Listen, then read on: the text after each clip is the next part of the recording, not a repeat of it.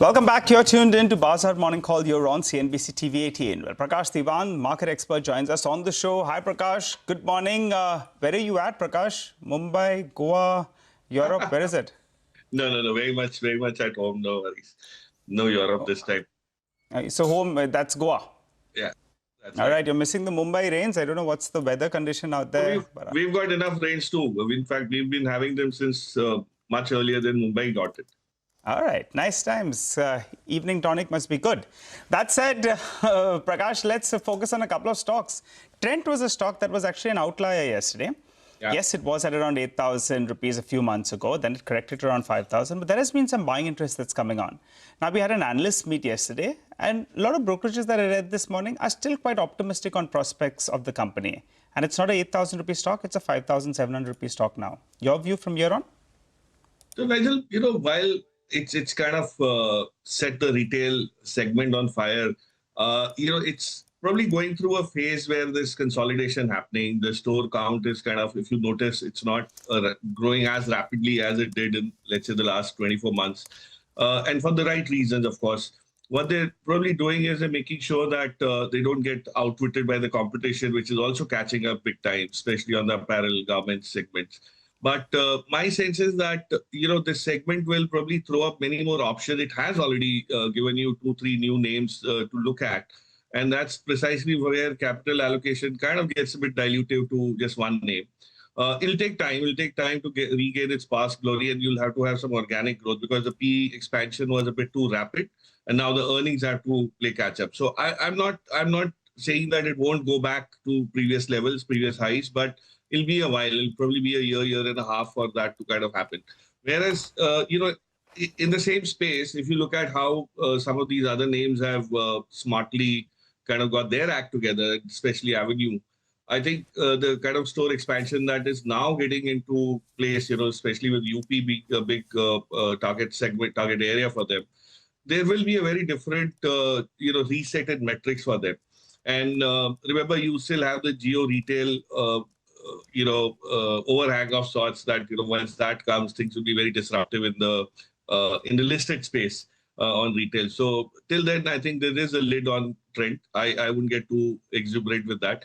But Avenue at these levels will probably start attracting a lot of money, is my sense. Though it's expensive, I normally have a bit of a concern with the valuation even there. But for various reasons, it probably proves to be a slightly better bet for growth from here on. Okay, got it. Just stay on, Prakash. We'll have more questions for you in just a second, but we need to take stock of what's been happening in the commodity markets as well. Those missiles are still being fired, drones and missiles and whatnot between Iran and Israel, and we have no idea what the US president is finally going to do. So it's pretty tentative. Manisha, morning. What's the latest from the commodity world? Well, absolutely. There's just so much uncertainty into the international markets where you have geopolitics, and then the markets also are digesting the US Fed meeting announcements as well. In the meanwhile, you also have the dollar index, which has slipped slightly after that knee-jerk reaction on the higher side yesterday. But for the crude oil prices, we are holding on to those gains that we've seen in past 2 or 3 sessions. Interestingly, the gap between the WTI and the Brent has narrowed to almost $1 a barrel now. Also, what is supporting the crude oil prices is the U.S. crude inventories, which have posted the largest decline in a year by around 11.5 million barrels. So that really seems to be supporting prices. In the precious metals, the outperformance continues to come in from platinum, while gold is seeing a consolidation. Silver is holding around that $37 an ounce mark as well. The decline in the meanwhile for the base metals have just about continued. You have copper prices down by nearly 0.25%. Nickel is trading at a 2-month low, zinc at a 1-month low, lithium at a 4-year low, and aluminum prices off their 2-month highs as well. So a bit of a decline across commodities. Okay, all right, got that. Manisha, thanks very much for a quick, roundup. Going back to Prakash. Now, Prakash, I mean, we've seen this almost $10 to $12 flare-up in oil prices, but I don't know if that really changes anything on ground in terms of how you should look at OMCs. I mean, for instance, if someone's owning IOC, BPCL and HPCL, is there any reason to sell? Would you take any trade on the upside or on the downside? Upside, maybe ONGC, Oil India. Any oil and gas trade based on what's going on? So I think it will be very clearly the way oil has behaved in spite of so much happening around itself, very clearly tells you that there's not much of an impulse for oil to see newer highs or, certainly dramatic moves on the upside. In fact, if you own OMCs, or if you don't own any of the OMCs, it's time to probably buy into these at lower levels because of this kind of sentiment. But my sense is globally, oil is not going to, shoot up the way we kind of saw in earlier instances where there were a lot of skirmishes, that geopolitical issues that led to that. In this case, I would actually believe oil would kind of be coming down pretty rapidly once things ease out. And things could ease out any time. I mean, they could either, because we don't know the end game of this whole conflict that's kind of emerged between Israel and Iran. But somewhere, oil will probably, peak out and start kind of going back to those 65 zones. So when that happens, you'll probably see a comeback. So I would buy an ONGC just on the basis of this. But definitely, I would short any of these companies either. But if you had to buy, you'd probably buy the OMCs because they have a fair amount of padding in terms of where they can get some revenues even from a domestic perspective. So any of the OMC, a basket approach, whatever you like, would make sense. But yeah, there's no shorting that's definitely at this point recommended, and or going long on ONGC either. Oh, right. Got that. Prakash, stay with us, and you may want to listen to the next conversation, and we'll come to you on this and more. The government's announced a 3,000 rupee annual pass for FASTag, which allows 200 trips on national highways. The pass will be available only for non-commercial vehicles like cars, jeeps and vans. Let's listen into the announcement made by the Road Transport and Highways Minister, Nitin Gadkari. पिछले अनेक दिनों से लोगों की toll के बारे में काफ़ी तकरार थी। सरकार ने जो निर्णय किया है वो बहुत बड़े प्रमाण पर जनता को राहत देने वाला है, जिसमें 3,000 रुपये में जो पास है साल भर का, उसकी अगर टोल पे किया जाएगा तो उसकी कीमत कम से कम 10,000 से ज़्यादा रुपए का टोल देना पड़ता था, वो केवल 3,000 रुपये में होगा। और ये जो वैलिडिटी है, एक साल में 200 ट्रिप वो क्रॉस कर सकते हैं। इसके साथ साथ एक ट्रिप मीन्स एक टोल को क्रॉस करना। इसका फ़ायदा ये होगा कि 200 ट्रिप्स यानी 200 टोल क्रॉस करना होगा, और एक टोल क्रॉसिंग की एवरेज कॉस्ट केवल 15 रुपये पड़ेगी। कुछ जगह पर ये 80 रुपये है, 50 रुपये है, 100 रुपये है, तो ये केवल 15 रुपये हो जाएगी। और मान लीजिए एक टोल पर आप 50 रुपये भी देते हो तो 200 टोल क्रॉस करने पर उसकी कीमत 10,000 होगी, उसके बदले में आपको केवल 3,000 रुपये में ये पास मिलेगा। Okay, so 3,000 rupees is the value of that pass. Obviously, frequent, highway enthusiasts would be quite happy with this. But what does it mean for companies, companies who are operating these road assets or collecting toll? Let's try and understand the math behind all of this. Ankita Shah, Vice President Research at Elara Capital, is joining in. Ankita, good to have you on. That's exactly the question. So let's start with a company like maybe IRB, any of the other listed players. How should we read into this 3,000 rupee pass? Is it going to eat into toll revenues? So your concession agreements do have a clause to, cover up for any kind of traffic loss. But so this will be compensated. But if you look at overall toll collection by the government for last year, it was around 65,000 crores, which was up 35% on a YOY basis. This was largely led by improvement through FASTags. And this also helps to, plug the leakages in the system and ensure better toll collection, and also reduce waiting times, reducing congestions, seamless connectivity across the country. So I think it is very positive, and I don't think there will be any major impact on companies. Guys, this is what Mumbai-Pune highway is. Any highway across the country, yeah. It's $300. What's the toll now? I think Ankita would know. Ankita? Yes, so around 300. So it's and that's one way, right? That's one way. That's one way. Yeah. 600 to and fro. So it really helps people who are commuting on a same-day basis, or business travelers, or frequent travelers. Those kind of people. It is very positive for them. But Ankita, you're saying that this, in that sense, is going to be revenue neutral. I mean, you don't see toll collections dipping because more people will opt for these passes? Yes, there could be. So if you look at the overall toll collection, non-commercial and private vehicles form nearly 50% of the total toll collection of the country. In terms of actual number of FASTags issued, nearly 50% is to private non-commercial sector, but they contribute only 20% to the revenues. Large part of the revenues comes from the commercial sector. But if you look at the peak hours between morning and evening, private vehicles contribute nearly 60% to the traffic, and there is a lot of wait time also. So you are addressing the issue during the peak hours for the same day travelers or business travelers basically. So the impact on revenues or the overall contribution from this is only 20%, and this is not for commercial vehicles. So the impact will not be much. Ankita, we'll get back to the stocks, but this, Worli Bandra ceiling, it'll be applicable even there?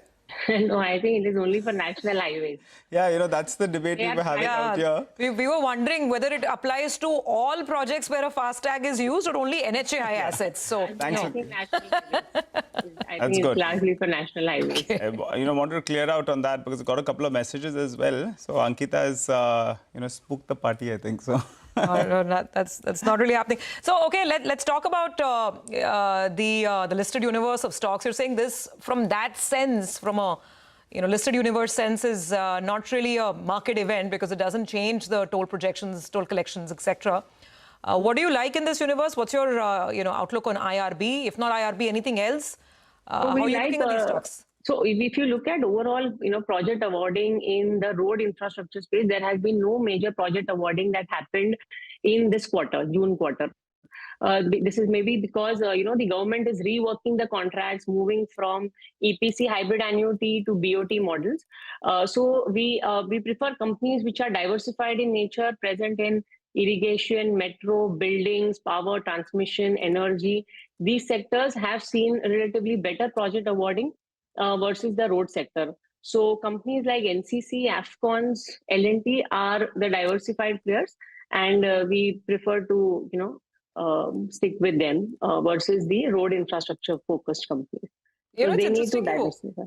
Okay, got your point that diversified infrastructure players are better and you're more de-risked holding on to those stocks than someone very, very niche.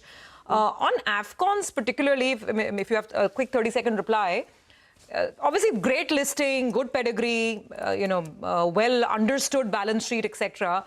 But the stock has failed to enthuse. Is it that the market is simply not interested in infrastructure developers right now? Do you see something turning for some of these large conglomerates that have been executing for past many years now? So the listing of Afcons happened nearly at a similar valuations to L&T. So that was one reason where people were looking at getting the stock at cheaper than L&T, because that is also L&T is much more diversified into hydrocarbons and international as well. So that was one thing. So valuation, I think, is one of the key reasons. Otherwise, they are very good on execution, on EBIT, on margin profile, on debt. They have also done debt reduction post the IPO. So I think execution wise, they are very good. They saw some delays in the fourth quarter from in terms of government payments, but overall, I think a good company. I think it is just the valuation which is kind of a concern for the investors. That explains it. That we've come down to that argument for a large part of the market, right? Good companies, but at what price? All right, Ankita, very helpful conversation this morning. Thanks so much for joining in. Thank you. So that's a view from Elara on infrastructure and, of course, on this 3,000 rupee pass that you can use now on national highways for FASTags. Think we have to take a break, or do we have time for a question with Prakash as well? No, I think we'll take that break and come back. We also have our technical analyst standing by, so we'll quickly get you the trading setup for today, including some stock-specific ideas.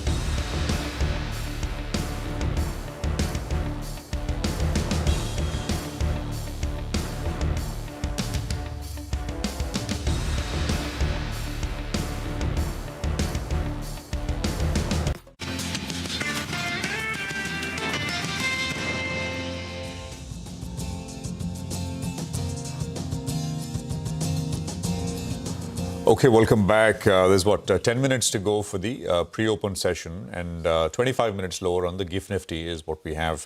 Sudarshan Sukhani and Mitesh Thakkar are with us with what they'd want you to do with regards to trade this morning. Gentlemen, morning. Mitesh, another slightly lower, drifty kind of day. Not too much action, at least on an index level. What's your sense? Yeah. So, good morning, Prashant. At the cost of repeating myself, for many days now, I think it's a market which is still showing signs of contraction. The key factor is that all the indicators which, we use to study possible volatility and directional move, I think are turning flat. So I still don't believe that we have a good chance of getting past this range immediately, which is 24,500 to about 25,000, 5,100, give and take 50 odd points. I think the market will just be sideways. Even the Bank Nifty, which was till a few days back at least was showing some positive traction, and then we saw a pullback and decline, and now all the indicators are flat. So I think the Bank Nifty might also be ranged broadly between 56,000, 56,200 to roughly about 55,000, 55,100. I think that's the range I'm looking at, and therefore the indices might not do much for the next few days to come by.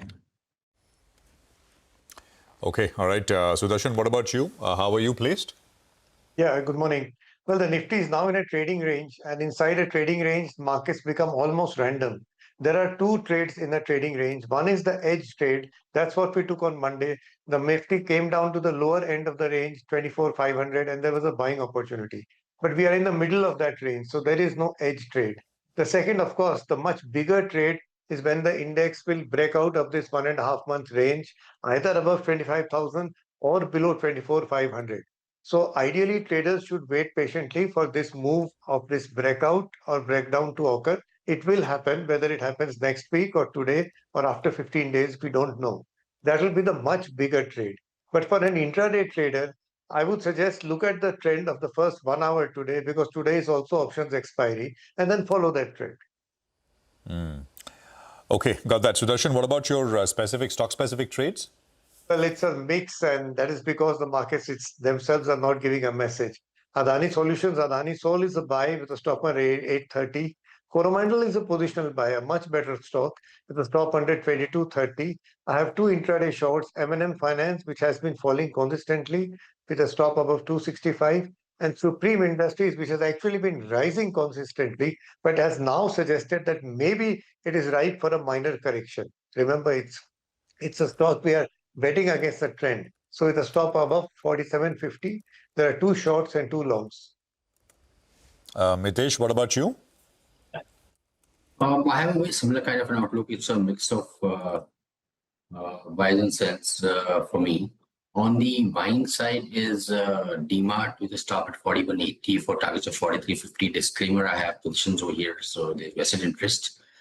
A buy on Cyient if it gets past 1360, 1362 with a stop at 1340 for a target of 1410. Again, a disclaimer, I have positions over here in the future side, so there's vested interest. And to Celcon, Bajaj Finserv is a sell with a stop at 2002 for targets of 1940, and Exide is a sell with a stop at 384 for targets of 365. Okay, all right. We'll take a quick commercial break here, gentlemen. Mitesh and Sudarshan, appreciate it. Talk to you again soon. The flash at the bottom of the screen, and we'll try and reach out to the company. Tata Technologies has been selected as a strategic supplier by Volvo Cars. That is the news which is coming through, and that should be a significant positive over the longer run. But we'll have to figure out whether there is, size of the deal, total potential of the deal spread out over years. Typically, these would be longer-term agreements, with the OEM like Volvo. So that's what's coming through. Market pre-open is still about 6 minutes out. We'll take a quick commercial break here. We'll come back, as promised, with Nitin Agarwal of Motilal Financial Services, Financials in Focus with him in just a bit.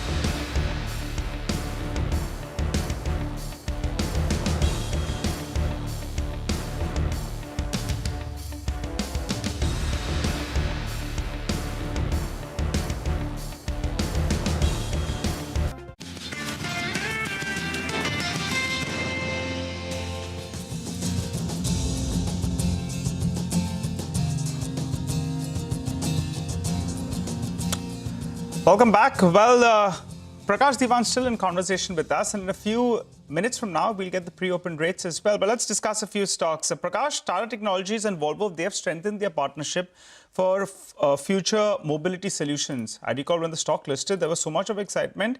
It went bazooka one way. From 1,300, now you're getting the stock at around 730. And in that period, I think the last 1 month or so, we did have, a large trade that took place as well. At 730, are you interested or not? So, as a matter of disclosure, I do have some exposure to this name. And as you rightly said, from the stratospheric highs of 1,400, it's probably available at a level where there's not much to lose. The risk reward is definitely favorable. Now, how deep this tie-up is in terms of visibility of earnings and scale, that we'll have to, of course, wait to see. But given the fact that the space that it is in, Nigel, you're not paying kind of a price that's too steep. I mean, there's the same thing that happened to some of the other technology-based companies like Tata Elxsi itself, and they started kind of phasing into a scale which was very promising. So I would believe that you'll have to have a slightly long-term approach on that. I don't have any views on this particular announcement because I didn't expect this. This has just come out of the blue. But given their expertise, the focus that they have, I think it's poised for a repair, which will definitely be very positive. I'm not again saying that 1,400 is coming soon, but organically from these levels, there's not much to lose. It's a very favorable risk reward, is what I believe. Favorable risk reward. So we'll see how this one goes. I think we're just a minute away from the pre-open session, and we'll get the first rate starting to come through in a short while from now. So, the other thing, of course, yesterday was IndusInd Bank, which was the top Nifty gainer with about a 4-5% kind of a pop. That Nomura note, I guess some bottom fishing and people trying to figure out whether there is a value here. Any thoughts, Prakash, on the price action? No, people seem to have reconciled to the fact that there's not much of a downside risk at these levels. But the bank will have to do much more to kind of, get back in the reckoning, Prashant, especially when you look at from where it's come off. It's a long haul. So, it probably stabilize somewhere, once the appetite for the early adapters or the risk takers is done. In my sense, it will probably go through a slightly longer time correction and a consolidation before it kind of starts getting into more fireworks. But yeah, I mean, in general perception is that kone ko kuch nahi hai. This is a level where everything's kind of priced in and only repair will help. So from that perspective, yes, but it's not something which is a delight to buy into because there's no visibility of how things will pan out. So you have far better options in the banking space. Why look at something which still has such a lot of indecisiveness around the growth itself? Prakash, for the last week or so, we're making this point. Hindustan Zinc at 500 rupees odd. There's a temptation from the government or from Vedanta. Vedanta times it perfectly. They've taken money off the table. Large block got done yesterday, 1.5% odd. What's your view on Hindustan Zinc first? And, what about the view on Vedanta? Because, the stock appears well placed, but it's still in that 450, 480 kind of band. Your take on both these two names?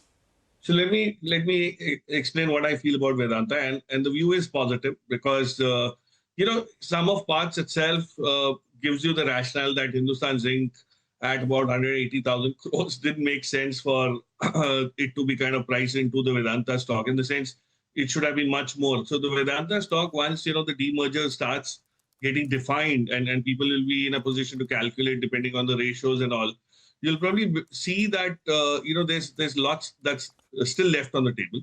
Secondly, the underlying businesses that Vedanta has, all of them are probably reaching a stage where they are fairly promising in terms of where they could go from here on once the demerger happens. So that's very clear that Vedanta, especially the dividend propensity to pay out such high dividends, is something which makes the dividend yield so attractive. So I'm saying if you have a 1 year plus kind of a view, Vedanta probably offers a lot of value in terms of this value unlocking process that's going to begin.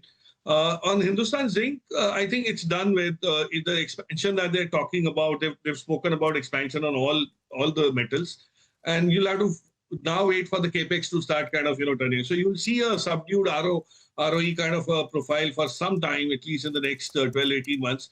and then probably you'll start kind of getting into the reckoning. But, it'll probably give you the opportunity to buy at lower levels where things actually are not bad, but it's just because the sentiment and the technical factors that you are seeing that being available at lower valuations. But Vedanta is the one that probably will start attracting more attention going forward. Hindustan Zinc will go on the side burner for some time, at least after this event is taking place. All right, Prakash, thanks very much for that. Good speaking with you. Appreciate it very much here on CNBC-TV18. Thank you. I think the pre-open is still very undecided, a little higher, a little lower, but not very much. 86.53 on the rupee compared to 86.48, which is the last close. What's the outlook for banks is the question, and let's put that to Nitin Agarwal, one of the senior most analysts as far as BFSI goes. He's head of BFSI Institutional Equities at Motilal Oswal Financial Services. Nitin, good to have you with us here. Thanks very much for your time. You know, I was thinking about the conversation on broader banking trends we had with the management of Punjab National Bank just yesterday, and they seemed, the outlook, etc., pretty robust overall. Most bullish on sectors like MSME, self-help groups. I mean, at least that is what they see for PNB. What is your sense? Let me just get a broader kind of number out of the way first. Do you expect credit growth to pick up, which is under 10% now? It's sharply lower as compared to where we were about a year ago. Do you expect any bump up through the course of this year? Yeah, hi, thanks for having me. So on credit growth, we think that right now, yes, we have come down to 9%, single-digit number.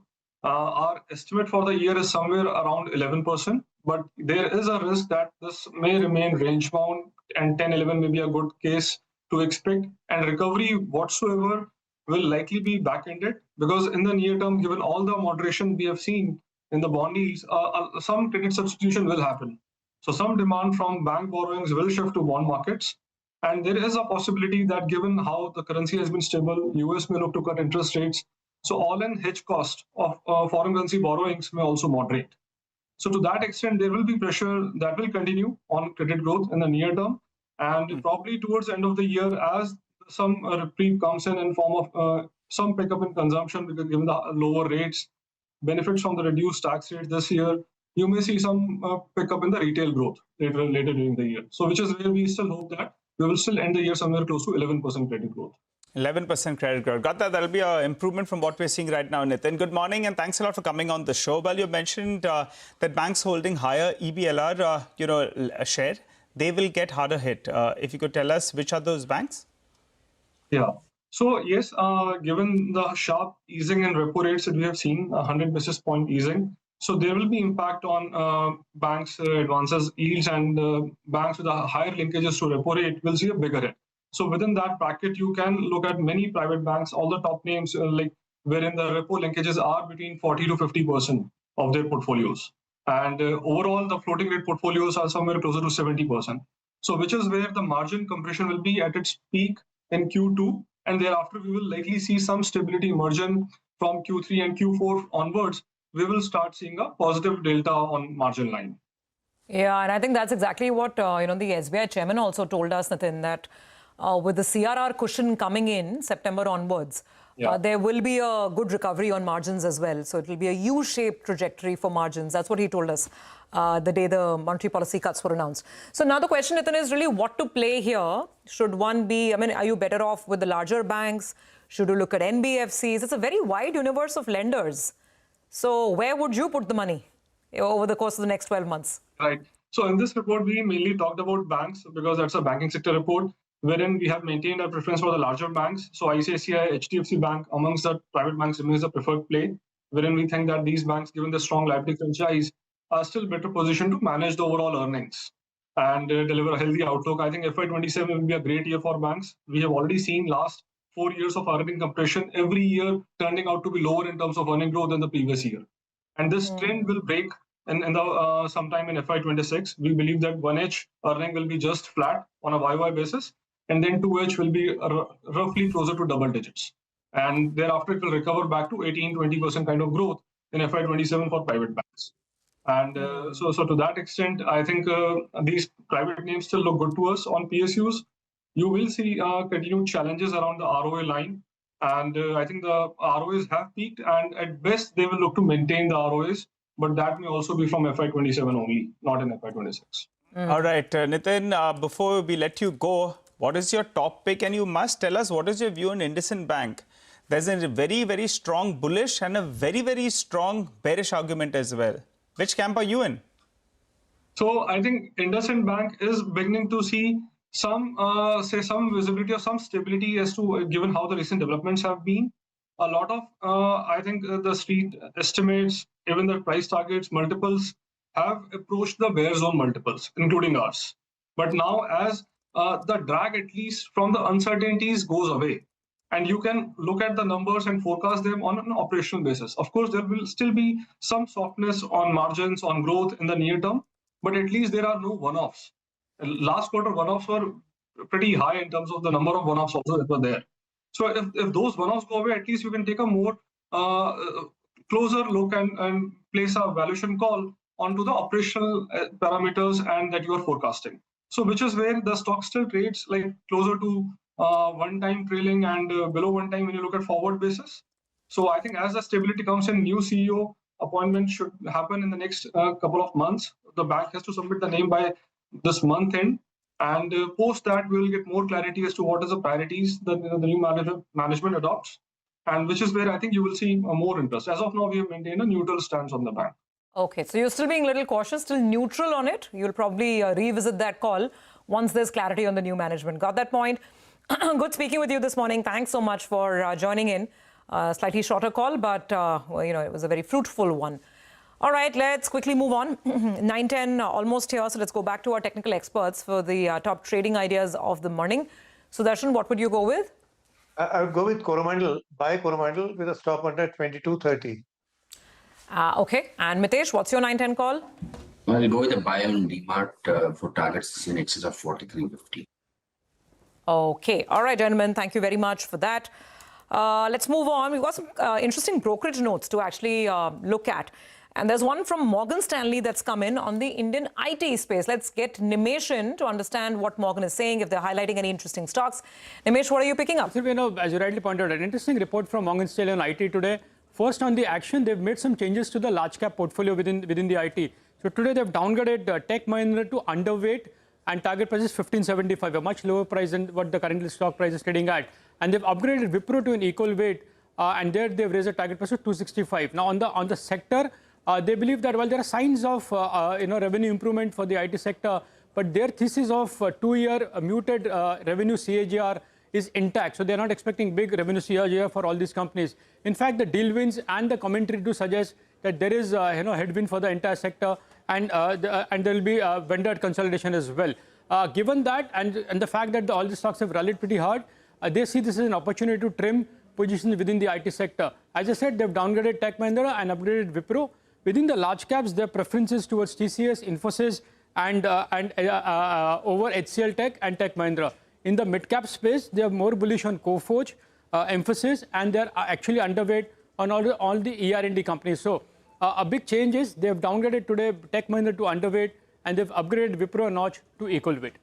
Got it. So those are the two big headlines coming out of that note. We'll keep that on the radar. Thanks, Nimesh, for that. Let's talk about Trent. Trent had an investor day, I think, and quite a few notes have been written on it. Mangalam's joining in. Mangalam, I read one of the notes, correct me if I'm wrong, but I think one of the headlines from it was the company saying 25% is a good run rate for top-line growth on a sustainable basis. Is that right? That is correct. So that was one of the key takeaways where they said on a sustainable basis, which is over 5 to 10 years, etc., 25% CAGR is a good number to look at. And that is actually what long-term analysts of the company would expect as well, because you can't expect a company of Trent's size to keep compounding at over 40% in terms of sales. They see a fair amount of headroom for growth as well. The key triggers for them, this time around they didn't give any numbers, as Trent doesn't anyway. It was just some thought process that the street liked. Strong backward integration in supply chain. 73% of their own brands sell in stars, so there is a high proponent of that. And they are seeding new brands as well, Utsa, Samo and Zudio Beauty. There are 3 emerging growth categories which we all know of. There is footwear, there is innerwear, there is beauty as well. So on the back of all of this, brokerages have written, Motilal Oswal has a buy rating, target price of 6,900. They believe that back-ended strong store additions in Zudio should aid growth in FY26, but they will keep monitoring the recovery in same-store sales growth for both their grocery formats and their fashion formats. Macquarie says that, they have the highest target price on the street at around 7,200 rupees. They say quick commerce and limited success of private grocery brands makes them a little cautious on the Star format, but they are positive on the Zudio format. Jeffries says that organic growth is something that the company prefers over M&A, and the focus is on propositions which are repeatable. So as of now, the company is, showcased great growth in Zudio. Can other formats replicate that growth or not is something that Street will be watching out for the next leg of up move that we will see on Trent. Otherwise, 25% CAGR continues. No, it's a very interesting point, Mangalam. Thanks very much for that. And I think with Trent, the stock went through first the correction once the market realized that, they can't do 50% every quarter. But since then, this new realization and this investor call from the lows, Trent has put on $1,000. So it's been a steady recovery from the lows that the stock hit in April. It had gone down to about 4,700, and it's kind of recovering, maybe adjusting to a new reality. No, absolutely. There's news at the bottom of the screen. This is Markson's Pharma has got a marketing authorization from UK health regulator for a particular drug. So again, lots of news which is sort of hitting the screen. Tata Tech was the earlier one with Volvo. So there is enough single stock action, which I think will keep us busy, even as markets broadly are a little ranged in that sense. There's about a minute to go, less than a minute to go for the market open. And we'll just look at first rates which are coming through, and then we'll move forward. So it's once again, nothing kind of a start. So 24,800 on the Nifty, about 10 points lower, which is what we're looking at. But I think maybe like yesterday, you get moves. I mean, out of the blue, Indices, for example, lots of brokerage notes, etc. as well. I don't think there is anything big or meaningful except what we highlighted right now. But we'll see. So indices first, stocks next, and we'll pick up from there. But it's a flattish kind of start with no real direction, really thrust in either direction for the broader, larger indices. So we get started 24,800 on the Nifty, 55,830 on the Nifty Bank, a little higher. Sensex is almost unchanged, down 0.1. Small cap index is almost unchanged, and the mid cap index will also come up on your screen. We should give you a sense. It's it was in the red, but it's got nothing on it. The 30 point change on a 60,000, almost 60,000 index. So very, very flattish trends, very, very flattish start is what we have. The Nifty heat map will give you a quick sense of how we are starting. The IKS block has happened. Stocks only marginally lower. Was up 8% day before yesterday, was down 8% yesterday, and is now a little lower after the block. 35 points lower on the Nifty. More down than up is what you have at this stage. So yeah, I mean, IT names are a little lower. And I see Aisha Auto did well yesterday. The large 3-4 auto names did well yesterday. So we'll see if that is the case today as well. So with IT, one thing to remember is that Accenture reports numbers, I think, tomorrow in the US. So I think that perhaps that's always an event, a bit of an event for Indian IT services. Apart from that, I didn't really see anything out there influencing things. But you got a bit of a downdrift for IT stocks. Surabhi. This is not a bad start, considering I'm looking at some of the regional markets. Hong Kong is down 2% right now, so we are absolutely flat. So we're probably the best performing market in Asia as we speak, and there's a little bit of a flash of green as well on the Nifty. So not looking bad at all. In terms of individual stocks, Tech Mahindra is showing up, and that's thanks to that Morgan Stanley downgrade that Nimesh just pointed out. It's the weakest stock on the Nifty. Morgan Stanley has cut its rating on Tech M. It's actually upgraded Wipro, but Wipro is not exactly, dancing on this. Actually, it is dancing now. Wipro is up 1%. So Wipro up, Tech Mahindra down. That's the Morgan Stanley impact on IT stocks. Beyond that, I'm just checking Trent to begin with. They had that investor day. Stock is flat, not doing anything. So quiet on Trent. Let's see what the other trends are. Infosys is slightly lower as well. HDFC Bank, ICICI Bank, the big boys are sluggish, as of now at least, early in the morning. Nestle, Asian Paints, Eternal, a couple of consumer stocks are also on the weaker side of the screen. On the flip side, however, the auto drive is continuing. Eicher Motors, Hero Moto, Bajaj Auto, all these stocks are still flashing some green. Wipro, I've already mentioned. Titan is seeing a little bit of buying this morning, 0.5% up. And then it's fairly quiet. Everything else is in between, little change. But those are the early trends, 20 points lower on the Nifty, Nigel. One of the big movers today is ESAF Small Finance Bank. They are going to be selling 735 crore bad loan pool to an ARC, and the board has approved the deal. So that's why ESAF Small Finance Bank, that's the one, ESAF, that's the one that's up close to around 7-8%. One of the big volume movers this morning. So just keep an eye out on that one. The other stock that's moving around is Sterlite Tech. It took a bit of a break yesterday. It's gone back to its winning ways. Massive volumes. Remember, I think in the last 1 week, the stock is up 30%. Today as well, it's up close to 5.5%. And post that order win, the street seems to be getting back to its liking for the stock because it's seen a big rally. The other one that I'm looking at is Reliance Infra. The street is quite excited about the defense opportunity that it's throwing up. So that's why yesterday as well it was up 5%. Today as well it's up close to around 3.5%. And volumes as well rather large on that particular name. So big move is what we're seeing out there. What's not doing too well? Electronics Smart, well, that's down close to around 3.5% approximately. So that's coming for some profit taking. And volumes are rather large on that one. And IKS, well, that's still down close to around 3% as we speak. But as we mentioned earlier, it was lower yesterday. It's trading close to the price at which the block got closed out at. So let's see whether or not there is some buying interest. Keep in mind, it's a stock that was at around 2,100 rupees post-listing as well. Well, absolutely. And keep an eye out on this one as we go forward. IKS, interesting sort of business. The other one in that similar kind of space, not exactly same, is Sagility, which I think both of post-listing not done too much in terms of price action.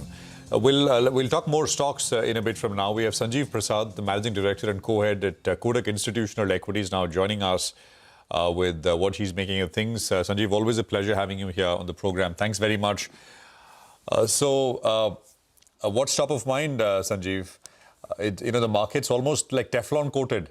And not just our market. I mean, I'm talking about global markets, right? Flare up in Middle East, and I think there's a fair bit of recency bias as well, that nothing really, all these things will pass quickly.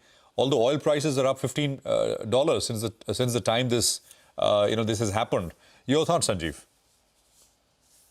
Well, that's the state of the play, I guess, at this point in time. People have been pretty bullish for the last 4 years now, and until recently, the strategy worked. Any panic, any negative news, people have bought into that. Buy or dips have been the strategy, which has worked okay until now. But having said that, if you look at India, the performance has been pretty bad actually over the last year or so. If you look at MSCI India index, it's actually flat in the last 1 year versus about 11% return both for the MSCI Emerging Market Index and the MSCI World Index. So it's actually been a big underperformer. Even if you look at the last 6 months, pretty much the same situation. It's been a flat market in dollar terms against MSCI World Index, which are 5%, MSCI Emerging Market Index, which are 9%. So it's really been a big underperformer. Even if you extend it to the broader markets, let's say the mid cap and small cap, even there's a problem. Nifty is up 6% in rupee terms last 1 year. Nifty mid cap 100 index, if you look at that as a benchmark, it's about 5% up. Small cap index about 1% up. So that's the whole issue. The market is definitely quoted, but it's not gone anywhere for the last year or so. So on the one side, you have a lot of hopes, on economic recovery, earnings recovery, bullish sentiment, and so on and so forth. On the other side, you have the reality of very high valuations, which have probably resulted in not much of returns as far as the market is concerned. Sanjeev, hi, morning, great to have you on. So absolutely on that valuation debate, that's a point well taken. But if I park that debate aside for just a second and just talk about earnings. Last time when we spoke, I think it was in May, you had told us that you were expecting roughly 10% earnings growth in FY26, which is at the lower end of the analyst spectrum. Since then, the one thing that's changed is a very generous RBI with this bazooka of rate cuts, CRR cuts and whatnot. Does that make you any more optimistic on a pickup in consumption, maybe better earnings growth? Anything that's changed since you heard from the RBI? A lot of change, unfortunately, the negative also. No, on the one side, you have RBI, whatever it has done on the monetary side. But on the other side, whatever hopes there was of, extra benefit to India on the fiscal side through lower oil prices, that's completely gone away. Now, coming to the earnings part, and we'll talk about the monetary and fiscal later on. As of now, we are looking at about 12% growth in Nifty 50 index for for FY 2026. But do keep in mind the fact that almost two-thirds of the earnings is coming from very specific sectors and factors, namely metal mining sector that contributes to almost slightly more than, in fact, 20% of the incremental earnings of the Nifty 50 index, and that is largely linked to the fact of higher domestic profitability for the steel companies compared to FY 2025 when profitability was on the lower side. This is all linked to safeguard duties. It's got nothing to do with the performance of the economy. Same way, if you look at oil and gas sector, that contributes to almost 30% of the incremental profits. That's again coming more from ONGC's gas pricing formula. And then you have telecom sector, that again contributes about 11% of the incremental profits. That's coming on the back of expected increase in outputs of the telecom sector, that is RP. So it's got nothing really to do with the state of the economy, actually. On the other side, if you look at consumption, it's been weak. The hopes are that will recover as we go forward. There are a few triggers out there, one which you already talked about, RBI rate cut. But do keep in mind the fact that it is done. 100 basis point is what the RBI has delivered in this rate cutting cycle, and that's it. 100 basis point rate cut doesn't change anything as far as the household EMIs, etc. is concerned, especially if you look at the low price, low tenure tickets.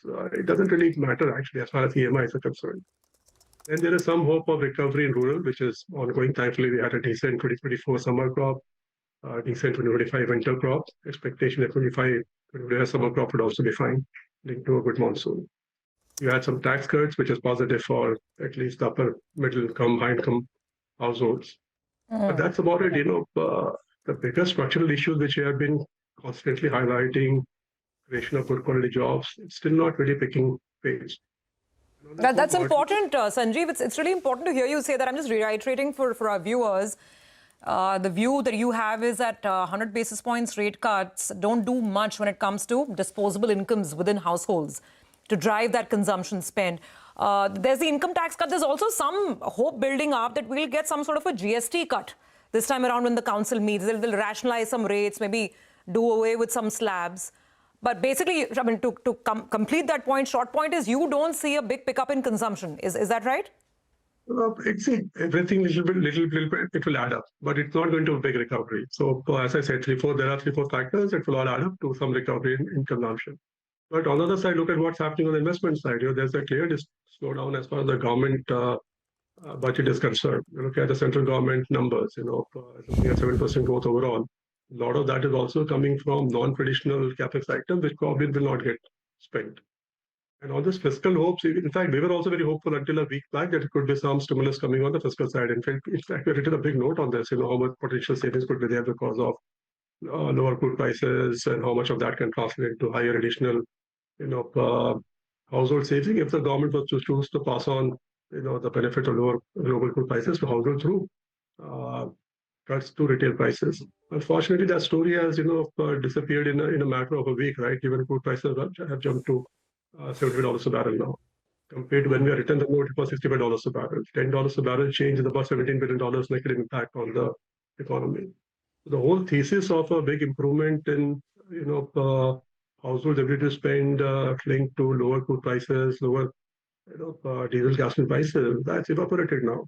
And that's the whole challenge over here. So we were hopeful that between a combination of monetary stimulus, which the RBI delivered, and some fiscal stimulus, which could come on the back of lower oil prices, and some, minor, positives on the consumption side, which we just discussed, there could be some recovery on the consumption side. But unfortunately, monetary side is done, in my view. Fiscal doesn't look like there is any scope to do anything, given where crude prices are. And whatever small recovery you can see on the back of other small things, fine, that will continue. Hi, Sanjeev. Good morning. Good to hear your cautious commentary this morning. Growth and earnings growth of 10 to 12% on the Nifty. The markets have gone through a time-wise correction, consumption not picking up as well. But there'll be a couple of pockets, Sanjeev, that you like. If you could name a couple of them. I think in the past you were comfortable with the insurance companies, and they actually have done quite well. Do you continue to hold on to that positive stance? And since we're talking about BFSI, I think even from the financial basket, I think the PSU banking names is something you like. You continue to like both these two? In the last 12, 18 months, we have been quite positive on the entire BFSI space. Banks and BFCs, insurance, and thankfully they have done reasonably well. So in the context of, the broader market, we are still okay with that space. Also, the stocks have done well. The valuations have now become, I would say, somewhere getting to fair territory, at least for the large cap, private banks. I don't think there's much scope for re-rating. Having said that, given what we are seeing on the deposit uh, rates, thankfully, it looks like banks are in a position to cut deposit rates at the same time, because there was one worry which was building up was that there would be a big squeeze on the NIMs of the banks, especially the private banks, which have a large portion of their lending book linked to external benchmark linked rate. Yeah. But given the fact that even the PSU banks seem to be cutting, savings deposit rate, at least that gives some flexibility to the private bank also now. So hopefully you won't see that big a squeeze on the NIMs compared to earlier worries. Credit side, we are not seeing any real issues, especially in the secured book. It's absolutely, fine pretty much across the banking sector. So if that is a construct, then I think banks still look okay. Valuations are reasonable, I would say, not much scope for re-rating. But having said that, as long as the books are growing linked to the ROE, most of the PSU banks will do about 11-12% ROE in FY 2026. Private banks will do somewhere between 13 to 16%. So if that's the return I'm looking at, assuming no re-rating, de-rating, that's a fantastic return for this kind of a market. NBFCs seem to be in a good position linked to the attractive interest rates. So possibly could see some margin expansion over there, but I won't be too hopeful because RBI is pretty insistent. Looks like that there could be a quick transmission of lower interest rates to the broader system. Insurance, we kind of like it's a good long-term structural story. Valuation are reasonable. So yeah, so BFSI space still very, very constructive, I would say, in the context of the fact that other sectors' valuations are very, very high, especially the entire consumption market. At least I struggle with the valuations over there. No, absolutely. By the way, the number one volume-led gainer today, once again, is Sterlite Technologies. Sterlite Tech is up almost 10%. It'll come up on your screen. And like a one-way rocket move. And we've had many of these, right? I mean, down and out, but complete, how do I call it? I mean, change of fortunes very quickly. So from 60 rupees, on the 10th of May, stock's at about 115 odd rupees now. And of course, bulk of this move has come in the last 5 or 6 odd trading sessions. The BSNR order, of course, came through. But still, I mean, it's a very, very large, significant move. Apart from that, I mean, there is Power India, which is up 2.5%. Data Patterns is up at 3%. Jubilant Ingreva, another bit of a turn has been Reliance Infra. I think continues to power ahead. 30%, 35% this year so far. Reliance Power is up even more, 60-70% this year. I guess people looking for... it's also a reflection of, I guess, the lack of ideas that, you're having to look harder and harder and harder. Is that the way you'd look at it, Sanjeev? I mean, some of these big turns, suddenly we've had many of those in the recent past. I won't get into specific stocks, but there seems to be a lot of excitement around some of these, I don't know, you call them whatever, I call them narrative stocks, whether they are a defense space or, railways, etc., etc. There's a lot of excitement around these names. I mean, the problem is, many of the narratives simply do not stack up. Look at railways as an example. I did a note also on that. What is the excitement for? I have no idea. For the simple reason, if you look at the government's railway budget, it's flat for the last 3 years. FY 2024, FY 2025-26, it's stuck at 2.6 trillion rupees. A lot of low-hanging fruit as far as railway capex already done in the form of existing network, whatever maximization had to be done, and large parts has to be done. Electrification is now up to 90% of the railway network compared to about 50%, if I remember correctly, in about 2015, 2016. Yeah. Same way, a lot of investment has been made in signaling safety systems, etc., which has resulted in faster passenger and freight train movement, which has resulted in ordering of more railway stock, rolling stock, that is, coaches, wagons, etc., etc. So a lot of that thing is done. If you have flat capex as far as railway budget is concerned, why should there be excitement around railway stocks, first of all? And more importantly, look at the valuations of many of these railway companies. You look at something like Rail Vikas Nigam as an example. It's $10 billion market cap company. Its PBT in FY 2025 was about $200 million. I mean, what sense does it make, to be honest with you? It's trading at about 8-9 times price to book. But huge excitement over there. IRFC, $20 billion market cap company. It's a regular finance company. The loan book has been flat. Profits have been flat. Trading at more than 3.5 times price to book. The private banks don't get that kind of multiples, right? And here have a wholesale borrower, wholesale lender model getting 3.5 times price to book. There have a lot of such funny stuff happening in the market, maybe linked to whatever sentiment, but at least I am not in the camps that I want to get into any of these names, far away from these names. Okay, all right. Point well noted that you will be far, far away from a lot of these names that have been, well, I mean, someone will call them hype stocks, narrative stocks, but they've really been, capturing or captivating investors' imagination. Thanks very much. Great conversation as always, Sanjeev. We look forward to the next one. You have a good rest of the day. Well, with that, quick eye on the market. And the market's absolutely flat and quiet, not doing anything at all. 8 points up on the Nifty. Now, one of the sectors that Sanjeev, though he's very cautious on the overall market and valuations, one of the sectors that he is bullish on is actually BFSI. So good time to then have a conversation with one of the biggest BFSI companies of the country. Shriram Finance is on our radar.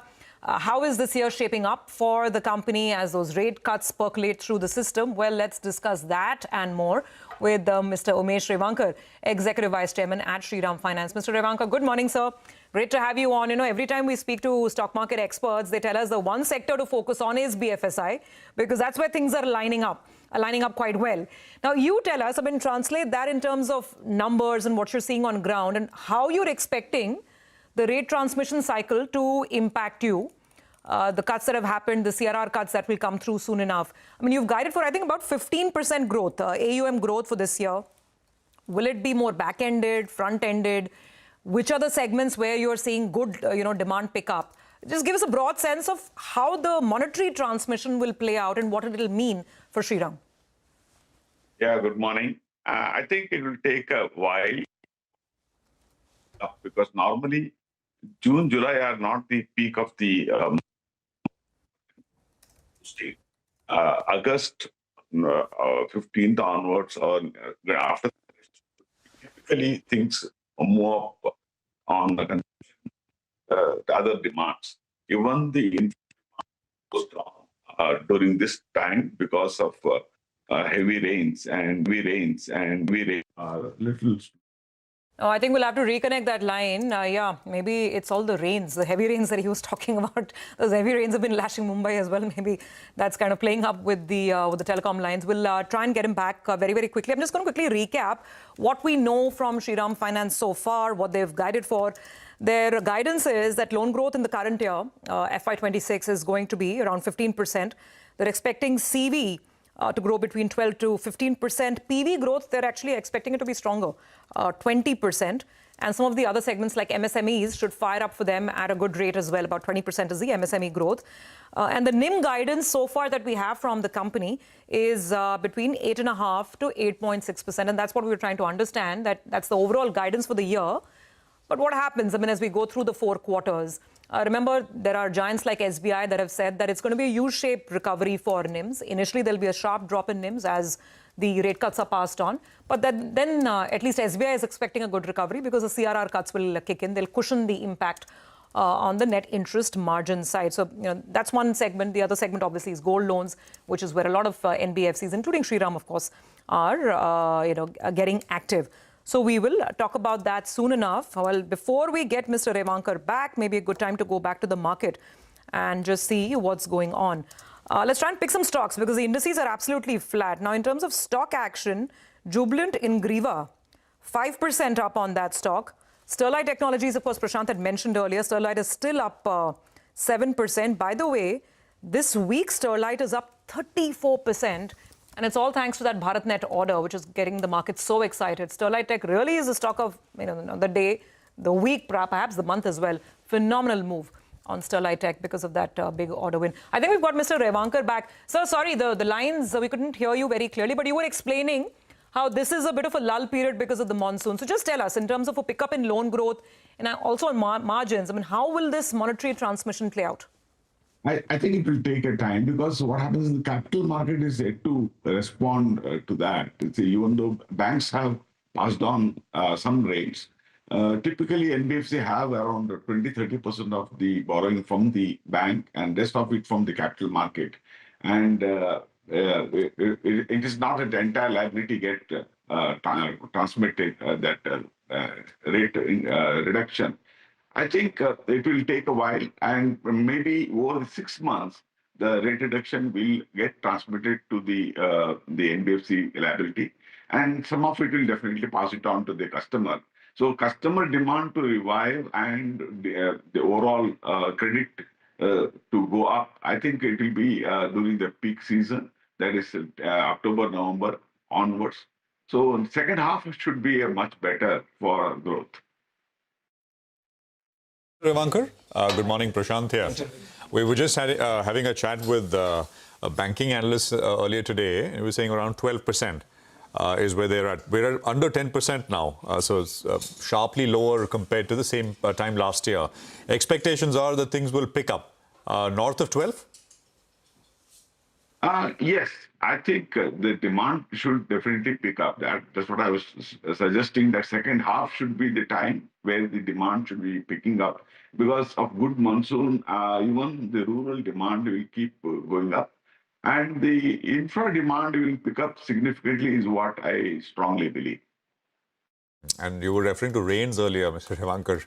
I think and that is important, right? Overall, always important that we get good monsoon rains, and the forecasts are that it's going to be above normal. Now, 2 consecutive good monsoon and above normal is definitely very good for the rural, and MSP price also are increased for 2 consecutive years, and that will augur well for rural consumption and rural demand. Just one more question. Underlying demand, and it'll pick up. It all depends. There are lots of variables. But 2 conversations we've had recently, one with Chola, they gave us a pretty sober assessment of what's happening on the commercial vehicle side. The second is we spoke with CEAT yesterday.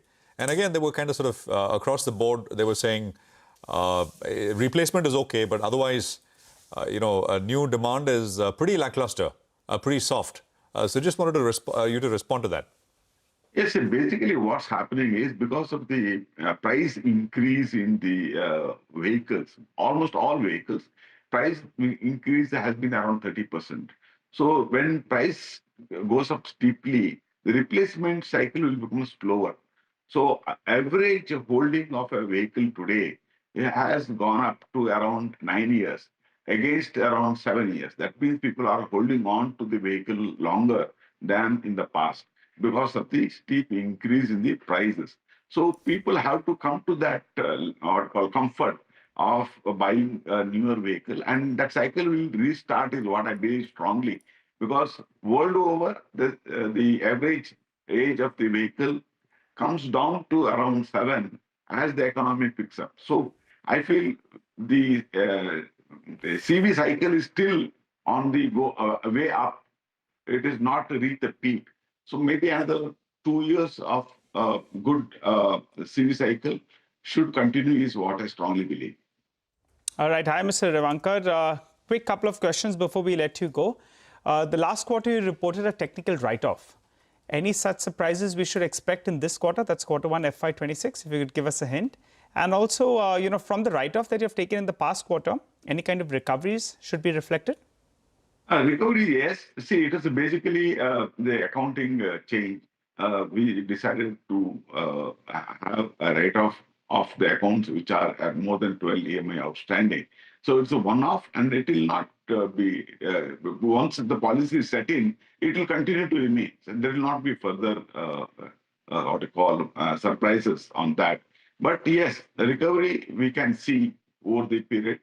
Some recovery will be reflected in our results every quarter. Okay, all right. You want to quantify it, sir? Quantify the recovery? Quantify it is difficult to make, because especially in the first 2 quarters. All right. Third and fourth quarter, definitely there will be. Very quickly, before we let you go, the smaller part of your business is gold loans, and that's degrown actually in the past year or so. Now, the RBI has given a bit of a booster shot, peppered the segment on the whole. Any plans on increasing contribution from the gold loan segment, or you would like it to be a smaller part of your business itself? Now, gold loan definitely will go up in our overall share of the asset side because we are focusing on that. And not only that, there is a lot of loans which are hitherto was going to the unorganized sector or pawnbrokers segment.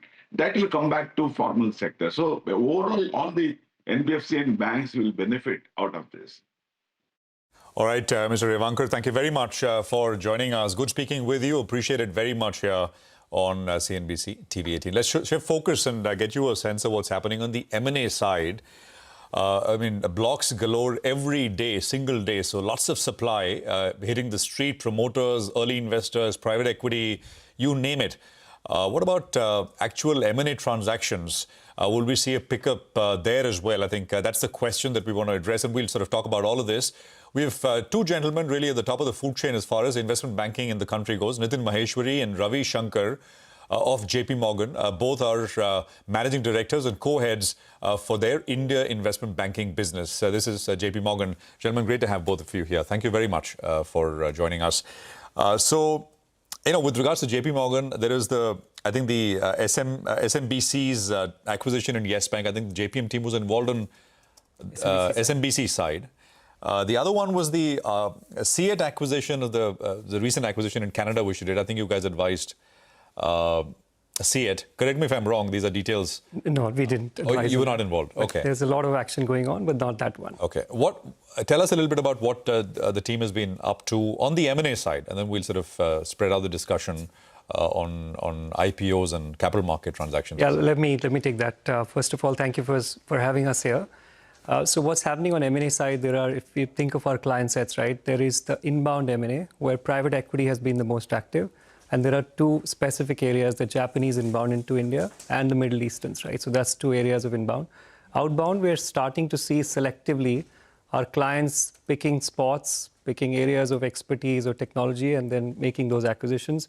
These are not multi-billion-dollar acquisitions, but these are small niches which our clients are buying into.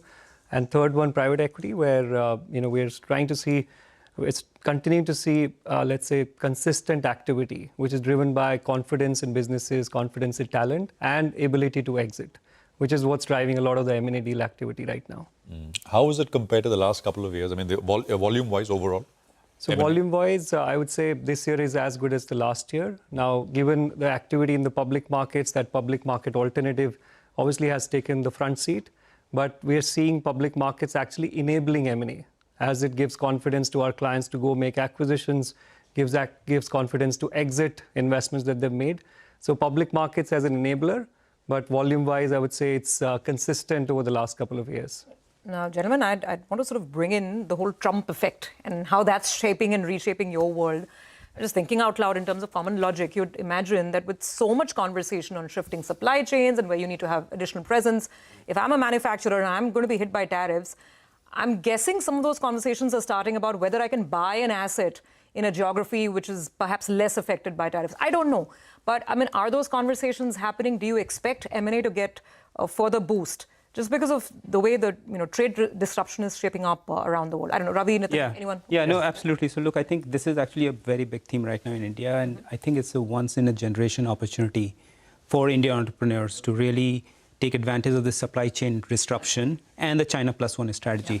And I think the other boost they're getting is the way their own stocks are trading, which gives them the acquisition currency to go and acquire things overseas, which are actually trading at a low multiple. So I think they're both the opportunity and the currency that they have, and both of them we are already seeing a lot of activity and discussions. So which are the hot sectors? Where do you think we'll actually see some M&A action, maybe outbound this time, as Indian companies redesign their production? I think manufacturing, electronics, a lot in the supply chain around rare earth. I think all of that will be highly And which attractive. are the target geographies where we might see some announcements? So we see Europe, we see a lot of activity in terms of outbound, simply because there are a lot of assets which are owned by families which are going to come up for potential exits. So that's where we are seeing most of the action. And just again, I'm sorry, bombarding you with a lot of questions here, but just because this is the new thing and we should be prepared for what we see, maybe. So we're talking about a gestation of what deals within 6 months, 12 months. What would be the average size of these very small ticket niche acquisitions, or could they be ambitious buys as well? Look, I think Indian corporate has been very disciplined about it, but at the same time recognizing the potential. So I think it won't be the $20, $30 million. At the same time, we are not looking at multi-billion-dollar transactions. So I think you think about it, $500 million to $1.5 billion, $2 billion. But I think that's how you think about it. All right. Hi, gentlemen. Good to have you all in the studio. Thanks a lot for coming down. Well, Nitin, I'll come across to you. You know, we thumb the table and say that the domestic liquidity is very, very strong. The SIP flows as well have been moving up. But on the flip side, if you just look at the last few sessions, you know, you'll see on a day-to-day basis, it's close to around $1 billion of paper supply that's coming in there. Wow. You know, I, for one, I'm looking forward to that earnings season just to see this stop, because the kind of supply actually is getting excessive. How do you read this? One would say the depth of the market is good, but the problem is it's getting a little bit excessive. Your turn. So in terms of, if you see the number of large transactions that are coming, and we've been involved in a number of those, we're seeing that as a consistent shift of ownership of companies by large promoters / MNCs into the public institutions or the public shareholders. So it's a natural shift that any market goes through. So there should not be anything surprising about that.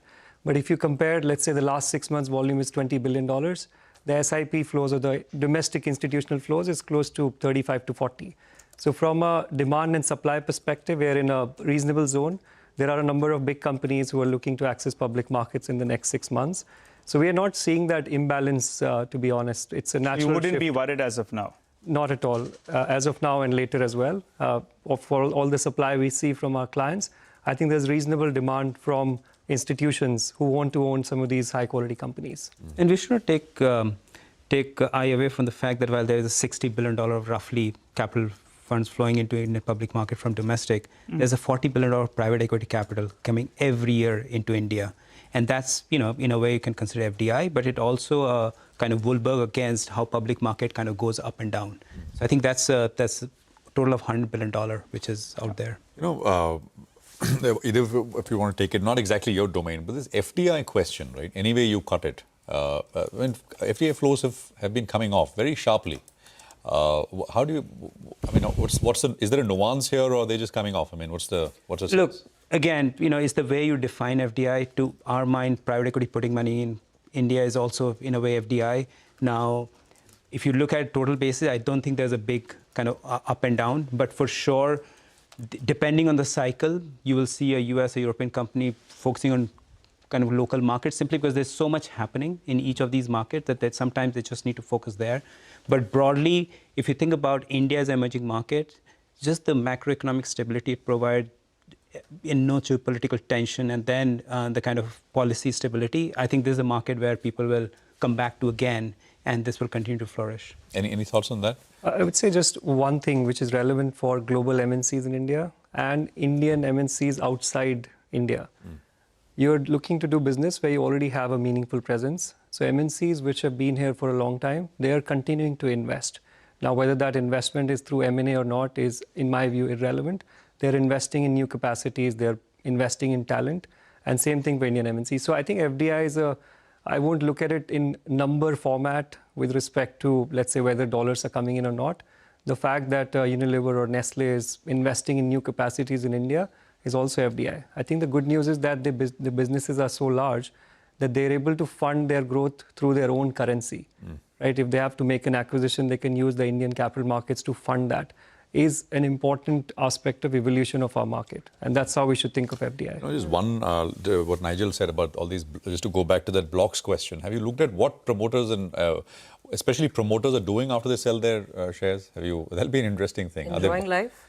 Sorry. Are they already enjoying life? Are they buying, I know this is rooting it back into the... Yeah. Are they buying other equity diversification for themselves? Are they, I mean, is there any No, data? absolutely. So look, I think if you look at some of the large groups which are going and acquiring things, obviously that needs to be funded. So if somebody is investing in a Coca-Cola bottling business, they need to fund it, and that's where they are seeing capital coming out from one of their portfolio companies. So So I think that's the common theme we see across, across various segments. So it's not that they're taking it away and no entrepreneur is relaxing. They're using that money and reinvesting in new business initiatives. That's good to know. That's the bottom line. That's really good to know. But, gentlemen, you're in the thick of the deal-making business, right?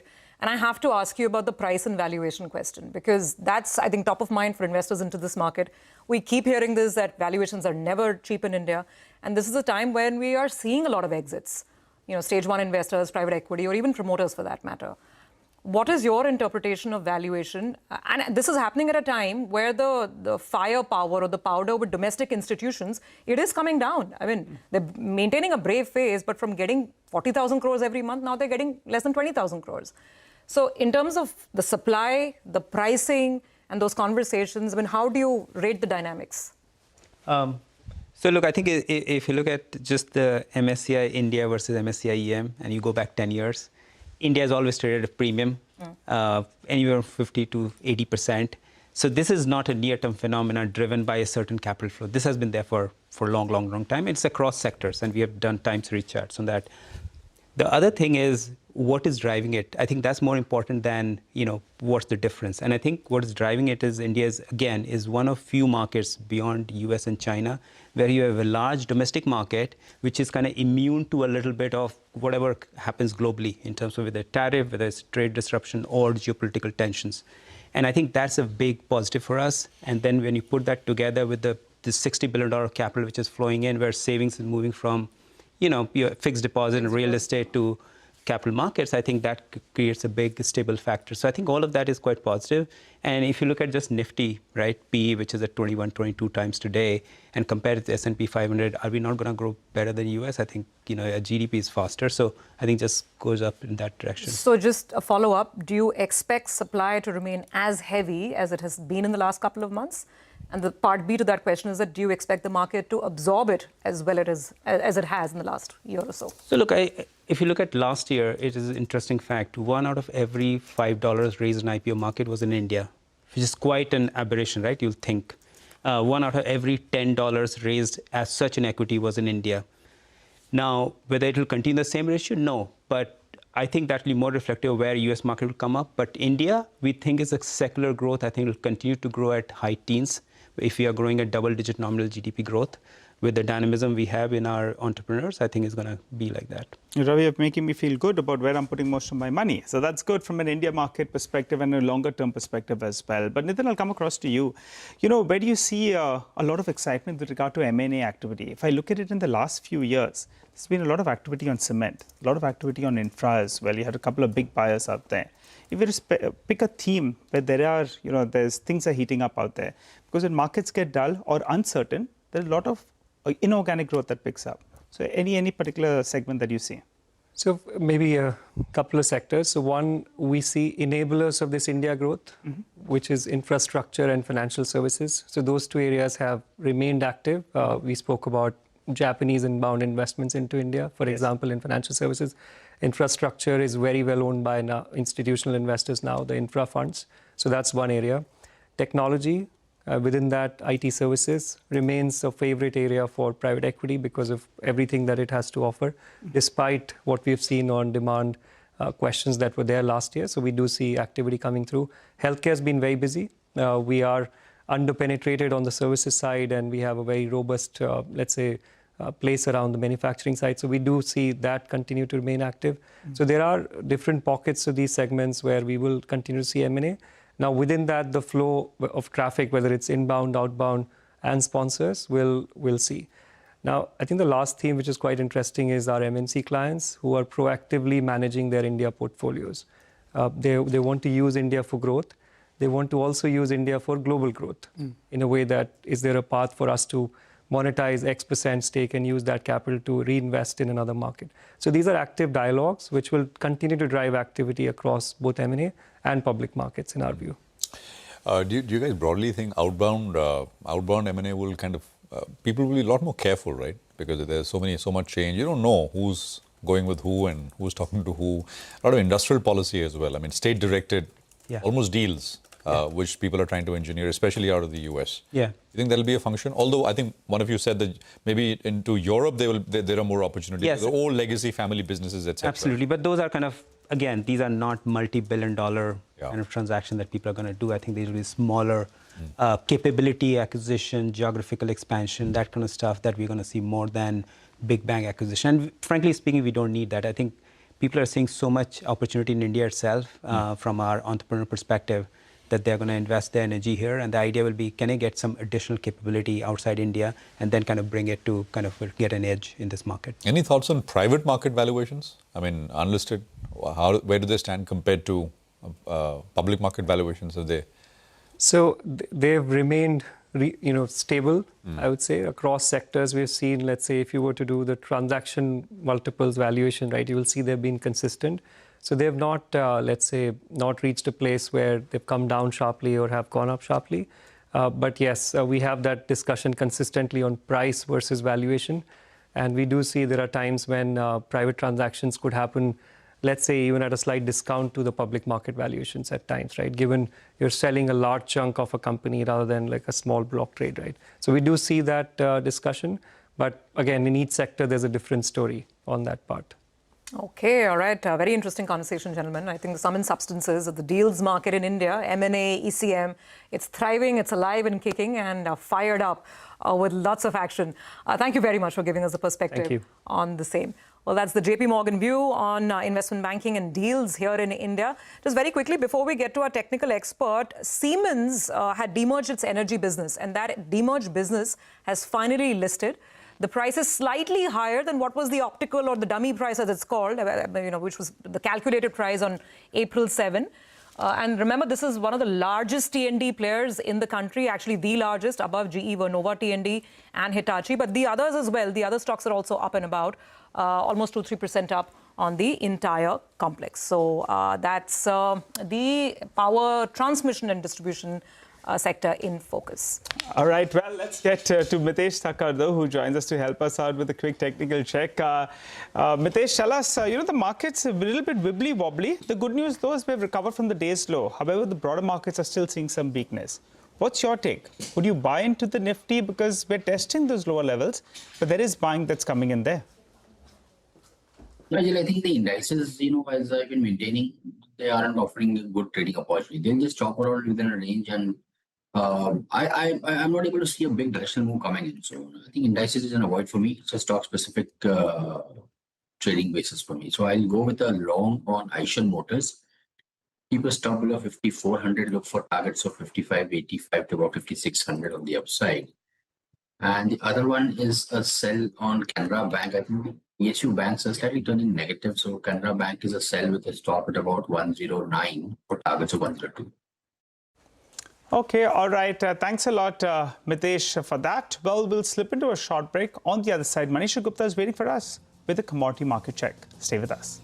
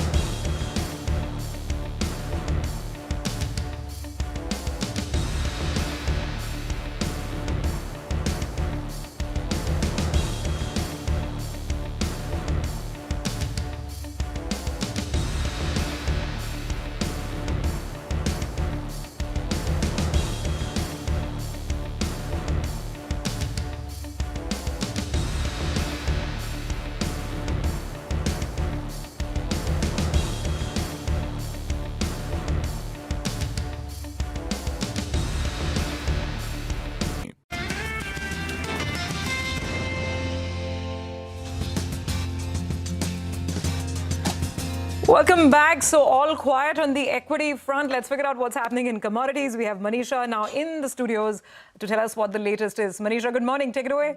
Morning, and thank you for that, Sylvia. I'm looking at the crude oil prices because while the Brent is holding around 76, it is the US crude oil prices which have actually surged more, and so much so that the gap between the WTI and the Brent seems to be narrowing right now. It is also because the US inventories have posted the largest decline in almost 10 years. The markets were anticipating perhaps a decline of 2 million barrels. What we got is 11.5 million barrels. And now with that, you're looking at the US inventories trading at around 420.9 million barrels there.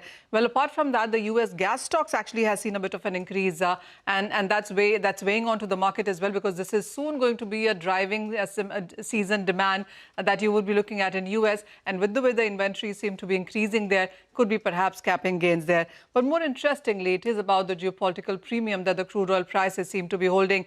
Well, most experts tell us that crude would be at 64, 65 if it wasn't for the war that's happening between Israel and Iran right now. So that war premium stands at $10 a barrel in case of crude.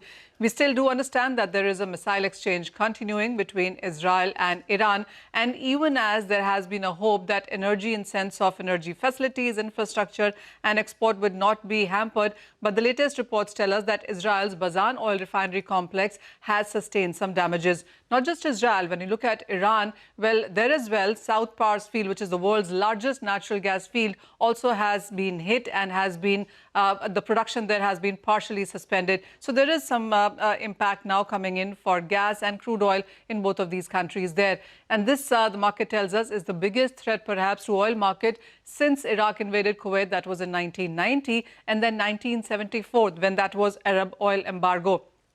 All hopes and all eyes perhaps that nothing really happens or conspires when it comes to Strait of Hormuz there. That is what the street is looking at. Also, there's a lot of statement coming in from the maritime agencies, shipping agencies as well, advising their commercial ships at the Strait of Hormuz to stay away from Iran borders there. It is sailing close to Oman now to avoid Iran waters around the strait there. Interestingly, Strait of Hormuz itself is a 33-kilometer wide within its at its narrowest best, and much of it is into the international waters there. At this point, we do understand that 100 to 120 ships are sailing via Strait of Hormuz. That is the kind of data that has been coming in for last week or 10 days. So no impact as of now on the ship movement, but there are various reports coming in. The Gulf of Oman also is bordered by Oman and Iran on one side, UAE and Pakistan on the other side. So at this point in time, there's nothing that is happening there, but the street clearly keeping an eye on that. In the meanwhile, you also are looking at electronic interference with commercial ship navigation systems. That has been on a surge in the last 1 month, is what reports suggest. And then apart from that, the average earnings for the shipping industry also seems to be surging. Last week, it was at $20,000 for supertankers, which stands at $50,000 as of early morning today. So clearly, lots happening when it comes to Iran, Israel and Strait of Hormuz. All right, Manisha, thank you very much for that. You know, just take a look at a few of these smaller sort of defense names. If you can pull up these intradays, Paras Defense, for example, has moved up very sharply, and all of it, you know, I think started in the morning, but of course has picked up a pace. Paras is up 6%. Look at Data Patterns, another one, which is moved up very sharply. Look at DCX, which is again showing a 5-6% kind of a move. Look at Axis Cades, another one which is up about 5% or so. That is one clear kind of, you know, trend that I'm seeing. Idea Forge, that's the drone maker, works with the defense industry, the Ministry of Defense here, 2.5% there as well. So that's one thing to note. Otherwise, I mean, market breadth is kind of evenly balanced, more down than up. 1,400 stocks are lower. Advances are up about 1,100 odd stocks or so. Let's talk about some other stocks which are on the move. Ria is tracking ESAF, SFB and Purvankara. Ria, tell us more.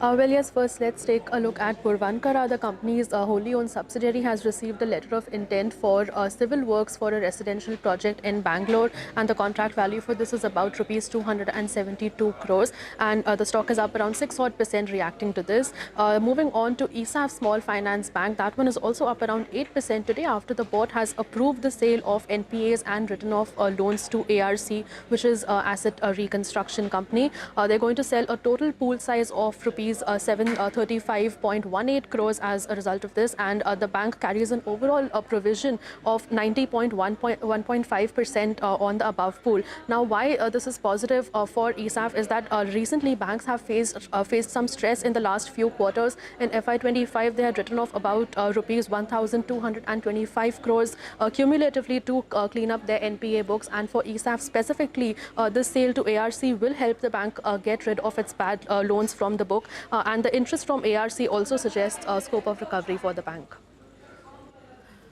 Okay, all right. Got that, Riya. Thank you very much for that. Well, with that, we do have to take a very quick break. Come back on the other side in our special segment. It's the economy is coming up. Lata speaks with Mahesh Vyas of the Center for Monitoring the Indian Economy and Neil Gopalakrishnan of S&P Global Ratings about the state of capex in India.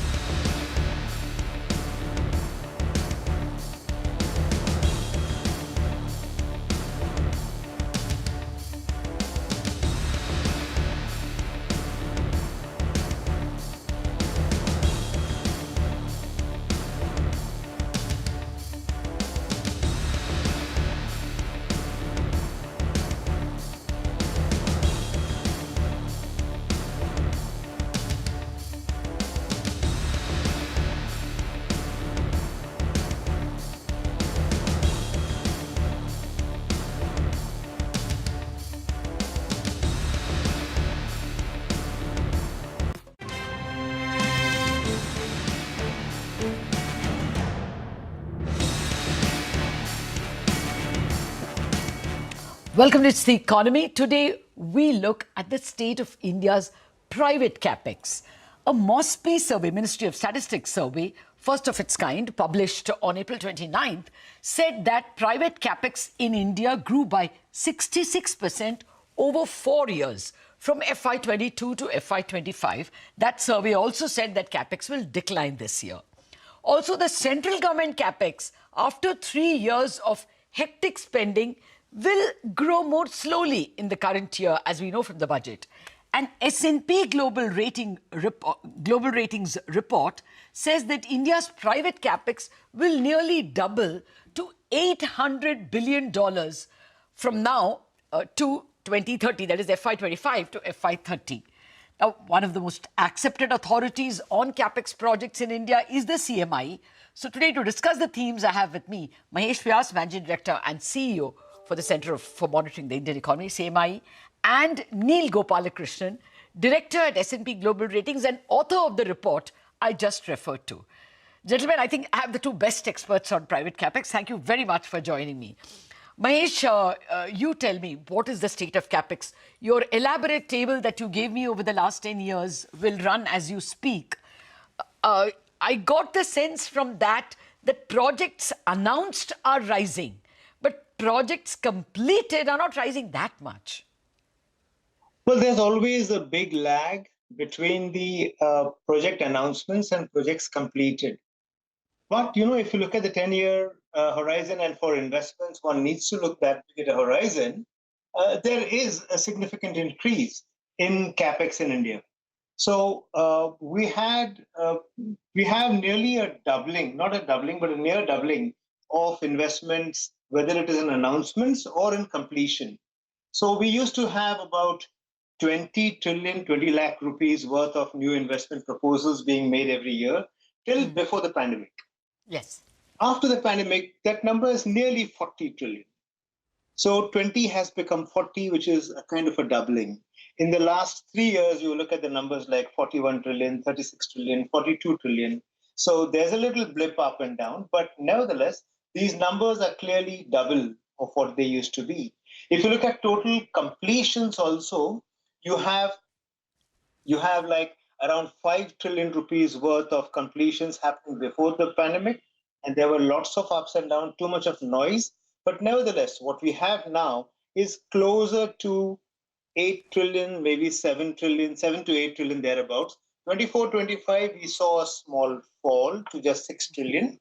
Number may get revised a bit, but still, it was a little slowdown. Nevertheless, if you look at the long picture, both the numbers have gone up significantly, whether new announcements or their completions.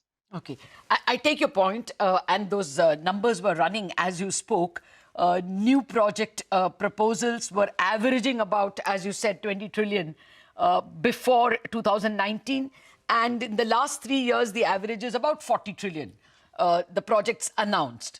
That is clearly the case. But if you adjust for inflation, it doesn't look like the number of the actual amount is very good. And especially when you look at completion, where the difference is not very big. Around 5 trillion has become about 6 trillion average in the last 5 years. If you adjust for inflation, it doesn't look very big, no? Well, you are right, Lata. If you adjust for inflation, it doesn't look very good. But, for a long time, the investment story was so depressing that we are so pleased to see this doubling, even if there is inflation. Mind you, inflation has gone down. So you have to adjust less for inflation now compared to what you had to do earlier. That's a fair point. That's a fair point, especially because in these cases, we may have to adjust with WPI, and that has genuinely fallen to very low single digits. So point taken, something to celebrate in private capex projects, announcements and completions. That's the word from CMI. Neil, I have this very optimistic report of yours for FY26 to FY30. Can you just give us a word on whether you looked at anything in the previous years, like up to FY26, anything at all that, you saw? Hi, Lata, and thanks for having me on your show.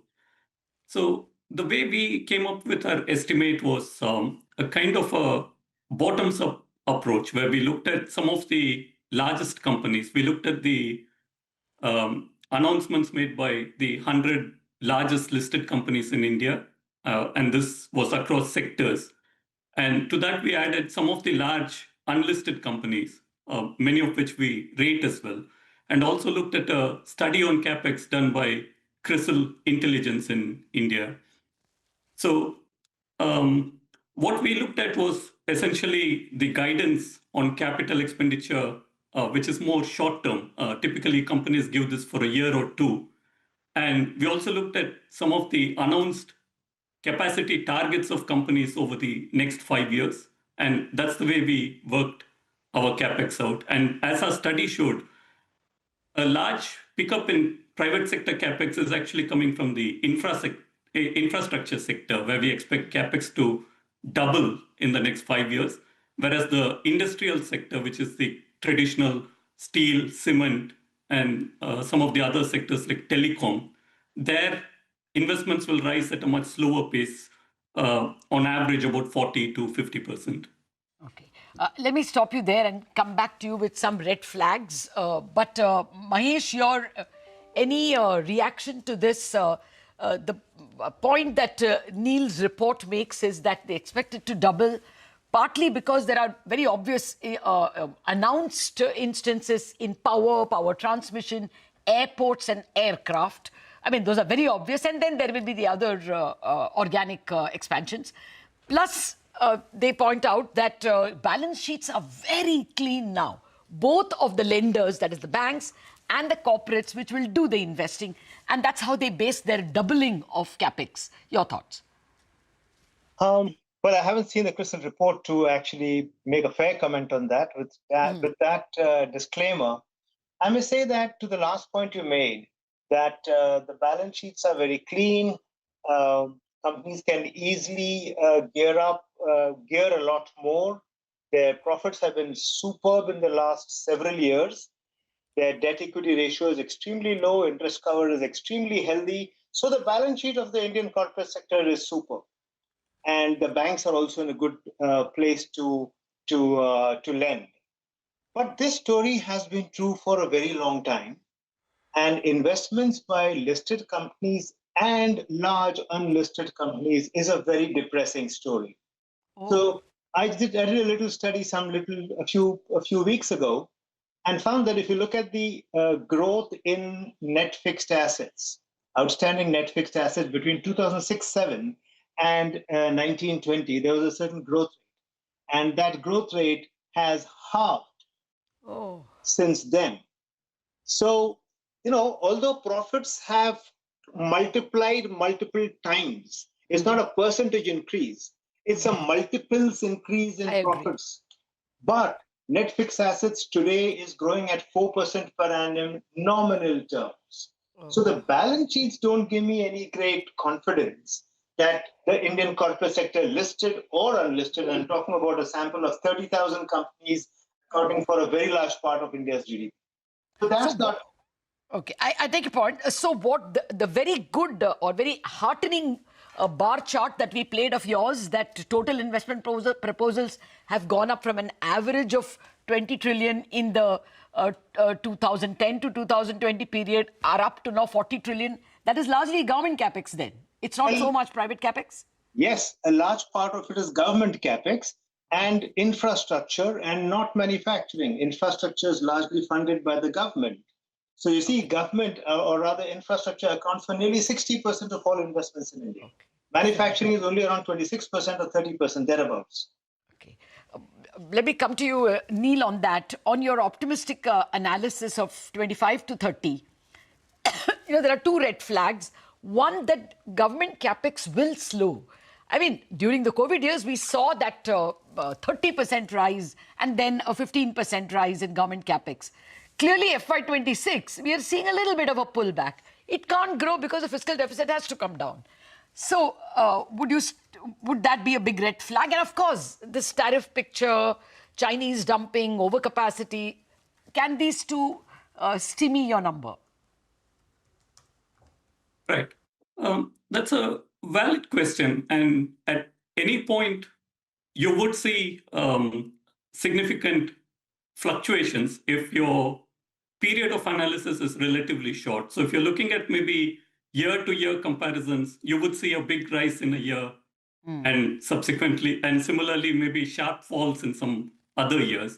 But in our study, what we have looked at is the actual private sector capex in the last 5 years versus what we think would be a potential capital expenditure investment in the next 5 years. So the investment period is relatively longer. Okay. And just responding to Mahesh's point, I think it was an interesting observation, and I agree there have been implementation challenges once companies announce projects. But what we have noticed is most of these, and that's something we have highlighted in our report as well, that particularly in the renewable energy space, which is where a significant amount of the incremental investments are coming in, there are material execution risks. But our observation is in the industrial sectors, like say steel, cement, companies have overcome this, and their ability to actually deliver complete projects in time has significantly improved. So, for example, if you look at the leading steel companies, I think their execution record is pretty impressive. If I go back to renewable energy, the 500 gigawatt target appears challenging. And if you look at execution over the last few years, it's fallen well short of where it needs to be. But again, if you look at the recent trend, the last year, at least the industry has been able to add about 25 to 30 gigawatts of capacity, which is probably double what it was in the previous year. And if you look at projects under implementation, it's in excess of 100 gigawatts. So I think progress is being made. There are risks, we don't deny it. But as I said, our numbers are based on guidance from companies, targets given by companies, and there could be a slippage here and there, delay here and there. But we think the ability to execute is improving. Is better. No, I agree with your ability to execute. What has stymied us in the past is also, for instance, in the power sector, DISCOM's not paying. And while it is somewhat resolved, it is not fully resolved. And now you have a new problem. There are companies telling us that Nal Se Jal projects in the last 1 year are not being paid for. So, you know, those government-dependent projects are still creating question marks. But as you say, some execution risks are perhaps resolved. For instance, NHAI only gives you completely acquired land. So that way, the land acquisition issue has been stopped. Final question to you, Mahesh. Would you go with this positive assessment or would you give a lot of weight to the worry that we are in a tariff-ridden world, a strife-ridden world, and that usually, it takes a brave CEO to put money when you don't know which product will be taxed how much in which country? I would be cautious, and I think I'm always cautious. I'm cautious because most of the manufacturing industries, which are large capex, like steel is, I think, the biggest, where investment is happening in manufacturing, and that is susceptible to price changes, to dumping, to tariffs, and so on and so forth. So our biggest investment in manufacturing does face challenges. Our investments in manufacturing, to an extent, is problematic. I would expect CEOs to be circumspect and not be too gung-ho and going and setting up very large plants at this stage. Fortunately, fortunately or unfortunately, manufacturing accounts for only about 25 to 30% of our investments. So less of a risk over there. Infrastructure can continue. Yeah, infrastructure can continue. That should not logically be bogged down by any tariff war. It's a very domestic industry. Gentlemen, thank you very much for enriching our understanding of a very, very complex topic. The positive that we got from CMI is that the amount of project proposals have doubled in the last 5 years compared to the previous 10 years or previous 6 years. And likewise, project completion are also up by about 40%. S&P Global Ratings believes that the capex in the next 5 years is going to be double what it was in the last 5 years. But both of them admit that there are red flags on the horizon. We have to keep our fingers crossed. A lot of policy issues itself can stymie these. On that note, we wrap up on Bazaar. Chartbusters coming.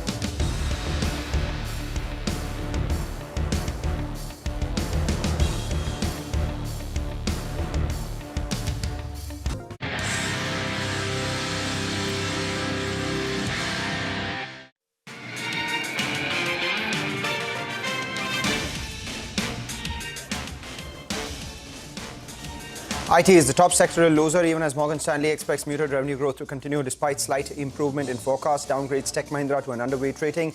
Remains underweight on Cyient and Tata Elxsi. Meanwhile, Wipro, Morgan Stanley's sole upgrade, trades with mild gains. Shares of IKS trade lower after a 0.75% equity worth 400 crore rupees changes hands in a block deal. Sources tell CNBC-TV18 the stake was likely sold by multiple individual investors.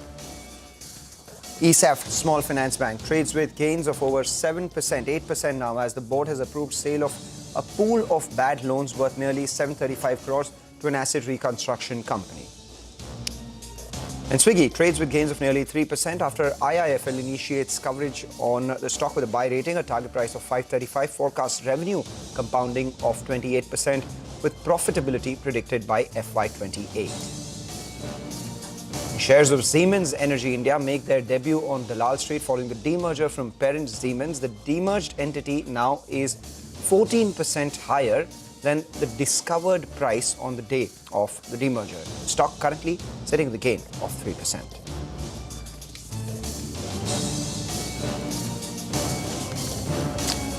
Hello and welcome to Chartbusters. We're coming to you live from the CNBC-TV18 Motilal Oswal studio. I'm Nigel, with me is Mangalam. And the market's trading with a shade of green. That's the headline index, Nifty as well as the Sensex. But you look a little bit deeper, you'll see that the breadth of the market is negative, and the Nifty bank as well is under some pressure, down close to around 80 points thereabouts. I think, Mangalam, the mood is still a little bit nervous, a little bit skittish. The geopolitical tension, I think that's the one that's weighing on the markets. The mood is skittish, Nigel, but I'll be very interested to see how the market moves in the second half of trade, and that's largely because of a couple of factors. One, the US markets are shut, so there might not be as much FII money or flows in the market. Will the domestic investors prop up sentiment, etc. or not, is something that I'll most definitely keep an eye out on. The first sign of that would be visible in the way the mid and small cap indices perform. And the second part is obviously the kind of call writing that we've seen at higher levels on the day of expiry. If we sustain in the green, then will those call writers go ahead and cover their positions or not, are the big questions that we'll get an answer to in the second half of trade today. But let's welcome Shivangi Sarda of Motilal Oswal Financial Services for a quick technical check on the market. Shivangi, we've been in this range for the last many weeks. Do you think there is a reason for this range to continue? What would lead this range to either break out or break down? Very good morning, Mangalam and Nigel. Thank you for having me. So we've seen that the index has been struggling, especially in the last 4 to 5 trading sessions, to surpass 24,950 and hold above the same. So definitely the psychological 25K mark has a lot of call writers sitting on it, which needs unwinding for the next fresh leg of rally to commence. But as of now, there is a strong support at 24,700 as well, which is acting and which is floating the market. So overall, we've seen that, there is a tug of war between the bulls and bears, but some of the heavyweight stocks have witnessed long build-up, which is adding to the entire strength. So there is a lot of geopolitical tensions as well, but the good part is that our market is holding up. So we're looking at 24,700 as a major make or break zone over here.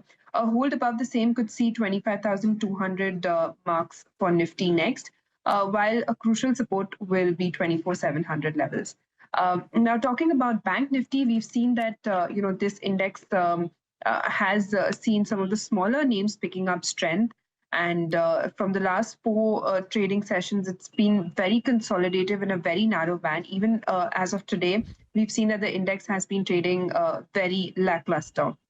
So we're looking at 55,500 as the support here for the next up move towards 56,200 marks. So this is the take on the index. Okay, all right. What about individual stocks, Shivangi? So individual stock-specific idea, first up on my radar is Eicher Motor. We've seen that this stock is now gaining up momentum. From the last 4 trading sessions, open interest have significantly improved here. And stock has seen a support at 5,200 levels, which is quite significant. So this one's on radar. Of course, auto space stocks have been in some of the limelight of lately. So there will be a tailwind from there as well. So 5670 is the next targets that we're looking at for Eicher Motor, with a support of 5350 levels. And the second pick on my radar is Kotak Bank, since this entire space is holding up with stability, and the we've seen that apart from the smaller banking names, heavyweights are adding up strength, slow and steady, but the strength can be clearly seen. And in this kind of volatile market, I think this space is looking quite resilient. It has surpassed its previous hurdle zones and it is getting ready for a good up move. Even though monthly basis, the stock has been in a laggard way, but rollovers are quite adding up. So looking at this stock, we're recommending a buy with a target of 2250 levels with a support of 2100 levels. All right, take that point, Shivangi. Thank you so much for joining in and giving us your view on the index and individual stocks. Let's get you some more ideas for profit. This one comes in from our colleagues at Money Control Pro. Lekha Badlani joins in with a stock that she's been tracking. Yes, so we are positive about Apollo Hospitals, driven by its robust expansion plans, improving performance of the healthcare vertical and reasonable valuation. Now, talking about this expansion, the capex execution is on track to add around 1,900 beds in FY26 and 2,400 beds in next 3 to 4 years. Now, most of these projects are brownfield and asset-light in nature, thereby resulting in faster break-even of the assets. Now, Apollo also posted a strong set of results in the last quarter of FY25, which was supported by all business segments and a good mix of value and volume growth. Talking about its healthcare business, Apollo 24/7 costs have been coming down sequentially and is on track to achieve EBITDA break-even in its digital business by FY26, while the offline pharmacy segment remains steady and profitable. Moreover, the company is targeting a combined consolidated revenues of EHL and KeyMed to 25,000 crore by FY27 from the current 16,000 crore clocked in FY25. We believe that the merger of KeyMed with the healthcare business will be value accretive. And the stock is trading at 25 times FY27 estimated EV/EBITDA. We think the valuation is reasonable to accumulate the stock for the long term. Got that. Thanks a lot for explaining that to us, Lekha. For the time being, we'll slip into a short break, but Siemens Energy has listed after its demerger. Amit Anwani of PL Capital joins in to tell us more about it. Stay with us.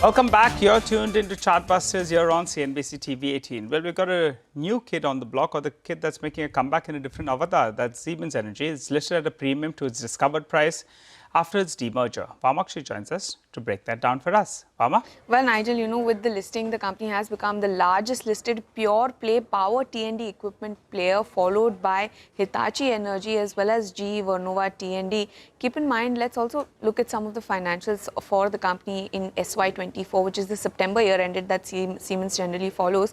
Revenue stood at 6,345 crore with an EBITDA margin of 15.6%, and this is expected to rise significantly going forward.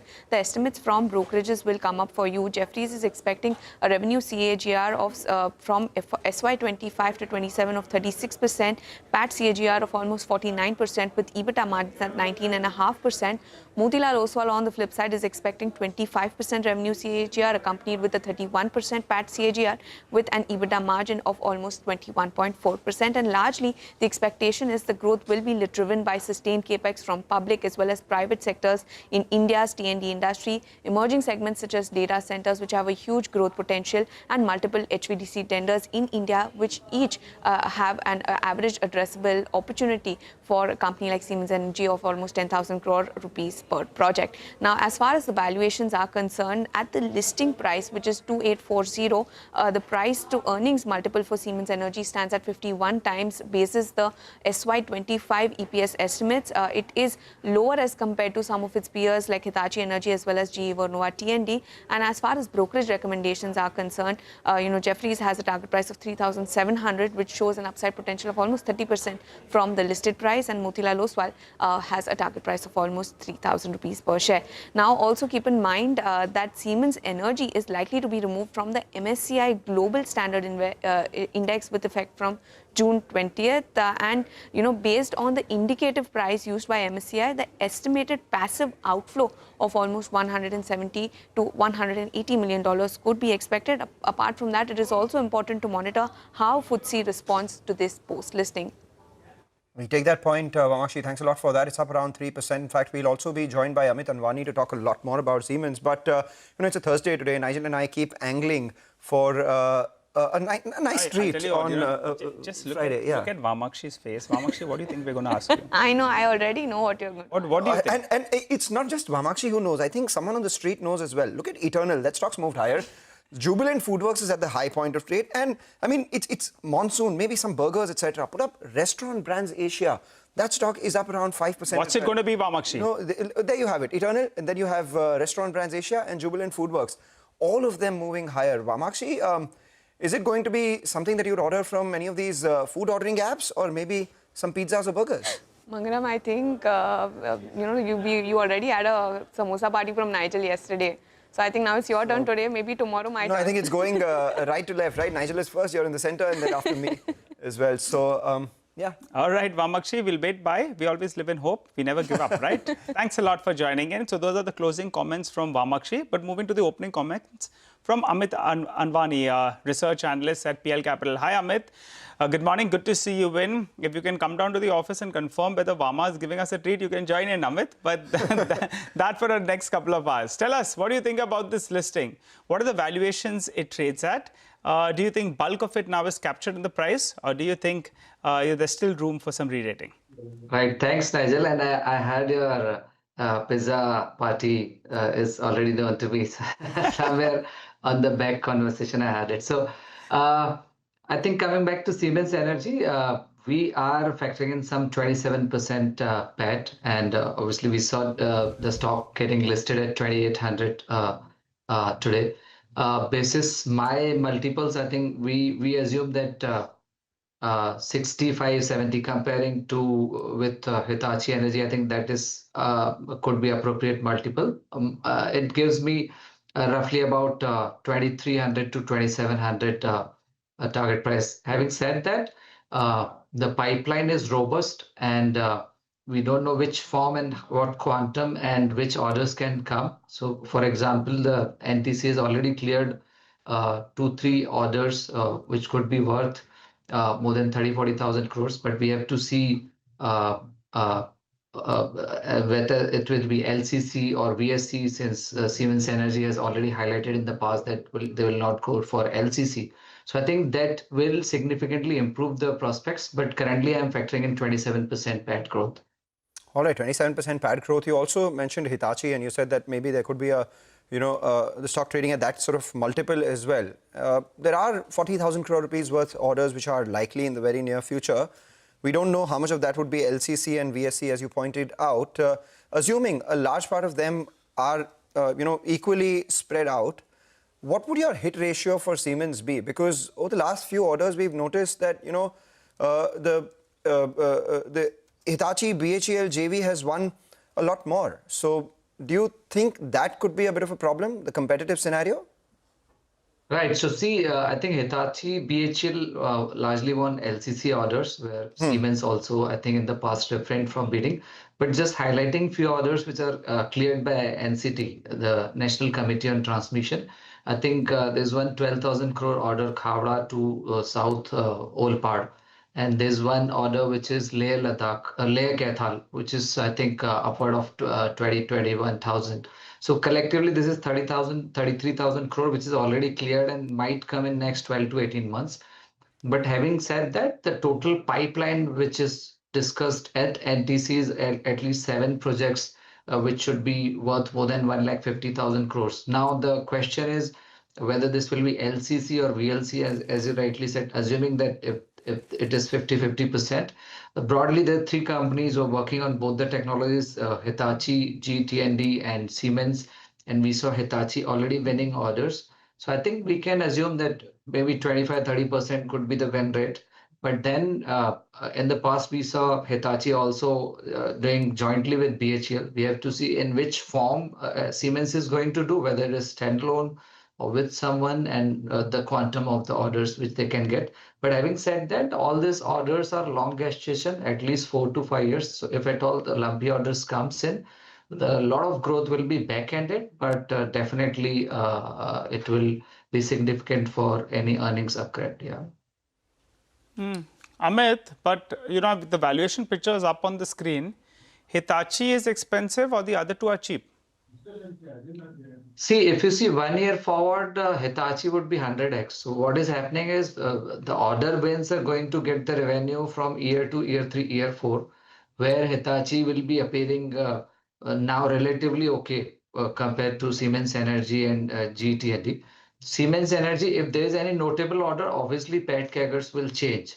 And if it is significant, then we might see Siemens Energy appearing cheaper 2-year forward numbers or 3-year forward numbers.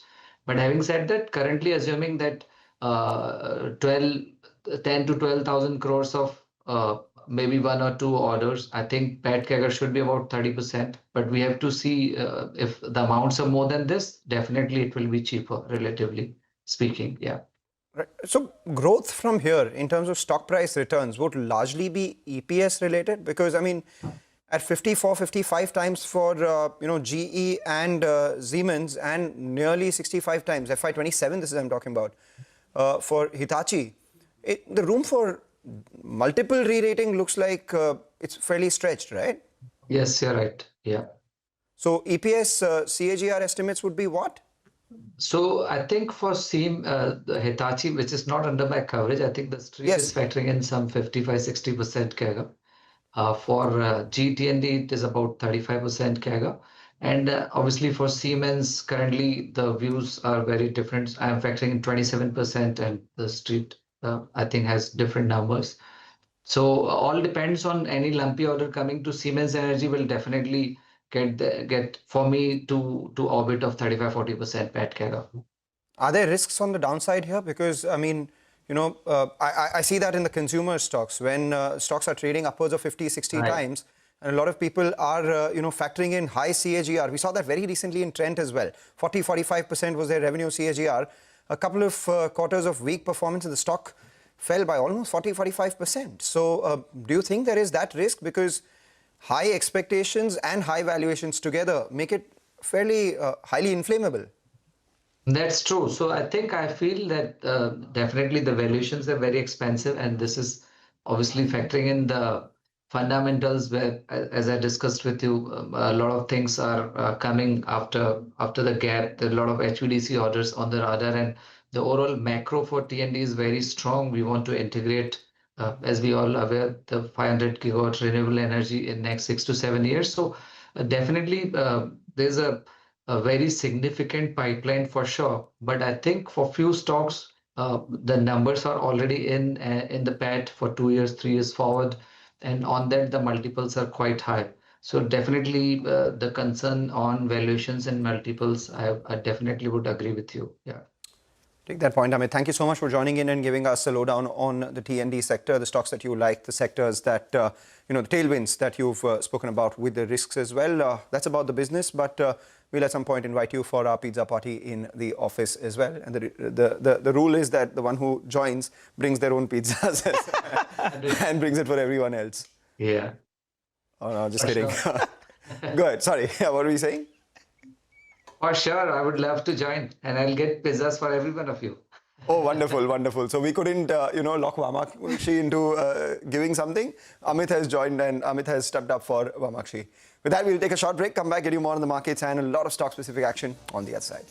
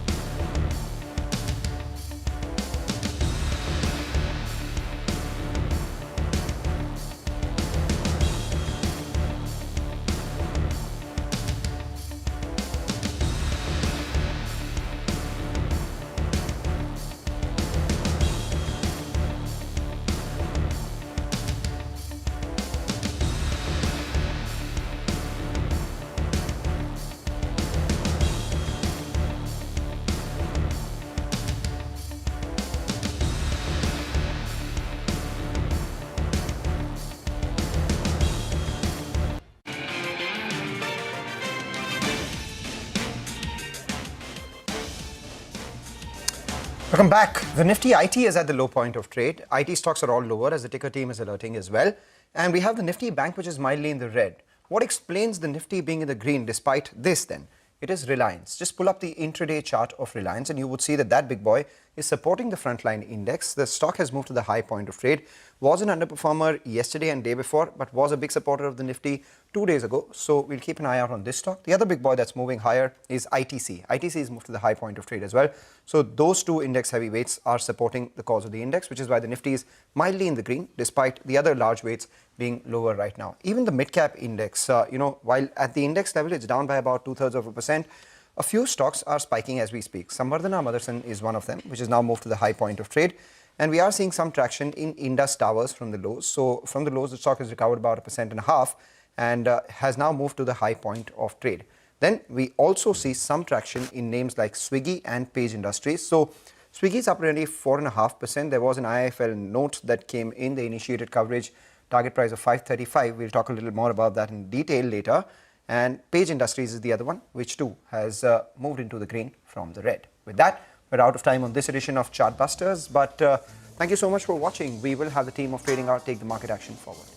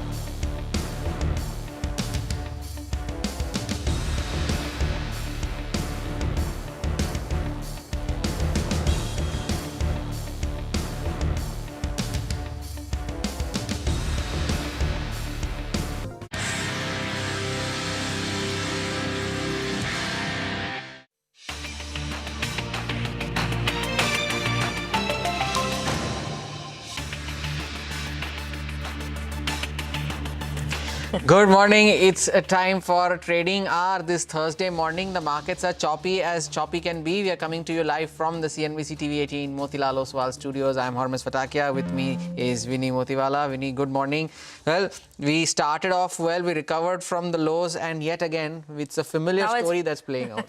I think it's the last couple of days. It's just that range bound. I don't think any difference is happening. But today, at least mid and small cap, we're seeing underperformance coming in. I don't think everyone's going to be happy on the street, but that's where all the action is happening, seems like it. And a lot of underperformance today from the Nifty mid cap down 0.6%. Small cap also trading in the red. So that's where the underperformance is coming from. Also Nifty Bank today, muted day of performance on that front as well. Hormuz, interestingly, Nifty Auto, second day of gains, we're seeing that run-up coming in. Yesterday also, it was one of those sectors which managed to hold on to green. And today also seems like that's the story. You know, since we are on the subject of auto stocks, there's one stock that came to mind was Landmark Cars. You'd like to pull that up first up. And the amount of price volume activity that has been seen in this stock, it's trading 12% higher, slightly off the highs of the day. At one point was up 14-15%. And by now, we've already had 15 lakh shares of the stock already traded. The 20-day average is 90,000. So it shows the kind of trading activity that you've seen in Landmark Cars in just the first couple of hours of today's trading session. And there are, of course, plenty of movers in the broader markets. There's Aeroflex Industries as well, 11.5% higher on that stock too. Then there you have names like NRB Bearings, that's up another 6%. On the losing side, of course, there is names like Electronic Smart. The stock was up 18% yesterday. It's giving up some of those gains today, 8% lower on that stock. Cyient is the other one, 5% lower on that stock as well. And MobiKwik continues to grind lower, was down 10% yesterday after the lock-in period ended and is down another 4% today. So now it is heading towards that post-listing low of 227 that it had made, after which it had rebounded again, and now it is back to those levels. So MobiKwik, an underperformer, the post-IPO high is 700. So from 700, the stock is down, what, 65, almost 70% from those levels, and now grinding lower at 235. Absolutely. So that's something to watch out for as well. I think yesterday also we marked the stock because of these reasons. But that is MobiKwik coming in for you all. IT Pack, that's also something that we're watching out for. We'll take you through the details of the note that came in from Morgan Stanley today. But Nifty IT is also an underperformer coming in and among the top sectoral losers, as well as PSU banks. But two stocks that are buzzing in trade is coming in from Eternal as well as Swiggy. But Swiggy is the one we're going to be putting the spotlight on, and Mangalam is here to give us details coming in from the IFL note. They've initiated coverage. Mangalam, good morning. Good morning. So Swiggy has been buzzing on the back of this IFL note that has come in this morning. They've initiated coverage on the stock with a target price of 535, implying a much higher return from where the stock is right now. And they're saying that, if you look at both Swiggy and Eternal, which are competitors in the food delivery business, Swiggy is about 5 to 7 quarters behind Eternal or behind Zomato, and they're 3 to 8 quarters behind Blinkit when it comes to quick commerce. They expect Swiggy to compound their revenue at 28% over the next 3 years, turn EBITDA positive by FY27, and PAT positive or net profit positive by FY28. The question is then, how much are you paying for these businesses? They have obviously, as most analysts on the street, valued Swiggy's food delivery business to a discount to Zomato, and they valued their business to $8.5 billion versus Zomato's own business, which is close to around $14.4 billion. But the question is that Swiggy's market cap before today was close to $10.5 billion. So that leaves just $1.8 billion as an implied valuation for the quick commerce business, that's Swiggy Instamart, which they believe is a very steep discount at around 88%. So if they execute well in their quick commerce business, then the asymmetry when it comes to returns is a lot higher. And that explains that 535 rupees target price that they have on Swiggy from here as well. So despite having a discount to Zomato, they see a case for that discount to narrow, particularly in the quick commerce business. Why is it that Eternal is moving higher? Because every time Swiggy moves higher, Eternal moves higher. Every time Eternal moves lower, Swiggy moves lower. It's the old nursery rhyme. Mary had a little lamb. Wherever Mary went, the lamb went too. brothers in arms, if you would like to face it that way as well, Mangalam. 20% higher in the last 1 month, right? Heading back towards its IPO price is Swiggy. But the other one, of course, that you're tracking is Trent. And they had an analyst meet yesterday. What are the key takeaways from that? Well, Trent held its annual investor day yesterday. And as Trent does, they don't really give any numbers or forward-looking statement or outlook out there. They invite the analysts to see the ethos of the company and what is it that they're looking at this time around.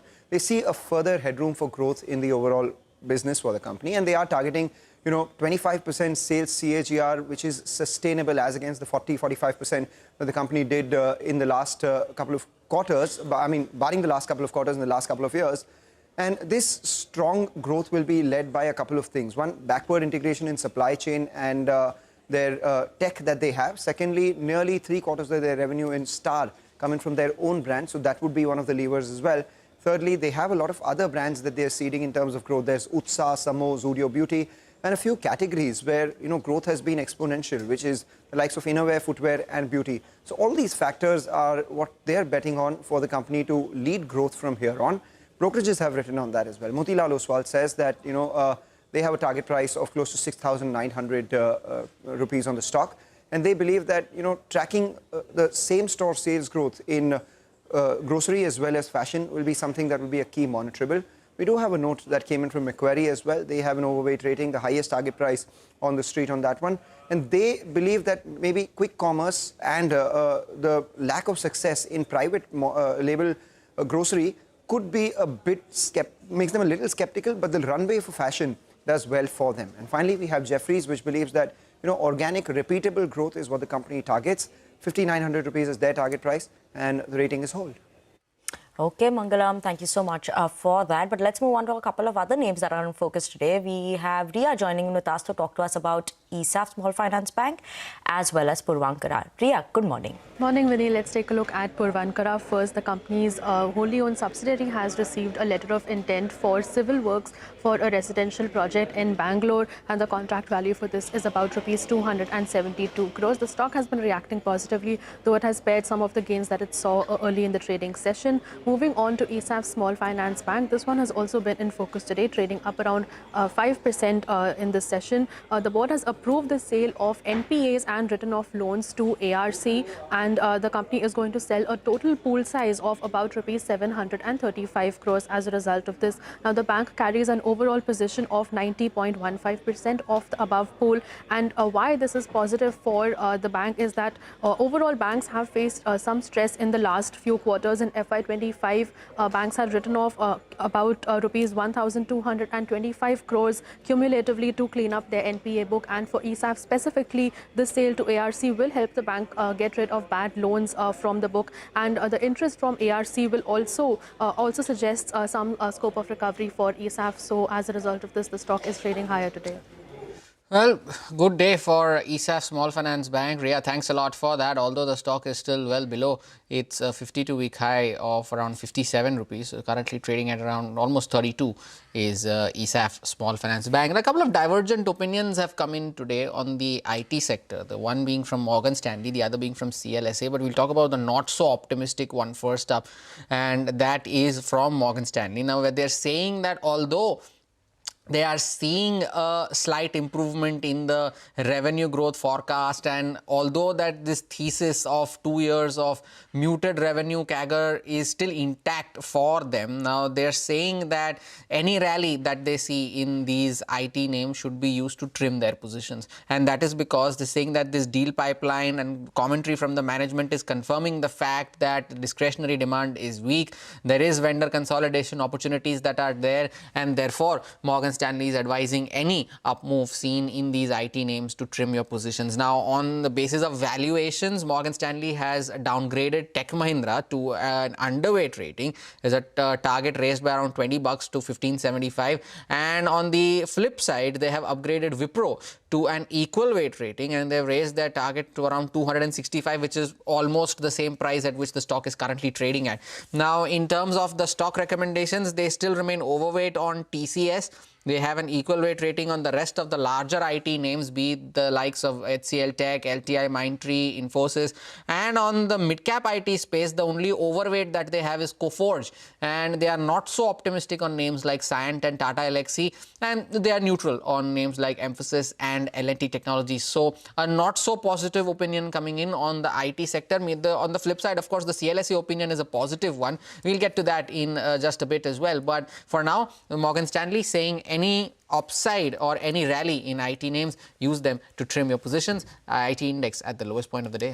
Absolutely. So keeping some bit of a pressure over there on the IT pack. But on that note, we're going to slip into a very short break. And after the break, we'll come back, discuss what's buzzing in the world of commodities with Manisha Gupta.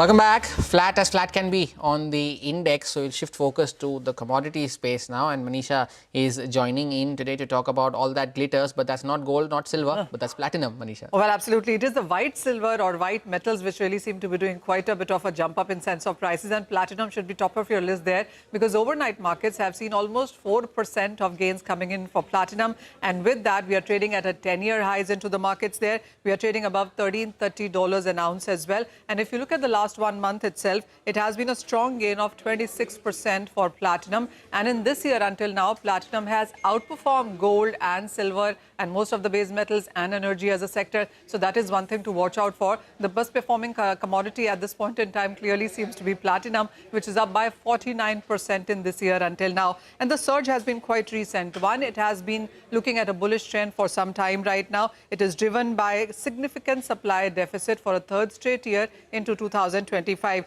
The rising jewelry demand in Asia and various other parts of the world also has been supportive. And then there has been a strong investment demand that we have seen in platinum.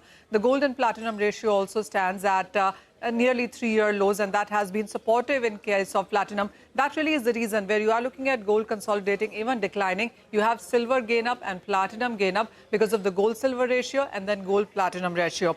Apart from that, there also is a growing demand from Asian markets, especially China and India, when it comes to platinum buying. Also for the automotive as a catalyst is where platinum is being used, whether it's about to do with technology or hydrogen, the cell technologies. This is where platinum is used as a catalyst or as a metal as well, as a electricity inverter as well. And that is the reason you're looking at the prices continue to go higher from here.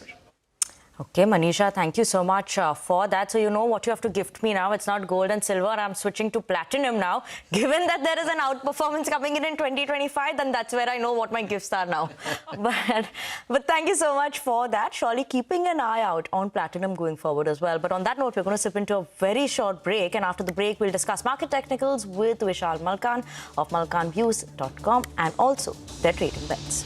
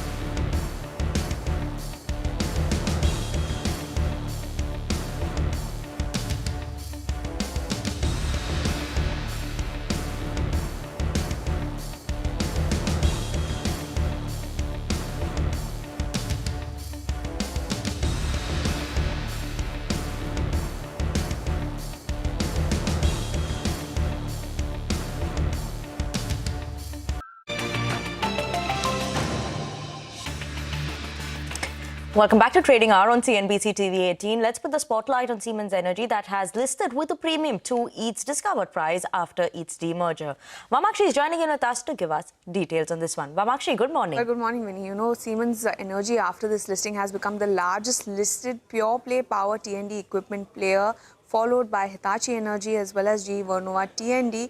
Keep in mind that Siemens follows the September year ended. So in SY24, the company reported a revenue of 6,345 crore along with a margin of 15.6%, and it is expected to expand from here on. Well, brokerages like Jefferies are expecting a revenue CAGR of almost 36% from SY25 to 27, 49% PAT CAGR, as well as an improvement in EBITDA margin to 19.5% by SY27. On the flip side, when you look at Motilal Oswal, they too are expecting robust growth, 25% as far as revenue is concerned, 31% PAT, and EBITDA margin according to them could expand to 21.4%.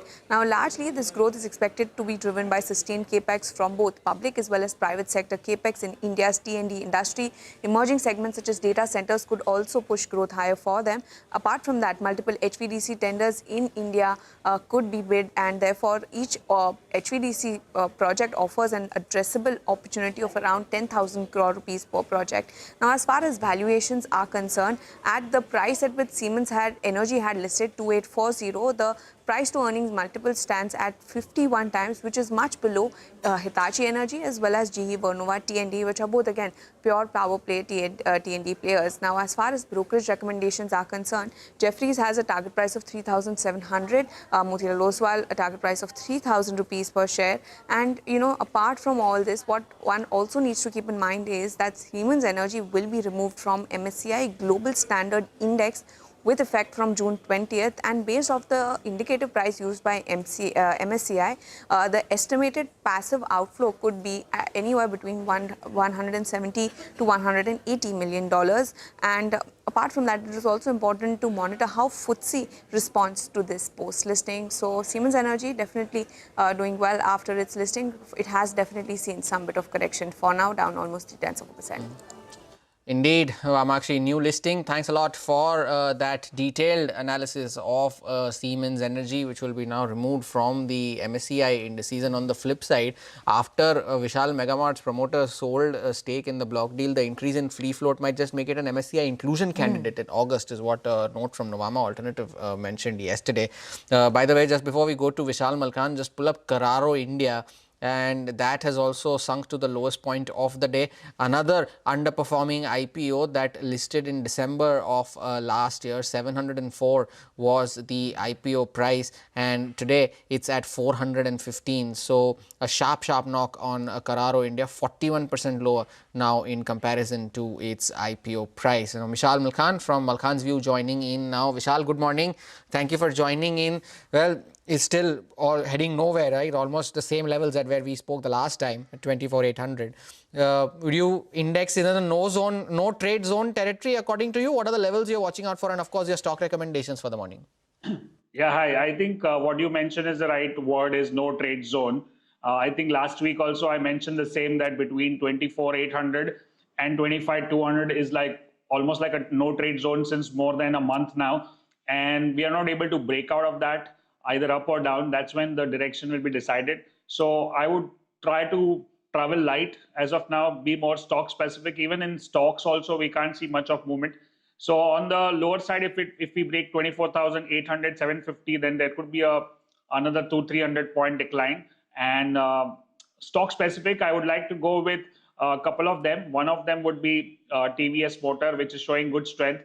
And I would like to go with a buy on that with a 2770 stop loss for targets of 2880 and 2930. And the second stock which I would like to go is going to be Eternal, which is showing momentum today with a good 2% jump. And it has broken about that level of 250. So I'll go with a buy on that with a stop of 248 for targets of 260 and 272. Vishal, where do you see expiry happening on the Nifty today? Will it remain above 24,800, or do you see it anywhere between 24,700, 24,800?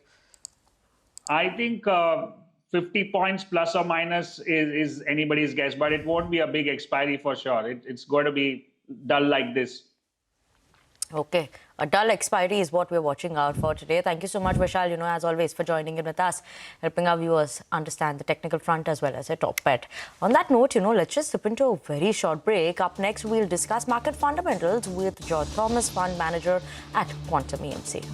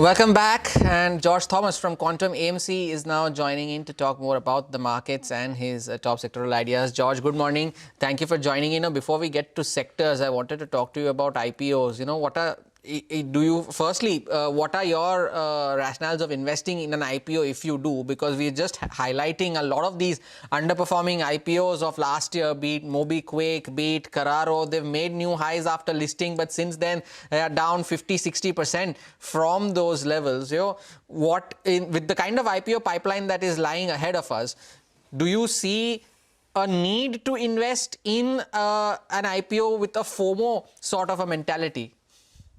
Hi, thanks for having me in the show. At Quantum, we generally stay away from IPOs, and that is for two fundamental reasons. One, generally, if you look at most of these IPOs, they generally come at the most opportune time. So if you look at the financials, the history, most of the cases, the IPO would happen at a cyclically high point where numbers look unsustainably high, and then most of the cases, the cycle turns once the IPO happens. And the second most important point is there is an idiosyncratic risk in IPOs where the seller knows much more than what the buyer knows. In many of these cases where there is an offer for sale, the most likely scenario is the seller or the promoter could be expecting some bit of cyclical downturn or some moderation in numbers. And in most of these cases, the seller would want to extract the maximum value for obvious reasons, and therefore most of them will not come at a fair valuation, or they may not leave much on the table for retail investors or the investors who come up on the IPO level to earn a reasonable returns from those levels. Okay, right, George. That is something coming in on the IPO front, but let's shift focus and now talk about the markets. While we're seeing nothing much of an action happening, there's so much in terms of geopolitical tension that's still continuing. Earnings haven't been great, right, in Q4. It's not something wow or some sort of a recovery that we've seen so far. Then what should we watch out for from in terms of the Indian market? What is your outlook? See, clearly the earnings were kind of muted for a few quarters now. So even in the March quarter, if you look at it, the revenue growth of BSE 500 on an aggregate level was just about 8%, but profit growth was slightly better. But our sense is, while the geopolitical scenario is quite difficult to predict, so if you look at the global setup with all these tariff-related news going on, the most likely scenario is the global growth may not be that great. And that is reflected across metals. If you look at any of the key commodities like copper, aluminium, steel, you are seeing an annual decline in those prices, which kind of gives you an indication that the global growth is not that great. And despite all the geopolitical or the Middle East tensions, the crude is still about 6% lower on an annual basis. So while inflation is moderating, the input prices are moderating. That gives some bit of margin expansion potential for Indian domestic companies. And from an India standpoint, we are seeing the inflation kind of moderating. And if crude remains at the levels which they are and the trajectory does not change materially, there is a very good possibility that the inflation scenario could be benign for the upcoming year. The inflation is benign, plus the monsoon has started on a strong note, and it's expected to gain steam from here. Plus, the base year is not a very high ask rate. So if you look at fiscal year 25, the growth, the base quarters were fairly high, some of the base numbers. So that is not that. So that's not the case for fiscal year 26. So from here on, we are hopeful that there is room for margin expansion, and even demand could kind of start picking up. But our primary concern is on valuations, where valuations are not cheap for the broad markets. So even for the large cap universe, one might have to moderate their return expectations, maybe somewhere similar to low double digits kind of thing. Sure. George, you're talking about monsoons also coming in, you're talking about inflation coming down as well. Then is consumption a story that you would look at? Staple consumption, is that something you watch out for? And where do you see value here? See, we have a fairly decent allocation to consumer discretionary sectors through autos and then a consumer durable name. But the broader popular consumer staples, our sense is one, there are a lot of, the competition has inched up in that space. There are a lot more options for consumers than they had a few years back. And with all these digital channels and quick commerce coming up, the cost of supplying or establishing a brand may not be as tough as it was in the previous regime. And therefore, staples from a valuation perspective, it's still kind of elevated if we were to marry them with the kind of growth rates which they can clock over the next medium term or next 4 or 5 years. So staples, we are not positive, but we are optimistic on the auto space, especially the two-wheeler space, where we feel there could be an improvement in consumption, and that could reflect in some of the auto volumes going forward.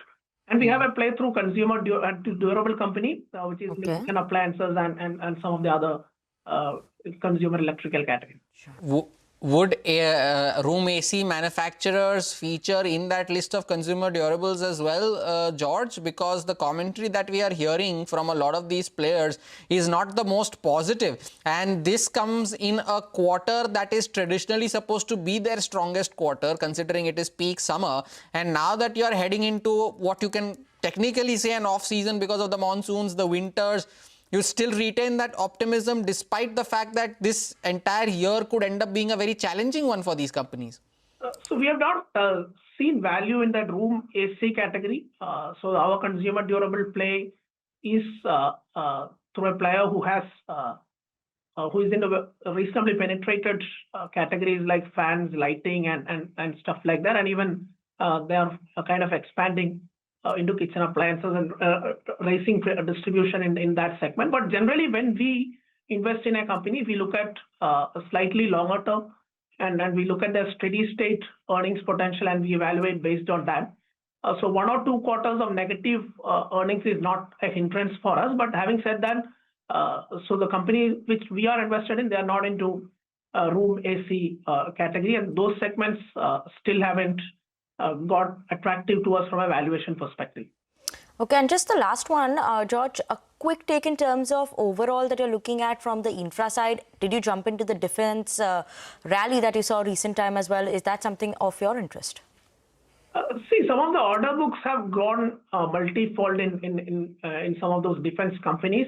But the point to note is, there are execution risks which can play out in some of these firms, and which we have seen even historically, and there are risks that these companies may not make the kind of target margins which investors are expecting.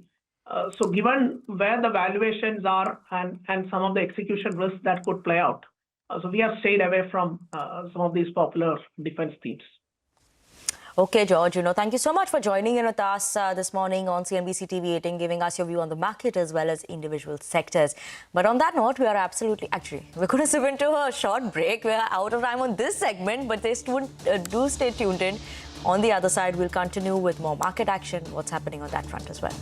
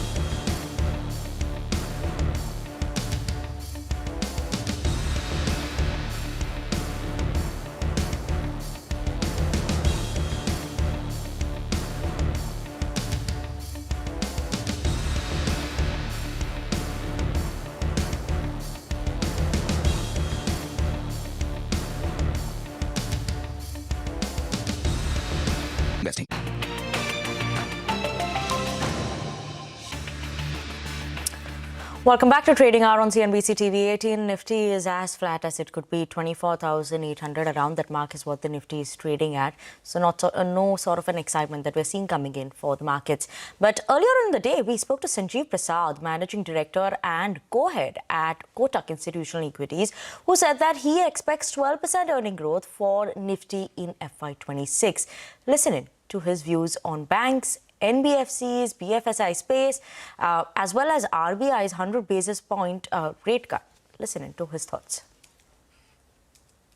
A lot of change, unfortunately, the negative also. No, on the one side, you have RBI, whatever it has done on the monetary side. But on the other side, whatever hopes there was of, extra benefit to India on the fiscal side through lower oil prices, that's completely gone away. Now, coming to the earnings part, and we'll talk about the monetary and fiscal later on. As of now, we are looking at about 12% growth in Nifty 50 index for FY 2026.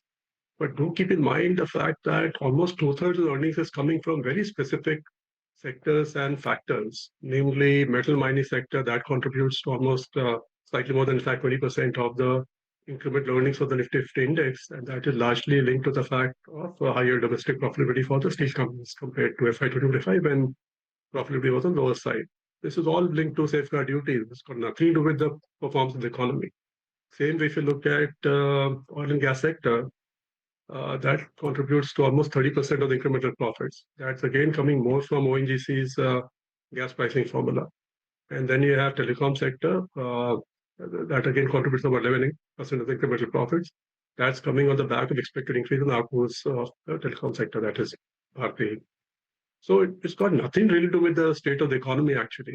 On the other side, if you look at consumption, it's been weak. The hopes are that it will recover as we go forward. There are a few triggers out there, one which you already talked about, RBI rate cut. But do keep in mind the fact that, it is done. 100 basis point is what the RBI has delivered in this rate cutting cycle, and that's it. 100 basis point rate cut doesn't change anything as far as the household EMIs, etc. is concerned, especially if you look at the low price, low tenure tickets. It doesn't really matter actually as far as EMIs are concerned. Earnings growth of 10 to 12% on the Nifty. The markets have gone through a time-wise correction, consumption not picking up as well. But there'll be a couple of pockets, Sanjeev, that you like. If you could name a couple of them. I think in the past you were comfortable with the insurance companies, and they actually have done quite well. Do you continue to hold on to that positive stance? And since we're talking about BFSI, I think even from the financial basket, I think the PSU banking names is something you like. You continue to like both these two? Well, in the last 12, 18 months, we have been quite positive on the entire BFSI space. Banks and BFCs, insurance, and thankfully they are done reasonably well. So in the context of the broader market, we are still okay with that space. Also, the stocks have done well. The valuations have now become, I would say, somewhere getting to fair territory, at least for the large cap, private banks. I don't think there's much scope for re-rating. Having said that, given what we are seeing on the deposit rates, thankfully, it looks like banks are in a position to cut deposit rates at the same time, because there was one worry which was building up was that there would be a big squeeze on the NIMs of the banks, especially the private banks, which have a large portion of their lending book linked to external benchmark linked rate. Yeah. But given the fact that even the PSU banks seem to be cutting savings deposit rate, at least that gives some flexibility to the private bank also now. So hopefully you won't see that big a squeeze on the NIMs compared to earlier worries. Credit side, we are not seeing any real issues, especially in the secured book. It's absolutely fine pretty much across the banking sector. So if that is a construct, then I think banks still look okay. Valuations are reasonable, I would say, not much scope for re-rating. But having said that, as long as the books are growing linked to the ROE, most of the PSU banks will do about 11-12% ROE in FY 2026. Private banks will do somewhere between 13 to 16%. So if that's the return I'm looking at, assuming no re-rating, de-rating, that's a fantastic return for this kind of a market. NBFCs seem to be in a good position linked to the attractive interest rates. So possibly could see some margin expansion over there, but I won't be too hopeful because RBI is pretty insistent. Looks like that there could be a quick transmission of lower interest rates to the broader system. Insurance, we kind of like it's a good long-term structural story. Valuation are reasonable. So yeah, so BFSI space still very very constructive, I would say, in the context of the fact that other sectors' valuations are very, very high, especially the entire consumption market. At least I struggle with the valuations over there. Sanjeev, I mean, some of these big turns, suddenly we've had many of those in the recent past. I won't get into those specific stocks, but there seems to be a lot of excitement around some of these. I don't know, you call them whatever, I call them narrative stocks. Whether they are a defense space or railways, etc., etc. There's a lot of excitement around these names. The simple reason, if you look at the government's railway budget, it's flat for the last 3 years. FY24, FY26, it's stuck at 2.6 trillion rupees. A lot of low-hanging fruit as far as railway capex already done in the form of existing network, whatever maximization had to be done, and large parts has to be done. Electrification is now up to 90% of the railway network compared to about 50%, if I remember correctly, in about 2015, 2016. Yeah. Same way, a lot of investment has been made in signaling, safety systems, etc., which has resulted in faster passenger and freight train movement, which has resulted in ordering of more railway stock, rolling stock, that is, coaches, wagons, etc., etc. So a lot of that thing is done. If you have flat capex as far as railway budget is concerned, why should there be excitement around railway stocks, first of all? And more importantly, look at the valuations of many of these railway companies. You look at something like Rail Vikas Nigam as an example. It's a $10 billion market cap company. Its PBT in FY 2025 was about $200 million. I mean, what sense does it make, to be honest with you? It's trading at about 8-9 times price to book. But huge excitement over there. IRFC, $20 billion market cap company. It's a railway finance company. The loan book has been flat, profits have been flat, trading at more than 3.5 times price to book. Sanjeev Prasad, bearish on the narrative stocks, as he likes to call them, be it in the railways or the defense space. Either way, the index continues to remain around 24,800. But take a look at GTPL Hathway. That has now moved to the highest point of the day, 11.5% higher on that stock.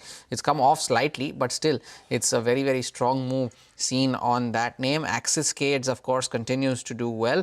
And the other one, that is KRN Heat Exchangers, and that too is trading with gains of around 4% on strongish volumes in today's trading session. Not KNR Constructions, KRN Heat Exchangers. That is the stock which trades at around 810 rupees currently, 3.75% higher on that stock. Take a short break. More on the markets on the other side. Stay tuned.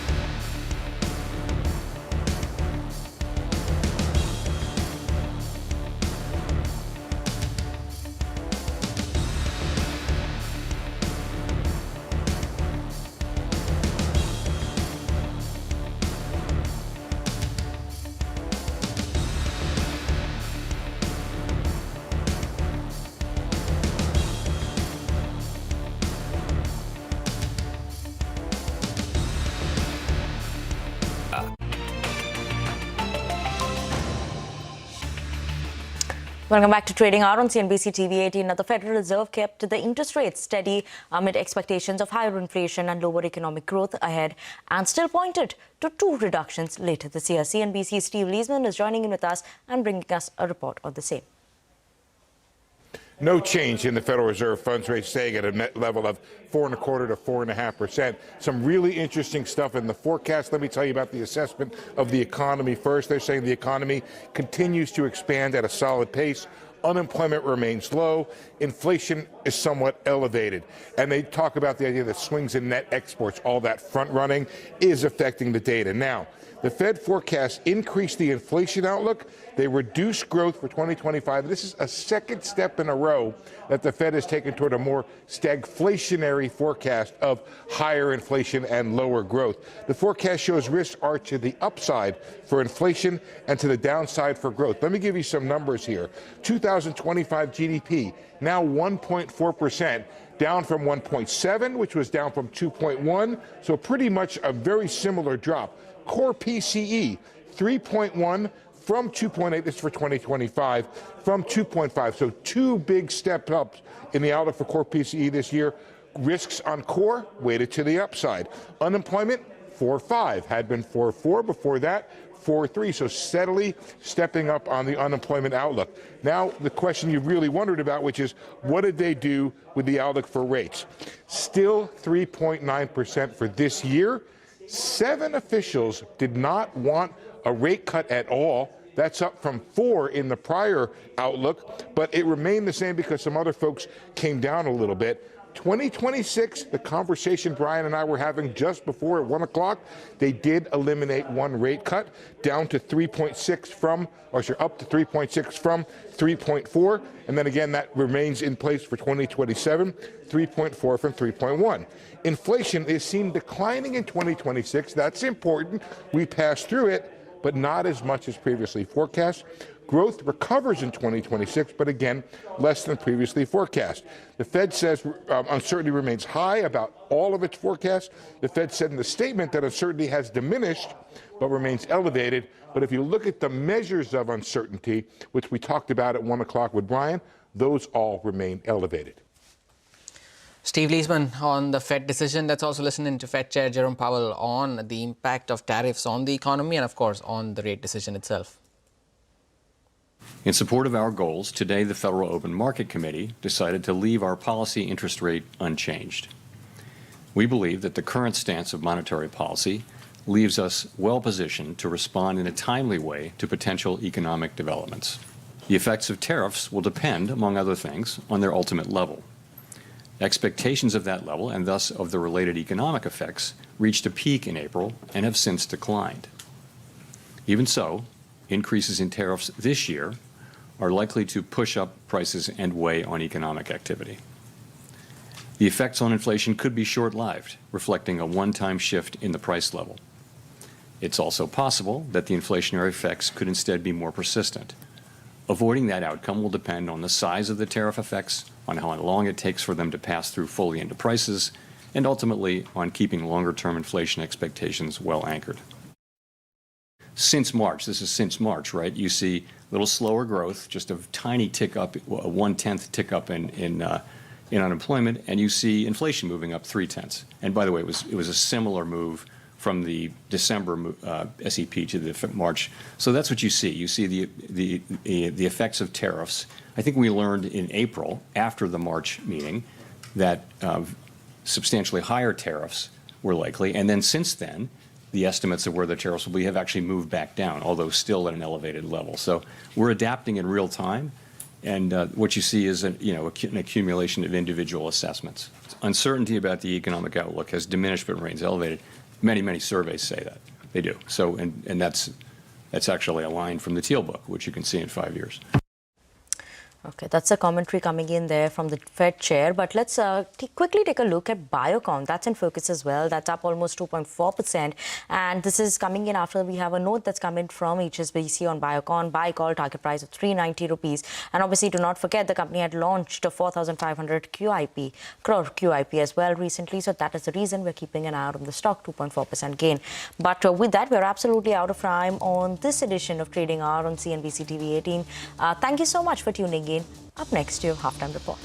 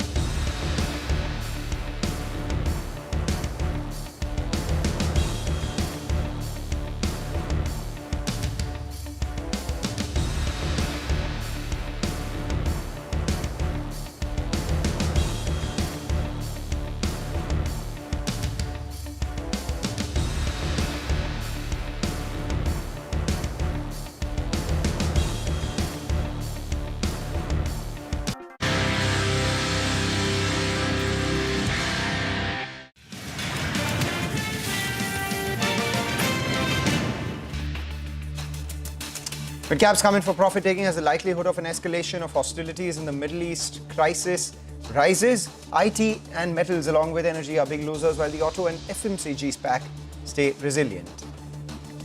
Siemens Energy lists at a hefty premium to the implied price on demerger from Siemens Limited. The company becomes India's largest listed pure-play T&D equipment player with a market cap of nearly 1 lakh crore. Westside and Zudio retail chains owner Trent sees the business growing at a strong 25% compounded rate via store additions and new category expansion. analysts remain upbeat on the stock. The US Fed Reserve keeps interest rates unchanged despite Donald Trump's rate cut calls. Fed Chair Jerome Powell points to rising inflation on US trade policies as a key factor behind the status quo. Reports point to a ready plan for the US to strike Iran possibly this weekend, even as opposition to direct involvement builds among Donald Trump's MAGA supporters. UK too might join the battle despite warning from Russia and China's bid to intervene.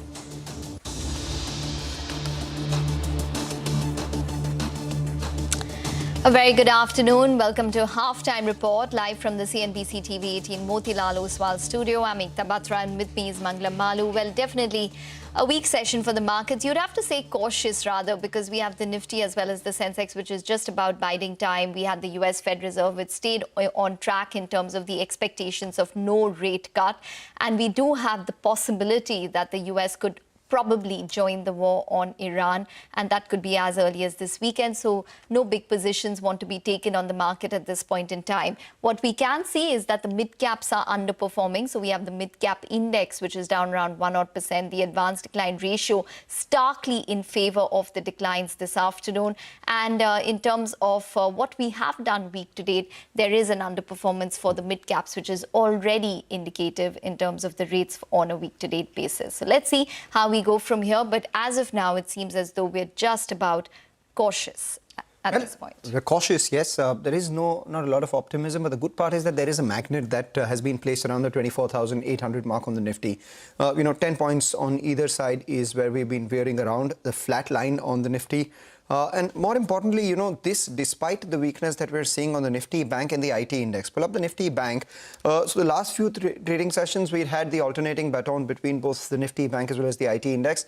Right now, both of them are lower. So then what explains the Nifty being flat at a time when the Nifty Bank is at the day's low and the IT index is at the day's low as well? Well, we do have Reliance. That stock is actually outperforming, and that is supporting the cause of the Nifty. That's something that we saw on Monday as well. But a lot of stocks which are on our radar. One of them is Trent. Hasn't moved much today, but remember from the lows, it has seen a big move. Yesterday, it held its analyst meet as well. And a couple of things that really stood out. One of them was the company saying that there is a fair amount of headroom for growth through store expansion and getting into newer categories as well. 25% sales CAGR is what they believe is sustainable over a medium to long-term period, given the growth headroom that there is. And obviously, this will be focused on or predicated on their backward integration, strong supply chain tech, which is there. Nearly 3/4 of their revenue in their own brands comes in Star comes in from their own brands. And speaking about brands, they've also launched newer formats which they believe can scale from here. Zudio Beauty, Samo, and Utsa are some of them. And they've identified a couple of categories which are showing exponential growth. So that would also be driving growth for them, which is innerwear, footwear, as well as beauty, all of them growing anywhere between 70 to 150% CAGR over the last few years. Brokerages have written on it. Motilal Oswal has a buy rating target of 6,900. They believe the key monitorable going forward would be the same store sales growth in grocery as well as fashion formats. Back-ended strong store additions in Zudio will actually aid growth in FY26. We also have a note from Macquarie. Macquarie has the highest target price on the street, and they believe that, in the very near future, fashion is the one which will have the tailwind, but they are cautious on the Star format because of quick commerce competition and limited grocery brand success that the industry has seen so far. And finally, we do have a view coming in from Jefferies, which believes that, the playbook for Trent going forward is organic growth and focusing on propositions which are repeatable. So Zudio was one of the examples. Now, can they go ahead and seed some more such formats which will lead growth for them is something that they're tracking. They have a hold rating on the stock, the target of 5,900 rupees. Okay, so that's on Trent that you're looking at. But the other interesting one you're looking at is Swiggy. There's a brokerage note on that. That's correct. So Swiggy has been a big underperformer over the last few months, if you look at it post-listing highs. And just the last 1 month after the liquidity event on Zomato was out, the MSCI selling Zomato as a stock or Returnal as a stock did well. And Swiggy now is up around 4%. This morning we had a note coming in from IIFL Securities. They have a buy rating target price of 535, and they have initiated coverage on the stock. Why is that? Because they believe that, if you compare it with where Zomato is in food delivery and where Blinkit is in quick commerce, Swiggy is about 5 to 7 quarters behind Eternal in food delivery, and they are about 3 to 8 quarters behind Blinkit in quick commerce. Going forward, they believe that the revenues of the company can grow 28% on a compounded basis, which implies that by FY27 they will turn EBITDA profitable, and by FY28 they will turn net profit positive as well. So where do you value Zomato's business and Swiggy's business? Obviously, Zomato trades at a big premium, and they've ascribed that premium to be nearly 40-50% in the food delivery business. Swiggy is valued at around $8.5 billion versus Zomato's food business at around $14 billion, which means that the implied value of quick commerce, that Swiggy Instamart, is trading at a near 90% discount to Blinkit, and that they believe is a cause for a look at the stock and perhaps a possibility of asymmetric returns as well, and which is why it is positive. But that's not the only stock which is gaining on the back of brokerage notes. We have Biocon as well, entered the F&O ban yesterday, currently still in F&O ban, but there is a positive brokerage note, Ekta. Well, yes, there is a note which has come in on Biocon, and it is in focus because of its 4,500 crore QIP. So HSBC has written on it. They have a buy call with a target price of 390 rupees. According to the company launched a 4,500 crore QIP to repay debt, including the optional convertible debentures issued to Goldman Sachs CIF. Now, the successful QIP, according to them, will ease leverage, but scaling new biosimilars remains crucial for the turnaround, according to them. And the FD approval and US launch of insulin aspart, one of the key biosimilars in their portfolio, would be a key catalyst. So that's on Biocon. That stock holding up with a gain of around 2.5%. Some news on KPI Green, so just watch out for that. The stock is down around 2%, but it's looking to develop power projects worth around 36.87 megawatts. We'll take a short break, but up next we'll focus on new listings, Siemens Energy, and news updates on the other side. Stay tuned.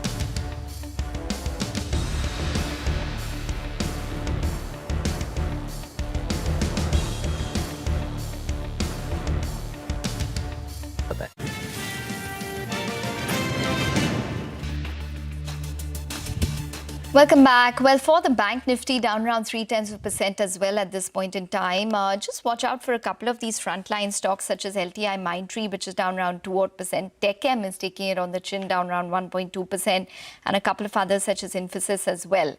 But separately, Bajaj Finance also seeing some amount of pressure today, so down around 1% currently for Bajaj Finance. Well, we do have a couple of stocks which are in focus, but before that, some statements coming in from the Israel Defense Minister, so just watch out for those. Well, we do have Siemens Energy, which is in focus. It's listed with a premium to its discovered price after its demerger. Vamakshi is here with the details on it. Vamakshi. Well, Ekta, after the listing, Siemens Energy has become the largest listed pure play power T&D equipment player, followed by Hitachi Energy as well as GE Vernova T&D. Keep in mind that Siemens in SY24, which is September year ending 24, reported a revenue of 6,345 crores along with an EBITDA margin of 15.6%, and this is expected to increase as per brokerages. Now, Jefferies has an estimate of almost 36% CAGR from SY25 to 27, a PAT CAGR of 49%, accompanied with an EBITDA margin of 19.5% by SY27. Motilal Oswal as well has a robust growth outline for Siemens Energy. They're expecting 25% revenue CAGR, accompanied with 31% PAT CAGR, with the EBITDA margins at 21.4%. Largely, the expectation is that the growth for Siemens Energy will be driven by sustained capex from both public as well as private sectors. There's also a huge runway for growth from emerging segments like data centers, and apart from that, multiple HVDC tenders are expected to come on stream in India, each offering an average addressable opportunity of somewhere around 10,000 crores. So it's a huge growth runway as far as Siemens Energy is concerned. Let's also look at how the valuations stack up against some of its peers. Well, Siemens Energy at the listed price, which is 2840, stands at a price to earnings multiple of 51 times. This is much lower as compared to Hitachi Energy as well as GE Vernova T&D. As far as brokerages are concerned, Jefferies has a target price of 3,700. Motilal Oswal has a target price of 3,000 rupees per share. Now, also, it's important to note that Siemens Energy will be removed from the MSCI Global Standard Index with effect from June 20th, and based on the indicative price that is used by MSCI, they're expecting passive outflows of almost $170 to $180 million, and it is also important to monitor how FTSE responds to this listing. So for now, Siemens Energy did list with a good premium, but it has seen a bit of a dip right now. All right, we take that point. Thank you so much for joining in this morning. We also had the analyst from PL Capital join in, saying that while the growth runway for these companies is fairly high, valuations are high as well.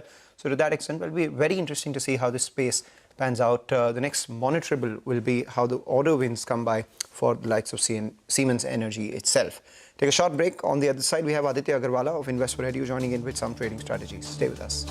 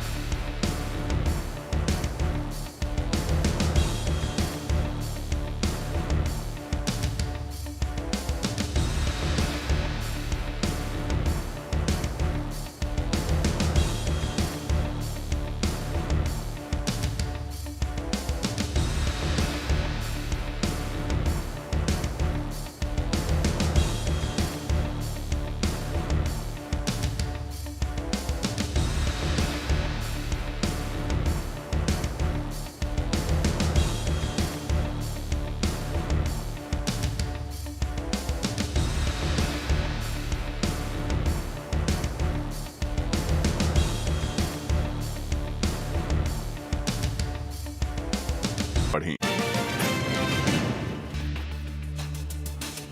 back. You're watching us here on Halftime Report. If you look at the frontline indices, the Nifty is absolutely flat. We have the Nifty Bank and the Nifty IT index, both of them lower. So if you just take a look at the FNO setup, just a couple of hours ahead of expiry, we have the Nifty IT and the Nifty Bank, which is lower. But despite that, the Nifty is just flat. Why is that? Because we have Reliance and ITC, both index heavyweights. They are supporting the cause of the index, which is, protecting one end at least. The broader markets, there, the bottom has fallen off. You have 1% shaved off the mid-cap index, the small-cap index down by 1.5%. And if you look at the market breadth, that tells you, how bad the portfolios would be feeling right now. Wide apart, with nearly 2,000 stocks in the red for 550 stocks in the green. Is there a glimmer of hope in the second half of trade? Perhaps there could be, at least for the frontline index. Why do I say that? Because look at this. There are 5 crore shares outstanding in the 24,800 put mark. Tells you that around 24,785 or 24,790, just below 24,800, there is a strong support.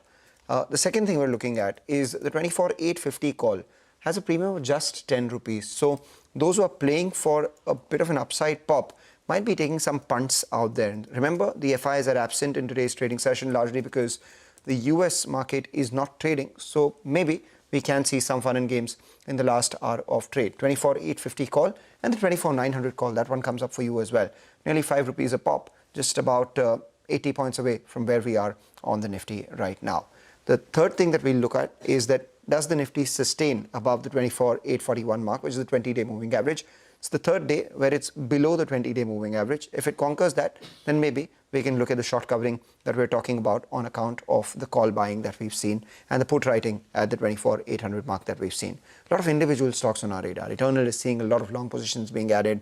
And there are a bunch of stocks which are seeing some short positions being added, the likes of KPIT Tech and SBI Card. And I'm just watching out for one stock which I believe may exit FNO ban. That's Birla Soft. The open interest threshold for the stock to come out of the FNO ban is very close right now. So that's something we'll watch out for. Okay, all right. Thanks very much for that. Aditya Agarwal now joins in to discuss the technicals of the market. Aditya, hi. Welcome to the show. Well, it's turning out to be a session which is definitely, weak at this point. We have the mid caps which are down around 1%. What would your approach be to today's trading session? Would it just be a wait and watch, wait on the sidelines before you deploy any kind of cash, or maybe take a stock-specific call? Good afternoon, Ekta. Thanks for having the show. It's for the index, definitely it's more of a wait and a watch kind of a scenario at the moment. Both the Nifty and the Bank Nifty, you aren't seeing much of an upside or a downside, both on Nifty and the Bank Nifty, if you take a look at the percentage terms. And like Mangalam pointed out, looks like towards the fag end of the trading session, as the session approaches 3 p.m., you could see a bit of a short covering rally in the Nifty, especially towards 24,850 mark, because if you clearly take a look at the way that the options are positioned, looks like Nifty could just expire above 24,800 and closer to about 24,850 mark. So you can have a bit of a 40-50 point kind of an up move from here on. That can stretch to even closer to about 24,900. Apart from that, I don't really see too much of a volatility or a movement in the Nifty or the Bank Nifty per se. Yes, there is a bit of a profit taking that we're witnessing in the broader markets, the mid cap and the small cap, but that's okay because you are sitting on decent gains on broader markets. So 1.5% kind of a shave off on both the small cap and the mid cap is kind of okay. I wouldn't read too much into it. And what is interesting is all the negative news is getting priced into very easily. All the geopolitical tension that's building up, it's getting priced into. And maybe we're getting up for a breakout eventually on the upside beyond 25,200. So I would stick to sector and stock-specific activities that's happening. I think that is likely to continue in the markets. All right, Aditya. And individual stocks, what would you bet on? So I've got a couple of buy recommendations. What is looking very interesting to me, Mangalam, is the auto space. So Mahindra is looking interesting after a bit of a consolidation. Looks like stock is getting up for a big breakout again and can inch closer to its previous all-time high of 3,200. So I'll be a buyer in Mahindra for a target of 3,250 on the upside with a stop loss at 3,000 on the downside. The second stock, which is very interesting, is D-Mart. Yesterday, we had seen a decent bit of an up move on the stock. Today, it's more of flattish, and I think it offers an excellent risk to reward at current levels, given the fact that the stock is trading flat. So for a target of 4,500 on the upside, I'll be a buyer in D-Mart with a stop loss at 4,100 on the downside. Okay, all right. Thanks very much, Aditya, for that. We take a short break. But up next, Manisha Gupta will join in. She has with her Varghese Alukas of Jos Alukas. Stay tuned.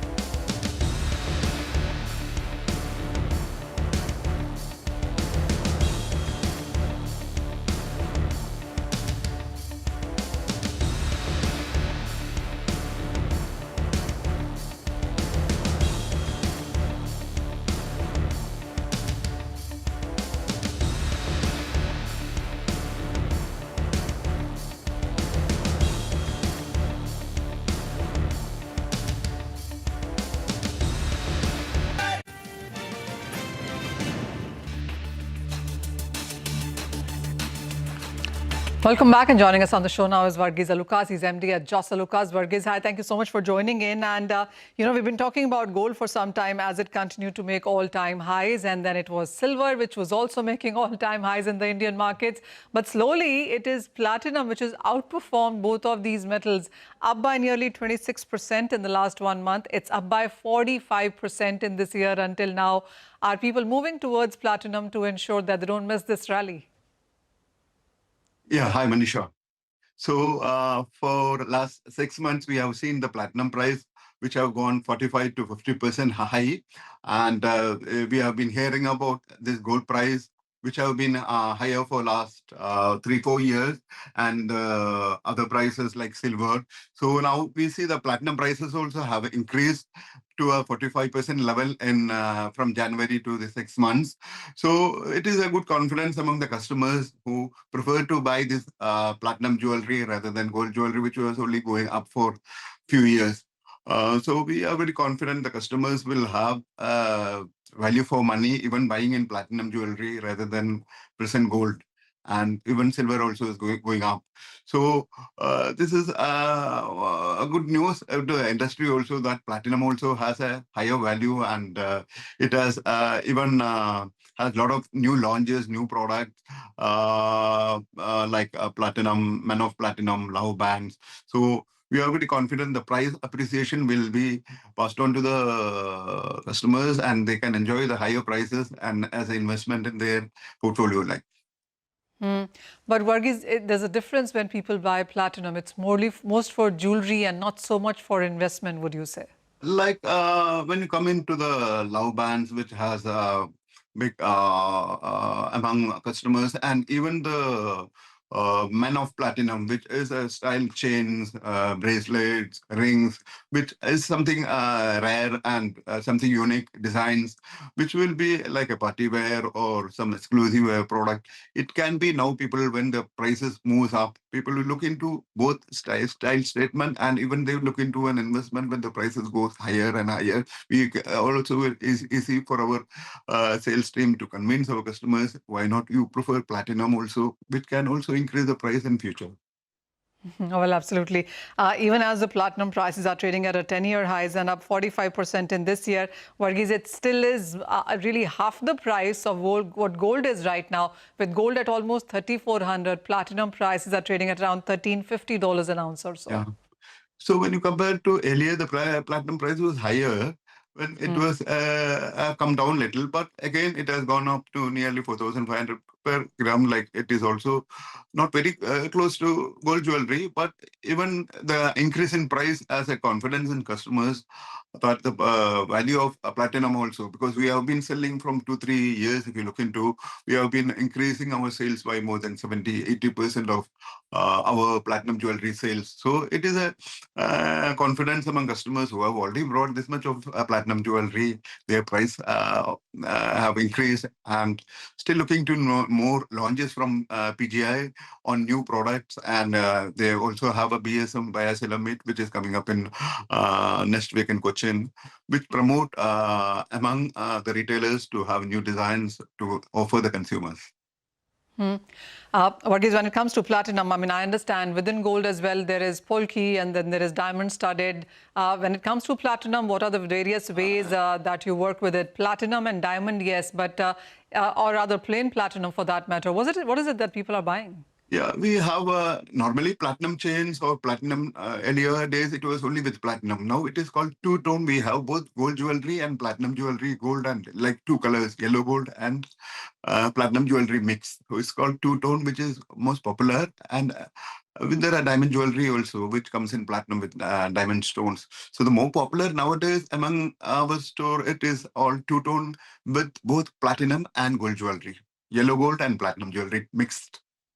Varghese, would you say that, as is the case with silver, which is half base metal and half precious metal, platinum also comes with that baggage? It is a lot of industrial metal where US, India, China seem to be buying it for automotives, for cell technologies, for as a catalyst as well. Would you say that that could keep the platinum prices quite volatile going forward? Earlier days, the platinum was more used to industrial purpose, but soon it has been among the jewelers that the platinum is very rare and it is a luxury brand which can be something differentiated from gold. Then after that, it was mixed with gold because Indian customers always like to wear something in gold and yellow color. So most of the new vendors who have come into the platinum have mixed both gold jewelry and this platinum jewelry along with diamond. So it has been a choice for them rather than only wearing platinum, which is in a single color, which has been come with two-tone with diamond jewelry. So it is more that this all three metals which has come together, which has more into the jewelry. And if you say the industrial part, it has been one other side which has been used for industrial for very long years. But coming to the jewelry, it has been PG has been promoting a lot among the retailers to promote their products to the customers. Oh, absolutely. Platinum actually has seen a transition from just being an industrial metal to also jewelry at this point in time. Varghese, also, what is your sense on the markets going forwards in terms of prices as well? We already are up 26% up for platinum in last 1 month itself. With the way the markets are going, are you anticipating further price rise for platinum? Like as we mentioned that in 6 months, it has gone up by 45%. Already in the store, it has been already increased by 300 rupees to 400 rupees per gram. So if this goes on in a paced manner, it is good that customer confidence will increase. And see, wherever even the gold prices, when they increase, more customer has confidence in the metal. Like the same way, if the platinum prices goes high, such a way that we can also give confidence to our customer, your value is going up. And also, we feel that this increase will also benefit the customers and even the retailers who have been stocked up for a long time. The inventory prices are also gone up. So it will be good for all. 49% of gains, Ekta, in last 6 months for platinum. I mean, this is something that you don't want to miss. I think we got lost with gold and silver, but this is the metal that's completely shining bright. Absolutely. It's the hidden secret, or maybe not so hidden now. But thanks, Manisha, for joining in and taking us through that conversation. We need to take a short break, but up next, we'll get you some market perspective from Sanjeev Prasad of Kotak Institutional Equities. Stay tuned.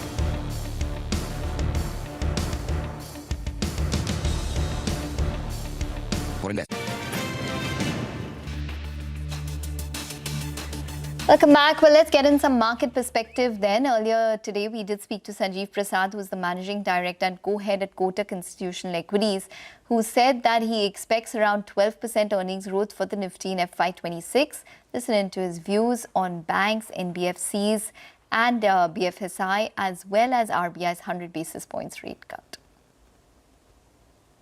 A lot of change, unfortunately, the negative also. No, on the one side, you have RBI, whatever it has done on the monetary side.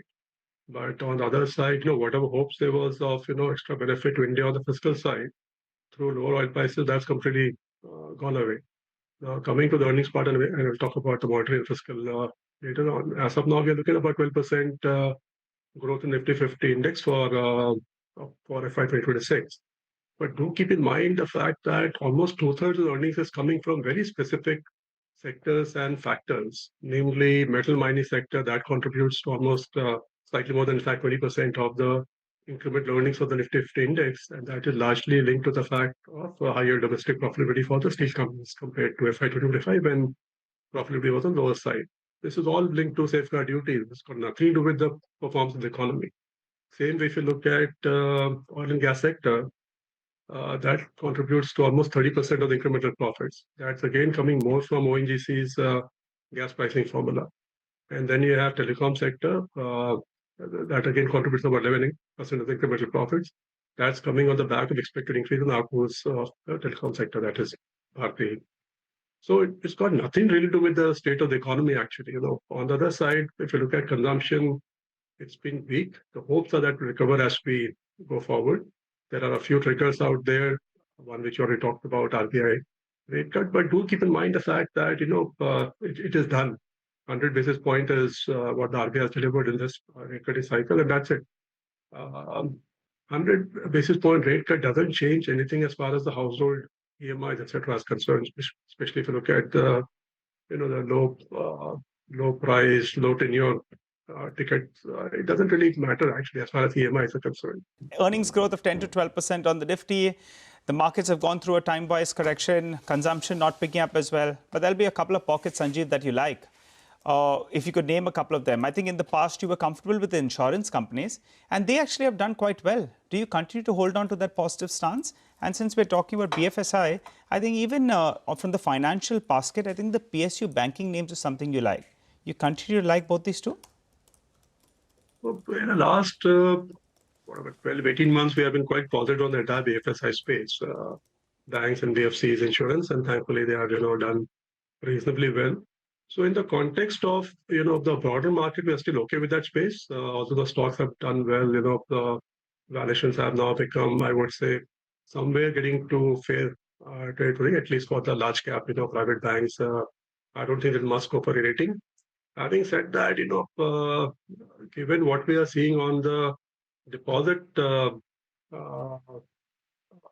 rates, thankfully, it looks like banks are in a position to cut deposit rates at the same time, because there was one worry which was building up was that there would be a big squeeze on the NIMs of the banks, especially the private banks, which have a large portion of their lending book linked to external benchmark linked rate. Yeah.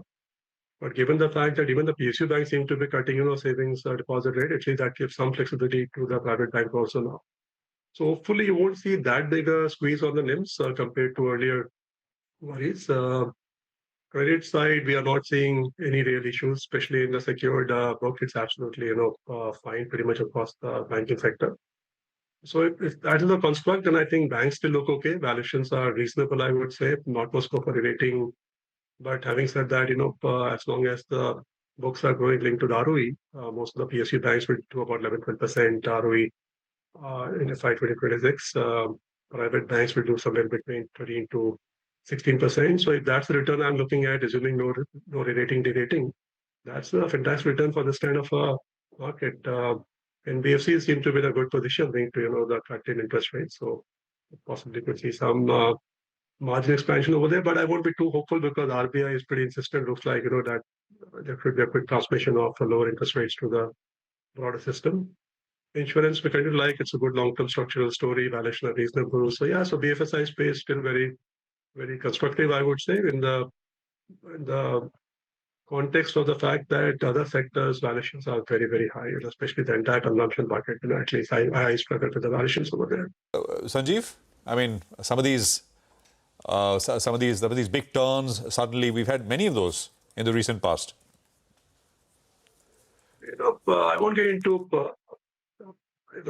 specific stocks, but there seems to be a lot of excitement around some of these. I don't know, you call them whatever I call them narrative stocks. Whether they are a defense space or railways, etc., etc. There seems to be a lot of excitement around these names. The simple reason, if you look at the government's railway budget, it's flat for the last 3 years. FY24, FY25-26, it's stuck at 2.6 trillion rupees. A lot of low-hanging fruit as far as railway capex already done in the form of existing network, whatever maximization had to be done, and large parts has to be done. Electrification is now up to 90% of the railway network compared to about 50%, if I remember correctly, in about 2015, 2016. Yeah.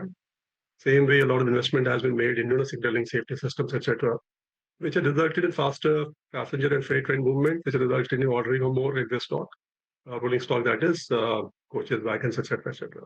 So a lot of that thing is done. If you have flat capex as far as railway budget is concerned, why should there be excitement around railway stocks, first of all? And more importantly, look at the valuations of many of these railway companies. You look at something like Rail Vikas Nigam as an example. It's a $10 billion market cap company. Its PBT in FY 2025 was about $200 million. I mean, what sense does it make, to be honest with you? It's trading at about 8-9 times price to book. But huge excitement over there. IRFC, $20 billion market cap company. It's a railway finance company. The loan book has been flat, profits have been flat, trading at more than 3.5 times price to book. Right, just keep an eye on the markets though. We're at the low point of trade, 24,780 on the Nifty. It's inched lower, and that's led by the Nifty Bank and the IT stocks as well, all of them extending their cuts. But as we slip into that short break, let's get you some good news. That's the India Business News Leader, which is in CNBC-TV18 and our all-new app, which gives you instant access to breaking news, in-depth articles, financial world updates, all of them at your fingertips.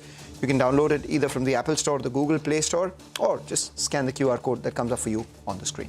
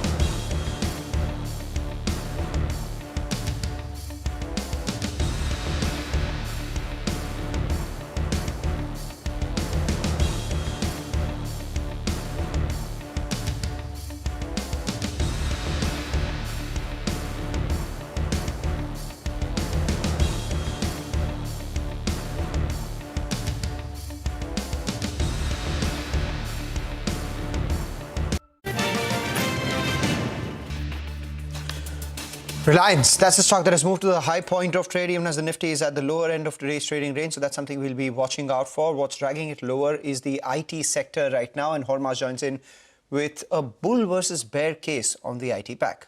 Hormaz. We're counting down to earnings, and divergent opinions coming in from brokerages. Morgan Stanley is the one that is not so optimistic on the sector, and they've come out with a note where they've said that they're seeing a slight improvement in their revenue growth forecasts, but despite that, their thesis of a 2-year muted revenue CAGR remains intact, and that is because of the fact that the deal pipelines and the commentary from the management is confirming that there is weak discretionary demand and there is an opportunity for vendor consolidation, which is why they have advised investors that any pullback that you see in IT names on the upside should be used to trim their positions. They've upgraded they've upgraded Wipro, they've downgraded Tech Mahindra. Among the large caps, the only overweight they have is TCS. The others being an equal weight, be it Infosys, be it HCL Tech, be it LTI Mindtree. On the mid cap front, the only overweight that they have is Coforge, and the others being an equal weight, and they are not so bullish or underweight on names like Cyient and Tata Elxsi. Now, on the flip side, CLSA has come out with a bullish note on the IT sector, where they say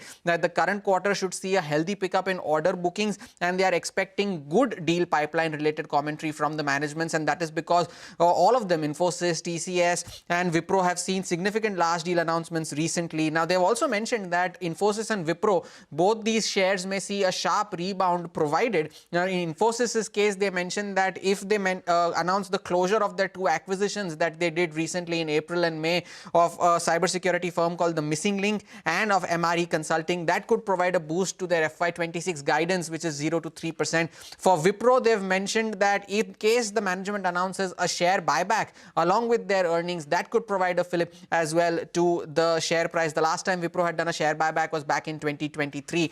Now, among the names in their recommendations, the highest upside they see in names like Persistent Systems, where they have a high conviction outperform, and in TCS, where they see a 24% upside. They also have a high conviction outperform on Tech Mahindra, where Morgan Stanley is not so bullish, and a hold recommendation on LTI Mindtree. That's their only hold recommendation within the sector, and almost a 16% downside on that stock. So divergent opinions on these IT names as we count down to earnings season.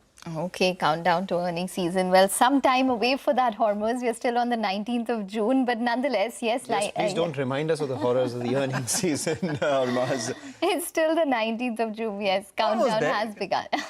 Are you scaring us? Are you, reminding us that it's almost there? What is it? To each their own.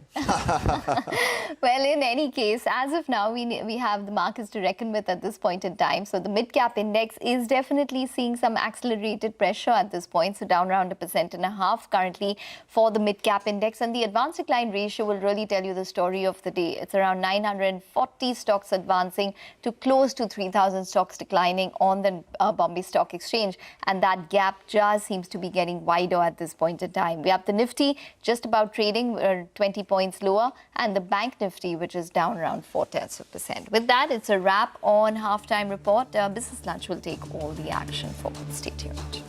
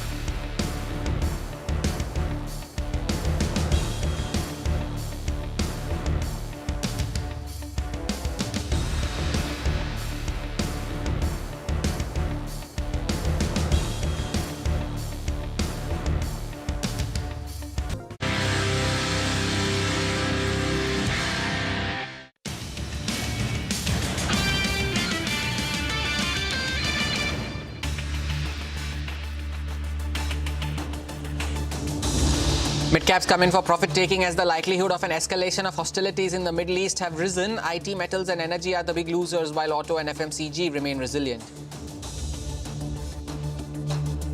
Siemens Energy has listed at a hefty premium to the implied price on demerger from Siemens Limited. The company becomes India's largest listed pure-play T&D equipment player with a market cap of close to 1 lakh crore rupees. Westside and Zudio retail chains owner Trent sees the business growing at a strong 25% compounded rate via store additions and new category expansions. Analysts remain upbeat on the stock. The US Federal Reserve has kept interest rates unchanged despite repeated calls from US President Donald Trump. Fed Chair Jerome Powell points to rising inflation on US trade policies as a key factor behind the status quo. And reports point to a ready plan for the US to strike Iran possibly this weekend, even as opposition to direct involvement builds amongst Donald Trump's MAGA supporters. The UK too may join the battle despite a warning from Russia and China's bid to intervene.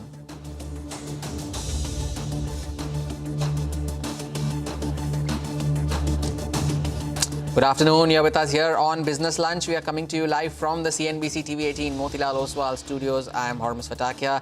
And it is the weekly expiry of the Nifty, and it is starting to show some signs of that in terms of the volatility that you're seeing on the index. The Nifty currently not 25 points lower, yes, but it has broken below that 24,800 mark, which it was managing to hold on to for a better part of this trading session. And leading the index lower is the Nifty Bank, and that has been an underperformer over the last few days. It had led the up move a couple of weeks back towards that 25,000 mark, but it is the Nifty Bank that is leading the underperformance in the recent time, in this week, at least for now. 230 points lower on the banking index, but the actual action though is in the broader markets, both in the Nifty mid cap and the Nifty small cap indexes, both of them seeing selling pressure in today's session. The mid cap index is now 1,000 points lower at the lowest point of the day, and the small cap index too no better, down a similar quantum if not more, 2% lower on the small cap index, now fighting to hold that 18,000 level, 400 points lower on that index as well. There are plenty of movers in the broader markets. You look at Electronic Smart, you look at MobiKwik, all of them seeing losses of anywhere between 7 to 8% in today's trading session. So the pain is being felt in the broader markets, although the index continues to remain in a range. But the factor, a key factor that has been the focus of the markets this week has been the Israel-Iran tensions, with both the countries continuing to trade strikes, with the latest strike coming from Iran launching a barrage of missiles striking the Tel Aviv Stock Exchange building. Now, US President Donald Trump's decision on whether the US will get involved looms large. Listen in to this report. In the latest escalation in the conflict between Israel and Iran, an Iranian missile strike hit the Soroka hospital in southern Israel this morning, injuring at least 30 people. Israeli Prime Minister Benjamin Netanyahu on X has promised a strong response for the same. Reports also suggest that Israel strikes have targeted Iran's Kunda heavy water facility, which is part of Iran's nuclear program.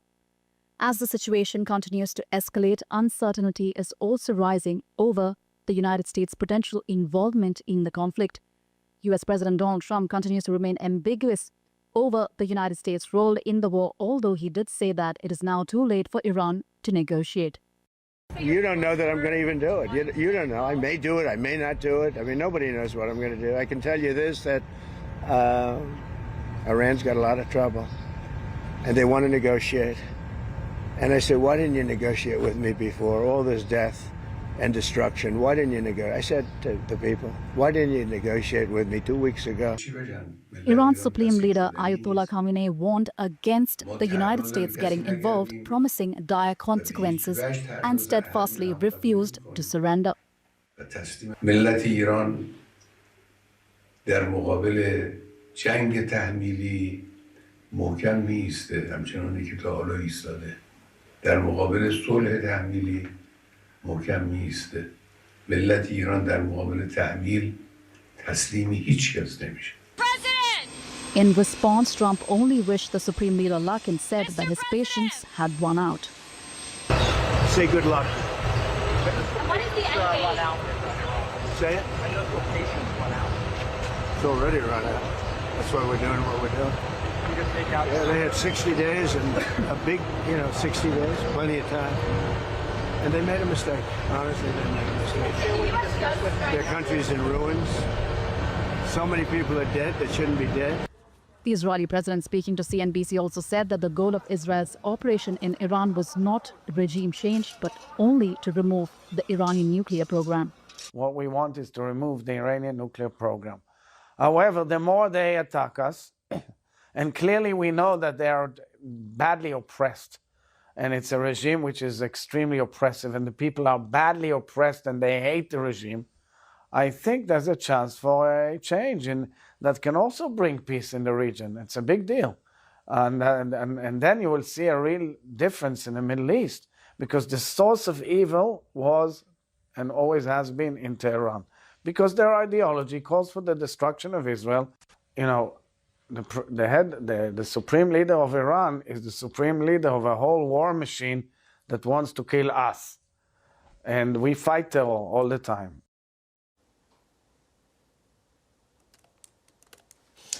Shifting focus now to the Trump-Modi phone call that took place. Former ambassador to the US, Meera Shankar, said that we cannot rule out that Pakistan may offer a listening post at the Pakistan-Iran border to the US. Listen in. I don't think anybody sees Pakistan as, some major, carrying major strategic weight for the United States. But given the current situation in the Gulf, it is possible that Pakistan has offered some clandestine listening posts or something to the Americans vis-a-vis Iran, because Pakistan has long had the habit of running with the hare and hunting with the hound. So they can say one thing and do another. So for instance, all their statements have been in favor of Iran. And in the past also, they've been reasonably careful about allowing, anyone to exploit this. Take a short break here on Business Lunch, but just as we do that, here's some good news for our viewers. India's business news leader is now just a click away, and that is CNBC-TV18's all-new app, which gets you breaking news, in-depth articles, and financial world updates right at your fingertips. You can download the app from the Apple Store or the Google Play Store, or even scan the QR code that comes up on your screen to download the app. Take a short break, back on the other side.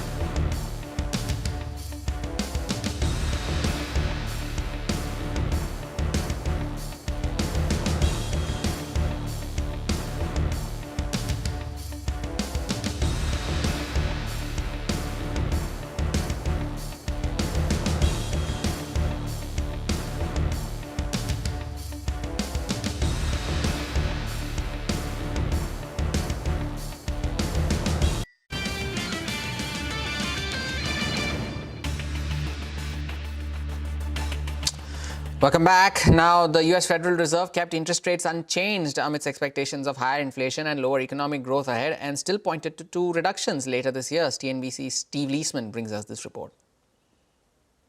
No change in the Federal Reserve funds rate, staying at a net level of 4.25% to 4.5%. Some really interesting stuff in the forecast. Let me tell you about the assessment of the economy first. They're saying the economy continues to expand at a solid pace. Unemployment remains low. Inflation is somewhat elevated. And they talk about the idea that swings in net exports, all that front running, is affecting the data. Now, the Fed forecasts increase the inflation outlook. They reduce growth for 2025. This is a second step in a row that the Fed has taken toward a more stagflationary forecast of higher inflation and lower growth. The forecast shows risks are to the upside for inflation and to the downside for growth. Let me give you some numbers here.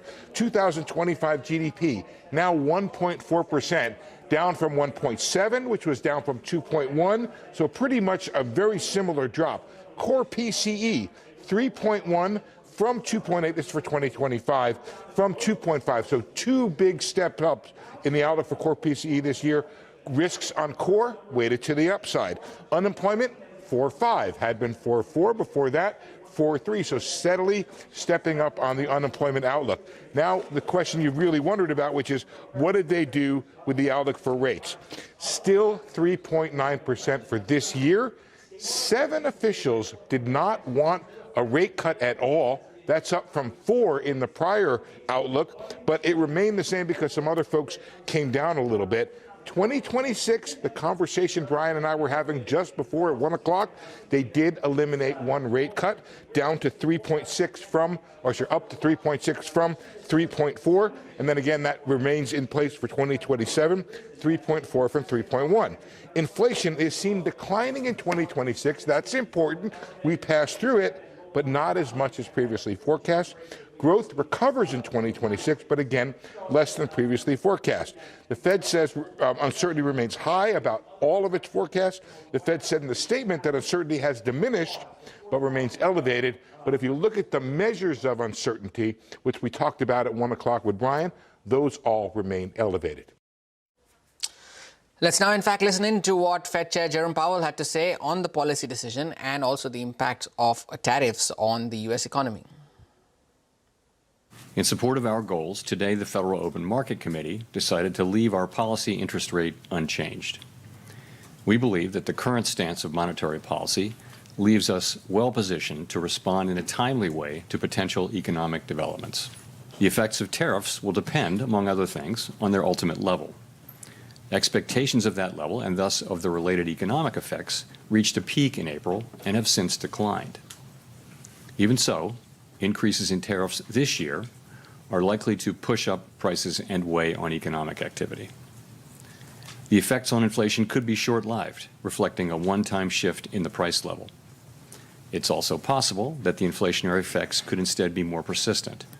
Avoiding that outcome will depend on the size of the tariff effects, on how long it takes for them to pass through fully into prices, and ultimately on keeping longer-term inflation expectations well anchored. Since March, this is since March, right? You see a little slower growth, just a tiny tick up, a 1/10 tick up in unemployment, and you see inflation moving up 0.3. And by the way, it was a similar move from the December SEP to the March. So that's what you see. You see the effects of tariffs. I think we learned in April, after the March meeting, that substantially higher tariffs were likely, and then since then, the estimates of where the tariffs will be have actually moved back down, although still at an elevated level. So we're adapting in real time, and what you see is an accumulation of individual assessments. Uncertainty about the economic outlook has diminished but remains elevated. Many surveys say that. They do. So, and that's actually a line from the Teal book, which you can see in 5 years. Well, now U.S. President Donald Trump once again targeted the Fed chair and mused about appointing himself as the Federal Reserve chief, calling Jerome Powell, quote-unquote, stupid for not cutting rates. Listen to what he said.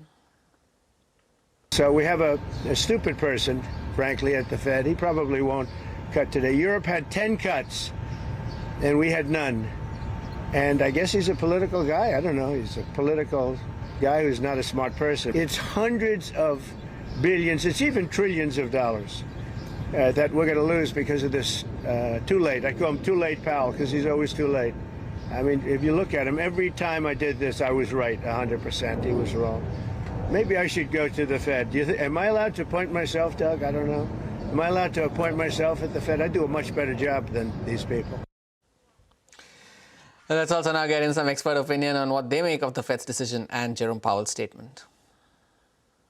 I may not have changed my SEP. Remember, the SEP, the one that we had before was in March, and that was before the April 2nd announcement on tariffs. So it moved kind of the way you would have expected, right? Growth, right? They took down a bit. Inflation, they took up. And even though the median, and remember, these are individual forecasts, and then they compute a median after the amalgam of those forecasts, even though that didn't change, the weight sort of moved toward one cut as opposed to two. So again, we're a higher path for policy this year and next year. So all that I think is expected. The one thing I didn't expect is for them to say that uncertainty has diminished. I would have thought they would have just said it remains uncertain, not that it increased more. But so that was a little bit of a surprise. But I also think that's because the economy has been pretty resilient. I mean, the labor market is holding up well. Growth is rebounding from the very, the negative reading we had in the first quarter. So in that sense, there's more clarity about the strength of the economy. The flip-flop in the markets is exactly the right reaction, that this is a Fed that doesn't know what it's going to be doing. We have uncertainty. To quote President Trump in a different context, I mean, nobody knows what I'm going to do. And that is the Fed's fundamental dilemma. They don't know what the tariffs are going to be. They don't know what the reaction of inflation and growth to those tariffs is going to be. They don't know what the reaction of businesses and consumers is going to be. And so in that situation, as Powell pointed out, there is very low conviction about any individual forecast for the future because there's such a wide range of risks around it. So I think that the uncertainty that the market was displaying yesterday with how do we interpret this, it's probably the right response. It is an uncertain policy environment.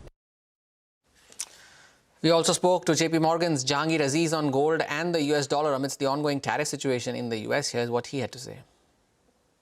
What I think the market is looking for is what happens next, right? In the sense that does the conflict widen? Does the conflict actually disrupt oil supplies?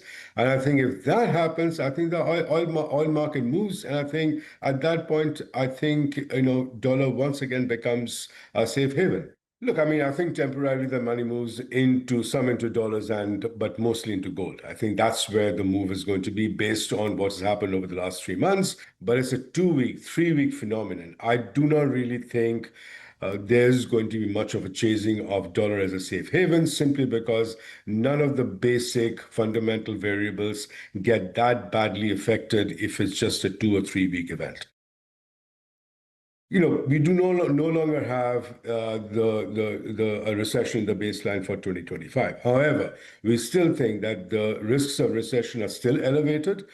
And if you do get another disruptive tariff uncertainty related reaction in the market and in the economy, then those recession risks are back. Even now, tariffs to me are probably a bigger risk, and how tariffs evolve post the court decision to us is still a bigger risk than a flaring up of geopolitics. There's obviously a risk in the near term, but I think if you think about it in the next 6 to 9 months term, I think that's still a bigger risk. U.S. fiscal policy is also a bigger risk. Take a short break. More on the markets on the other side. Stay tuned.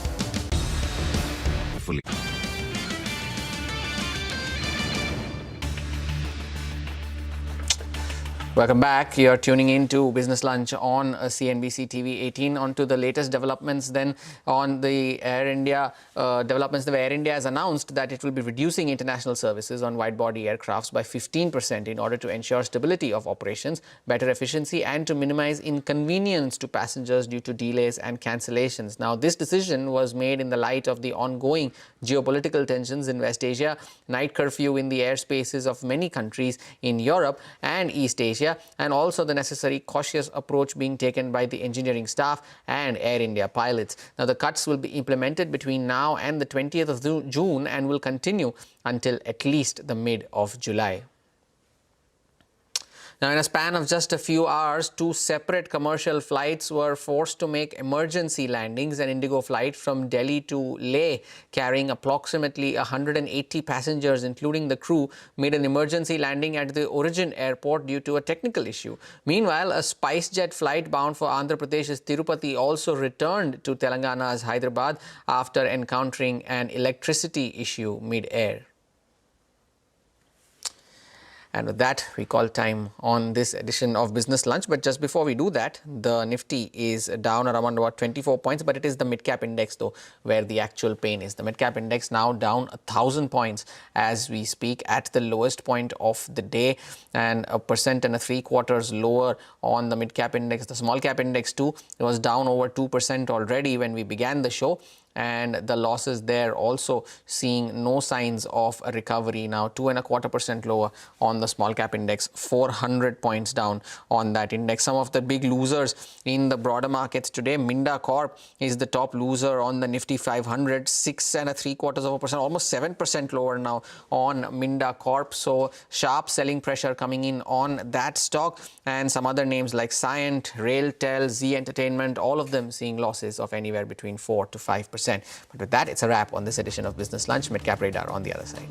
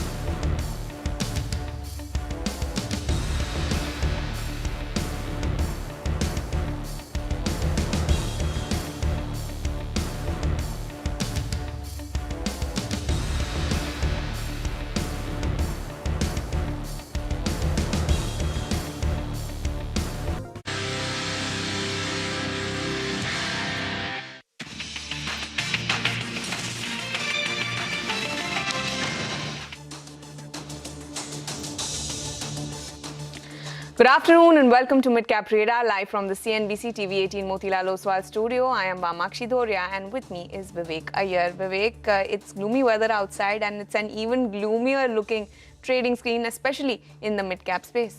That's right. Good afternoon, Vamakshi. Broader end of the markets clearly taking a turn for the worse in the last couple of hours. Mid-cap index, as you can see at the bottom of your screen, slides more than 1,000 points. The small-cap index bearing further selling pressure, down over 2.2%. But we have quite a lot lined up on the show for you, so let's start off with the top headlines. Mid-cap see profit-taking as the likelihood of an escalation of hostilities in the Middle East rises. IT, metal, realty and energy are the big losers, while auto and FMCG stay resilient. Shares of Siemens Energy India make their debut on the Lal Street following the demerger from parent Siemens. The demerged entity debuts 14% higher than discovered price. ESAF Small Finance Bank trades with gains of over 7% after the board approved the sale of a pool of bad loans worth over 735 crore rupees to an asset reconstruction company. Shares of IKS trade lower after 1.75% equity worth 400 crore rupees change hands in a block deal. Sources tell CNBC-TV18 the stake was likely sold by multiple individual investors. Railway stocks see profit booking on trade on the back of valuation concerns. Sanjeev Prasad of Kotak Equity tells us that he fails to understand high valuation of railway stocks like RVNL and IRFC. Well, the Nifty is trading with a minor cut of 0.1%, but it is the mid-cap index that is bearing the brunt of the market's wrath. The advanced decline ratio is largely in favor of the declines. We have almost 2,213 stocks declining as compared to almost 375 odd stocks advancing. So that just tells you the kind of pain the broader index is in. As far as sectoral indices are concerned, all of them are in the red, and the declines are being led by the PSU pack. The Nifty PSU pack is down almost 2%. All of these counters, Central Bank, UCO Bank, are seeing cuts of over 4% in today's trading session. Nifty Media Index, which had been doing quite well over the last couple of sessions, has also taken a hit. Z Entertainment is down almost 5%. We also have Tips Music seeing a downtick of almost 2.6%. It's only the Nifty Auto pack that is managing to hold in the green. But lots of stock-specific action in the mid-cap space, and to highlight just that, we now have Hormaz, who is waiting by to take us through our special segment, Mid-Cap Movers. Good afternoon, Hormaz. Good afternoon, Vamakshi. Gloomy outside, gloomier on the broader markets as well. We start off with some of the losers then in the broader market space. Of course, that's where the tilt is currently, and some of the losers. Look at this. Electronic Smart was among the top gainers yesterday, was up around 17-18%, has given up some of those gains, now down 7.5%. MobiKwik extending its losses now, is nearing those post-listing low levels of 227. Cyient is down 5% as well, and as you highlighted, Z Entertainment too seeing losses of around 4.5%. Some of the others in today's trading session in the railway names, as you just highlighted in the headlines, look at RailTel at the lowest point of the day, as is Titagarh, as is RVNL, both of them seeing losses of 4% each in today's session. Some of these others in today's session, the IT names, the mid-cap IT names in particular, that are the ones that are dragging. Look at Oracle Financial, eClerx, Intellect Design, Root Mobile, all of them seeing losses of anywhere between 3 to 4% in today's session. So it's not just large cap IT, but mid cap IT too is dragging the index lower today. And look at some of the volume buzzers then. They are the ones that are bucking the trend. And take a look at this. Aeroflex Industries is up 16%. Landmark Cars has almost had around 30 lakh shares traded already, with the 20-day average volume being only 90,000. GTPL Hathway at one point was up 16-17%, still up 12.5%. And Restaurant Brands Asia too seeing very healthy gains on very strong volumes in today's session. And lastly, some of the other mid-cap names that are seeing some selling pressure today. Look at Minda Corp. There's some sharp selling pressure in the last few minutes, 6.5% lower there. Varun Beverages is at the day's low, as is LIC Housing and Sterling and Wilson too. Losses of anywhere between 4 to 5%. So it's a sea of red on the broader markets, and you pull up most of these names currently at the lowest point of the day. Back to you guys. Thank you so much, Hormaz, for taking us through the list of names or list of stocks that are making all the moves as far as the broader end of the markets are concerned. Very interestingly, while the Nifty is flattish, You're looking at the mid-cap and small-cap index taking very, very deep cuts. The broader end of the market, the advanced decline ratio is very, very weak. But it's a good time to welcome Nagaraj Shetty from HDFC Securities for a quick technical check on the market. Good afternoon, Nagaraj. Thank you so much for joining us. First up, give us your view as far as the Nifty itself is concerned. And secondly, your view as far as the Bank Nifty is concerned. Bank Nifty is in quite a bit of correction from its recent high. Hi, good afternoon, Vivek. Nifty has been stuck in a narrow range amid rising geopolitical tensions. And if you look at the market, is just Nifty is just hanging around the support of around 24,700 levels. So technically, if it breaks below this immediate support, that could lead to the next supports towards around 24,500 levels. The question is the broader market indices. The broader market indices were in fact outperforming the benchmark since then, and today it has given up by 1 to 2% of cut. I think most of the overall market breadth is looking weak, and I'm expecting more weakness to come in the broader markets. But Nifty, eventually the support of around 24,700 is going to be broken at the lower levels. We could see Nifty finding some bounces, supports around 24,500 in the near term. If you look at the Bank Nifty has been showing continuous declines from the higher levels. In between, it has made an attempt to bounce back from the supports.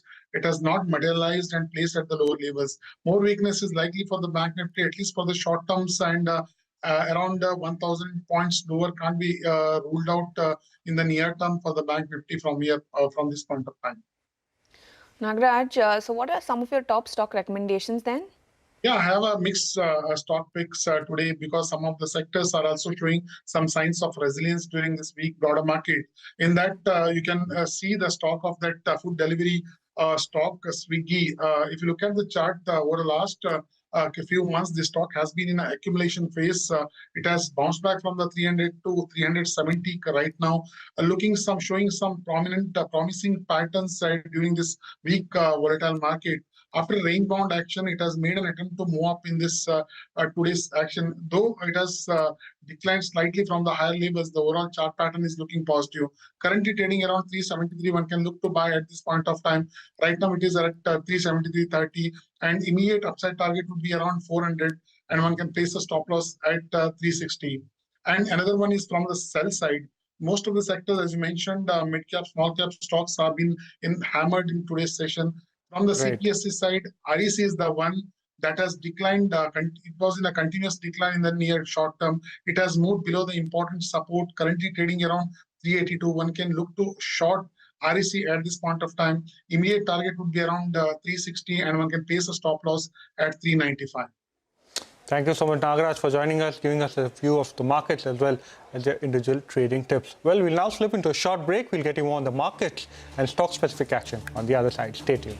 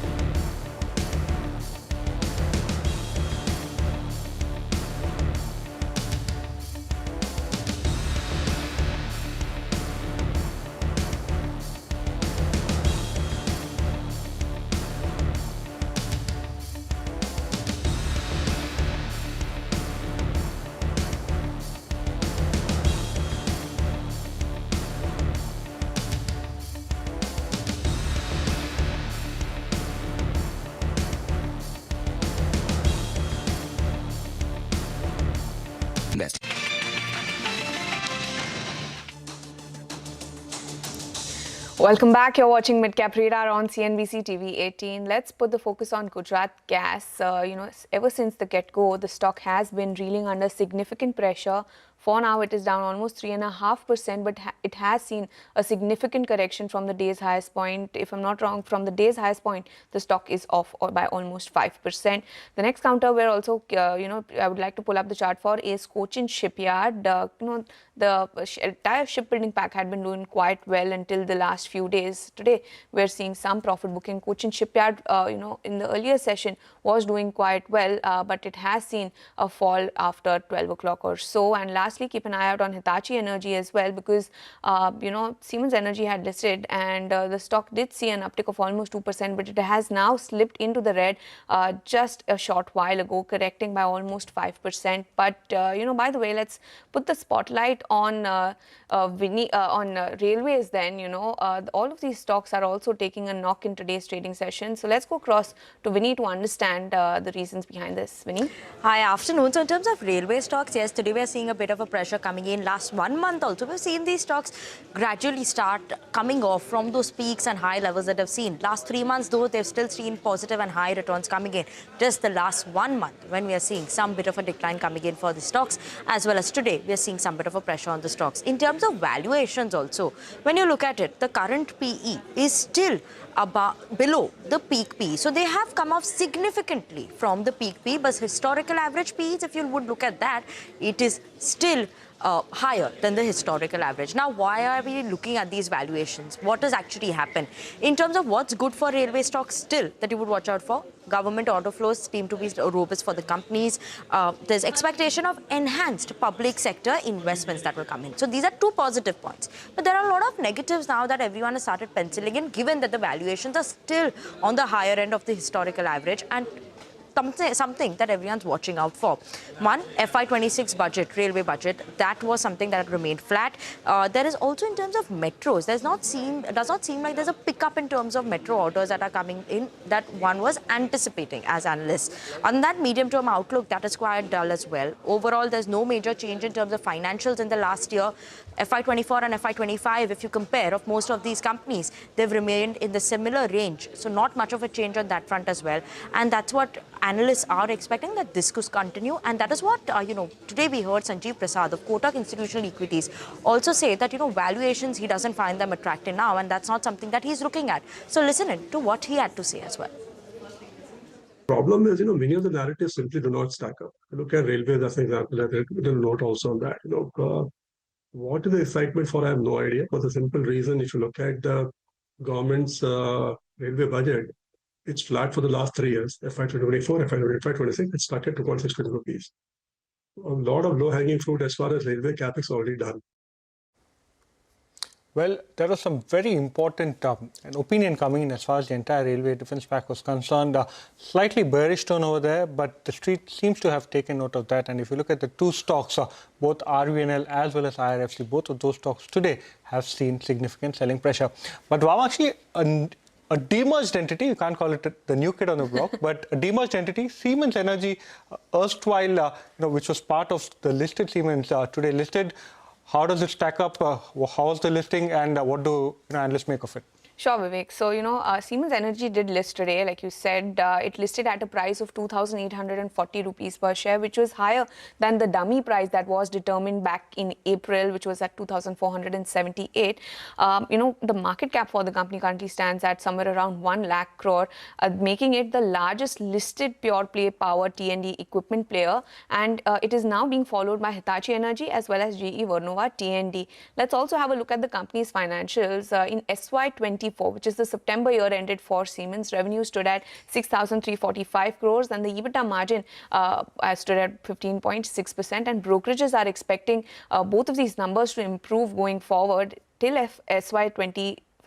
They're expecting, Jefferies is expecting a revenue CAGR of 36%, accompanied with a PAT CAGR of 49%, with an EBITDA margin of 19.5%. Motilal Oswal too believes the company could post a revenue CAGR of 25%, PAT CAGR of 31%, and EBITDA margin of 21.4%.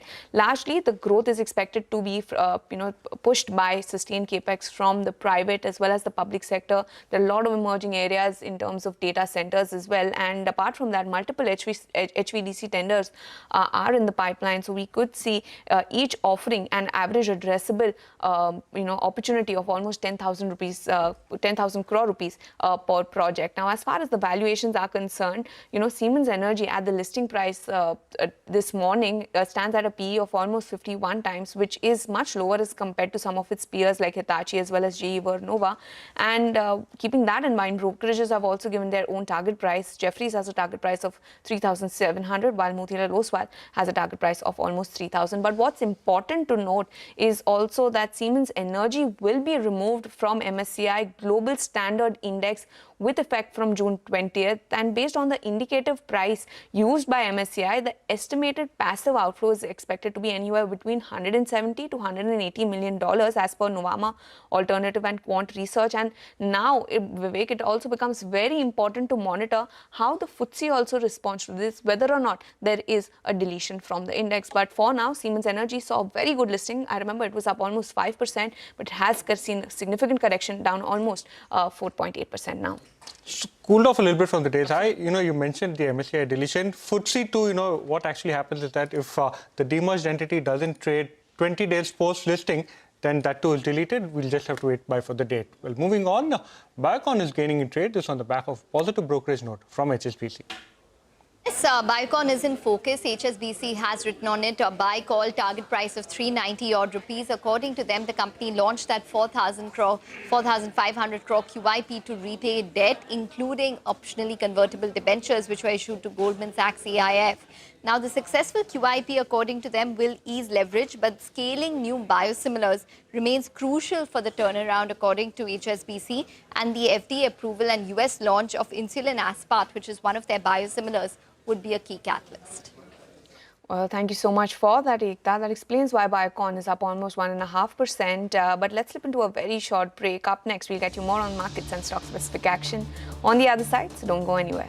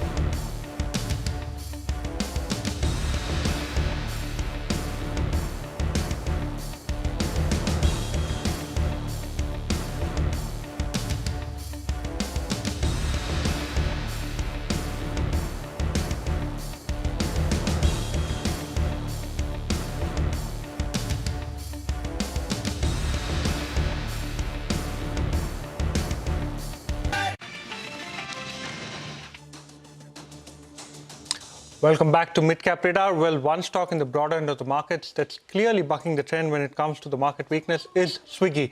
It's running ahead in trade as IIFL is quite bullish on the stock. Mangalam joins in with more details. Well, this morning IIFL reported, or released a note which was an initiating coverage on Swiggy. They had a buy rating and a target price of 535 rupees, implying a decent upside from current levels as well. The thesis is pretty simple, basis Swiggy and Zomato, where Swiggy's food delivery business is right now. It's about 5 quarters away from Zomato when it comes to the GMV and 7 quarters away when it comes to the EBITDA. And even if you look at the Blinkit business and compare that to Swiggy's Instamart, it's about 3 quarters behind Blinkit when it comes to GMV and 8 quarters behind when it comes to the EBITDA itself. So at some point, the twain shall meet. And when that happens, it implies a 28% revenue growth for the next 3 years on a CAGR basis. FY27, it becomes EBITDA positive and profit positive by FY28 as well. They're valuing Zomato's food business at a premium to Swiggy. So by virtue of that, Swiggy trades at around $8.5 billion for the food delivery business. And the market cap of the company, close to $10 billion, implies that the remainder of that is actually attributed to the quick commerce business. And if you compare that to Blinkit, then it's a near 90% discount. And that's where the asymmetric return possibility is available. And that's the bet on Swiggy from IIFL. So we'll keep an eye out on that one. Well, thank you so much for that, Mangalam. That explains why the stock is up almost 2% in today's trading session. But, the mid-cap end of the market has seen a fair bit of recovery now. From the day's lowest point, the mid-cap index has managed to see a 100-point recovery. It was earlier down almost 1,000 points, but it has now recovered by 100 points. And some of the stocks that are actually, sort of helping this is Ipca Labs.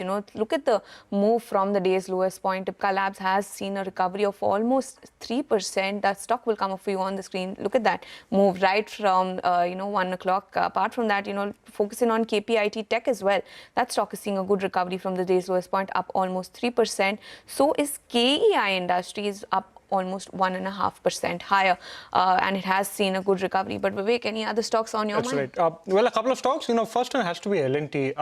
One of the few stocks, that actually cheers when oil prices spike up. So L&T, that particular stock is holding up the index quite strongly today, up almost 1%. And M&M today up almost 1.5%. In fact, like you mentioned at the start of the show, the Auto Pack is doing quite well.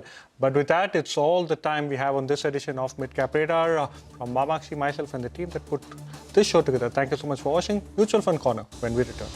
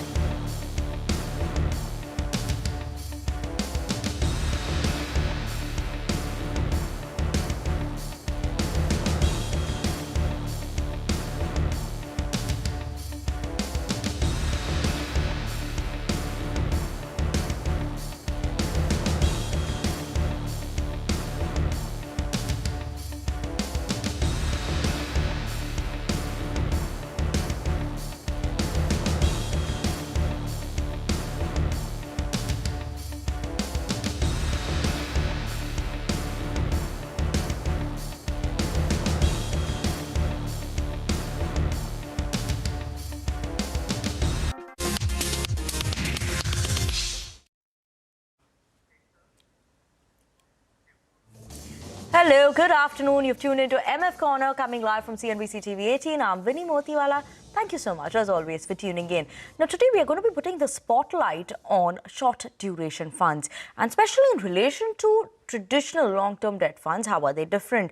Who these funds are actually more suitable to? Why is it rising in terms of popularity? What are the pros and cons if you actually invest in short duration funds?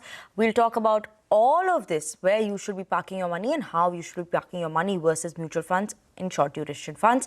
To talk to us about this, we have Kailash Kulkarni, who is the CEO at HSBC Mutual Funds, joining in with us. Mr. Kulkarni, good afternoon, and thank you so much, for joining in with us on the show.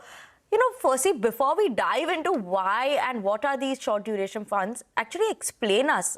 Short duration funds, what are they? How are they different from long duration funds? And what is the reason for this sudden, fascination everyone has for these funds? Well, it's always good that the conversation around debt funds has started. Generally when you talk of mutual funds, it's like mutual funds is equal to equity funds.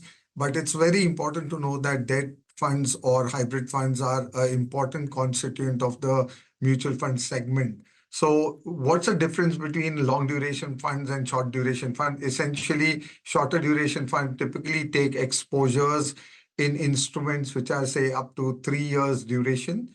And long duration fund could go as high as 7, 8, 10 years or more. And this really depends on the view of the fund manager, depending on the interest rate scenario in the markets. I think the big difference is that the shorter duration funds are a little more stable as compared to the longer duration funds, because the longer duration funds can be more volatile depending on the market movements which are there. But it's, like I said at the start, it's good to see conversation around fixed income funds having started to be a part of the conversation as such.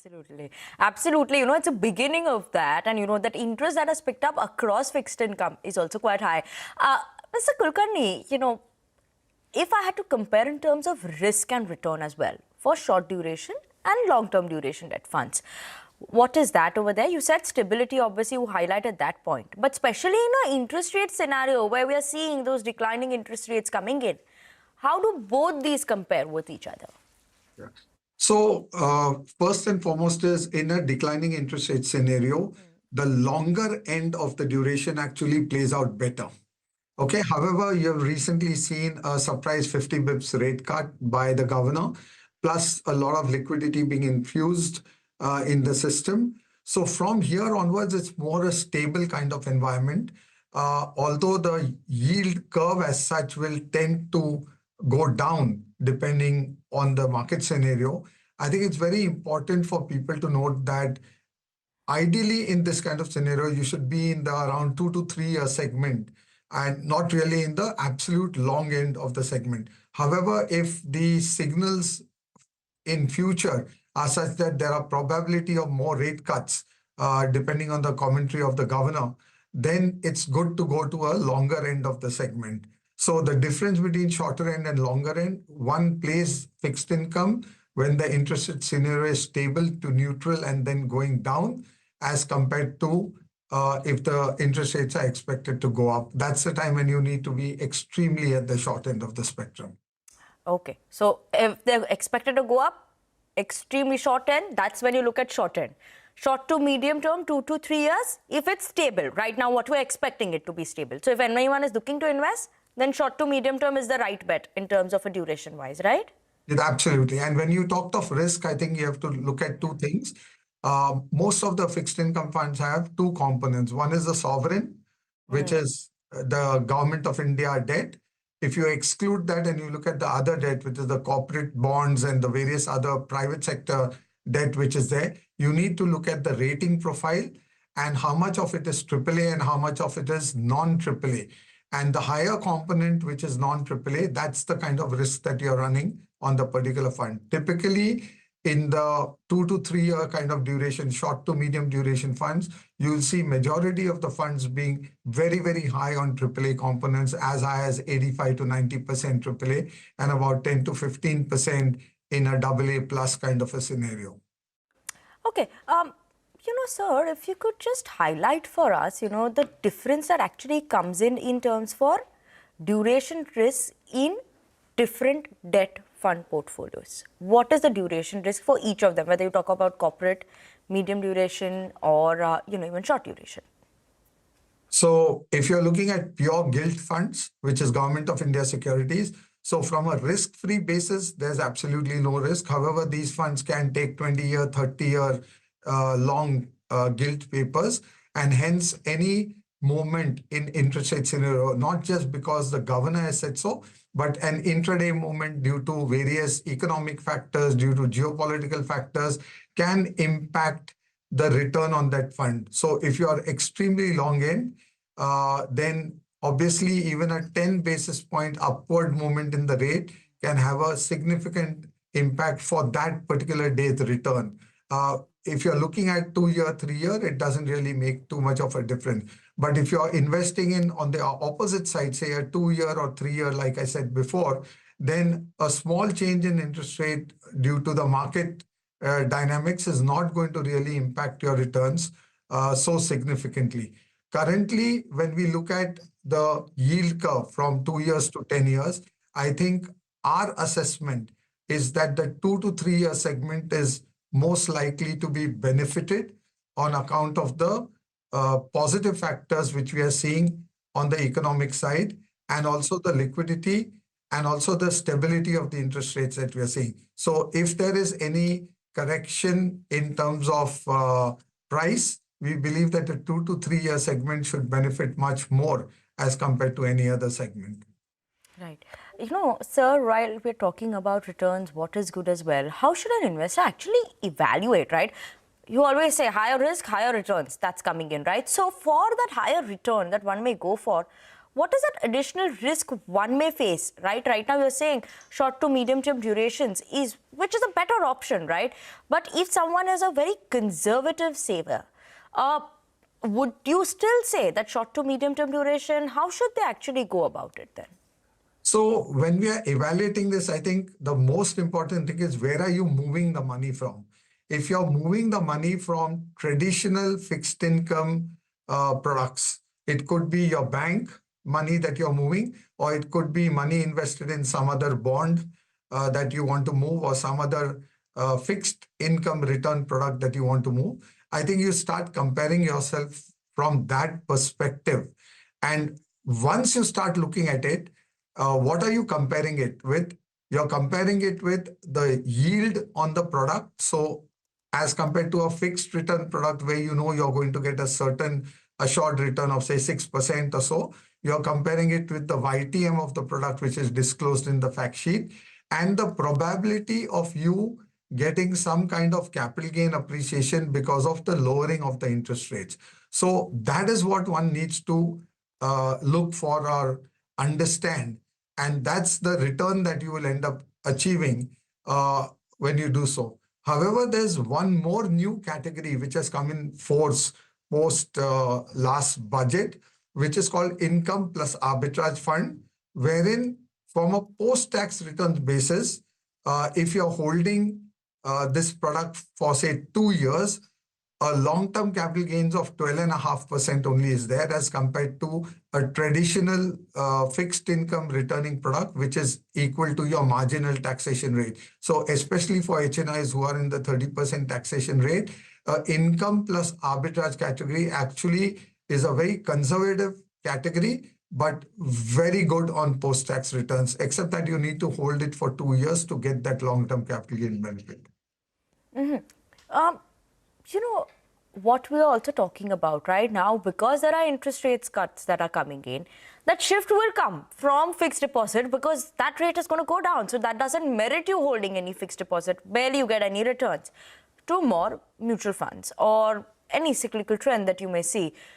Do you think this is a structural change in the Indian household saving behavior? Or maybe the minute we start seeing interest rates coming up, again, people would shift back to fixed deposit. What's the thought on this? Well, the Indian investor has become very, very wise, and the level of understanding about products has gone up significantly in the last 4 to 5 years. And I see this to be a structural change which is happening in the Indian industry, where people are moving their money looking at two things. Number one, the liquidity which the product provides. Number two, they're also looking at post-tax returns. And hence, a lot of money from the traditional banking has moved over a period of time to three categories. One, the fixed income category, but it's not been very, very high. A lot of money has moved to the hybrid category, which includes arbitrage funds and balance advantage funds or equity savings fund. That's getting a lot of traction. But most importantly, we have seen a significant move in a very structured and disciplined manner through the SIP route into equity funds. So this is a structural change which have happened. If I just want to put some statistics, just in 2024, the industry added nearly 1 crore new to industry investors. So these are people who had never experienced the mutual fund industry, and nearly 1 crore of these people moved. So what we are seeing is a very, very clear structural change towards mutual fund industry. Okay, a structural change that is coming in towards the mutual fund industry. But on that note, viewers, we're actually going to slip into a very short break. Don't go anywhere, because we're continuing this conversation on short duration funds and what it means for you all going forward as well. So do stay tuned in to this conversation.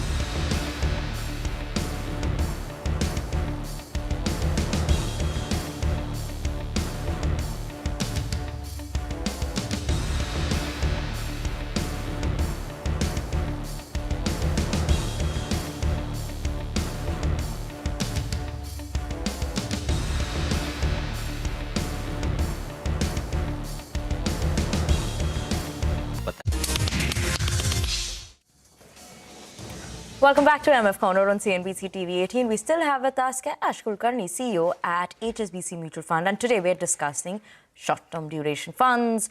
What sort of goals do you have and where does it actually fit into your portfolio as well? Mr. Kulkarni, are there any specific types of debt funds that are better suited for a first-time mutual fund investor who are maybe used to that safety of that bank deposit where we were talking about the structural change coming in? You know, where you have that safety net, but you're still investing in those short-term duration funds or mutual fund side.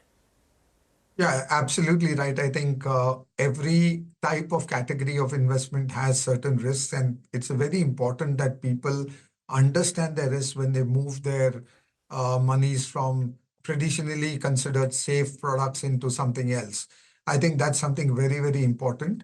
When we look at the shorter end of the debt side, if your typical investment horizon is, say, up to 15 months or 18 months, there are funds like the ultra short duration funds. Now, these are again products which typically invest in sovereign or AAA, highly rated debt papers. So very, very safe for clients to come into these kind of products. But understanding well fully that there is some market movement and there's no assured returns in these products. But those are very, very good products, and they are similar in terms of risks when it comes to the traditional fixed return oriented products.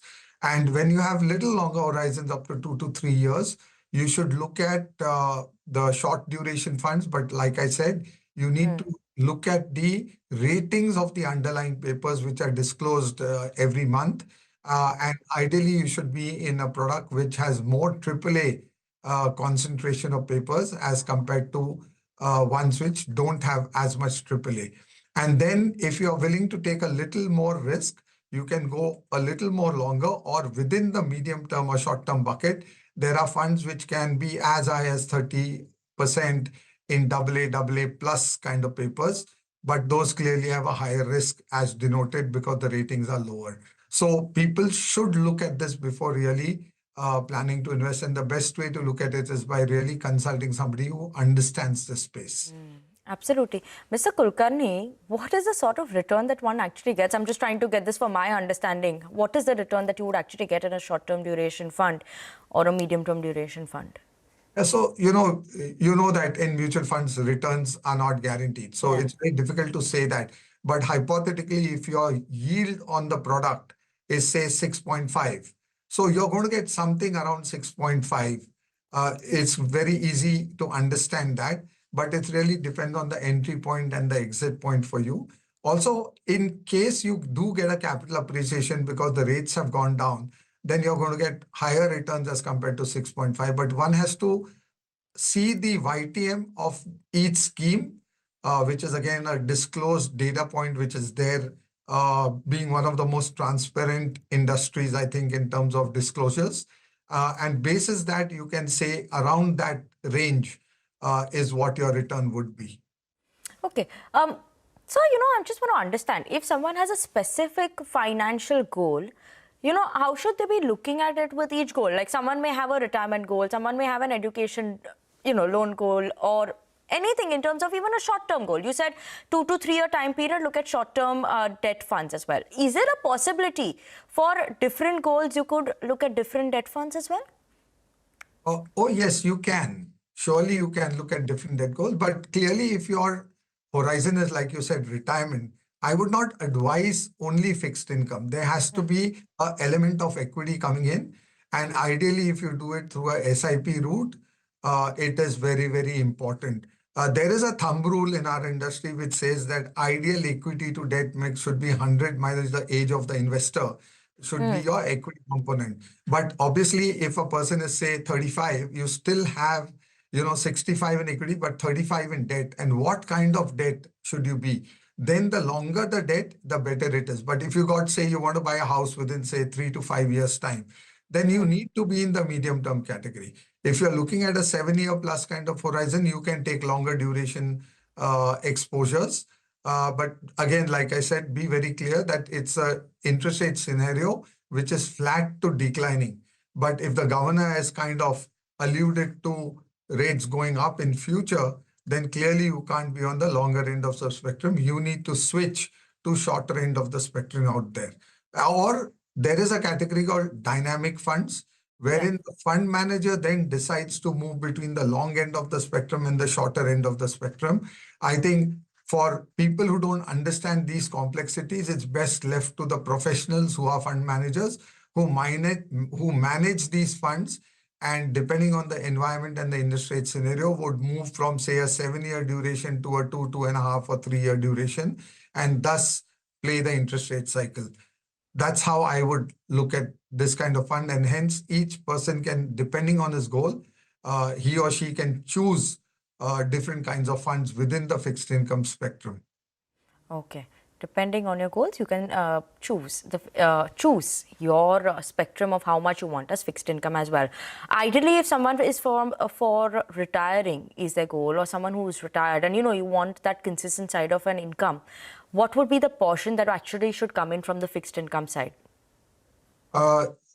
So there is a kind of misconception in the industry that one way to withdraw money is through redemptions. What ideally you should do is that as you have been investing over a period of time, post-retirement, if you're looking at a certain set amount per month to ensure that you are able to live your monthly life comfortably, people should use SWP or systematic withdrawal plans. So you have accumulated a corpus during your working years, and you can then define that I want 10,000 rupees or 25,000 rupees or 50,000 rupees a month, and ensure that you sign that up right from the start. So everybody is aware of SIP.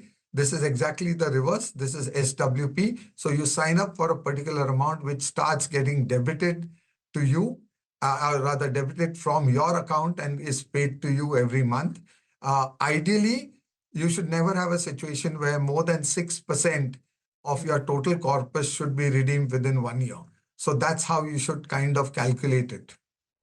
Okay. And sir, just one word in terms of inflation, right? Obviously, right now, it's a different scenario. But when there's higher inflation or persistent inflation, there is some impact that will come in terms of the returns as well for traditional saving instruments, or especially for retirees. So I just want to understand how will that impact and how they should be adjusting their portfolios at such a time as well. Oh, this is such an important point, and most people don't really factor in inflation at all. So two things they don't factor in. They don't factor in the tax component, and they don't factor in inflation. So assuming your inflation, like currently it's, say, let's just for hypothetical sake, let's say it's 4%, okay? Any instrument giving you return more than 4%, your net positive accretion.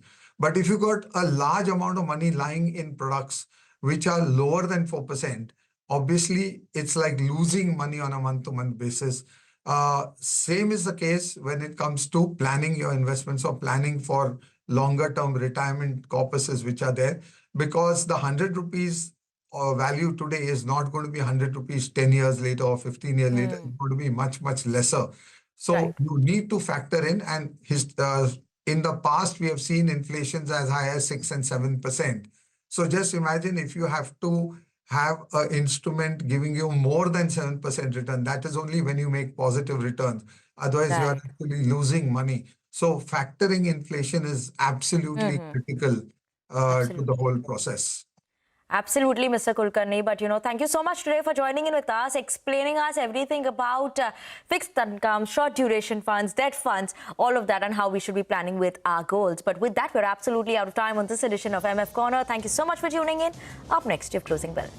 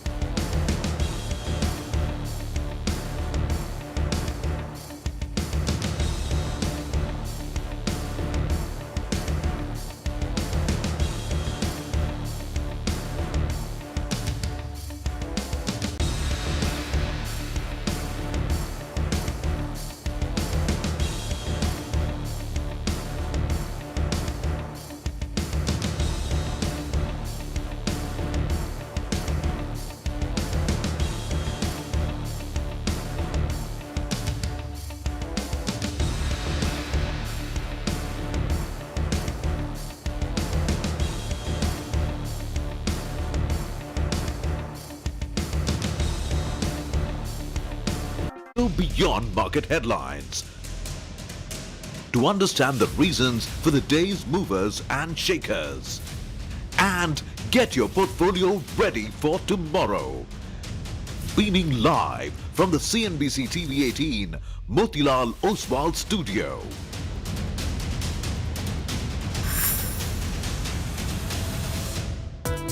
We're seeing Hang Seng that's down 0.8% as well, and Nikkei, that was managing to outperform today, that's down 0.8% as well. Increases in tariffs this year are likely to push up prices. And resistance stands at the recent high, which is 24,982, 24,800 on the Nifty, 55,830 on the Nifty Bank. Whatever hopes there was of extra benefit to India on the fiscal side through lower oil prices, that's completely gone away. Largest listed pure play power T&D equipment player, followed by Hitachi Energy as well as GE Vernova T&D. Started off well, we recovered from the lows, and yet again, it's a familiar story that's playing out. Nifty is trading with a minor cut of 0.1%, but it is the mid-cap index that is bearing the brunt of the market's wrath.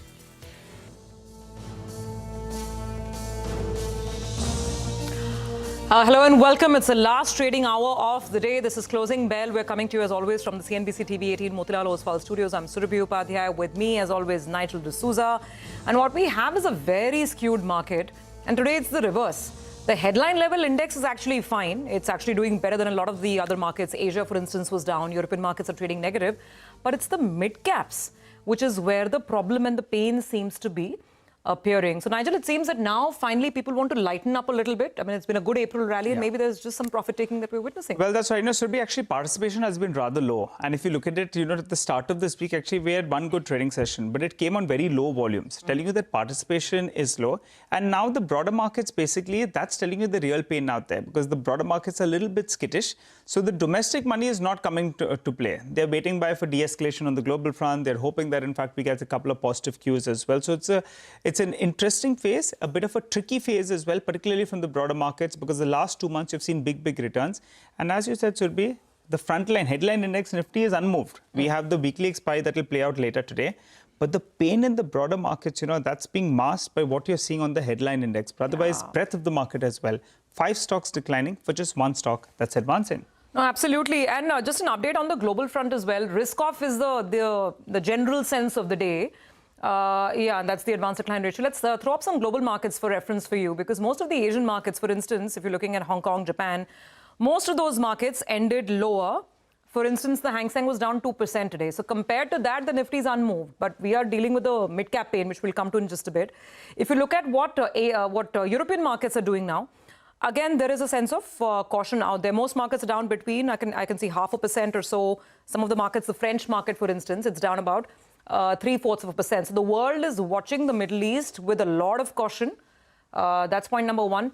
Today, the Swiss central bank, the SNB, it cut its interest rates to 0. It was on unexpected lines, but generally, big headline that played out in terms of global central bank action as well. Now let's come to our market and talk about this mid-cap pain. Just some examples where there is very clear profit taking today. Some examples: Cyient, Minda Corp. These are some of the. MobiKwik was down 10% yesterday. It's down another 6% today. So all kinds of stocks, and across the spectrum, they are seeing a little bit of pain as we look at the overall situation. So that's how it's playing out. We'll discuss this as we go forward. We'll discuss the interesting new listing today. Listing in the sense I'm talking about Siemens Energy, which is the energy business of Siemens, large T&D business over there. That stock is at this point, it's lower by 5%. So we'll talk about that as we go forward as well. Let's get started then. As always, we have Mitesh joining in with a quick trading construct. Mitesh, good afternoon. What do you make of it? Nifty unmoved, mid-cap market flashing red. I think the indices, Surabhi, good afternoon. I've been maintaining that we'll see more and more contraction because most of the volatility indicators are suggesting a very flat kind of reading.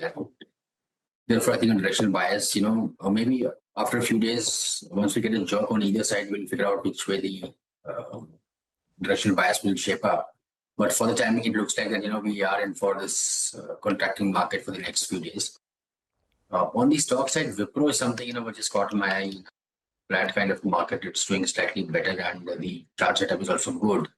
So buy here with a stop at about 260 to 261.5 and for a target of 275 to about 28. While on the negative side is Balakrishna Industries. That's a stop which is slightly turning weak, and I would suggest a sell with a stop at about 24.35 for targets of 23.30. All right, Mitesh, I wanted to ask you about Reliance Industries because, if I look at a one-year chart of Reliance Industries and the Nifty, you'll say that for a longish bit, actually, it underperformed. But take a look at the outperformance you've seen in the last 2 to 3 months. Brilliant move is what we're seeing on Reliance Industries. And that's an index by itself. Just take a look at that. That catch-up play that we've seen, it's still underperformed in the last 1 year. But in the recent past, it's played a super rock-solid role. What's your view? Where is this headed from around this 1440 odd mark? So, Reliance is a very interesting chart in the short term. See, it was underperforming, as you rightly said. Then, it did some good base building around and just below the levels of 1200 and then reversed. And then in the last, starting from, somewhere in April, we saw the stock rally to about 1450, 1416. The weekly chart is still good. But like the index, the short-term chart, the hourly to 2 hourly charts have all turned sideways. A breakout will happen above 1460, 1465. In fact, if Reliance breaks out, I'll have some hope of Nifty breaking on the upside as well. So I think the stock will eventually break on the upside. But, it's just from that move which has happened from 1200 to about 1450. I think we are seeing base building consolidation at a higher level, which is not bad, but it might take a few more days. Got it. Okay. All right. Thanks a lot, Mitesh, for joining in and giving us that view. Let's turn our attention to the IT space, though. And there's a raging debate out there whether or not it's going to trend up or down. So Hormuz joins in to present to us a bull versus bear case. Hormuz, take it away. Well, divergent opinions coming in from both Morgan Stanley and CLSA on the Indian IT sector. And I'll start off with the not so good opinion or the not so optimistic one that comes in from Morgan Stanley, where they are saying that although they are seeing some recovery in demand trends or in the orders, but their thesis of 2 years of muted earnings CAGR remains intact. And that is because there are still signs of weak discretionary demand and the fact that there is still an opportunity for vendor consolidation, and hence they have advised investors to use any pullback in the IT stocks to trim their positions within these companies. Now, within the large cap space, they are only overweight on one name, that is TCS, and the others being Infosys, Wipro and LTI Mindtree, where they are equal weight. On the mid cap space, they are only overweight on Coforge, and they are underweight on names like Cyient and on Tata Elxsi. Now, on the flip side,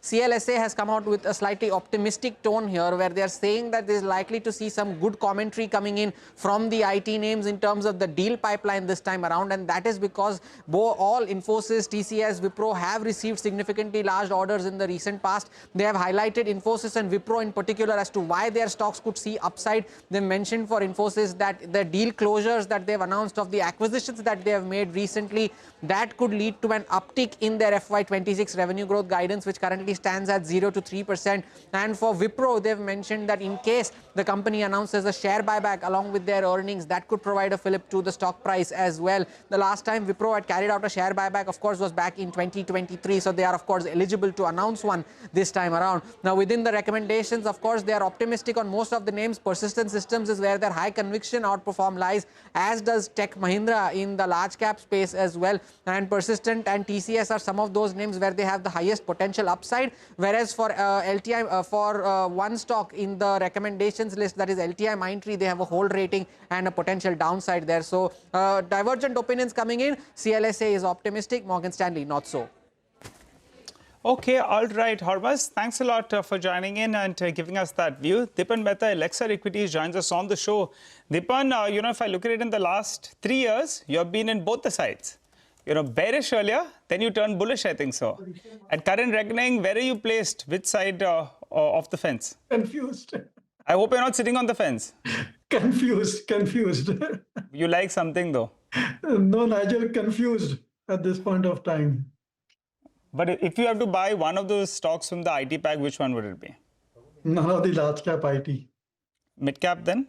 Mid cap now, Persistent is there, but it is so expensive. I like new gen tech also, but that also I think results are a bit disappointing. We need to go down the line, like recently I saw an interview on your show only of this Orion Pro. And that is looking quite interesting. It's a kind of a product company and offers a lot of platform services to the banking and financial services sector. A large amount of revenues coming from domestic and not so much from USA as well.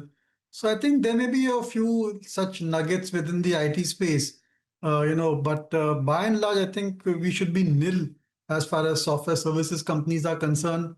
I don't agree with any of the positive reports which have come. I think that they are in a structural decline in terms of their growth rates. And their main competitors, their main clients have become their competitors by setting up GCCs in India. So I'm bearish on the sector as a whole. Maybe odd company like a product company like Oracle looks interesting, but a lot of volatility in their earnings over there as well. So by and large, the sector going to avoid. Yeah, and what about Orient Pro? They had, I think, analysts meet a couple of weeks ago, and they've been guiding Mr. Rai. When he joins on the channel, he guides for around 30% growth. So do you think it's interestingly placed? Would you dip in? Maybe at slightly lower valuations, and I think we are seeing a correction in mid-cap stocks. So maybe if it's available 15-20%, maybe 10% cheaper also, it may make sense. But other than that, I don't really. There's another small company called Sciences. I hope I got the name right. It's a CEIN Sciences. That's quite an interesting company, which we also studied. We could look at that as well. But really, there are hardly any good stock ideas when it comes to the software services pack. Okay, so not entirely convinced, only looking at very, very few specific niche names. Got that, Deepan. We want to talk to you about the power space because there's an interesting development there, and I'm talking about Siemens. So let's get in Vamakshi actually to understand what's happened. Remember, Siemens went through a business demerger, and their energy vertical has now separated. It's now a separate listed entity as well, and I'm talking about Siemens Energy. The first part of this demerger happened on the 7th of April.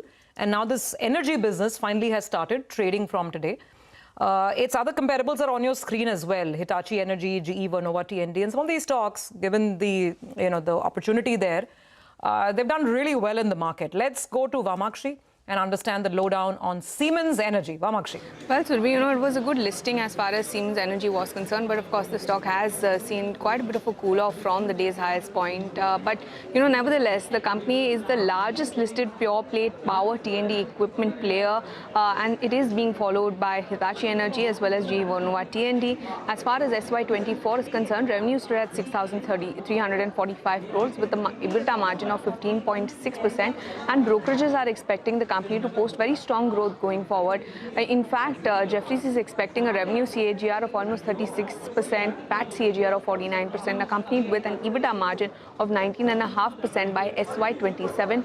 Motilal Oswal too expects a robust revenue CAGR of almost 25%, PAT CAGR of 31%, and an EBITDA margin of 21.4%. Largely, they expect growth to be driven by sustained private as well as public sector capex. They also see growth from emerging segments like data centers and multiple HVDC tenders in India as well, which offer an average opportunity of almost 10,000 crores per project. As far as valuations are concerned, if we compare the price to earnings multiple, basis the listing price today and the SY27 EPS estimates, for the P for Siemens Energy stands at 51 times, which is much lower as compared to Hitachi Energy as well as GE Vernova. Now, basis this, brokerages have their own recommendations. Jefferies has a target price of 3,700, while Motilal Oswal has a target price of 3,000. But apart from this, we have to also keep an eye out on an important factor, that is the MSCI deletion. It will be removed from the MSCI Global Standard Index with effect from tomorrow.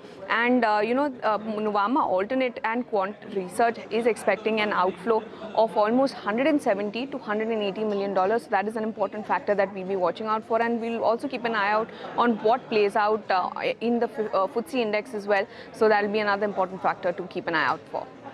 Excellent as always, Vamakshi. Thanks a lot for joining in and giving us that quick update. Well, on that note, though, let's hear out what Mr. Amit Anwani had to say with regard to Siemens Energy. He joined us earlier today on the show.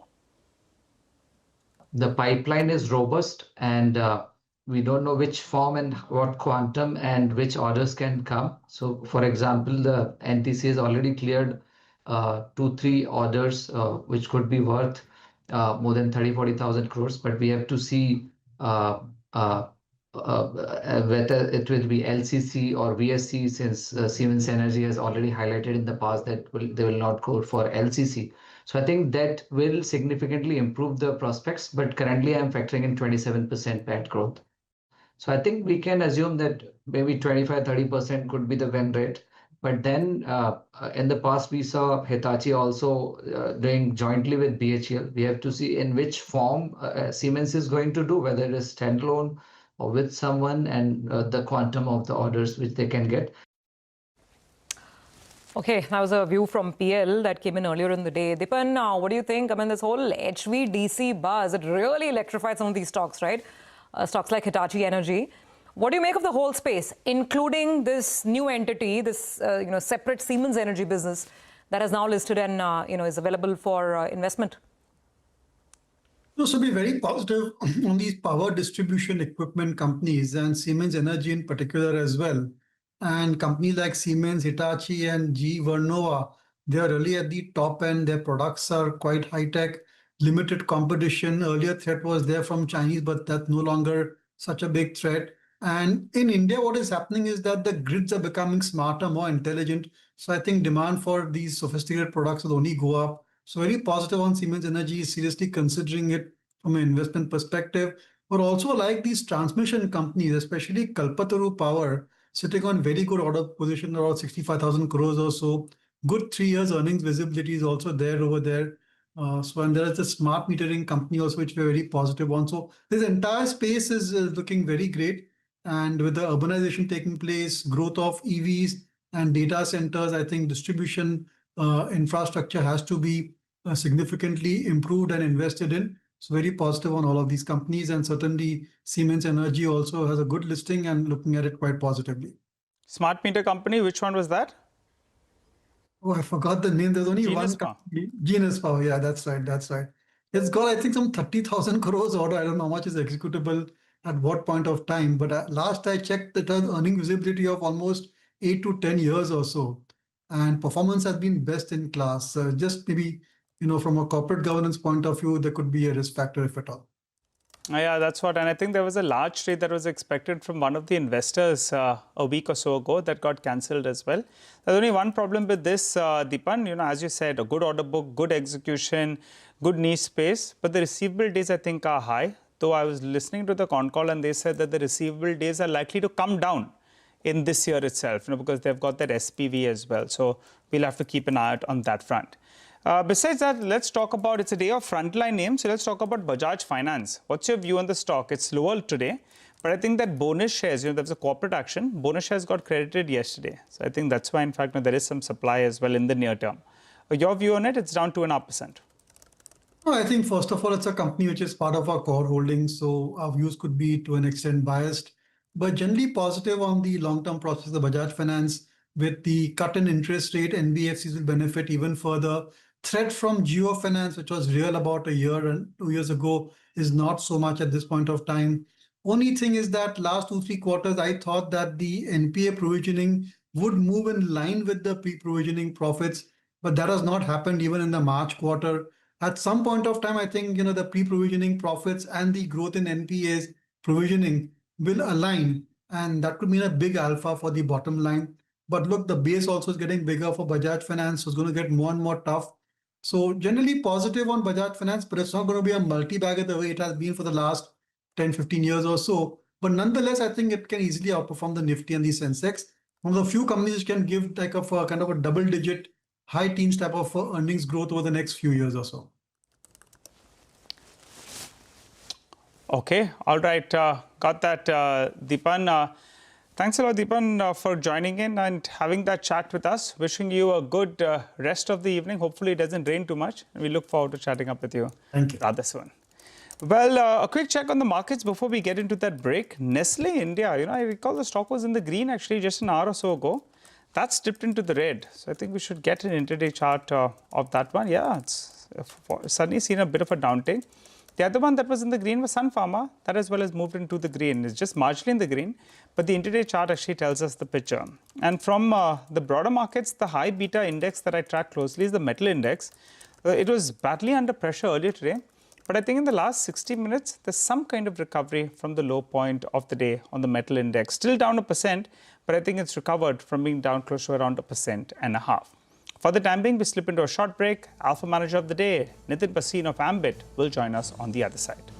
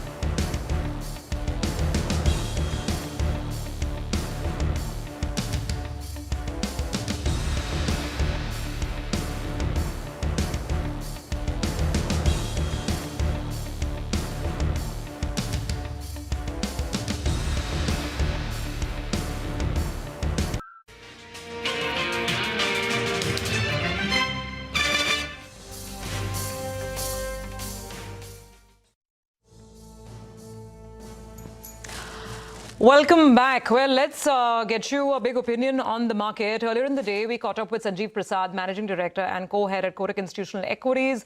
Spoke to him about Nifty earnings, the monetary policy stimulus, and why he likes banking stocks. Take a look. As of now, we are looking at about 12% growth in Nifty 50 index for FY 2026.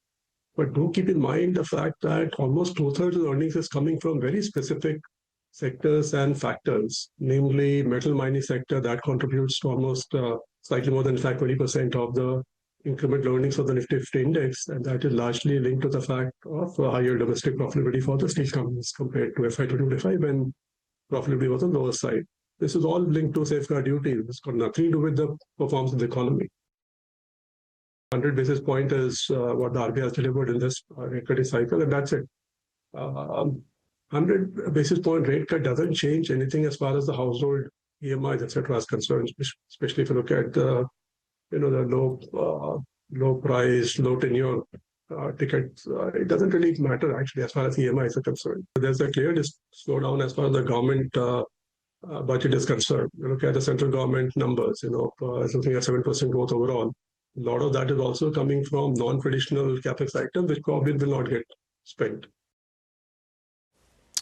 Okay, Mr. Sanjeev Prasad there, sounding a little bit cautious, or quite cautious actually, on a lot of sectors, but he's positive on a couple of banking names and insurance names as well. They as well are reaching those levels where in fact will be fair value.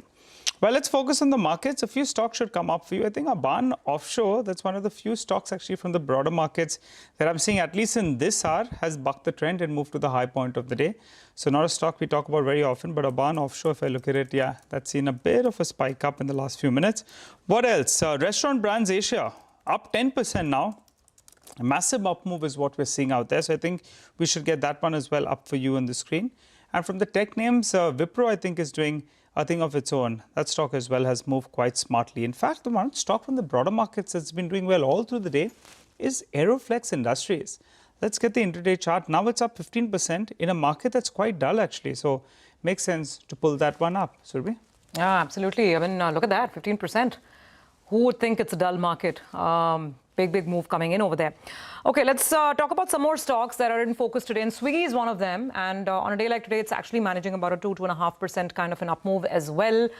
There is an IIFL note that has come out on the stock, and that broker seems to be bullish on Swiggy. Let's go across to Manglam to find out why. Manglam? Well, so the reason why IIFL is bullish on Swiggy is because it's looking at Swiggy and it has a comparable, which is Zomato. And in both food delivery as well as quick commerce, they've, placed Swiggy where Zomato was, say, a few quarters ago, and they are looking at the future on Swiggy basis that itself. So they have a buy rating on the stock, target price of 535, and their recommendation is predicated on a couple of things. One, in the food delivery business, Swiggy is about 5 quarters away from Zomato when it comes to the overall gross merchandise value, and at the same time gross order value, that is, and the EBITDA is about 7 quarters behind.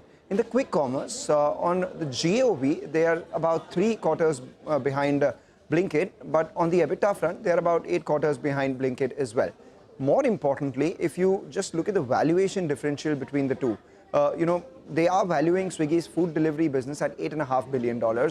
And if you take that out from their current market cap, it implies that the quick commerce business is actually trading at a near 90% discount to Blinkit. And that is what they believe is a cause for asymmetric returns. Given how the industry is poised right now, they are expecting 28% growth compounding on the revenue over the next 3 years. At the same time, they believe that Swiggy will get EBITDA positive by FY27 and net profit positive by FY28. So all these factors working in favor of Swiggy. Yes, Zomato always at a premium to Swiggy in terms of valuation, but the current valuation for Swiggy implies a deep discount to Zomato, specifically on the quick commerce front. And if the execution is right, then maybe there is case for asymmetric returns. That's what IIFL believes. Okay, so they're optimistic on Swiggy. Got it. Markets, clearly buying some, if not all of that logic. And the stock is holding up today on an otherwise weak day for mid-caps. Speaking of mid-caps, Nigel, just a quick update here. I mean, I was in conversation with Pankaj Tibrewal, someone we know as a very well-celebrated mid-cap stock picker in the country. And Pankaj is someone who's spent a good 14-15 years with Kotak Mutual Fund, building up the small-cap fund there, the mid-cap fund over there. So the topic of our conversation in Market Cafe was actually, how do you pick mid-cap stocks? And is there still value? Because, there's a narrative in the market that large caps are better, don't go to mid-caps. Can you guess one of his best multi-bagger picks? He spoke to me about one. Okay, which one? Solar Industries. Oh, interesting. And Pankaj went on to tell me that he picked Solar Industries way back around 2006-07 when the IPO was coming out. And he said from a market capitalization of 1,000 crores, he through his teams managed to ride it, till up till now, 1,50,000 crores. Wow. Yeah. So I wanted to understand, how do you find such multi-baggers? How do you pick them? Can we, as investors, learn something out of, looking at celebrated fund managers like this one? Here are the chunk. This is the latest episode of Market Cafe.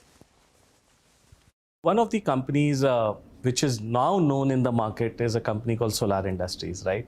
A very It has gone less known, up and only up. so a less known promoters in, say, for example, Nagpur. 2006 they came for IPO. If my memory serves me right, 2006? 2006. Wow, If my memory serves me correct, Surabhi, they raised about 80 plus crores. And after that, they just did a small dilution in 2013-14 of 100 crores. And every 3 years, their top line used to convert into bottom line, right? And very strong promoters. But over a period, they kept on reinvesting the cash flows back in the business for growth. Okay. And whenever you used to meet them, you used to get a sense of passion, integrity, and skin in the game. They still hold the promoter family 75% or 74.5%. And today, the market cap is 1,50,000 crore. And now when we identify, it was 1,000 crore market cap. 1,000 crores to 50,000 crores. And last 10 years, they have been investing in defense, for example, without a single revenue coming in. So over a period of time, what you understand is that one, the promoter quality has to be extremely good. Because businesses kabhi linear line mein nahi chalte hain. There will be periods when couple of years business doesn't do anything. And we have seen that in many companies. There is a slowdown, there is some external environment problem, challenges, internal challenges. And there, when you have a conviction on the business and the promoters, then you ride that slowdown along with them. So tell me, and Solar, just for context, I mean, now we all know Solar is so big in explosives, in defense warheads. In fact, in Operation Sindoor, I think many of those warheads were used on the various missile systems that were at play. And the stock has gone on to achieve wonders as well. So on that point of staying the course, even through the rough patches, when a company is not showing growth, when it's going through a painful period where operating cash flows are not rising, or you know, maybe there's a delay, or some of the usual fundamental parameters are not getting met, or margins are getting squeezed, how do you decide to stay on versus checking out, saying that red flag nahi, also, one thing which you don't compromise is any governance issue and any red flags on balance sheet and cash flow. I think वो जहाँ मैं देखता हूँ मैं भाग जाता हूँ, whichever the narrative or the business story will be. I think if those are intact, even in a slowdown, I think what you have to check is that, is the promoter more in pain than you? See, you are 25% shareholder in the company. Promoter is 50, 60, 70% shareholder. He's pained more by the slowdown than you are. And I have seen that leaders of the sectors, they work harder during that slowdown and emerge stronger after the cycle from a bottom.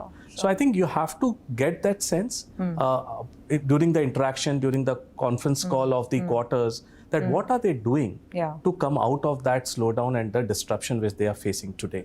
And if you get the right answers, you stay on the course, irrespective of what is happening in the market. And I think there are many companies which have seen such cycles and they came out much stronger after the cycle. So what made you take that bet on Solar? Just to, you know, I think recap the example. I'm just giving you an example, but I believe that the fact that, you know, year after years, they kept on reinventing themselves. They started with a supplier to Coal India. They moved to private sector. They moved internationally because they were cost efficient. Became world number 2, 3, 4 over a period of time. Then they thought that their strength is chemistry, explosive. Why not enter into defense? Privatization was happening for defense. The 8, 9 years, they kept on only pumping money, no outcome. But see, when the outcome comes, जब देता है भगवान तो छप्पड़ फाड़ के देता है. So I'm just saying that this is not a recommendation. I'm just showing that if you can get the thought process, we just wanted to understand. That thought process and patience and staying on the course for a longer period of time gets rewarded. I mean, look at a promoter like Mr. Tapadia of Supreme Industries, 88 years old. The kind of passion he comes along with still today. And he's a leader in the PVC pipe sector today. And look at the way the company has grown over the last 20, 25 years. Look at my own ex-employer, Mr. Uday Kotak. 2003-04, we got the banking license. The only private sector generation. And everything common is the leader. So get the leader right, get the balance sheet cash flows right, get and be patient with your temperament and your own thing, you will make money. Okay, small nuggets there, a little bit of, drops of excellence. How do you go about trying to manage your portfolio? Can you look at, better stock selection, specifically when it comes to mid caps? That whole conversation goes live on YouTube tomorrow. Market Cafe coming up soon.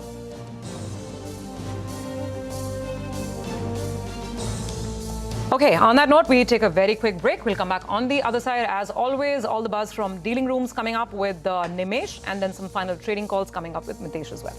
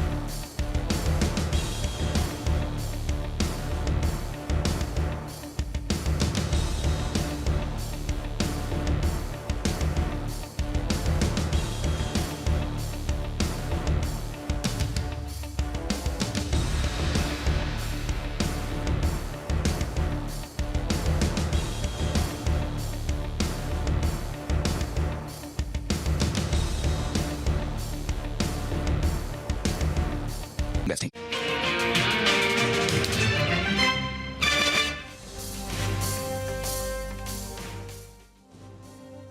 Welcome back. An absolute listless trading session actually for the headline index, as flat as can be as we speak. Aban Offshore, that's a stock that's now moved up close to around 6%. But Mitesh Thakkar is back with us. Mitesh, a couple of trading calls from you. So I think, in a market like this, you have to, this is picking up nicely. I shared Escorts. I've got Escorts as a BTST.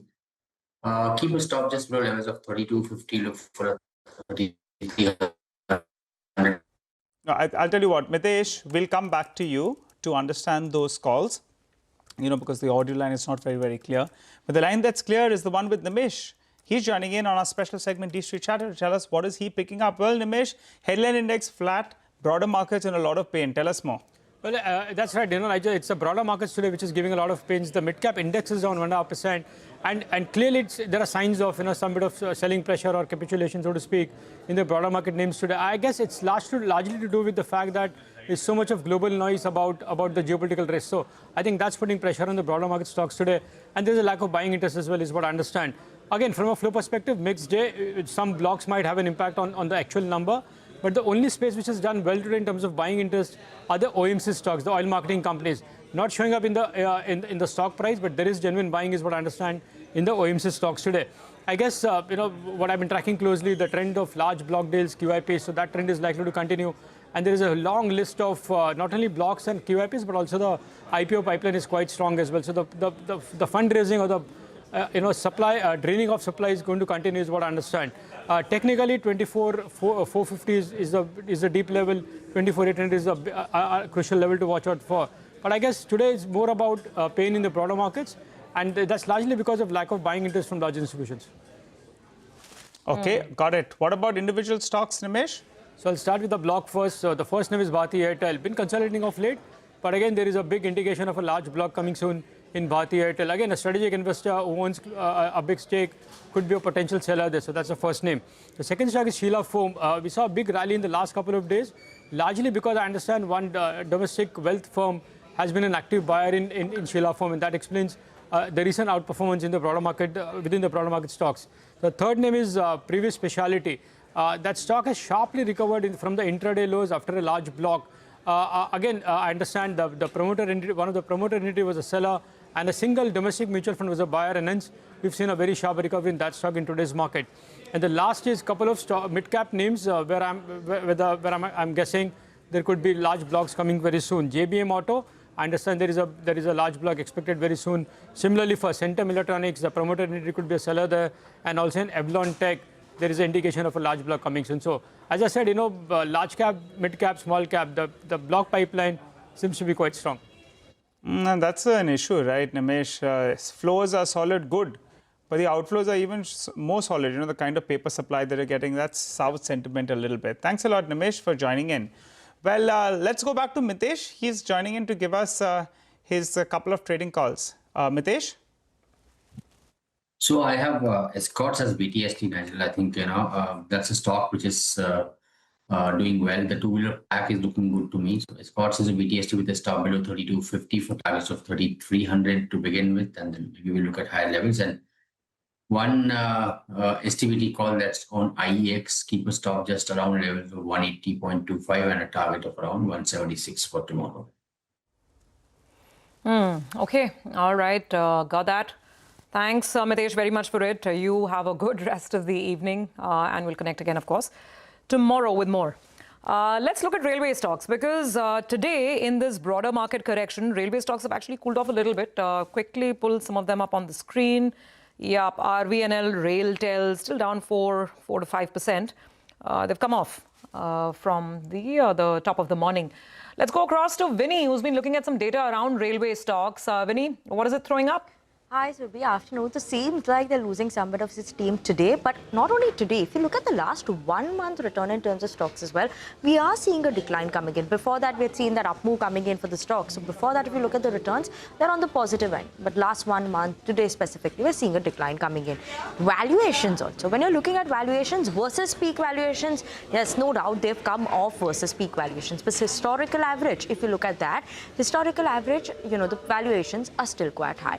Now, what are the points that actually come in for railway sector? In the recent times, couple of good news flows have come in, that order wins were continuing for some of these railway names. Robust government orders in terms of order flow, that is something that is there. Expectation that, public sector investments is something that will increase. These are two good points. But what are the negatives that we're keeping an eye out on now? One, obviously, valuations, like I highlighted, they're still quite high. They've come off, but still higher. FY26 railway budget, that has remained flat. So it seems like, investment on that front is lower.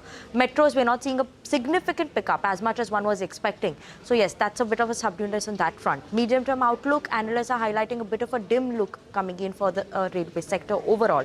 And just in the last couple of years, or FY24 and FY25, if you compare that also, the revenues have largely remained flat. There's nothing much of a change or an up move that we've seen coming in on that front. So these are some of these downsides that we've seen coming in. And today also Sanjeev Prasad, when he spoke to us as well, he also said that valuations still don't look quite attractive. So that's maybe a bit of a concern that still comes in for railway companies.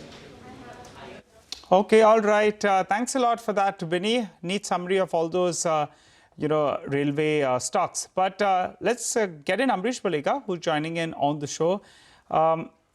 Hi, Amrish. Good afternoon. Good to see you in. Any view on these railway stocks? Some of them ran too fast. There's a big runway ahead. But in the near term, did they get too expensive? Is there any stock you still believe there is value? In fact, I find most of the railway stocks decently expensive. Yeah, if you're talking of the next 3-5 years, the bigger story still stays. But we should also see as to how much it has run up in the recent past, and that's what is making it a bit expensive at this point of time. So I think it's time to just stay on the sidelines for a while. When you're talking of railway and defense, and possibly wait for some correction to buy. Okay, wait for some correction and then only buy. All right. But Amrish, what about that one stock you normally give us when you join in? Today, what's the stock on your radar? That's ABB India, which is a technology leader in electrification and automation. And they have broadly 4 business segments: electrification, motion, process automation, and robotics. And if you look at the order flows, they've been excellent in the last quarter. And outstanding orders have increased about 11% Y-on-Y to close to about 9,958 crores. And sectors which contributed majorly to this order book was clearly railways, data centers, electronics, energy, then ethanol and hydrogen, tires, as well as water treatment. If you look at the margins, they've improved, and the management has guided that they would complete 65 to 70% of the outstanding order book in the current, financial year, which is actually the calendar year, January to December 25.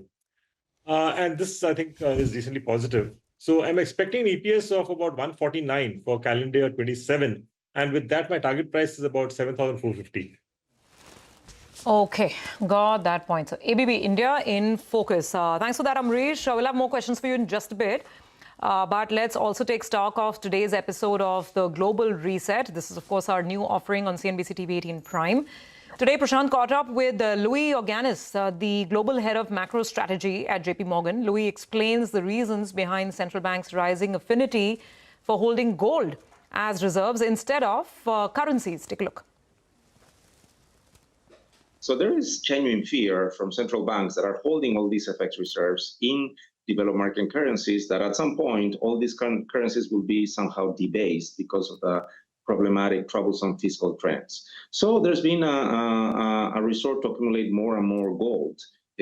Gold right now, it stands at around 20% of central bank reserves in the developed markets and around 9% in the emerging markets central banks. These 9% lose modest, but literally 10 years ago it was only 4%. And the EM central banks are the ones that have been actually accumulating gold quite a bit. That is why our team has a very bullish view on gold, because they see this as not stopping given geopolitical uncertainty and given the fiscal outlook that is quite complicated in many developed countries that are issuers of these reserve currencies. Just to mention, gold, if you look at if you track the prices, it took 12 years to go from $1,000 to $2,000 per troy ounce. It took only 4 years to go from 2,000 to 3,000, and it will take less than a year to go from 3,000 to 4,000. Our commodities research team expects gold to hit the 4,000 level, potentially in the first half of next year. So you can see the trend is accelerating. Certainly, there are many more buyers of gold. But to your question, EM, or generally speaking, central banks around the world are increasing the share of gold within their reserves. Remember to tune into the all-new CNBC-TV18 Prime, bringing you insights from policymakers, business leaders, and economists shaping both the world and India's future. CNBC-TV18 Prime decodes global shifts and their impact on Indian businesses, giving you unparalleled insights. Tune in to CNBC-TV18 Prime at 12 noon for the Global Reset, 1 p.m. for the Big C, and Global Lens at 8:30 p.m.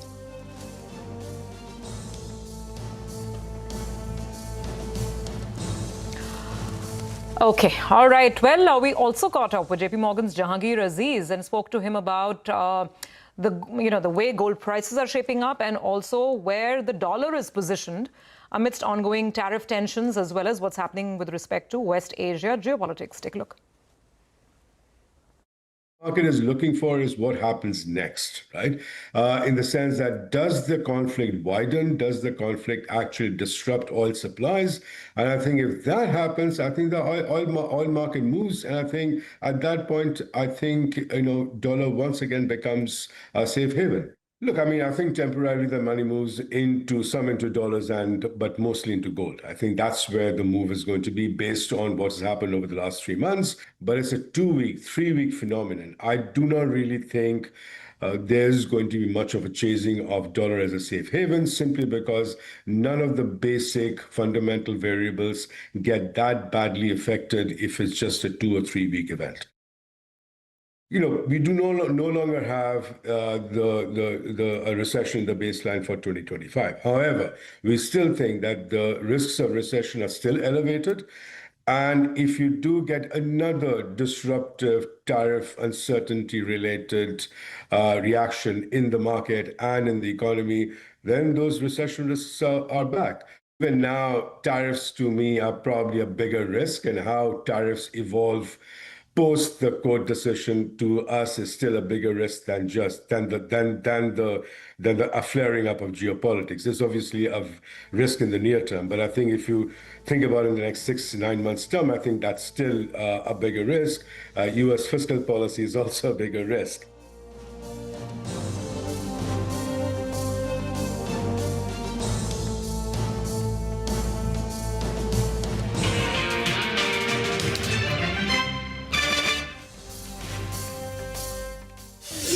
The Money Control Mutual Fund Summit is back in 2025 with its 4th edition, spotlighting the $1 trillion dream. A bold vision to reach $1 trillion in assets under management AUM by 2030. Join top policy makers, fund managers and market leaders as they deliver actionable insights and chart the future of investing in India. Money Control Mutual Fund Summit 2025, 23rd June, Mumbai. Register now by scanning the QR code.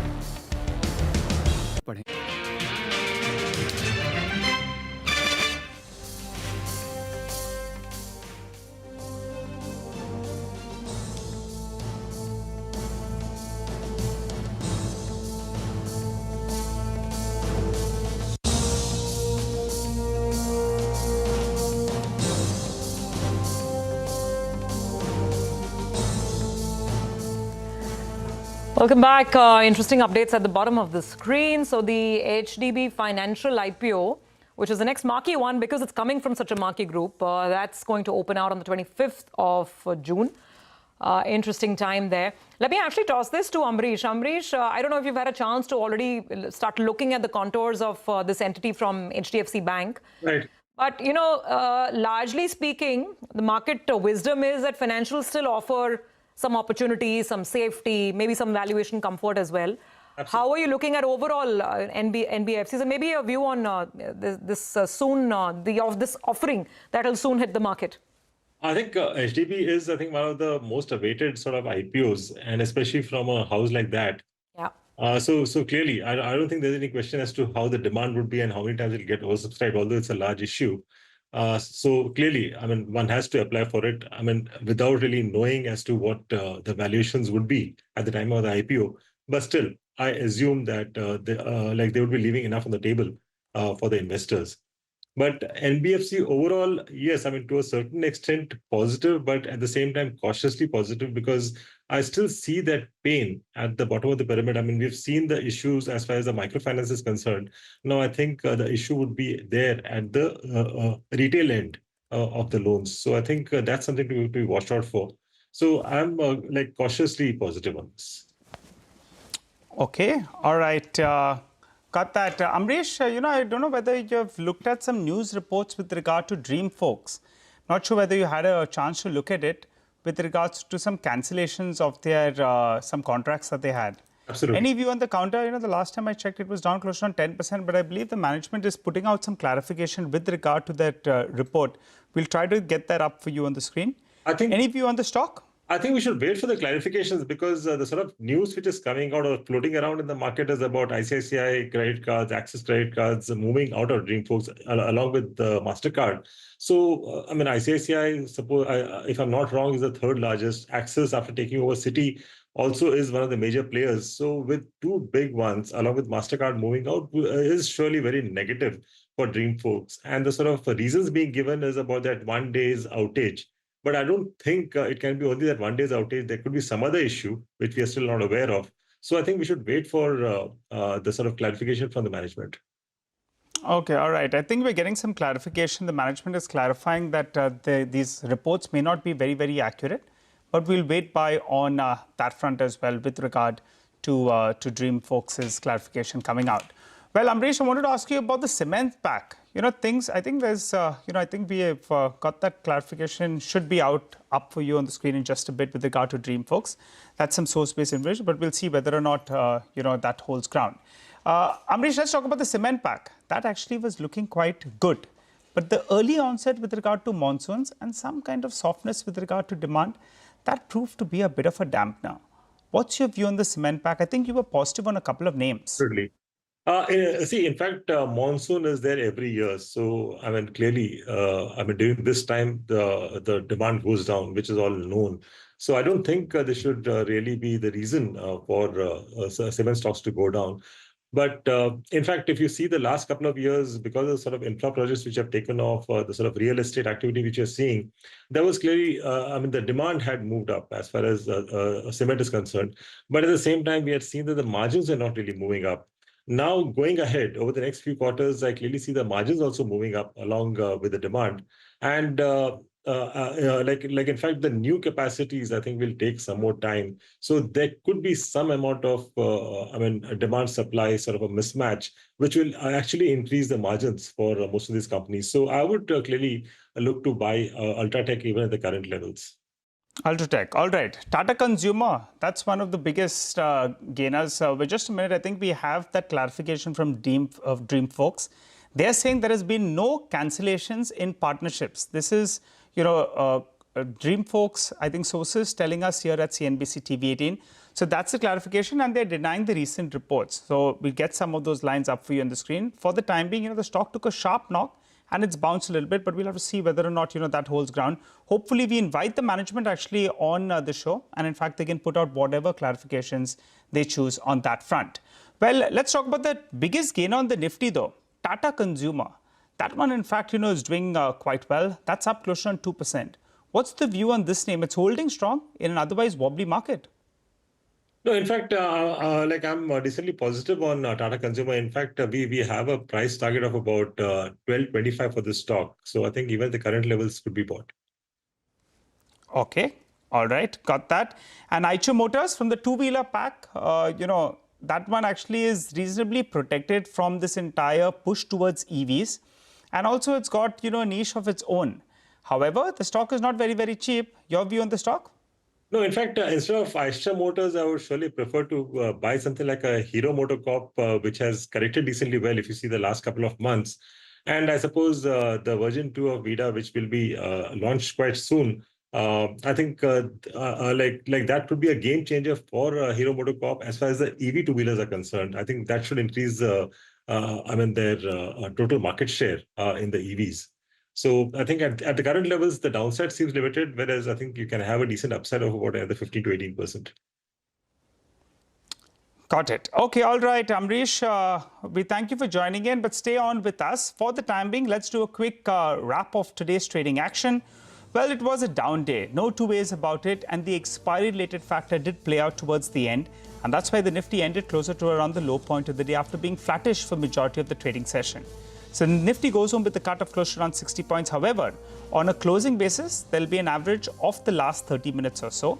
So that's where we could end actually closer to around the 24,800 mark. That's what the average close will be. Stocks that didn't do well today. You had Adani Ports, Bajaj Finance, Shriram Finance, all of them for the top losers in today's trading session. Big downtick is what we saw at them. And a couple of these tech names as well, like Tech Mahindra went home with a cut of close to around 2%. On the flip side, Tata Consumer, one of the top gainers, up close to around 2% in trade today. Eicher Motors as well did pretty well. And Mahindra was another stock that was up 1.5%. From the IT pack, well, you had Wipro that was actually an outlier that went home with gains of close to around 1.5%. Let's focus on the broader markets then, and a few stocks that were in focus in today's trading session. Aeroflex Industries stock up close to around 10%. However, it did come off the high point of the day as well. So you should keep that in mind. But big up move is what we saw on that particular name. There were some reports that indicated some disruption with regard to business on Dreamfolks. So that stock, in fact, was down close to around 10%. And one point of time, it was down close to around 15% as well. So Dreamfolks, did go home with a cut of close to around 9%. The management clarifies that none of those reports are true, but the street clearly was, rattled by that newspaper, that news report that we saw earlier today. So the big pain today was in the broader markets. The headline index goes home with a cut of around 50 points or thereabouts. But the broader markets tell you the story with regard to the nervousness that we saw in today's trading session. Well, on that note, though, we'll wrap up on this edition of Closing Bell. You don't go anywhere. Markets Forward comes up next.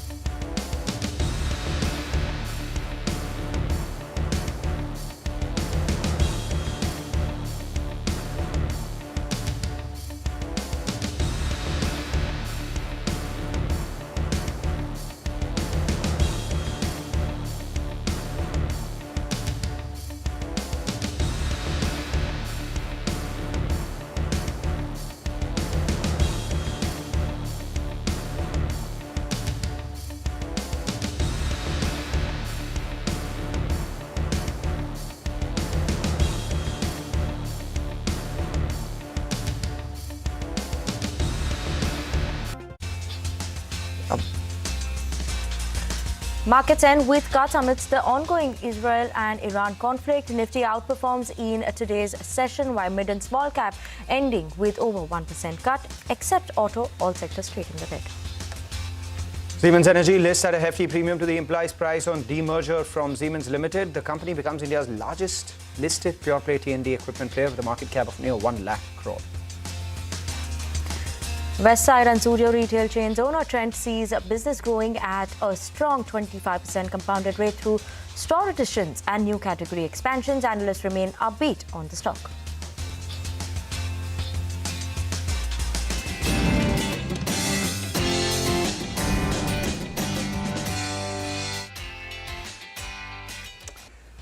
You're watching us here on Markets Forward. This is a show where we tell you all the key data points that took place on the trading day, but more importantly, all that you need to get up for the next trading day as well. I'm Mangalam Malu, with me, Vinny Motiwala. We're coming to you live from the CNBC-TV18 Motilal Oswal studio. If you look at the frontline indices, it may seem like a listless day today because the Nifty, for all the movement that we saw through the day, has only 18 points to show for a move on the downside. But the problem was beneath the surface. We had the mid-cap index, which was down about 950 points, and nearly 3,000 stocks on the Bombay Stock Exchange were lower as against 1,000 stocks which were higher. So portfolios felt the pain. The Nifty was supported by Reliance and ITC, whereas there was a big gash that we saw on the mid-cap end of things. We saw a big gash on the Nifty Bank, and the IT stocks as well saw a big dip as well. So all said and done, the Nifty was somehow managed on expiry day, but unfortunately the broader markets... Everything else didn't do that well. Nifty as well as Nifty Auto, let's just pull that up as well because that was the only sector that managed to close in the green. But apart from that, mid and small cap, like Mangalam was mentioning as well, nothing exciting happening on that front there, and underperformance clearly coming in on the broader end of the market. But yes, that's how the market shape was looking like today. But here's what we have in store for you all in today's edition of Markets Forward. First up, we'll start with the top movers and shakers of the day with Vivek. And which are the important stocks to watch out for is what we'll watch out for next. Siemens Energy, we have, which has made a powerful debut on D Street. Other than that, Swiggy also was on our radar after IIFL's bullish commentary. Also, we'll put the spotlight on Trent and see what's happening on that front. And last but not the least, after all the important stocks to watch out for, we'll set you up for tomorrow's trading day as well with key market events to watch out for. Right, with that, let's go to the first segment of the day. All the buzzing stocks. Let's talk about all the movers and shakers. A lot more on the downside than the upside. But Vivek has that list. Vivek. Well, that's right. A lot more on the downside than on the upside. You actually saw a whole host of stocks, especially in the broader end of the market. The advanced decline ratio there, very, very weak. Very few gainers today. So, we'll get to them straight away. First on the list, of course, was Swiggy, an IIFL initiating coverage note. That aided the rally today, up over 2% in what was a very weak market. The other stock that did quite well was Biocon. Remember, large fundraiser in this particular week. After that positive commentary coming from HSBC as far as Biocon was concerned, they believe that, the QIB funds that will be used to go ahead and ease leverage is something that is quite positive. And also keep an eye out for Tata Consumer, that particular stock ended as the top Nifty gainer. Very select FMCG stocks today managed to end in the green. On the other hand, the list of laggards very strong, quite a lot in fact. The entire PSU banking pack, all of them today under significant pressure. Names like Bank of India, Indian Bank, all of these stocks under significant pressure. The entire railway pack, we did see, Sanjeev Prasad of Kotak coming in and telling us that he couldn't understand the high valuations that these stocks trade at. Street clearly took note of that. Look at the entire railway pack, all of them down quite significantly. Hindustan Zinc, remember a couple of days ago, you did see a large block deal over there. That particular stock continues to see selling pressure. Tech Mahindra, a couple of brokerages have gone ahead and downgraded the stock today. It was the turn of Morgan Stanley. That particular stock ended low by almost 2%. And lastly, pharma stocks. It's not been a good week for the entire pharma pack. Today, they weakened further. It was the mid-cap generic companies that fell significantly. Names like Laurus, Granules, JB Chem and Pharm, all of these stocks among the top laggards in today's trading session. Okay, Vivek, thank you so much for the roundup in terms of which were the top movers and shakers in today's trading session. Let's bring on board our experts for today. We have Amrish Baliga, who is joining in with us. Amrish, couple of sectors that Vivek has highlighted. One is railways. PSU banks is also something that is coming in as well. Your thoughts coming in on banking side as well as railways? Do you think railways are now too expensive and that is the reason that, we are seeing this fall and it's something that will continue? Exactly, because if you're talking of the next 3 to 5 years, whether it's railways or defense, I mean, one should clearly be bullish, no doubt, because of the sort of order flows which are coming and the focus which is there of the government on this space. But then if you're talking in the short to medium term, with the sort of a rally which we have seen, I think most of the stocks are a bit overvalued. So I think looking at the environment, we should wait for a while for a correction to buy into railways as well as defense. All right, Amrish. You were making a point. I mean, if you're talking of the banks, the BFSI space, yes, I think this is one space where one should be bullish on. Because, I mean, with this rate cut, clearly, I mean, I'm expecting the credit growth to happen, and because of which you'll have the PSU banks clearly gaining. So that's one space I would be positive on. All right, you spoke about the railways and their valuations. Wonder what your thoughts on this one would be. Siemens Energy, that's the one that listed at a premium to the implied price on demerger from Siemens Limited. With this listing, now it's become India's largest listed pure-play T&D equipment player with a market cap of nearly 1 lakh crore rupees. Vamakshi joins in with the listing details.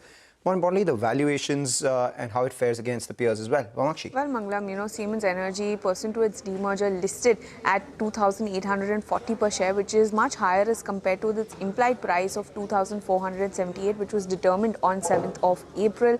With this, like you rightly pointed out, it becomes the largest listed pure-play power T&D equipment player. And in fact, brokerages are penciling in good growth prospects for this particular counter. Jefferies, for example, expects a revenue CAGR over SY 25 to 27 of almost 36%. The PAT CAGR could be at 49%, and the EBITDA margin is expected at 19.5%. On the other hand, Motilal Oswal expects 25% revenue CAGR, 31% PAT CAGR, with an EBITDA margin of 21.4%. Now, as far as valuations are concerned, if we consider the EPS for SY27 and the listing, the price at which the stock had listed this very morning, the price to earnings ratio stands at 51 times, which is lower as compared to its peers Hitachi Energy as well as GE Vernova T&D. Now, based on this, brokerages have also given a target price for Jefferies. It's much higher at 3,700 rupees per share. For Motilal Oswal, it's at 3,000 rupees a share. Now, apart from this, what one needs to keep in mind is that Siemens Energy will be removed from the MSCI Global Standard Index with effect from June 20th, which happens to be tomorrow, and there could be passive outflows ranging anywhere between 170 to 120 million dollars as per Nuvama Alternative and Quant Research. But it is also important to monitor how the FTSE responds to this, after the company has been listed now. So, important development out there for Siemens Energy. Okay, important development out there for Siemens Energy. We'll keep an eye out on this one tomorrow as well. Today is obviously something it's made a debut after its demerger with Siemens. We also have Jay, who is joining in with us as well, Jay Thakkar. Jay, just your thoughts. I know Siemens Energy is not something that you will have on the charts as that front, but Hitachi Energy, GE Vernova, its peers. Anything exciting happening on that sort on the technical front that you would look at maybe? Hi, good afternoon to you, Vinny and Mangalam. Well, overall, this space has been under pressure, I would say, rather, and we have been seeing, the downtrend overall. I mean, we had some bounce back, definitely, in its peers as well, but then overall trend has been negative. The momentum has been negative for these stocks which are there in FNO or are non-FNO stocks. So on this space, as of now, in the short term, the trend is down. In fact, I think the trend which is absolutely positive somewhere right now, at least since past couple of months or days, has been clearly IT pack only, and that too specifically building up IT names. As rightly pointed out by Rish as well, I mean that the BFSI segment had seen some run up recently on account of RBI monetary policy, but then that too seems to have given up right now. In the short term, medium to long term perspective, definitely less positive. So in the short to medium term, I think this space, as far as energy segment is concerned, has been under pressure. Apart from that, I think the IT, a bit of auto, these are the few spaces wherein we are seeing some good uptrend. Maybe iSure, TVS, something like that. Energy has been in a downtrend very. Right. Amrish, what is your thought on the valuations for this T&D space itself? Because none of them are cheap. Yes, you can speak about relative valuations, etc. Yeah. But they have a long runway for growth from here on. But at 55, 60, some even 70 times, how do you fancy your chances here? A tad bit expensive, but then I mean, looking at the sort of a growth which is happening in this space, and at least a foreseeable future of the next 6 to 8 years, I think stocks like these should be bought on a correction. And now, since we are expecting some passive outflows by funds, I think that could be a good opportunity to buy into Siemens Energy. Maybe, I mean, levels of closer to about 2,500, 2,600, I think one should be looking to buy. And again, when you're looking at most of the targets which have come, I think targets are between 3,000 to 3,200. So I think one should wait for those levels of 25, 2,600 to buy. All right. That is on the T&D space, and Siemens Energy, 25, 2,600 is a better level to buy. Let's talk about another stock that was doing well today. That was Swiggy. Shares ended about 2.5% higher after a spate of underperformance. And this one can be attributed, the up move today can be attributed to IIFL's note, which has, basically initiated coverage on the stock, a target price of 535 rupees a piece, a buy rating. What they've done is they've positioned Swiggy and looked at where Eternal was vis-a-vis where Swiggy is right now, and they're currently 5 to 7 quarters behind Eternal when it comes to food delivery, and 3 to 8 quarters behind Blinkit when it comes to quick commerce. At some point, they believe if they grow 28% in revenue over the next 3 years on a compounded basis, they are likely to hit EBITDA profitability by FY27 and net profit positive by FY28. So put all of these things together, they're valuing Swiggy's food delivery business at a discount to Zomato at $8.5 billion. Zomato trades at around $14.5 billion. If you take this off Swiggy's current market cap, which implies that the quick commerce business, that is Swiggy's Instamart business, is trading at an 88% discount to Blinkit. And that, they believe, is a cause for asymmetric returns out there. There could be valuation narrowing happening for Swiggy, and that's basis the execution that they expect on Instamart. Amrish, the stock's doing okay-ish, still below the IPO price and still at a very wide discount to Zomato. Do you think that this discount is expected and sustainable, or at some point the twain shall meet? I think at some point there would be that catching up, because finally it's just two of them in that space. I mean, the recent worries were about like Rapido getting into that space. But then if you look at that, Rapido could in fact face serious challenges. I think the Indian food delivery space has proven quite hostile to the newcomers. I mean, you've seen giants like Amazon, Ola, Uber. I mean, all of them have failed to scale meaningfully. And finally, I mean, they've exited or pivoted. So even if you look at the government-backed ONDC, I mean, even that faced headwinds due to operational complexities. So finally, it will leave the market only for Eternal, which is Zomato and Swiggy. So in the longer term, yes, I think one should be positive. And since we're talking of that catch-up happening with Zomato, I mean, at these levels, one could look at buying. But again, it's for long term, not for short term. Long term, not for short term. That's the word coming in here. Jay, your bet coming in on Eternal or Swiggy. Swiggy, not much in terms of charts, but if you've read up on anything in terms of Swiggy, would you find it as a better bet right now to enter on? Jay? Plainly based on, See, based on the overall data and the structure, I think that Eternal is relatively better. I would say, fundamentally, as it has been explained by Mangalam, that, some brokerage houses have a high report right now on Swiggy, but then Eternal has already performed well. And recently, we have seen the stock providing a good breakout above the levels of 240 as well. I mean, the shorts which were there in the system got covered, hence, the stock went up from 200 to 250 right now, approximately. So we've seen a good short covering happening. We've seen a momentum shift from sell to buy, as well as breakout about the 250, 240 levels. So I think now till 240, 235 levels, or the range that is held, the stock either consolidates or probably, move higher to 300 plus levels. So I think Eternal is relatively looking better as of now as that to Swiggy. All right, Eternal looking better than Swiggy. Let's talk about another stock as well. It's Trent, the company that owns brands like Westside and Zudio. They held an analyst meet yesterday, the annual investor day. What was interesting about this is that they're talking about the growth headroom that we're seeing in the value fashion and all the other categories that they operate in retail as well. And given the sort of runway that there is, they believe that 25% compounding on the revenue is fairly sustainable, and that will happen via two things. One, they will expand into newer categories. Secondly, they will increase their existing stores as well. What is it that works for them? One, remember, they have a very strong backward integration in supply chain tech, which helped them full control of the back end. Secondly, in Star, which is their grocery format, nearly 3/4 of their revenue comes in from their own brand. I mean, they're also seeding newer brands. They have Utsa, Samo, as well as Zudio Beauty, that all of them are, willing to grow, and these companies are looking at them as the next platforms for growth. And in terms of categories as well, they've identified 3 of them which have shown exponential growth. There's innerwear, there's footwear, there's beauty, all of them growing anywhere between 70 to 150% over the last few years when it comes to volumes. Brokerages have written on this. They believe that, there is growth runway, but they are circumspect on a couple of things as well. Motilal Oswal, a buyer on the stock, target of 6,900. They believe that it will be important to track the same store sales growth, as recovery will be back-ended because of the store additions that we saw in Zudio in the last part of FY25. So same store sales growth in both fashion and grocery will be crucial to track.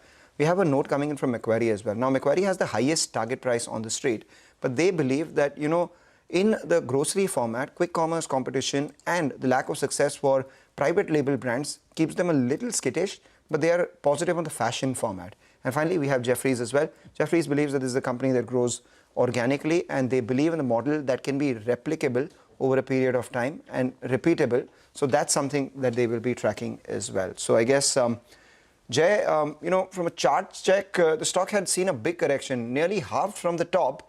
And then from lower levels, it has seen about a 20-25% jump.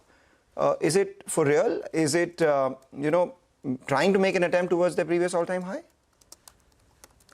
That's looked difficult, Mangalam. The overall fall which we had seen in trend mainly was earlier due to the long unwinding, and then thereafter we saw some short getting built up as well. The recent bounce back which we saw in the stock from approximately 4,500 until say 5,900. 5950 was mainly on account of short covering, Mangalam, I would say.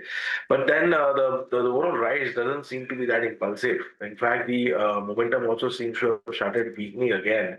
So I think going forward on the upside, 6,000 levels approximately will act as a very crucial resistance. And the rise so far doesn't look that impulsive, as in the start of a fresh up move. So I think some more pain or consolidation in the stock is still left. The overall shorts are not yet covered fully. So the overall trend seems to be negative only. I think around the levels of say 5,400 to 5,300 is something one can review if at all someone wants to go long from the short term perspective. From the medium term perspective, I think that the trend is still negative. Okay, trend is a bit negative even from the medium term perspective on the technicals. But Amrish as well as Jay, thank you so much for joining in with us on the show as always and helping our viewers understand individual stocks as well as markets.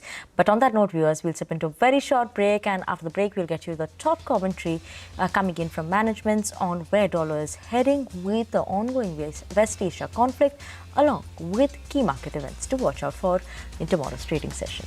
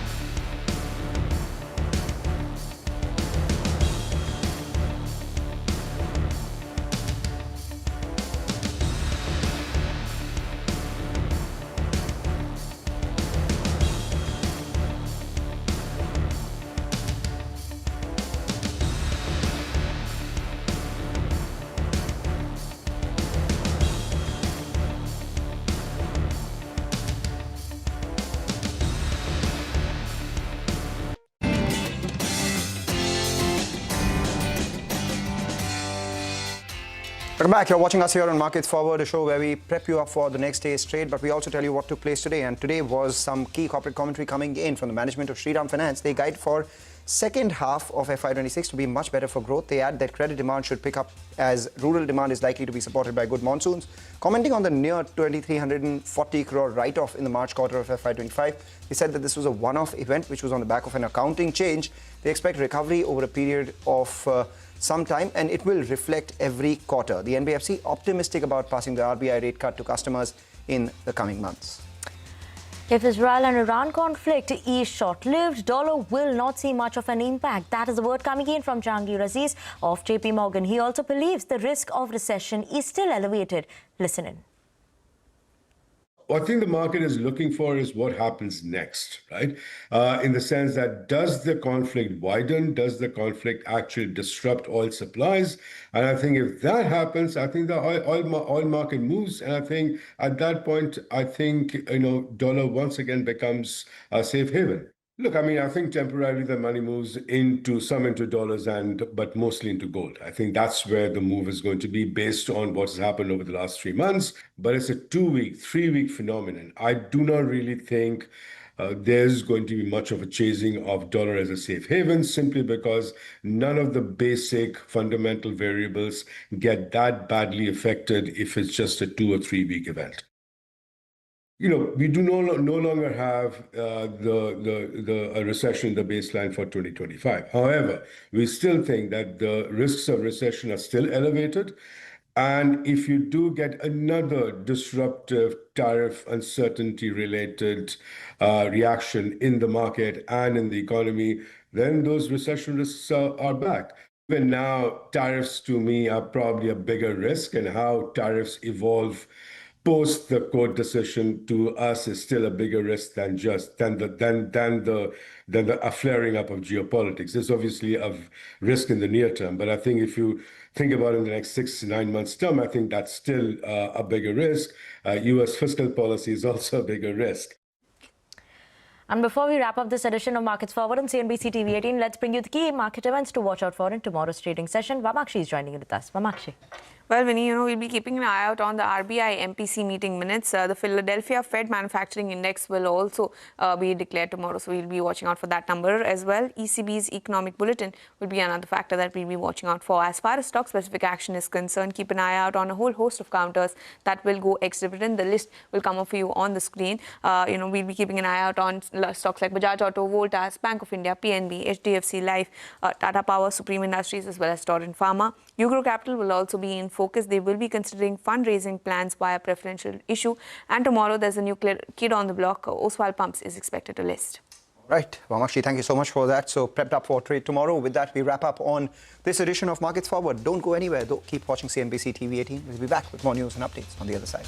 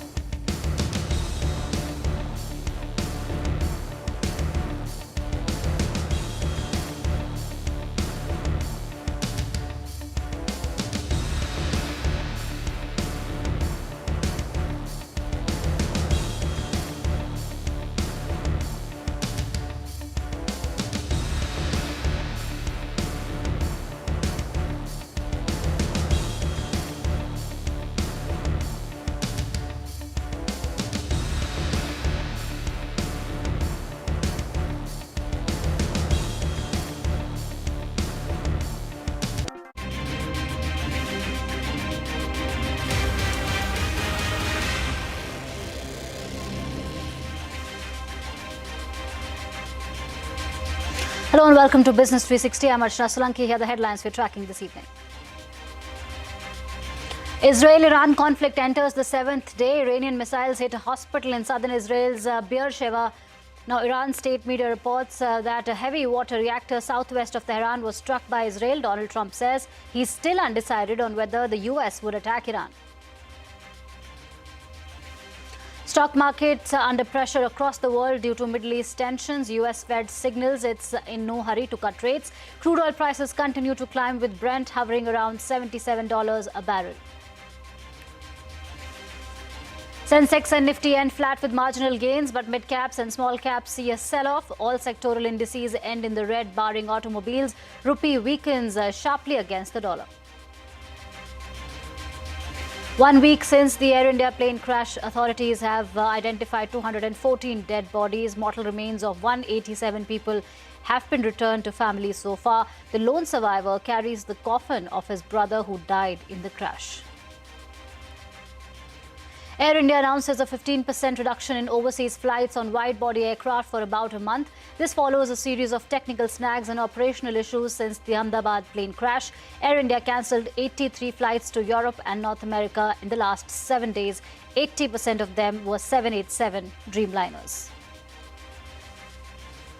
Israeli forces kill 72 Palestinians in Gaza in the last 24 hours. This includes 29 people who were waiting for food assistance. Reports suggest more than 300 people have died at food aid centers run by Israel and the US in the last 3 weeks.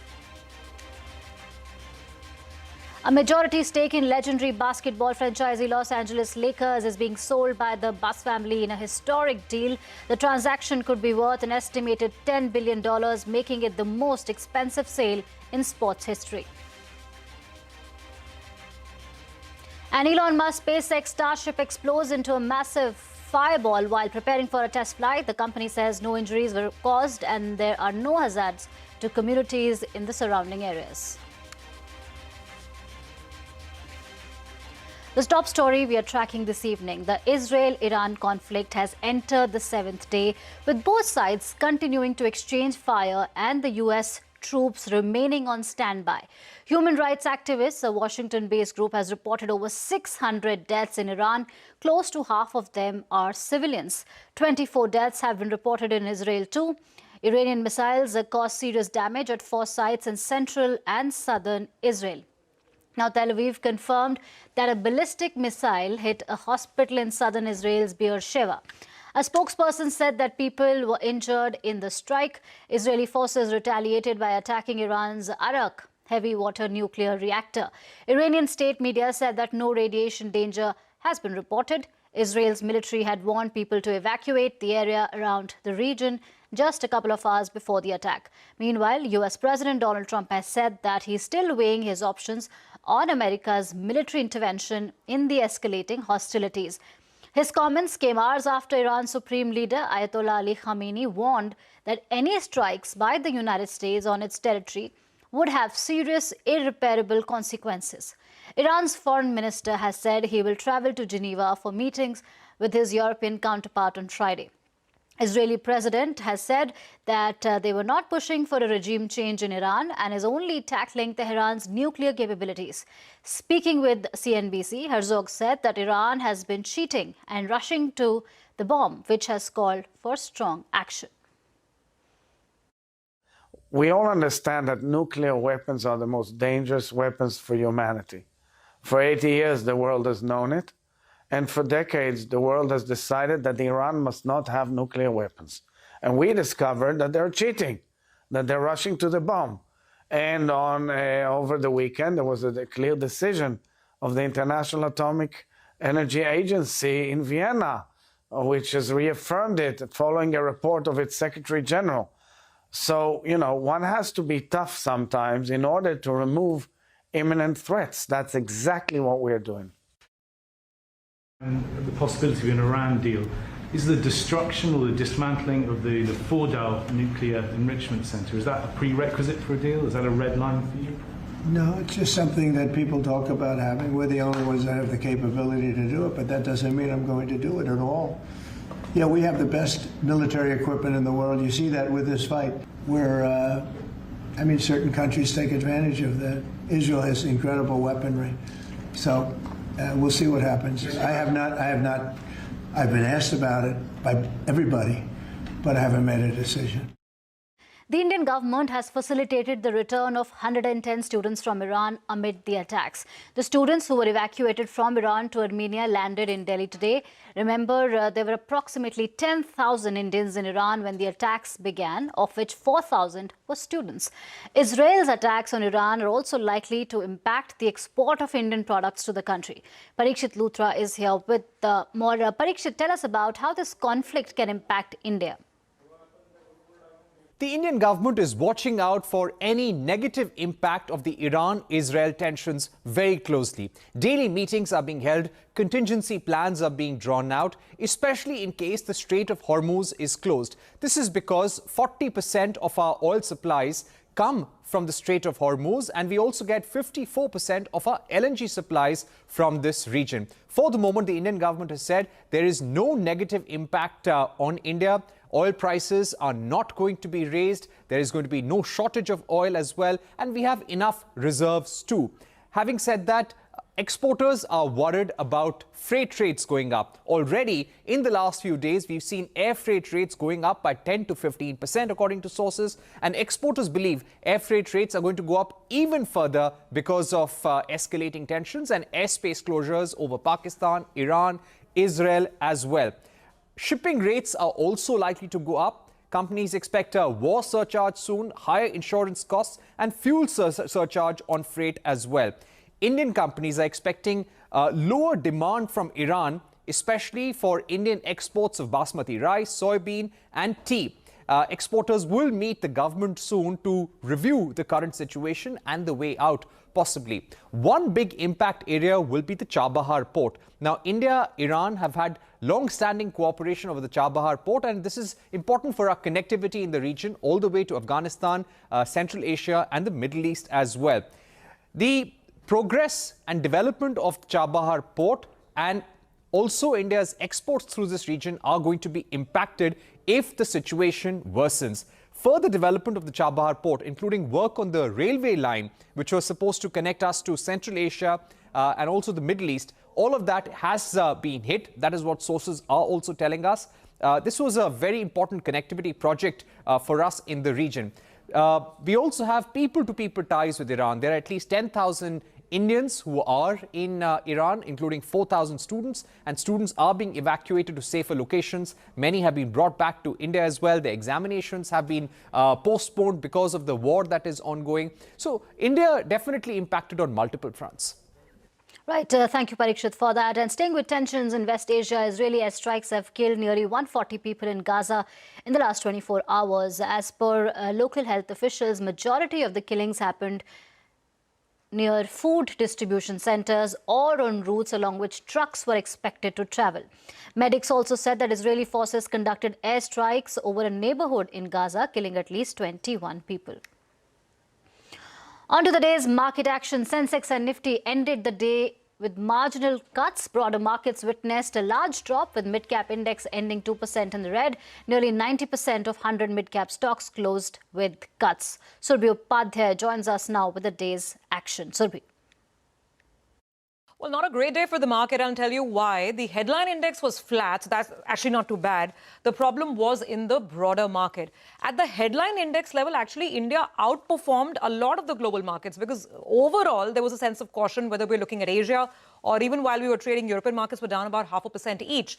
So then why am I saying it's a bad day? Because of the way mid-caps have come under pressure. Not just mid-caps. The mid-cap index was down 1.5%. Small cap index down 2%, and if you're looking at the micro cap index, that was falling almost 3%. And there was across the board profit taking, a lot of caution in the market. I'll just throw up some names as examples. PSU stocks, Railtel, RVNL, NBCC, Hindustan Copper, IOB, Bank of India. So across lines, across sectors, PSU stocks were under pressure today. Beyond that as well, I mean, you had lots of names like Brain B Solutions, that's First Cry, Cyient, Minda Corp, Shakti Pumps, Prince Pipes. Wherever mid-caps have had a good run over the last 2 months, I think investors are getting a little nervous and cautious, and they were very quick to press the eject button today. Having said that, on the Nifty itself, financials were a weak spot. The bank Nifty was underperforming. It was down about 0.5%. Actually, barring autos, all sectors were weak today, which is why I'm saying it was a weak day despite the flat close on the Nifty. So the losers, what do they look like? Adani Ports, Adani Enterprises, Tech Mahindra was reacting to a brokerage note. Coal India was on the way down. Even TCS and Infosys, these were stocks that came under pressure. I said financials are weak, so Bajaj Finance, IndusInd, Jio Finance, all these stocks on the losing side. Gainers, auto and some consumer names. For instance, Tata Consumer, Titan, and the likes of Eicher Motor, M&M. Another good day for auto stocks. A very small pocket of the market that saw some green. Otherwise, there's a lot of caution, and not just here in India, but globally as well. So we really have to watch for all those headlines coming out of the Middle East. And of course, the shape, form, and the price action on both the US dollar as well as crude oil prices. So wait and watch mode for the markets right now. Right. Thank you, Surbhi, for that. The U.S. Federal Reserve has kept its interest rate steady in the range of 4.25 and 4.5% once again. However, it has maintained its forecast of 2 cuts for the rest of 2025. Fed Chair Jerome Powell warned that inflation could rise over the next few months due to tariffs.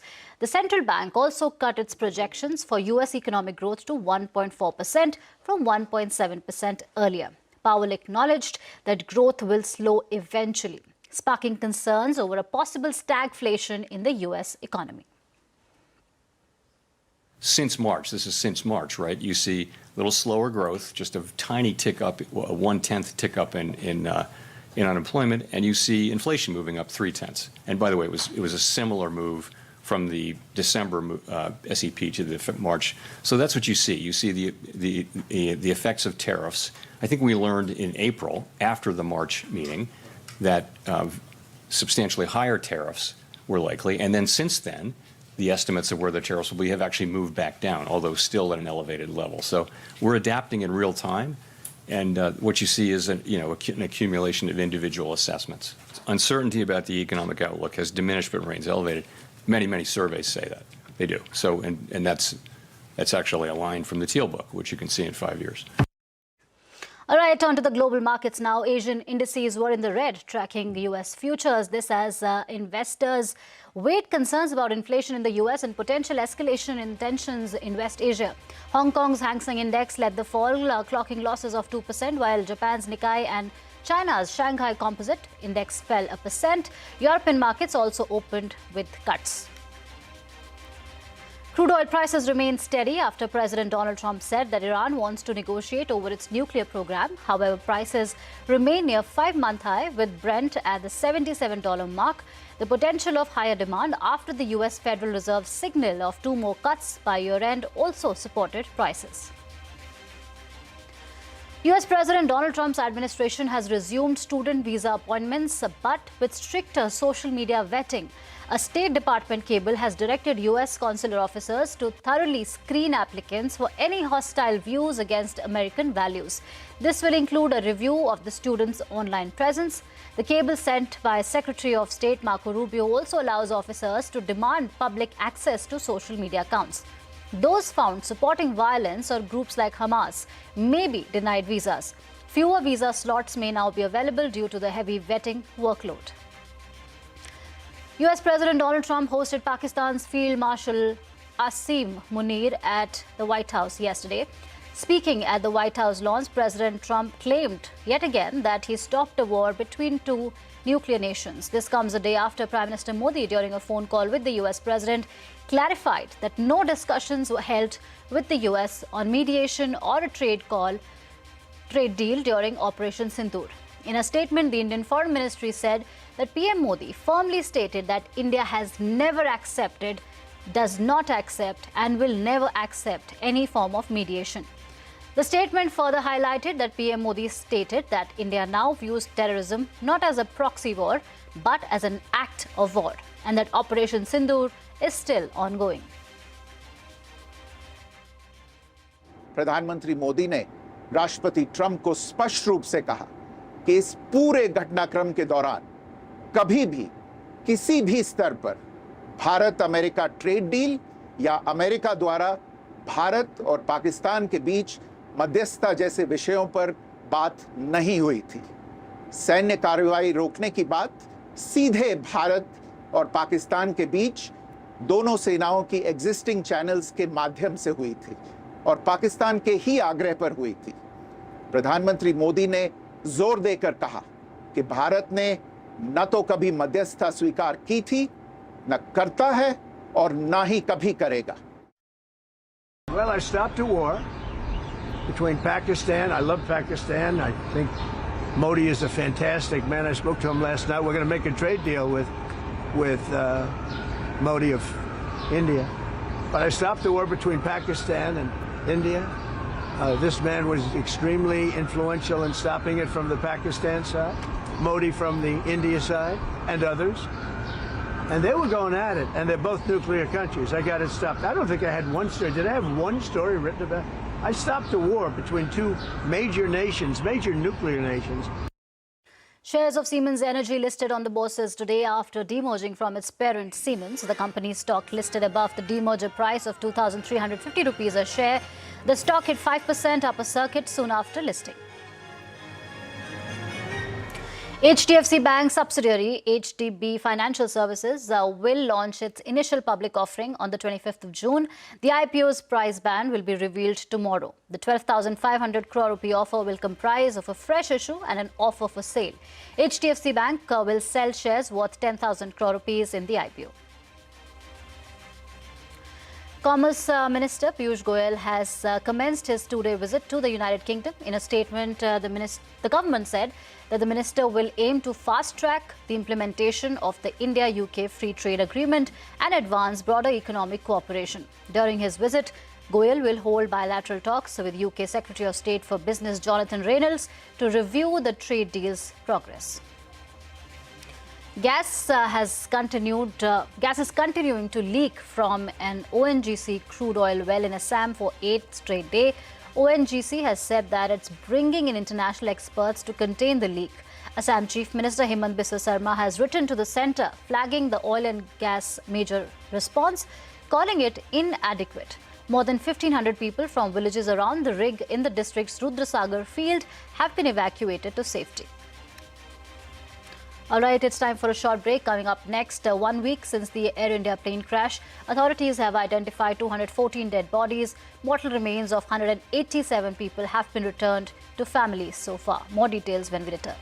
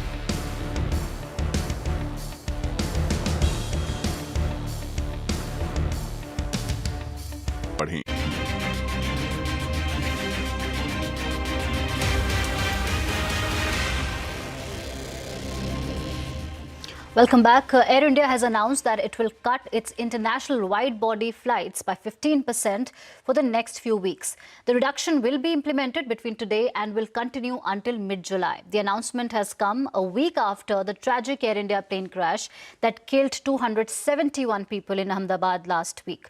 Madhiya Mujawar joins us now with the details. Madhiya, how many flights will be impacted by this move? Well, Air India is under growing scrutiny after the tragic crash of flight AI 171 just seconds after takeoff from Ahmedabad last week.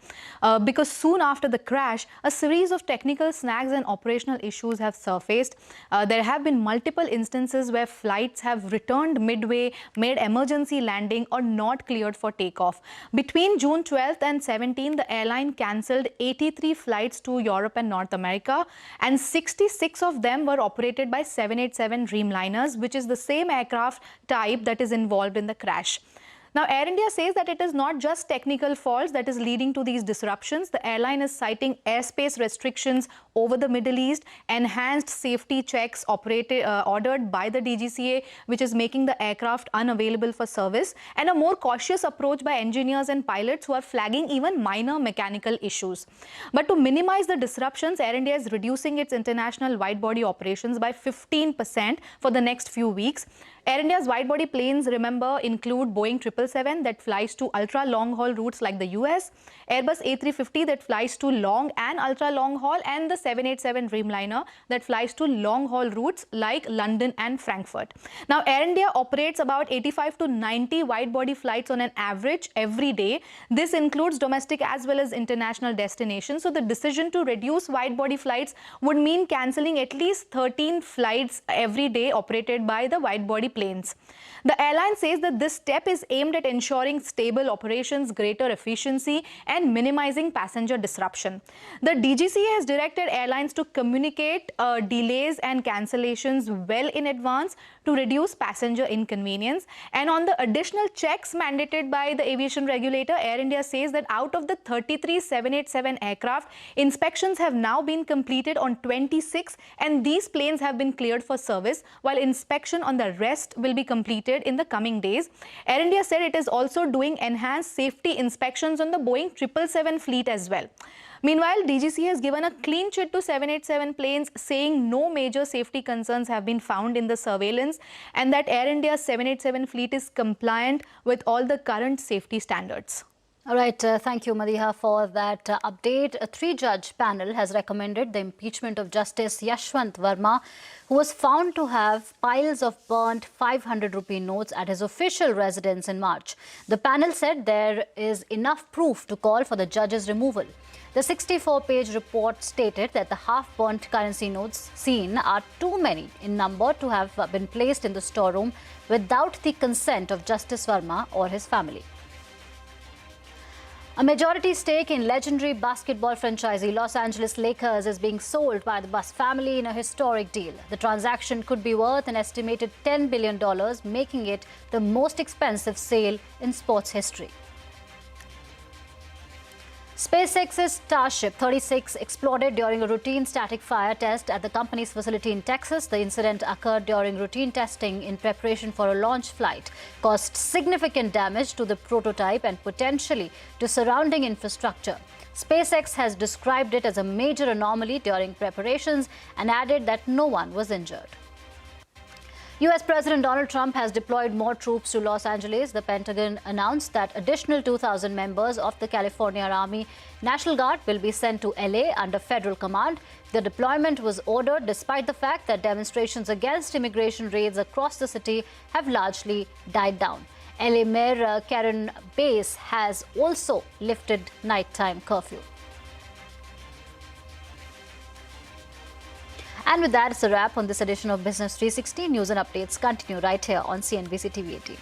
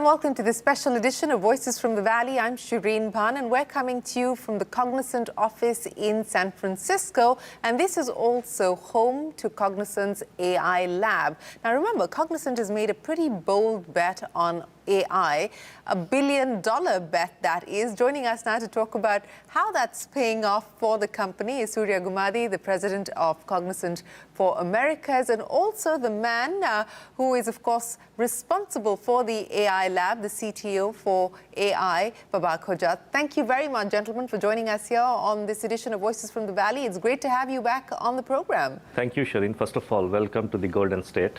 And thank you for taking time to visit our AI labs here in San Francisco today. You know, and this is what I want to talk to you about, this big $1 billion bet that Cognizant has decided to make on AI. And I think it brings to bear the larger question facing Indian IT services companies today. In an AI world, how relevant will Indian IT services companies be?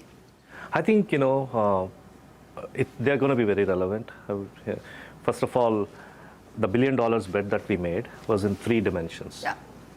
Getting a talent ready for the AI era, getting the infrastructure ready, which is the AI labs, and then, building solutions, custom solutions for our clients. The Indian IT services companies are right in the middle of building those solutions, whether it is getting the data ready for the AI era or building the AI relevant solutions.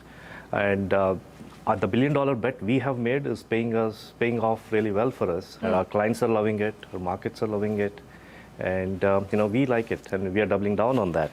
You are doubling down on that. So the question that everyone is asking at this point in time, is this going to be an existential crisis for the Indian IT services industry? You don't believe that to be the case? No, I don't believe that at all, because it's like any other technology revolutions that we have seen in the past.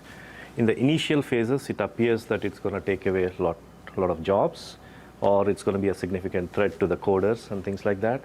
But or a disruption to the business model as it's existed. Correct. And the initial thinking or the initial fear was that, but as we get deeper into the agentic era, so I think, a lot of human intervention is needed to manage the agents, to build agents and orchestrate the agents. The jobs might morph into something different, but I don't think there'll be an existential crisis or existential threat. No existential crisis or threat at this point in time, at least. But Babak, let me come to you now. You're not new to the world of agents at all, going all the way back to 2011 when we actually saw Siri come into the picture. And, I don't know how many people still remember this, but ChatGPT, if you don't, Babak was the main inventor behind the natural language technology that Siri used. But, how much has the world changed since then, Babak? It's amazing. The world has changed, but also kind of come full circle as well. And not only was the original technology around Siri, something that we worked on in the late 90s, but not too many people know that technology was agentic. And agents were very popular in AI in the 90s. The first time anyone talked about an AI agent was in 1989. Wow. And now those were very different agents.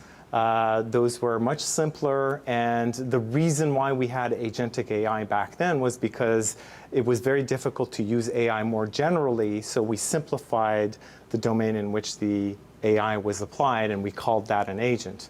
In some strange roundabout way, today, while we do have large language models and Gen AI is very generally applicable, we have to still put it in a box, give it a job description, give it a set of tools, and have it work with other agents. So in some ways, it's come back to agents and multi-agentic systems.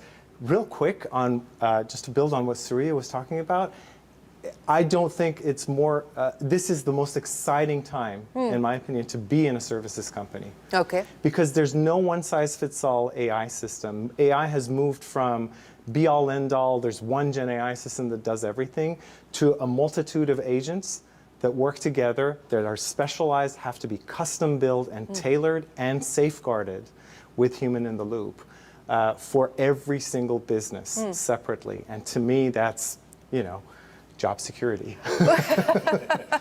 Well, speaking of the job security, Babak, as you mentioned, this goes all the way back to the early 90s, the late 80s. Why is it that we're now seeing this big breakout moment for agentic AI then?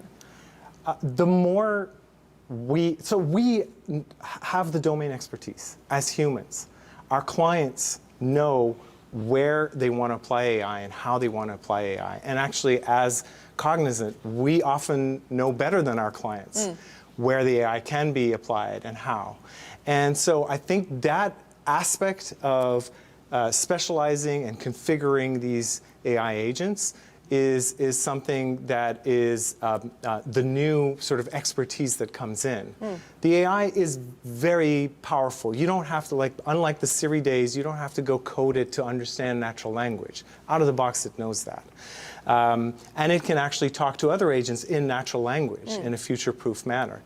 Where it needs help from us as humans is to give it that expertise, to package that and say, here's what you need to do and how you need to do it. I think that's very important. I think just to add one more point, probably the evolution of compute from 80s and 90s to now, that also has accelerated.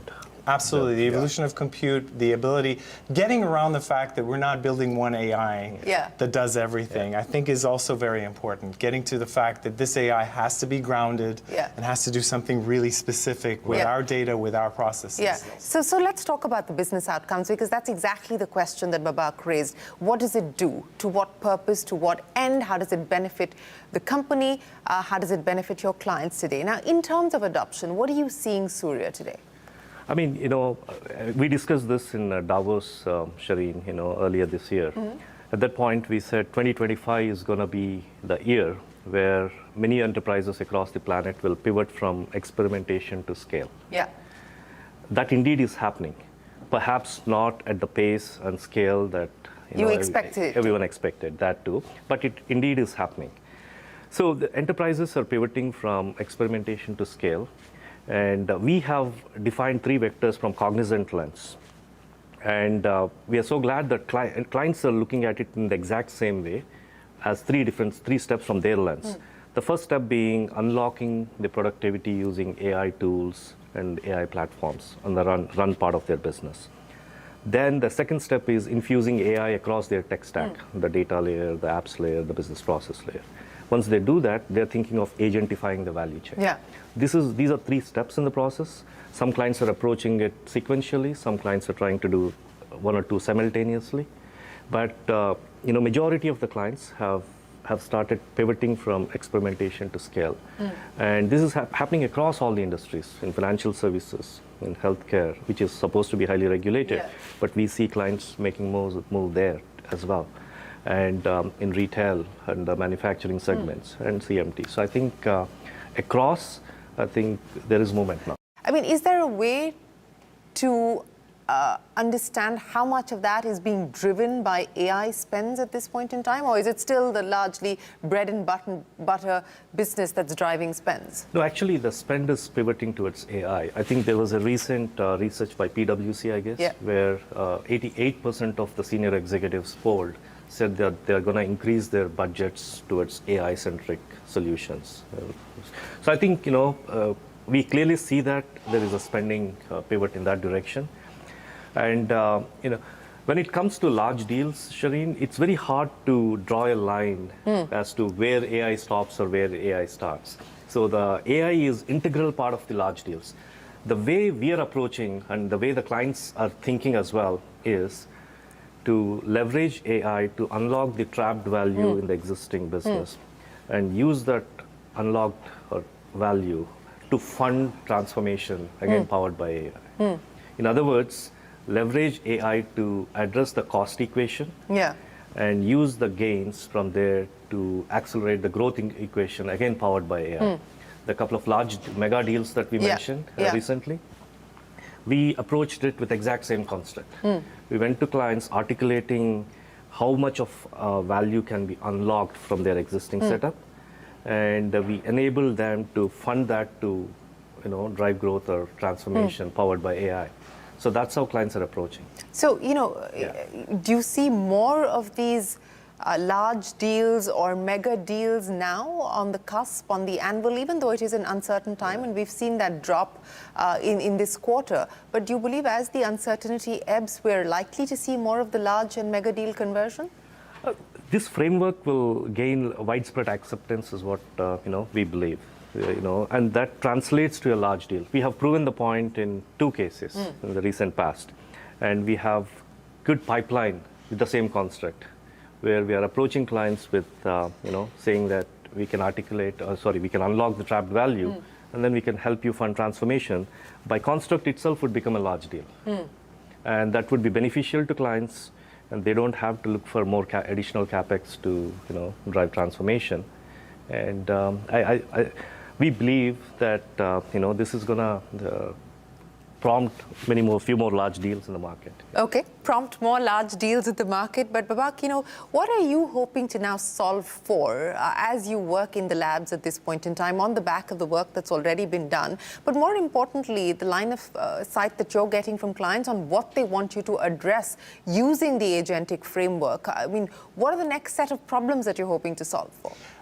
Just recently, we announced an invention out of our lab that can calculate the absolute confidence of a large language model in its assertion. Okay. That's a huge breakthrough, and just imagine what does that mean in English? So if you ask a large language model to make a decision, it can come back to you and say, here's the best decision I think I want to make, and I am, let's say, 95% confident in it. In that case, you've set a threshold and said, okay, if you're above 90% confident, go ahead and do it. Okay. But if it comes back and says, here's the best decision I can make, but it's at around 65% confidence, you can say, okay, wait, we'll have a human come in and take over for you. And so some of that, like drawing the line as to where it's autonomous and where a human comes into the loop, can be automated in this manner. So if we're already at 95%, which is what you just told us, then what happens to the humans? Well, the humans actually will have, trust me, much more to do than before. I actually think every time we've come up with such a hugely disruptive technology, we've thought that we're all going to be going home or going to the beach, and we've all gotten much more busy. And I think that's what's going to happen for us. We're going to be busy building and instructing and informing these systems. We don't have to do the nitty-gritty. We don't have to waste time on coding these sorts of things. And therefore, we will have more time to be more productive and doing more.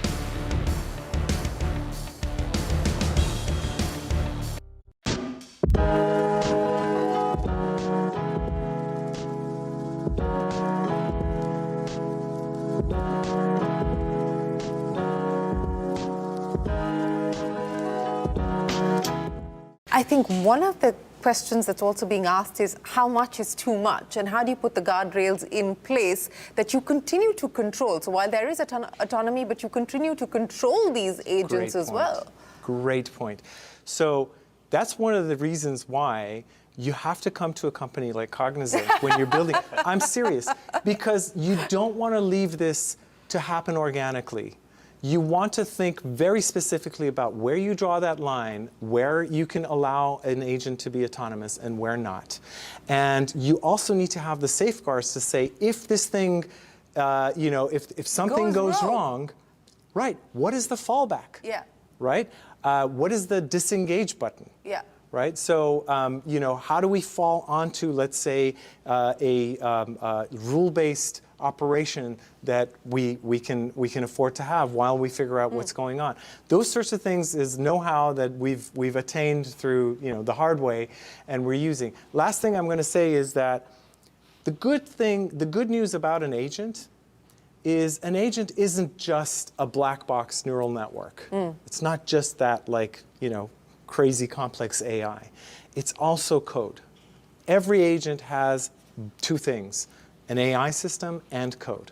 So the platform that we have makes it very explicit where you're relying on the black box AI, for example, understanding natural language or doing some reasoning, and so forth, and where you go to code. And code is us. As humans, we write that code, and we make sure that, for example, the security. But not anymore. I mean, now everybody's talking about. Now everyone's talking about how the code has been outsourced to AI. Actually, in that context, Shireen, I think recently Jensen said that in a conference that IT departments of the enterprises will morph into HR functions, wherein you'll have to identify an agent, select an agent or recruit an agent, onboard an agent, train an agent, deploy an agent, and pay for an agent. So I think, while coding can be done by machines, but there's a lot more around it in managing, which is what I said to our earlier conversation. I think, it's still evolving, but I agree with Babak, so that the human in the loop is safe. Yes. Yeah, and remember, whether or not you write that code is going to be consistent. It's not going to be hallucinating. Those are some of the safeguards that you build into these agents. But I mean, don't have your agent's code being written by AI. That's not recommended. Don't have your agent's code being written by AI. No, yeah. No. Are you seeing Give that it to happen? experts. Are you seeing that happen though? Yes. What worries you about what we're seeing today? What worries me actually is over-trusting these systems. But what does this mean now in terms of how you're going to be hiring, how you're going to be reskilling? You have a program, of course, Synapse has been doing that within Cognizant. What's been some of the learnings of that program so far, and how do you see this moving forward? Unlike the technology revolutions of the past, it has been established by now that AI and Gen AI can be easily democratized and can be relatively easily trained and can be easily deployed at relatively low cost. So as a result, the training has not been extremely difficult, and we are working with the academia, the colleges and universities to make sure that we adjust the curriculum for our intake. And we are training our workforce too. And in fact, we have partnered with Google to train 200,000 of our workforce in AI technologies. I think it has come along really well, Shireen. I think we feel good about it, and we are continuing that, to make sure that we are fully ready. And to Surya's point, it's not very difficult. What I found, I actually had the privilege of running a couple of training sessions for Surya's teams. And the first time I did it, it was a little bit of a disaster because I felt like we over-geeked. Disaster from my part. We're starting to talk about how this AI works and all that, and eyes glaze over and people. It's about getting over your fear, and it's about us kind of simplifying the fact that it's you expressing your intent and leaving it up to the AI to come up with what, and then you going back and forth and building it. So yeah, it's easier than you think, and at the same time, it's deceptively hard because you have to make sure you double check. And to your other question on, the workforce balance. Yeah. So it's going to evolve. Right now, no one has a silver bullet or no one has an answer yet. But at some point, there is going to be a mix or a shift in the mix of your actual workforce to your digital workforce, which is agents. I mean, the time will tell whether it is 50-50 or 70-30, but it is established that we're going to have a mix of physical employees, the employees and the an digital agentic workforce. Are you seeing any sectors in specific where the adoption rates are higher or the felt need to adopt is higher, whether it's BFSI or retail or manufacturing or healthcare? I mean, each of these verticals that you focus on, are you seeing the need to want to move higher in some of these sectors? Actually, I think the adoption rate has picked up across the board. But I'll tell you, Shireen, the clients in BFSI, they're a little more matured in leveraging these technologies upfront. And so we see the adoption rates relatively higher in clients in the banking space. And then followed by the retail segment. Okay. When it comes to healthcare, initially there were a lot of apprehensions on the regulatory aspects of it. But it's picking up, but not at the pace where it is in banking or retail. The rest of the segments are somewhere in between, with these two front runners, banking and retail, and healthcare picking up. So the rest of our business segments are in between, the manufacturing and communications, media, and tech. You know, so we're talking about FOMO and we're talking about waves, Babak. If you know, we've gone through the chat GPT wave, we're currently going through the agentic wave. But again, I ask you this, you know, what should we be mindful of? Because there is a tendency to kind of, you know, the herd mentality kicks in and everyone's trying to board the same bus. What should we be mindful of? There's the whole area of safety that we talked about and assessing, you know, for example, one of the things that we have in our platform is an agentic system that monitors an agentic system. So agents are monitoring other agents. Monitoring other agents. Where are the adults in all of this? Where's the human supervision? Right, exactly. But look, at the scale that these things are being utilized and deployed, it can only be AI monitoring AI. You can't AI. have humans like, yeah, exactly. It has to be AI based. Agents are going to do performance appraisals too. Exactly, absolutely, absolutely, absolutely. And all of this, at the end of the day, will hopefully result in business outcomes. And I keep coming back to that. And you've just upped your guidance as well for Cognizant. Given the period of uncertainty that we're seeing at this point in time, do you believe that there is going to be much more of a wait-and-watch approach, a pause approach, or do you feel that people are at this point in time saying, look, we can't wait because speed is of the essence? Majority of our clients, you know, what we have seen in 2025, going back to our Davos conversation, is have come to realization that they'll have to get out of the experimentation phase. So they are, you know, trying to, you know, move to scale or implementing AI at scale. Different clients are moving at different pace, but the moment has started. The moment has started. Babak, I want to, you know, come back to your own journey. What concerns you today on the business front? What are some of the key headwinds? And what are some of the potential tailwinds as well? See, the macroeconomic uncertainty that we're dealing with the trade wars or the tariffs. And that is one big concern on how that's going to level out in the near term or the medium term. And on the flip side, the urgency that, you know, the clients are beginning to realize that it's a race against time. So they will have to make the move on AI. So when the clouds clear, so they can, you know, have a jump start ahead. So that's the tailwind in my opinion.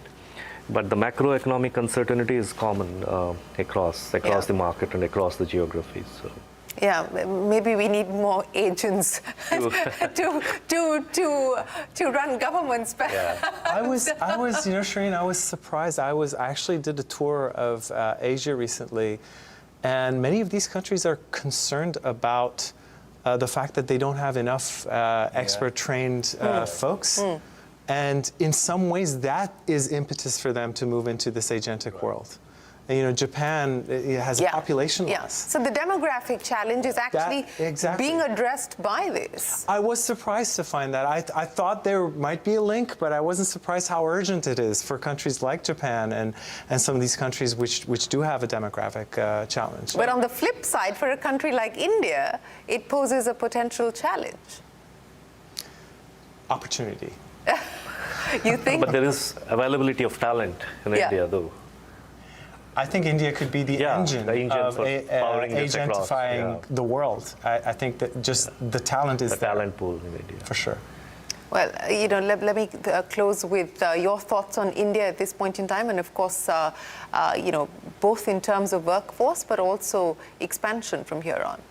I think India is going to be an integral part of our strategy, which Ravi, our CEO, has said it on many occasions, Shireen. So we will continue to expand in India, precisely for the reason that the kind of talent that is available and at scale, you don't find it anywhere else at this point in time.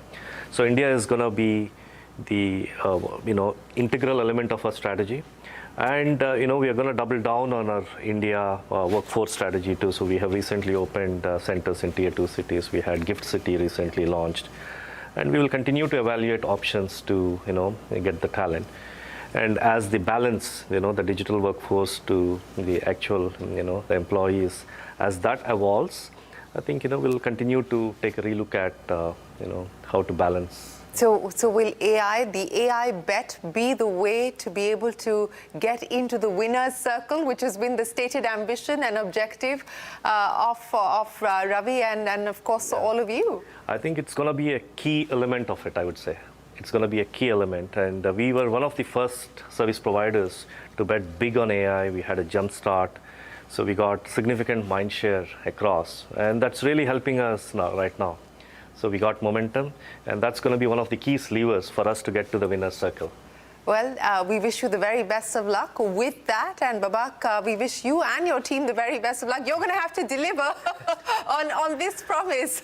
For sure. Yeah, absolutely. We're ready. We'll do it. Yeah, we'll make it happen. Thank you. Thank you very much, Surya. Thank you so much, Babak, for joining us here on Voices from the Valley.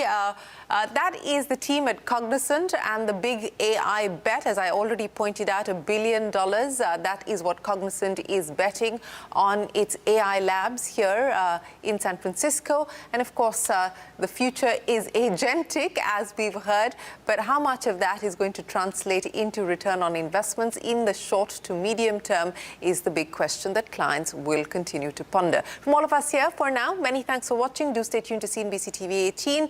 Join us on YouTube, on social media, and on our website. Log on to CNBC TV18 Prime and CNBC TV18 Access. For now, thanks very much for watching.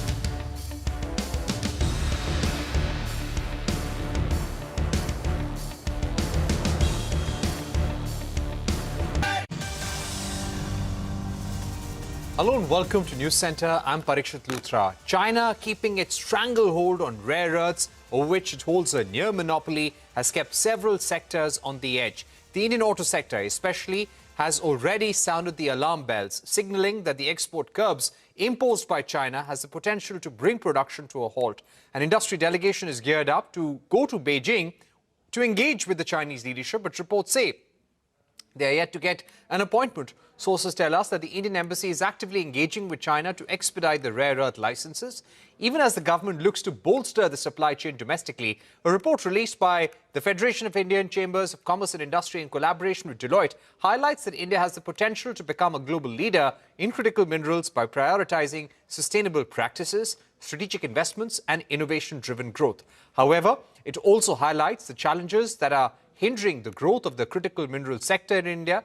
These include unavailability of quality reserves, difficulty in economic extraction, challenges in mine development, among others. What's the way ahead? To take this forward, I'm now joined by Arjun Mishra, CEO at Hindustan Zinc and Executive Director of Vedanta, also the chair of the FICCI Task Force on Critical Minerals, and also on the program is the co-chair of the FICCI Non-Ferrous Metals Committee, Shubhrakant Panda. Shubhrakant Panda is also the Managing Director of Indian Metals and Ferro Alloys. Gentlemen, thank you very much for joining us. Shubhrakant Panda, if I can begin with you, is the current crisis urging companies like yours to possibly get into rare earths, look at ways where you can have a domestic supply chain when it comes to refining, assembling, and end use of rare earth magnets? Good evening, Parikshit. The short answer to your question is yes, because, as you know, we are a leading producer of ferroalloys in the country, and we also operate chrome ore mines.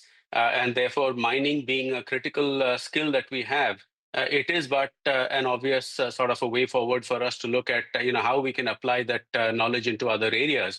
And critical minerals is certainly something that we would look at, especially given that things like nickel is known to occur along with chromite ore. But this is something that we have been considering for a while now. The present sort of crisis mode will undoubtedly give not just us but everybody else a fillip to look at what we can do. And even from a governmental perspective, there is obviously a lot of focus on ensuring that supply chains are secured, because the critical minerals and rare earth elements obviously have a wide range of applications. And as you correctly mentioned in your opening remarks, clearly, this is where China has an edge over the rest of the world in terms of the resources that they have access to. But that doesn't mean that India doesn't, because if I'm not mistaken, less than 20% of India's obvious geological potential has been explored. So there is a lot of work to be done in terms of exploring the reserves, exploring India's landmass and offshore for potential reserves of various, critical minerals and rare earths. And clearly, where we do have reserves, more work needs to be done to prove that to a greater degree of certainty. For example, the Riasi deposits in Jammu. So these are just some of the steps that I think need to be taken, merely just sort of expedited because of where the world stands right now. Right. Mr. Mishra, coming to you, India holds the world's third largest reserves of rare earth elements, and rare earth reserves in India are estimated at 6.9 million metric tons. There was a high-level meeting held this week where the Minister for Mines and Minister for Heavy Industries looked at ways where we can incentivize the industry, probably have even PLI schemes to support the domestic supply chain for rare earth magnets. Currently, is there any capability to make rare earth magnets in India? Let's separate these two parts. One is critical mineral, other is the rare earth minerals. Rare earth minerals, which are required for magnets, which is again most important for our EV vehicles, permanent magnets, are all neodymium iron boron alloy. And the neodymium iron boron alloy, the most important metal is neodymium, which is found in two forms, whether it is bastnasite, which is non-radioactive, or monazite, which is radioactive. India is rich in monazite. Entire coast of Kerala, Tamil Nadu, Andhra Pradesh, parts of Odisha, beach sand is rich in monazite as well as ilmenite, which is for titanium. Now, this monazite in India has also got associated thorium. So, cleaning of this monazite, mostly it gets cleaned into chloride form, that is rare earth oxides are converted to rare earth chlorides. But it has to be separated from the radioactive thorium that is present in it. Handling of waste which is radioactive by nature becomes a challenge to us. And the technology from the rare earth chloride to the metal rare earth, which is neodymium, which is most important metal for forming rare earth magnets. That is challenging. That technology is in the hands of Japan and China as on today.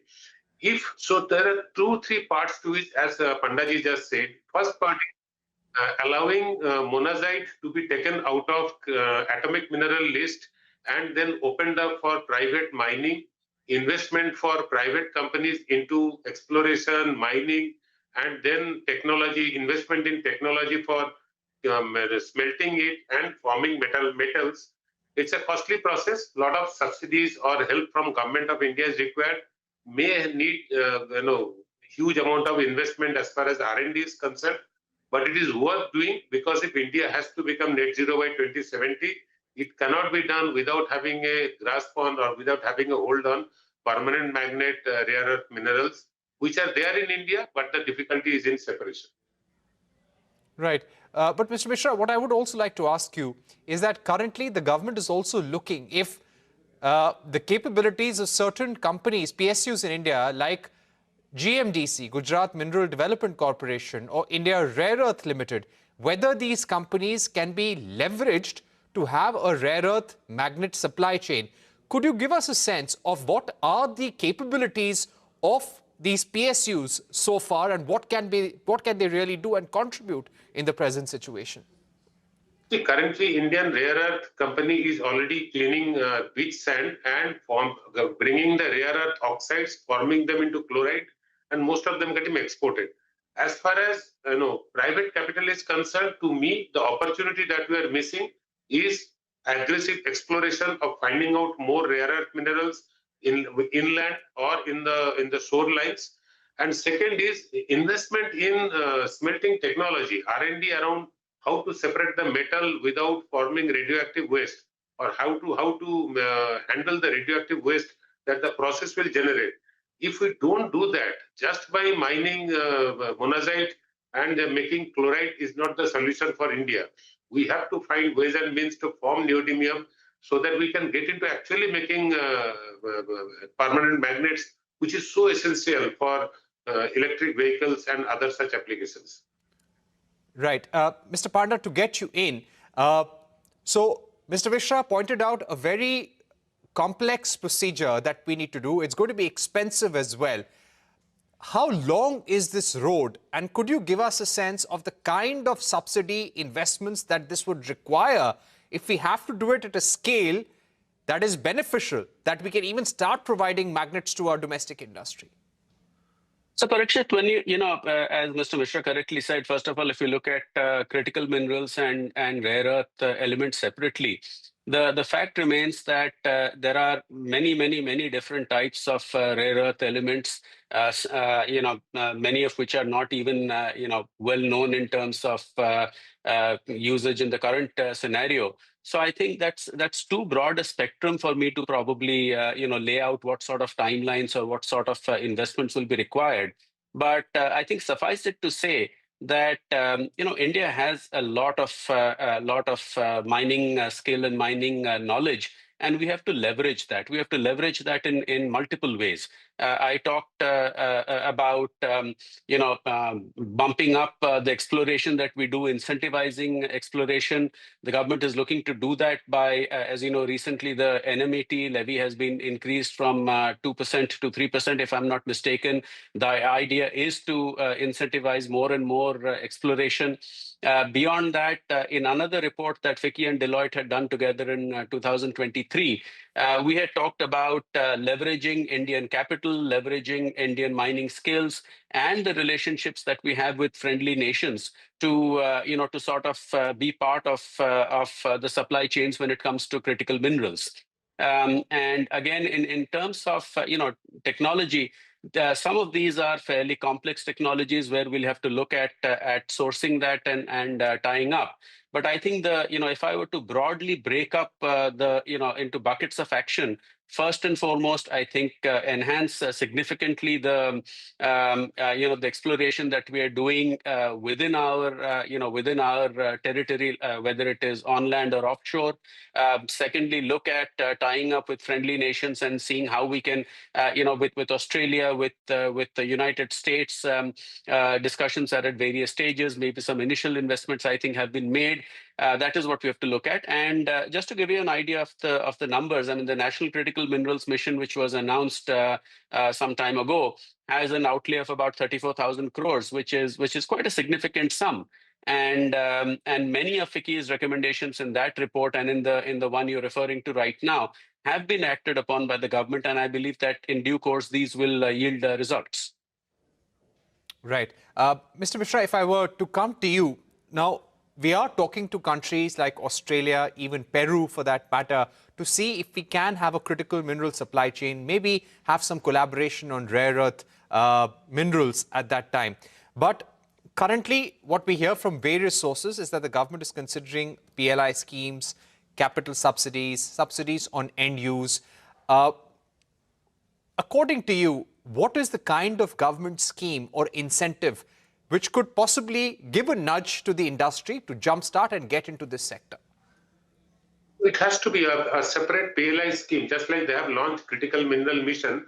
For rare earth magnets, government needs to launch a separate corpus under PLI scheme, put a big number out there, something around 5,000 crores or something, and then invite private companies to get into exploration, keep aside some money for R&D on making the extraction of metal, because we know the process till formation of chloride or sulfide out of the rare earth oxides. After that, the metal extraction, ask private companies to get into R&D, put the R&D into, give them R&D subsidy from the corpus. And I'm sure in the manner of 4 to 5 years, having the talent in India, so much of metallurgists in India, such beautiful institutions, Indian Institute of Technologies, Indian Institute of Science, number of national metallurgical laboratories. There are so many scientists. We will be able to crack it. I don't see any challenge out there. It's just the need for the mission mode, put the money up front, and then bring private players into place, put a timeline of 4 to 5 years. I'm sure we'll be able to crack it. Right, but that's the challenge, isn't it? Nothing can happen before the next 4 to 5 years. It's going to take time, and in the short term, there will be pain. Thank you very much, Mr. Panda. Thank you very much, Mr. Mishra, for joining us on the program, giving us your view on a very tricky situation that we are facing, and companies actually thinking of importing full assemblies rather than just the rare earth magnets from China. We are going to take a short break, but don't go anywhere. When we return, we'll get you more news from around the country and the world.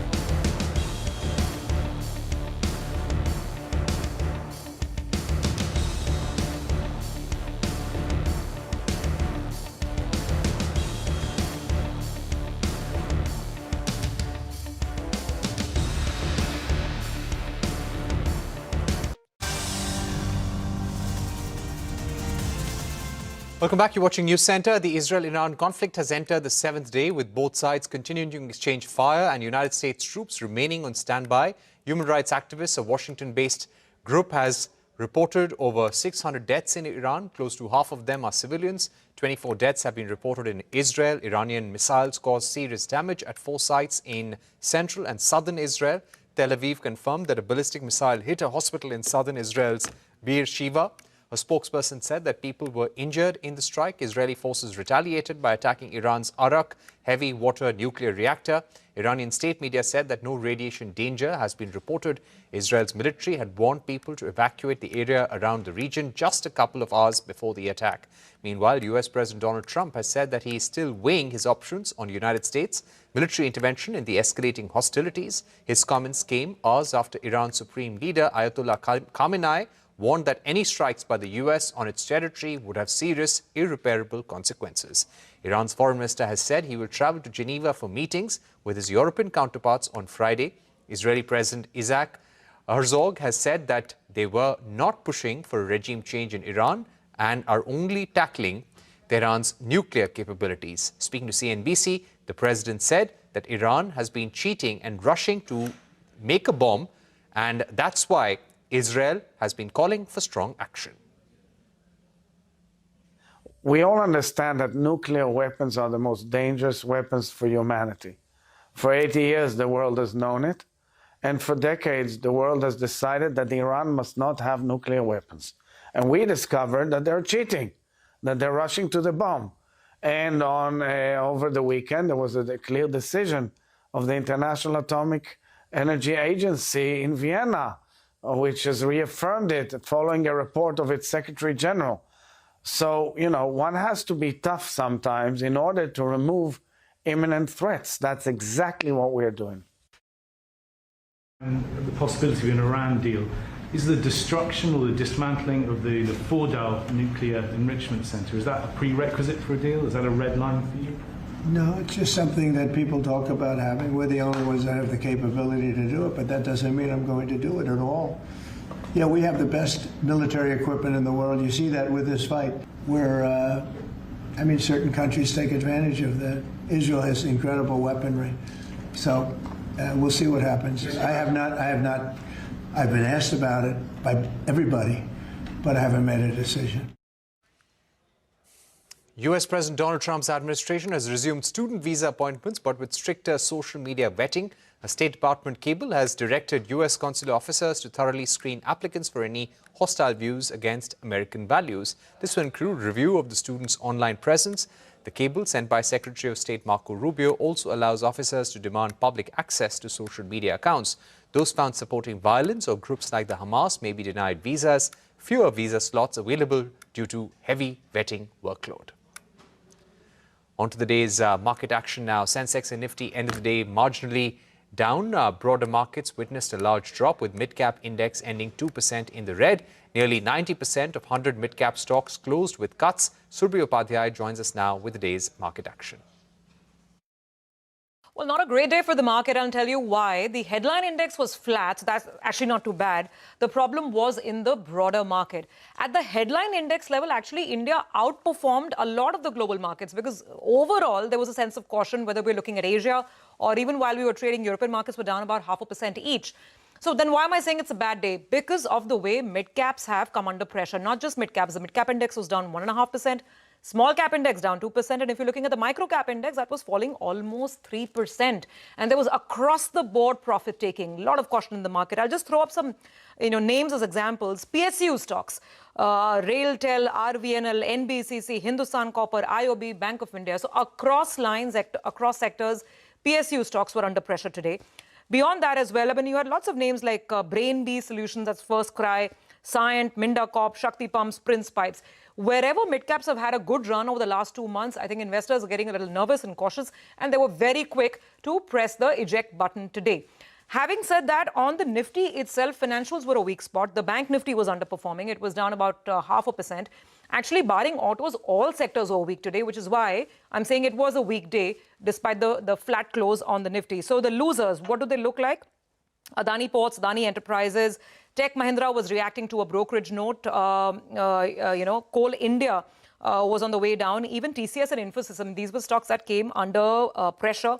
I said financials are weak, so Bajaj Finance, IndusInd, Jio Finance, all these stocks on the losing side. Gainers, auto and some consumer names. For instance, Tata Consumer, Titan, and the likes of Eicher Motor, M&M. Another good day for auto stocks. A very small pocket of the market that saw some green.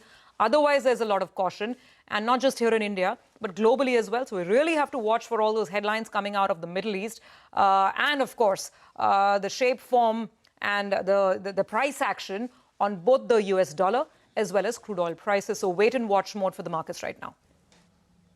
And shares of Siemens Energy listed on the bourses today after demerging from its parent Siemens. The company's stock listed above the demerger price of 2,350 rupees per share. The stock hit 5% upper circuit soon after listing. HDFC Bank subsidiary HDB Financial Services will launch its initial public offering on the 25th of June. The IPO's price band will be revealed tomorrow. The 12,500 crore rupee offer will comprise of a fresh issue and offer for sale. HDFC Bank will sell shares worth 10,000 crore rupees in the IPO. Commerce Minister Piyush Goyal has commenced his two-day visit to the UK. In a statement, the government said that the minister will aim to fast-track the implementation of the India-UK Free Trade Agreement and advance broader economic cooperation. During his visit, Goyal will hold bilateral talks with UK Secretary of State for Business Jonathan Reynolds to review trade deal progress. Gas has continued to leak from an ONGC crude oil well in Assam for the 8th straight day. ONGC has said that it is bringing in international experts to contain the leak. Assam Chief Minister Himanta Biswa Sarma has written to the centre flagging the oil and gas major response, calling it inadequate. More than 1,500 people from villages around the rig have been evacuated to safety. Air India has announced that it will cut its international wide-body flights by 15% for the next few weeks. The reduction will be implemented between today and will continue until mid-July. The announcement has come a week after the tragic Air India plane crash that killed 271 people in Ahmedabad last week. Madhya Mujawar joins us now with the details. Madhya, how many flights are likely to be impacted by this move? Well, Air India is under growing scrutiny after the tragic crash of flight AI-171 just seconds after takeoff from Ahmedabad last week. Because soon after the crash, a series of technical snags and operational issues have surfaced. There have been multiple instances where flights have returned midway, made emergency landing or not cleared for takeoff. Between June 12th and 17th, the airline cancelled 83 flights to Europe and North America, and 66 of them were operated by 787 Dreamliners, which is the same aircraft type that is involved in the crash. Now, Air India says that it is not just technical faults that is leading to these disruptions. The airline is citing airspace restrictions over the Middle East, enhanced safety checks ordered by the DGCA, which is making the aircraft unavailable for service, and a more cautious approach by engineers and pilots who are flagging even minor mechanical issues. But to minimize the disruptions, Air India is reducing its international wide-body operations by 15% for the next few weeks.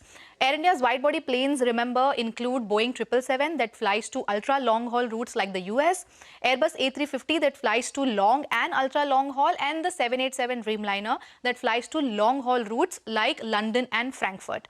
Now, Air India operates about 85 to 90 wide-body flights on an average every day. This includes domestic as well as international destinations. So the decision to reduce wide-body flights would mean cancelling at least 13 flights every day operated by the wide-body planes. The airline says that this step is aimed at ensuring stable operations, greater efficiency, and minimizing passenger disruption. The DGCA has directed airlines to communicate delays and cancellations well in advance to reduce passenger inconvenience. And on the additional checks mandated by the aviation regulator, Air India says that out of the 33 787 aircraft, inspections have now been completed on 26, and these planes have been cleared for service, while inspection on the rest will be completed in the coming days. Air India said it is also doing enhanced safety inspections on the Boeing 777 fleet as well. Meanwhile, DGC has given a clean chit to 787 planes, saying no major safety concerns have been found in the surveillance and that Air India's 787 fleet is compliant with all the current safety standards. All right. Thank you very much, Madhya, for joining us with that important report. With that, it's a wrap on this edition of News Center. More news and updates continue right here.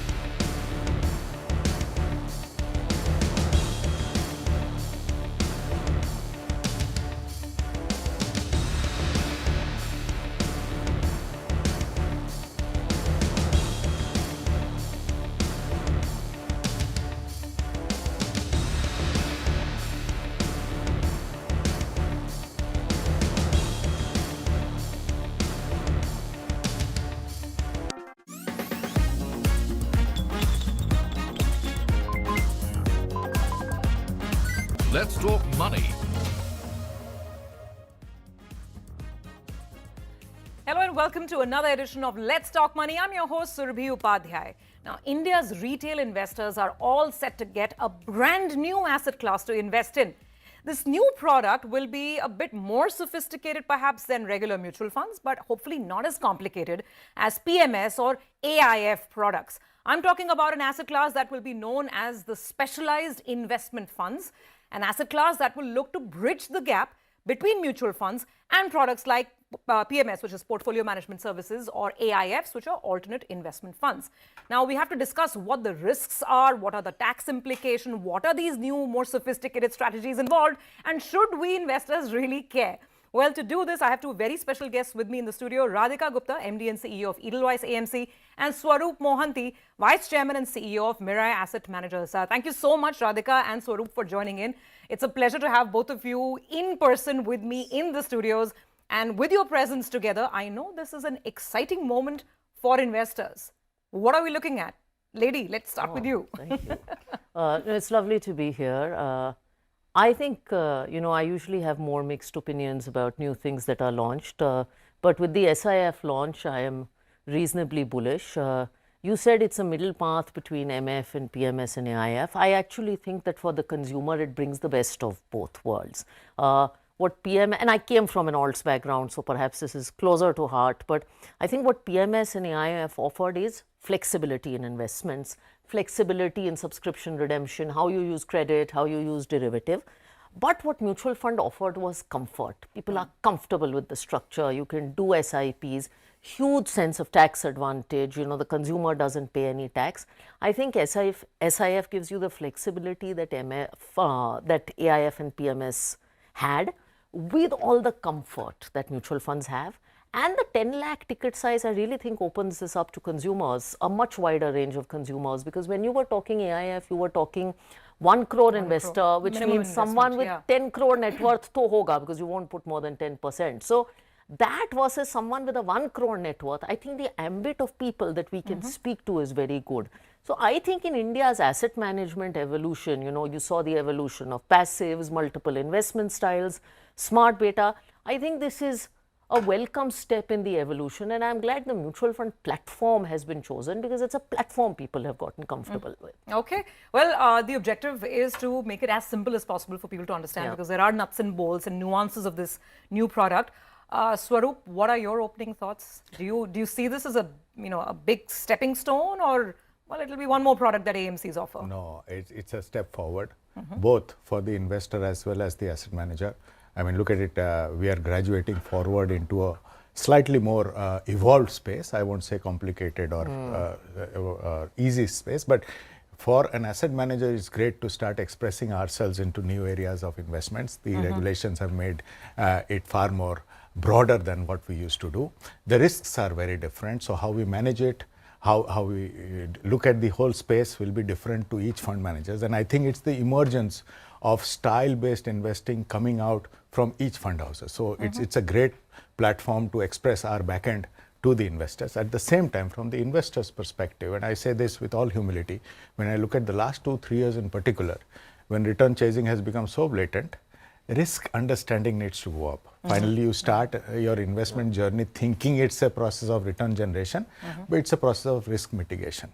I think this will set the tone for people to understand risks more, and the safer or the better approach to risk will be a better approach to investing. So it's a great step forward, and I echo what Radhika says, and it's fantastic that mutual funds were considered to be this vehicle for the future. To offer this new product. So I think the first checkpoint, I think we've all taken note of, that you need to have a minimum investment threshold of 10 lakh rupees, which is not too much if you're looking at the mass affluent, households of India. Most of us are investing, that amount or maybe higher across mutual fund schemes. But let's understand the nuts and bolts of this product.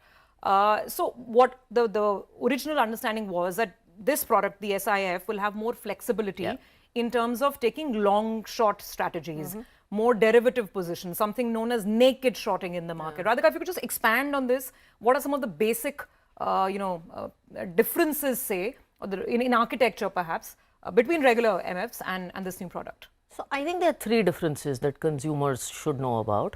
One is derivatives. Now, mutual funds were allowed to use derivatives. It's a myth that they were not. Arbitrage funds use derivatives, balanced advantage funds use derivatives, but they use derivatives for the purpose of hedging.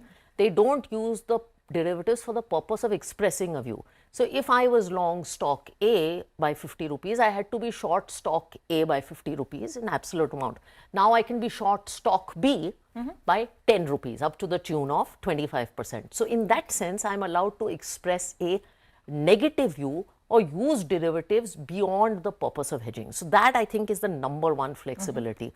So suddenly, you know, if you look at the SIF categories, you take a category which was a normal flexi cap category, but you are allowed to apply derivatives. You take a category, they've got one called X Top 100 Long Short. It's like a mid and small category of the old mutual fund, but suddenly I can express a view that is negative. And this is capped at 25%, 25%. right? The total short position, so to speak. Is capped at 25%. Okay. So that's one.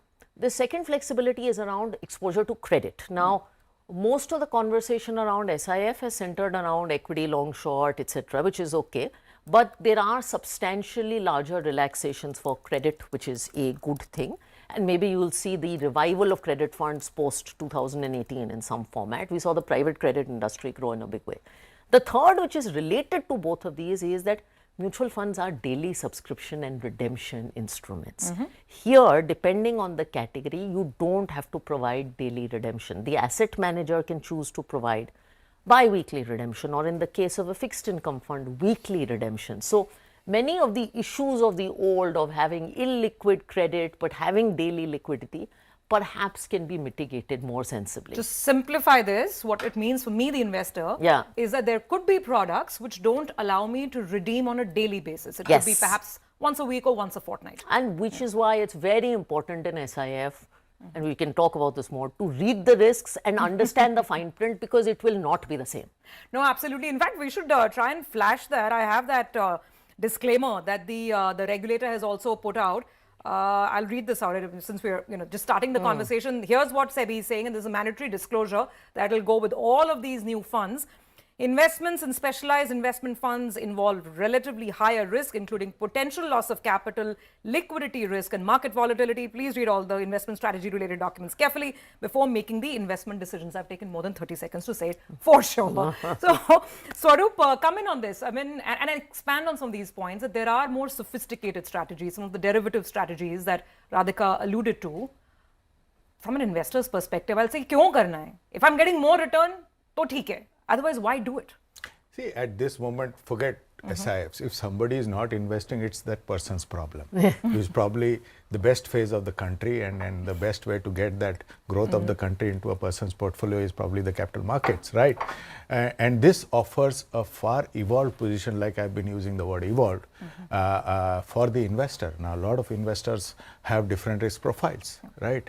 And this is a product which is catering to a slightly evolved, somebody who's been investing for 20, 25 years in mutual funds for that, can look at these in a far graded manner than they used to.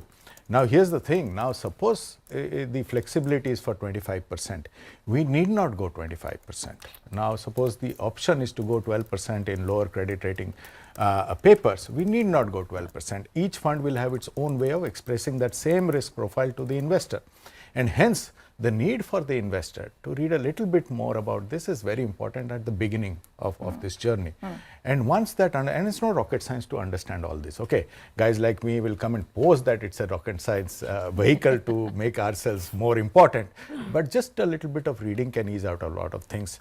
What can happen through these products will be far more evolved than what we've put on place in mutual funds is a submission. So derivatives is one important aspect that Radhika touched upon. I believe that there is a greater exposure that these funds can take in REITs as well. For instance, REITs in REITs. Anything you want to add? All those exposures have doubled. I mean, 20% we can go up to. Okay. And that's why the flexibility on redemptions. Some of the underlying assets need not be as liquid as we have to take on the mutual fund side, because we have to give redemptions on a daily basis. And that gives the difference of flexibility to the fund management. One can dig deeper into these papers and hence aspire to give a higher yield, right? And that's where the maturity of the product comes in, and it's up to the investor to understand why the need for periodical redemptions. It's for the betterment of the investors. See, in any portfolio, there are three types of investors. The investor who's coming in, the investor who's there, and the investor who's leaving. The fund manager has to be fair to all three at all point of time. Now, if the product is at the underlying is a little bit illiquid, then the person should be able to sell it, realize that value for the person who's going out, and also for the essence of investors who stay back. We're staying back. So all these have been thought through, and what has come out is a far suitable product for the underlying product, for the portfolio from an investor's perspective. Okay, I want to quickly go over the categories, the strategies that the regulator is allowing. Like you know that, for mutual funds, there could be one large cap fund, one mid cap, one small cap. So regulators very clearly defined what kind of funds can be launched by AMCs on the mutual fund side. Similarly, now they're talking about very specific strategies that can be launched within an SIF. So let's start. So equity oriented strategies, debt oriented strategies, and hybrid strategies, similar to mutual funds. So Radhika, let's start with the equity oriented strategies. What are we talking about here? So I would just break this if you just look at mutual fund parlance to simplify. They have equity. Now they have three categories. They have an equivalent, or they have something called equity long short. What is that to me? That is a flexi cap fund in the mutual fund world with additional flexibility around derivatives. Okay. You can go everywhere, but you can also use derivatives. Okay. Then they have a category called X top 100. X top 100 long short. Long short. Now again, that is your mid and small cap. You used to have, we have mid cap and small cap. We used to have a mid and small cap category in mutual fund. We used to run one fund. That's mid and small cap. So you buy beyond the top 100, but you have the flexibility to short. I want to add one point to what Swaroop said. Just because you have 25% flexibility to short doesn't mean you're always 25% short. You could like a stock for the long term, for instance, in the mid cap space, but have a negative view for a month because there's an event going on, and then take a short position on it. So it's not mandatory short, it's flexibility to short. So that's your second. And there's a sector rotation category, which in my view is like a business cycles category of the old. But there you were expressing views, you were taking very concentrated bets on sectors. Here you can take negative bets. So I can be long financials, short technology.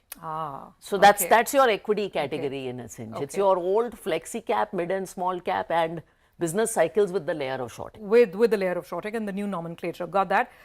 There are debt oriented strategies as well. There's a debt long short, and there is a sectoral long short fund as well. So do you want to sort of explain that a little again, bit? same analogy. The debt long short is like your old dynamic bond fund, but you can use interest rate future. Flexible in debt in terms of where it can go in terms of credit and duration. Also interest rate futures. You can use be a play interest on rate futures there. So it's dynamic bond fund with shorting.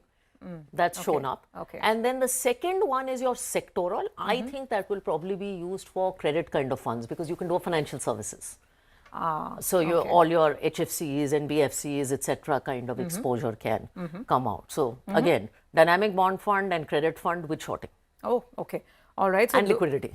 Okay. So those would be some of the debt strategies. Then in this SIF, there are also hybrid strategies, which the regulator is allowing. There is an active asset allocator long short fund and a hybrid long short fund. Now, these products will evolve as we go, but Swaroop, I mean, broad thoughts on how they could look like, what they could be like? Like you said, I mean, early days, and the beauty of this product is, every fund house can express the same category very differently. Unlike, in the mutual fund side where the categorization has defined a lot of it, and ideation is somewhere taking a back step, and that's the beauty of this side. Radhika can take a completely different view of the same category than what we can take. Right, and both can be right. 25% short on that particular one sector and that sector fund. You could be long on it. Yes, absolutely. And that is why I said it is evolving of the entire environment. And that's why we all have to go for a re-examination, passing thing of the whole thing. The environment will be reassessed. All of us have to go through and a new name. New name, everything. And you see, when you look at the new name, it's very important that it's been given a completely new perspective with our parent not being, we can carry, say, Platinum by Mirae Asset, but Platinum has to evolve. Well, which is very important. Let's tell that to our viewers as well, that we have two of these SIF identities that have been launched so far in the market.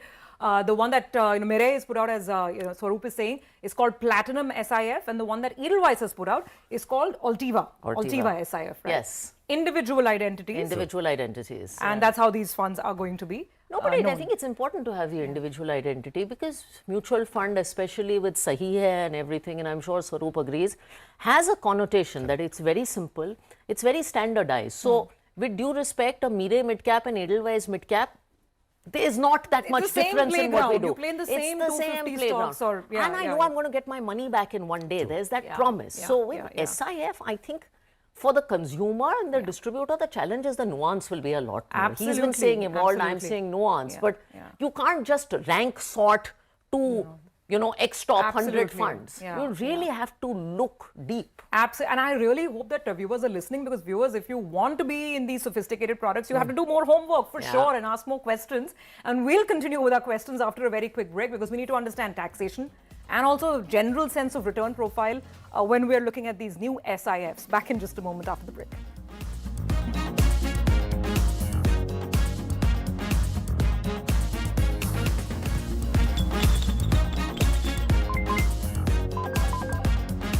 Let's talk money.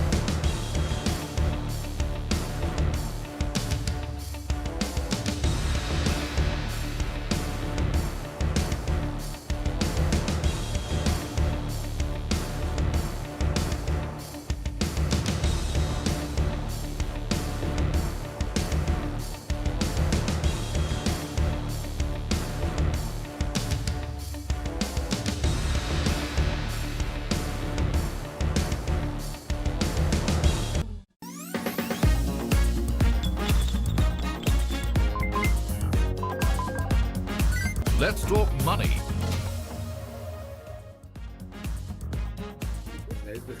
Welcome back. Well, we're in the midst of a very, very interesting conversation on a brand new product that's about to hit the market for all of us retail investors. It's the Specialized Investment Fund, the SIF as it's being called, and AMCs are in the process of launching this out. Remember, minimum threshold is 10 lakhs. The strategies are a little more sophisticated than ordinary mutual funds, but then can the returns be enough to sort of justify that higher risk? That's what we're discussing. As I was thinking about our conversation in the previous segment, Radhika and Swaroop, it seems very important to me that the knowledge building around this product is going to be critical, because these are sophisticated strategies. And let's face it, when we're looking at investments, 90% of the conversation with our advisor or distributor is focused on return. Milega kitna? So how will, this will have to be dealt with differently, won't it, Radhika?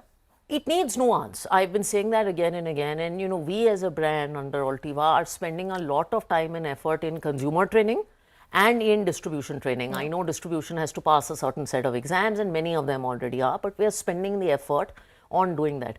the greatest tragedy would be if SIF is seen as which PMS was, as a route to, I will get higher return. Yeah. Actually, SIF is not about that. What's the flexibility you've been accorded in the equity side? It's derivatives. Derivatives may be used to give better risk-adjusted returns. So, if in an arbitrage fund, in mutual fund, I was getting X return, maybe I can use some more sophisticated strategies to get arbitrage plus. Maybe I can get an equity-like return with lower drawdown than equity. But these are nuanced conversations. Yeah. And we've moved to a world, as I said, where we have this sorting investor. You go to a website and you sort which is rank 1 fund. Past 3-year return. No, past 1 year return. Or past 1 year return. And I'm saying that is not healthy in mutual funds because all of us have different styles. It's even more unhealthy in SIF because we talked about equity long short. He could run a fund with 45% net equity exposure and I could run a fund with 0% net equity exposure. He may obviously have a higher return, but other risks comparable. So the conversation has to be about risk-adjusted return. So, Swaroop, how will the investor navigate this? And, you know, isn't there, I don't want to be negative, but isn't there a very clear risk of mis-selling as well if the distributor doesn't explain all of this nuance and the risks that Radhika is speaking of? I say that the beauty is we are at the beginning of the whole thing, and a lot of that responsibility lies on us AMCs to form partners who will go out and propagate the risk. I mean, while we were discussing this, I was reflecting on myself as a salesperson. When I started my career, I was very afraid of talking about risks. But as I became more open about talking about risks, I developed better partnerships and better investors. And hence they stay with us longer, as simple as that. Till we are not afraid or think that risk is a bad thing, risk is actually the best thing that we can talk about. The more the customer understands, the bigger the wallet share will be. And so at the beginning, I think a lot of that responsibility lies with us. And like Radhika said, I think all of us will put our efforts to educate people. And more important, I think it's also to tie up with people who will understand and propagate it in the right manner. That responsibility lies with us, I think. So now let me ask you, what do you think will the sales pitch be? I'm sure your teams are already working on this. And when we talk about risk-adjusted return, see, the mutual fund investor over the years is very clearly understood. Stay in equity funds, and I'm talking only equity right now. Stay invested 5, 6, 7 year period. 12 to 14%, you know, maybe in good years, 15%, basically 12, 13% compounded CAGR. We've, you know, come to understand this and internalize it. Explains how SIPs are still steady in volatile markets as well. So what is the pitch going to be to the SIF investor now? What should be a realistic risk-adjusted return to watch out for? See, finally, there is a pyramid of the investor breakup. I mean, at the bottom is participation, where you come in and buy the market, right? Above that, you come into a mutual fund category, which is broadly I can say on the verge of being a commoditized product because it's very similar to each other. Above that, you come for these pretty specialized and very skilled kind of products, which PMS AIF were reached to a certain extent, and we now come into that entire picture. An investor has to choose where he or she wants to be, right? And it's that mitigation of risk which defines a better investor. See, but Swaroop is not talking about the risk-adjusted average return expectation. See, there is this cliched. He should not talk about it. There is that cliched statement that higher the risk, higher the return. The statement should be higher the risk, higher should be the return.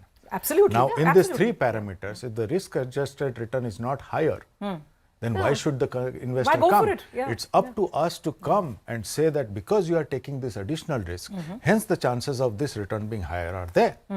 And that's something which we have to demonstrate. Right now, it's not right to talk because we have to demonstrate it and build track record. I'm sure the talent of the industry is such, and we are coming to it after 20, 25 years of doing that same business. But now, since we have the flexibility, maybe my initial thought is a lot of us will approach it with a little bit of caution, but then the fund managers will be free to express themselves. And trust me, the same manager will express himself or herself far broader than what we used to.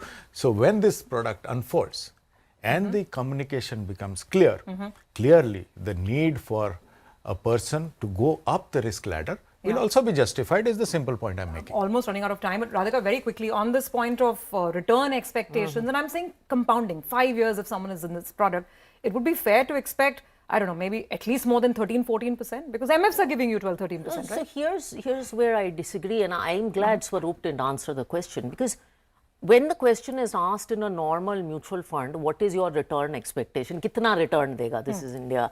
I go crazy because I'm like, kaun sa mutual fund? Mutual fund can be small cap fund and it can also be equity savings fund. And expectations are very different. Now, mutual fund has a wide variety of categories. SIF is so much wider. So the equity SIFs, let's I'm say. telling you, in an equity SIF, which has 80% equity exposure versus an equity SIF that's long short and has 20% exposure, the return will be very different. So at least our intent with this is, under Altiba, one, we're not going to rush to fill all 7 categories in one go. This is not NFO central. Each category, in my view, requires very different capabilities. It's not like you have a consumption fund and a healthcare fund and an IT fund and mid and small. Each category is a different capability.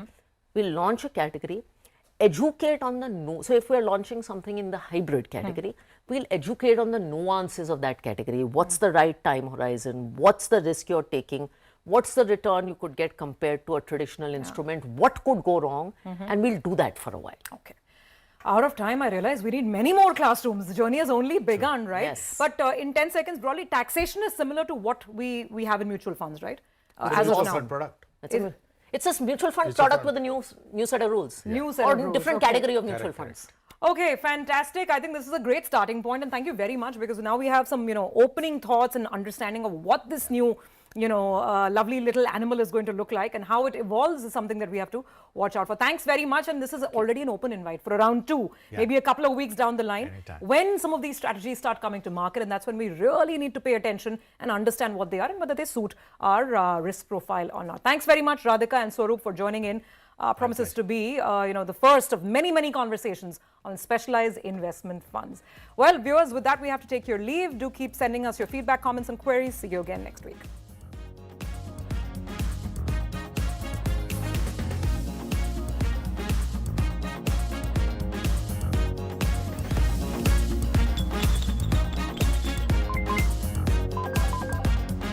Let's talk money.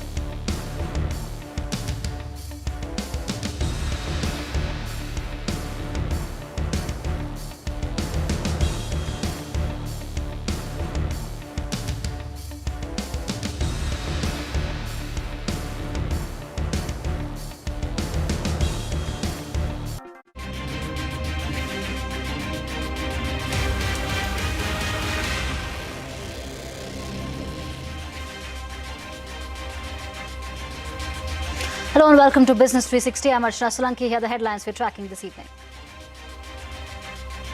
Israel-Iran conflict enters the 7th day. Iranian missiles hit a hospital in southern Israel's Beersheba. Now, Iran state media reports that a heavy water reactor southwest of Tehran was struck by Israel. Donald Trump says he's still undecided on whether the US would attack Iran. Stock markets are under pressure across the world due to Middle East tensions. US Fed signals it's in no hurry to cut rates. Crude oil prices continue to climb with Brent hovering around $77 a barrel. Sensex and Nifty end flat with marginal gains, but mid-caps and small-caps see a sell-off. All sectoral indices end in the red, barring automobiles. Rupee weakens sharply against the dollar.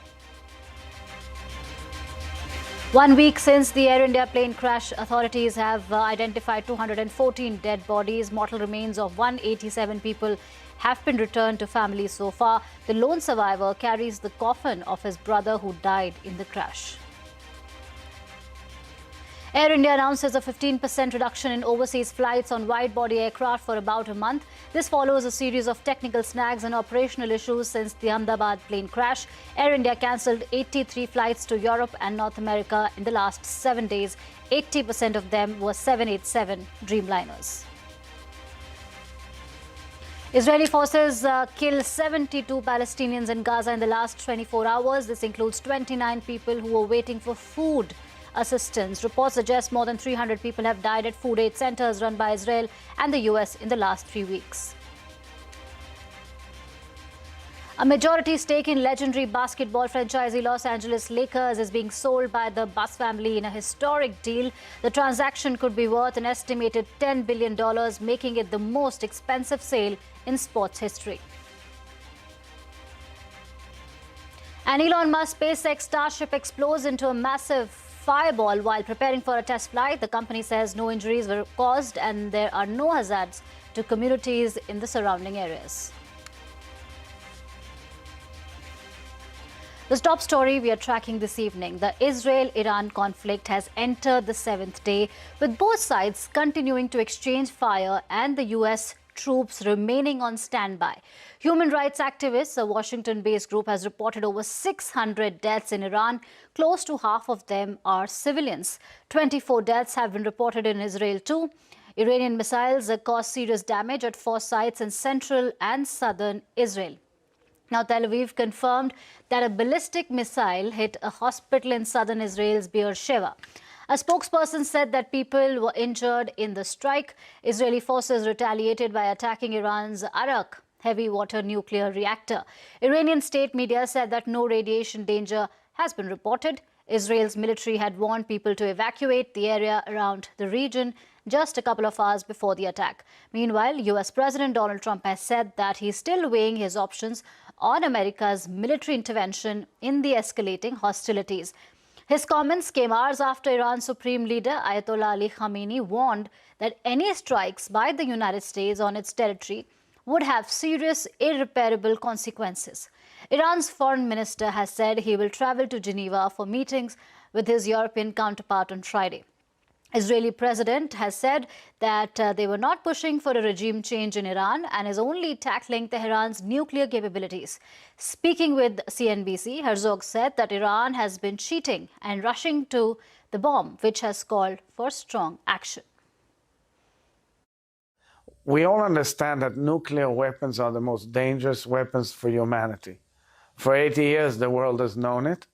And for decades, the world has decided that Iran must not have nuclear weapons.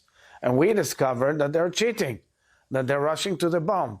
And over the weekend, there was a clear decision of the International Atomic Energy Agency in Vienna, which has reaffirmed it following a report of its Secretary General. So, one has to be tough sometimes in order to remove imminent threats. That's exactly what we're doing. And the possibility of an Iran deal, is the destruction or the dismantling of the Fordow nuclear enrichment center, is that a prerequisite for a deal? Is that a red line for you? No, it's just something that people talk about having. We're the only ones that have the capability to do it, but that doesn't mean I'm going to do it at all. Yeah, we have the best military equipment in the world. You see that with this fight. We're I mean, certain countries take advantage of that. Israel has incredible weaponry. So we'll see what happens. I've been asked about it by everybody, but I haven't made a decision. The Indian government has facilitated the return of 110 students from Iran amid the attacks. The students who were evacuated from Iran to Armenia landed in Delhi today.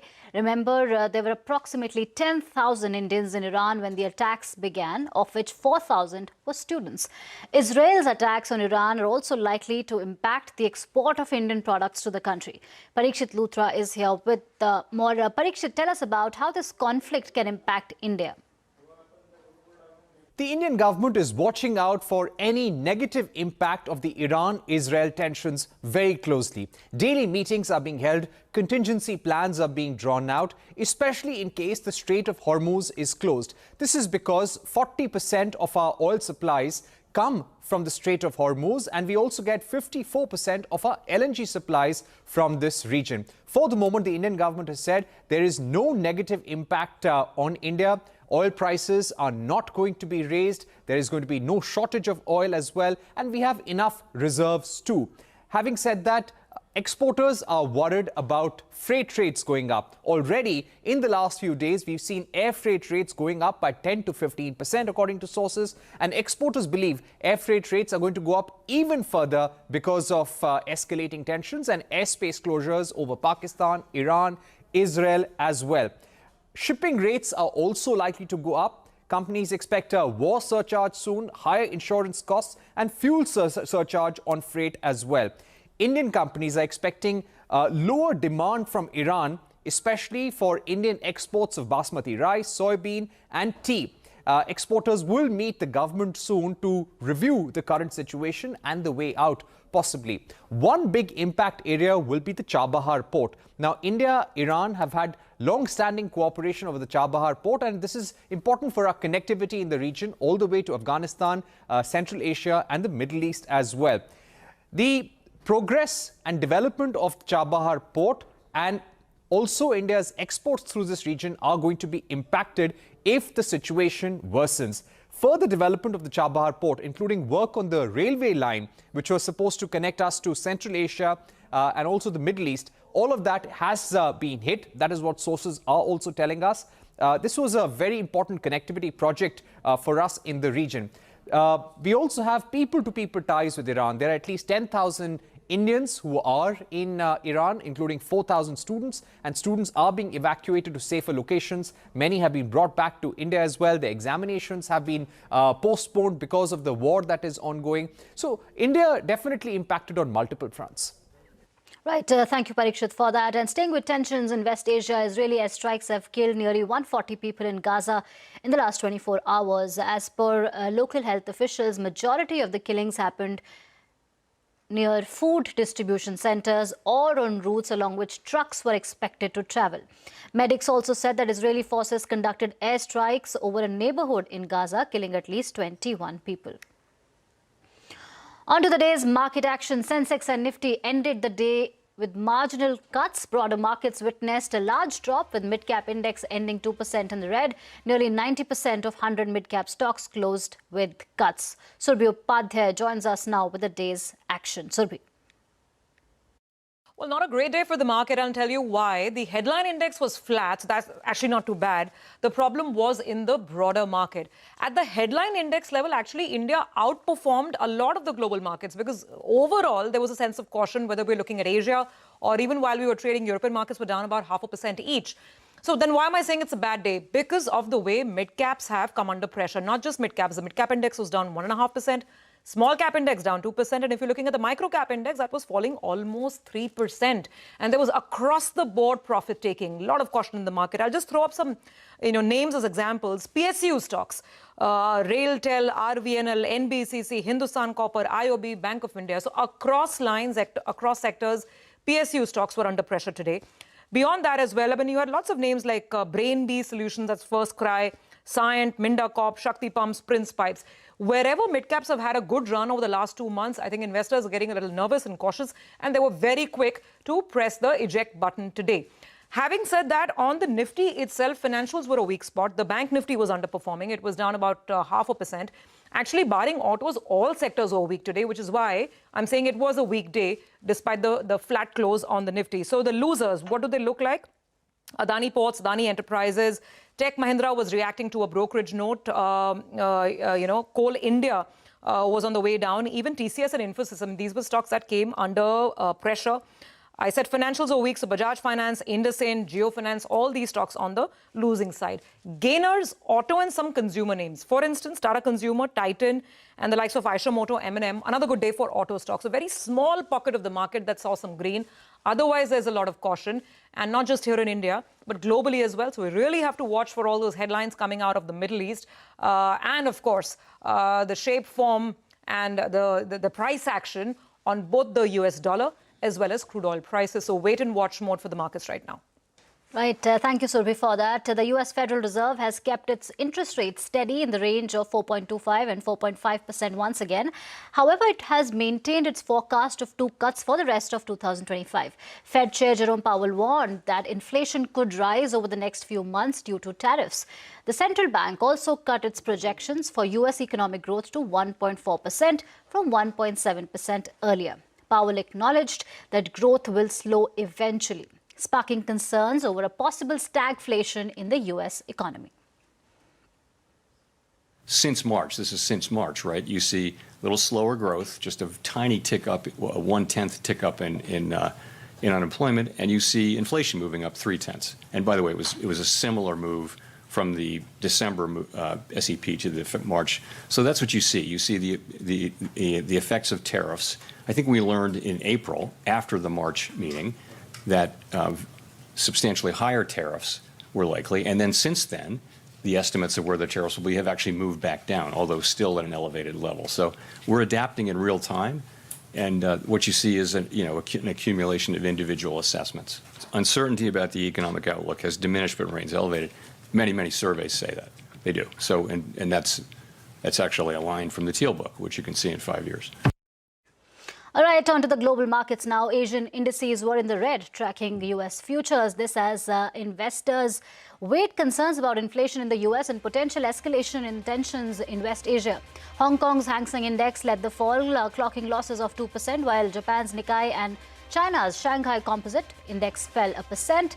European markets also opened with cuts. Crude oil prices remain steady after President Donald Trump said that Iran wants to negotiate over its nuclear program. However, prices remain near 5-month high, with Brent at the $77 mark. The potential of higher demand after the US Federal Reserve's signal of 2 more cuts by year-end also supported prices. US President Donald Trump's administration has resumed student visa appointments, but with stricter social media vetting. A State Department cable has directed US consular officers to thoroughly screen applicants for any hostile views against American values. This will include a review of the students' online presence. The cable sent by Secretary of State Marco Rubio also allows officers to demand public access to social media accounts. Those found supporting violence or groups like Hamas may be denied visas.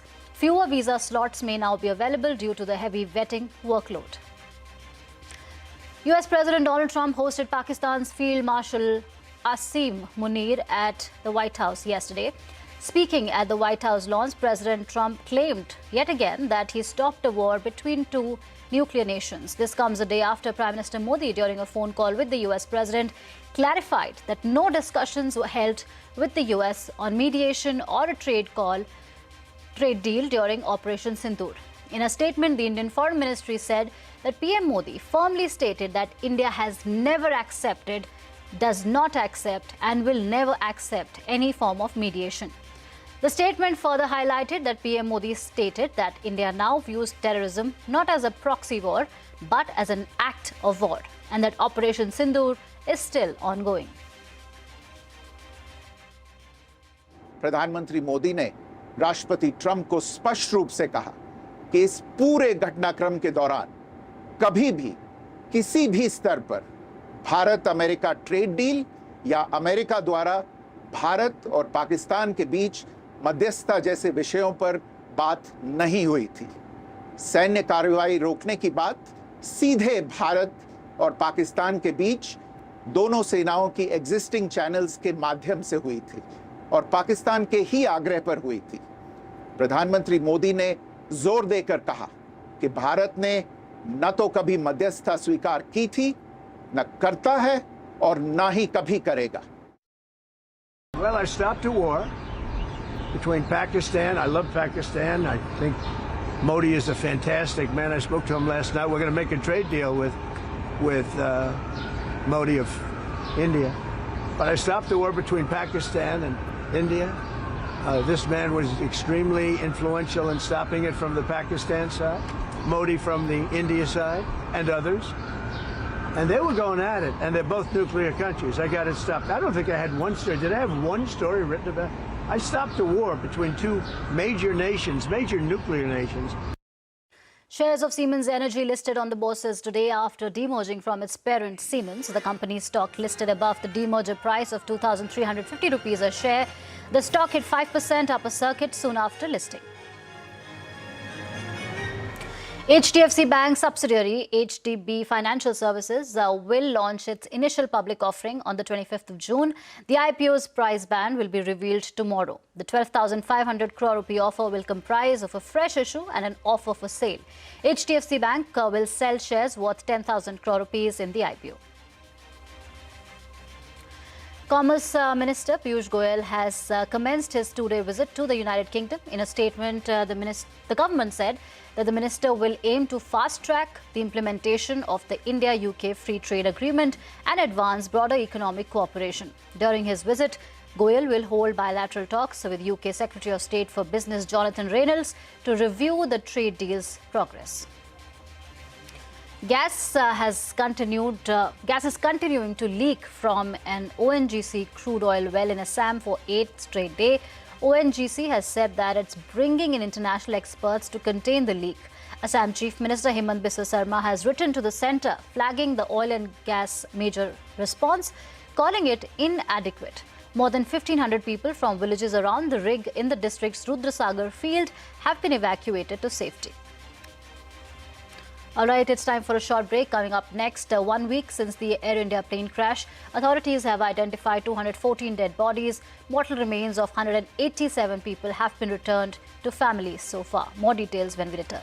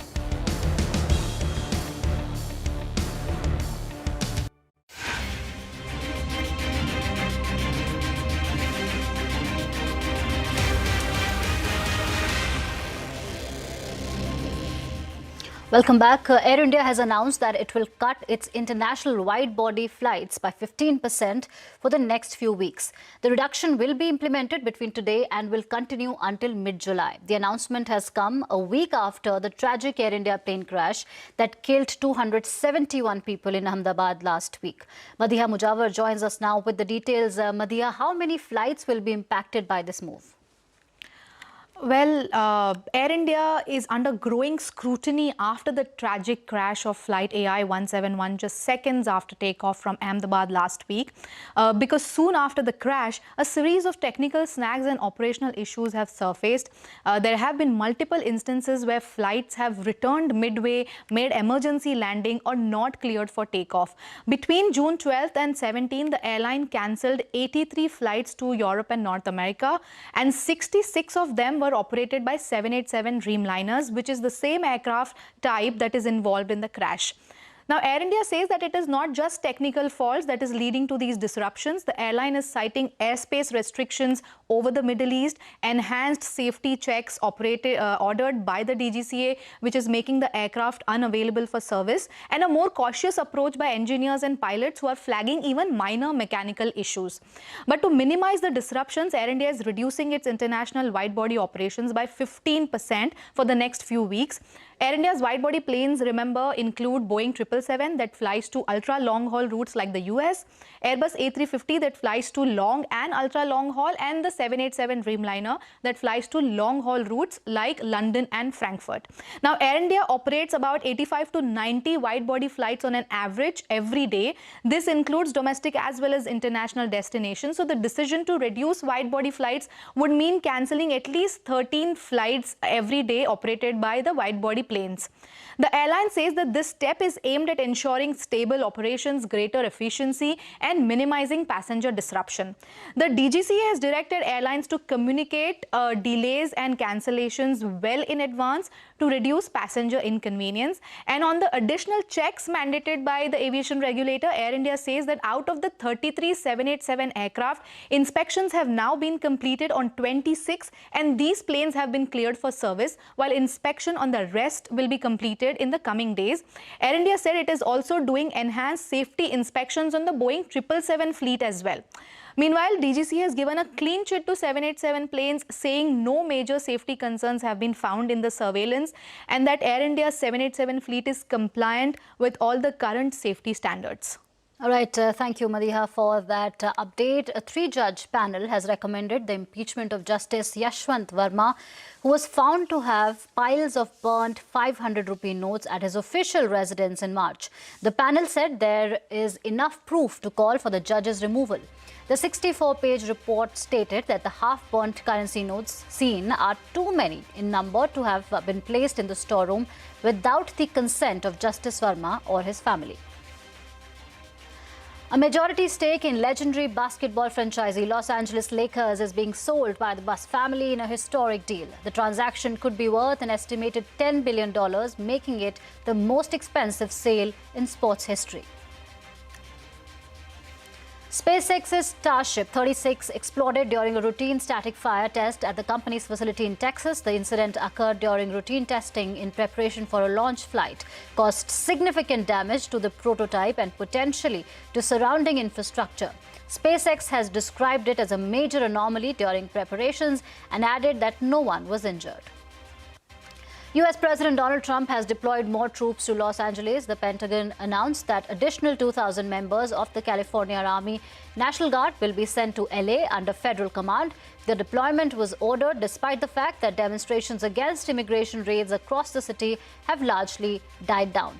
L.A. Mayor Karen Bass has also lifted nighttime curfew. And with that, it's a wrap on this edition of Business 360. News and updates continue right here on CNBC-TV18.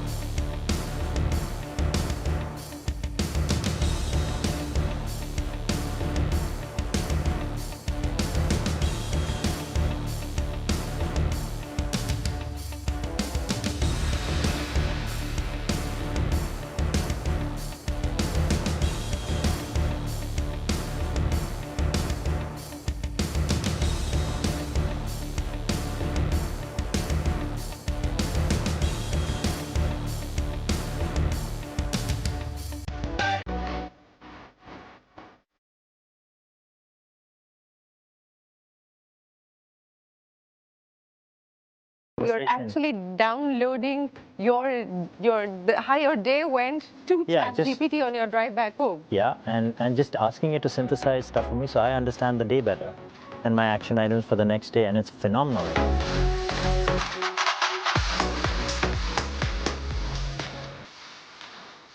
IPOing, which is something I think that founders at this point in time are asking themselves whether it makes sense to IPO. There is not a one cookie-cutter answer.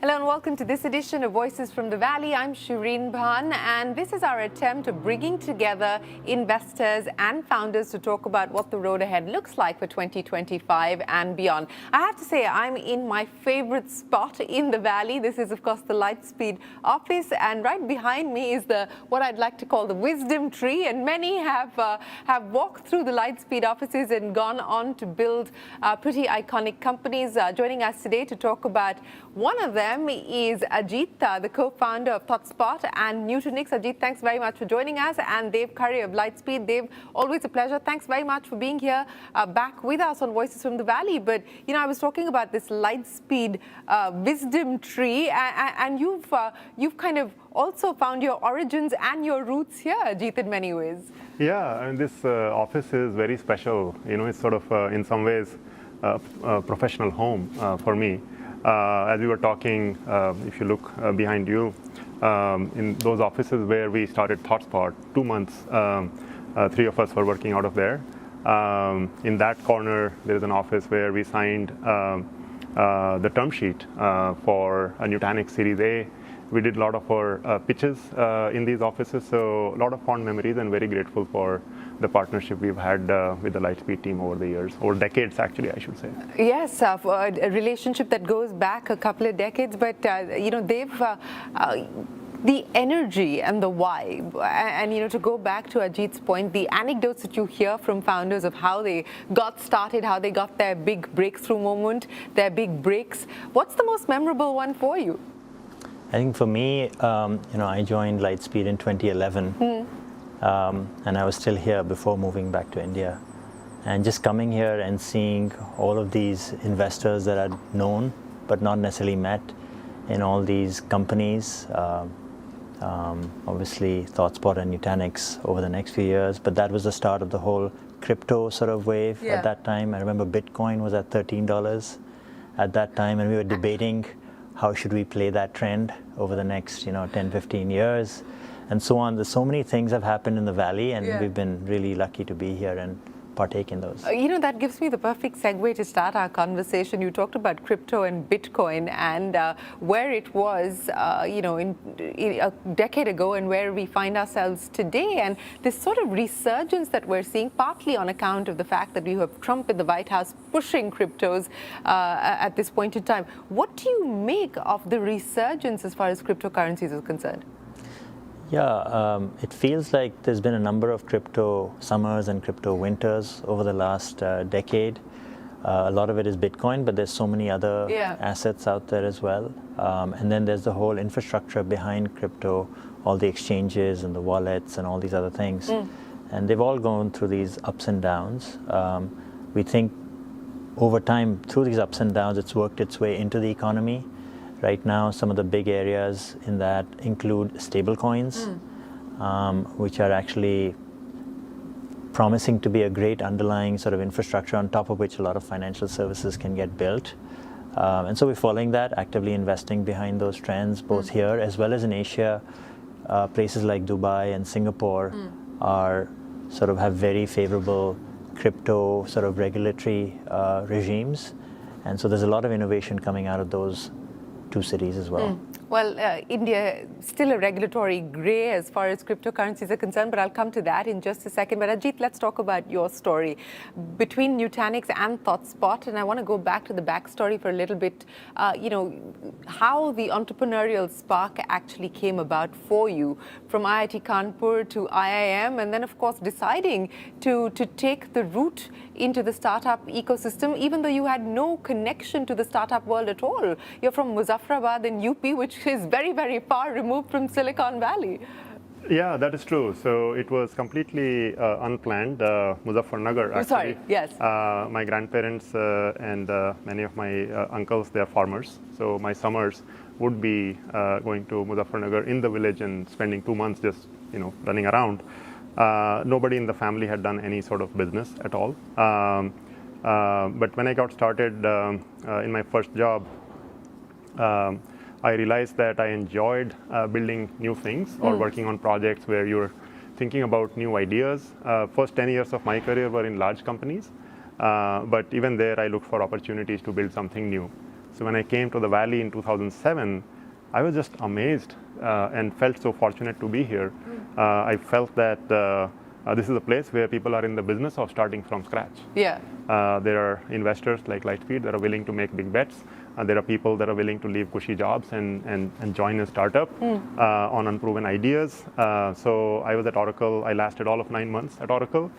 Jumped into working at a startup, learned a lot in a couple of months, and then with my co-founders, we just decided to start Nutanix and see how it goes. Worst case, 6 months, we'll go find something new. Yeah. But I didn't want to be 60 and look back and feel that. Have any regrets? Yeah. So, I mean, everybody has some regrets, but this is not one regret that I wanted to have. Yeah.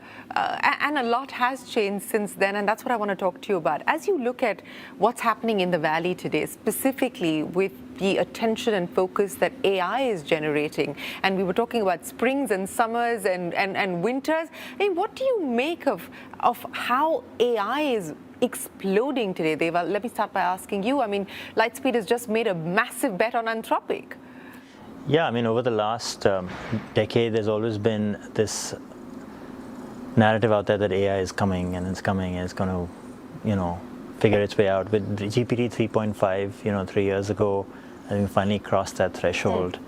And the pace of innovation has only quickened since then. I'd say the last 3 years have been a lot of has been a lot about laying the groundwork for AI, a lot of the infrastructure, obviously the foundation models, the infrastructure on top of that for security, for all sorts of other things running on top of that, development tools and so on.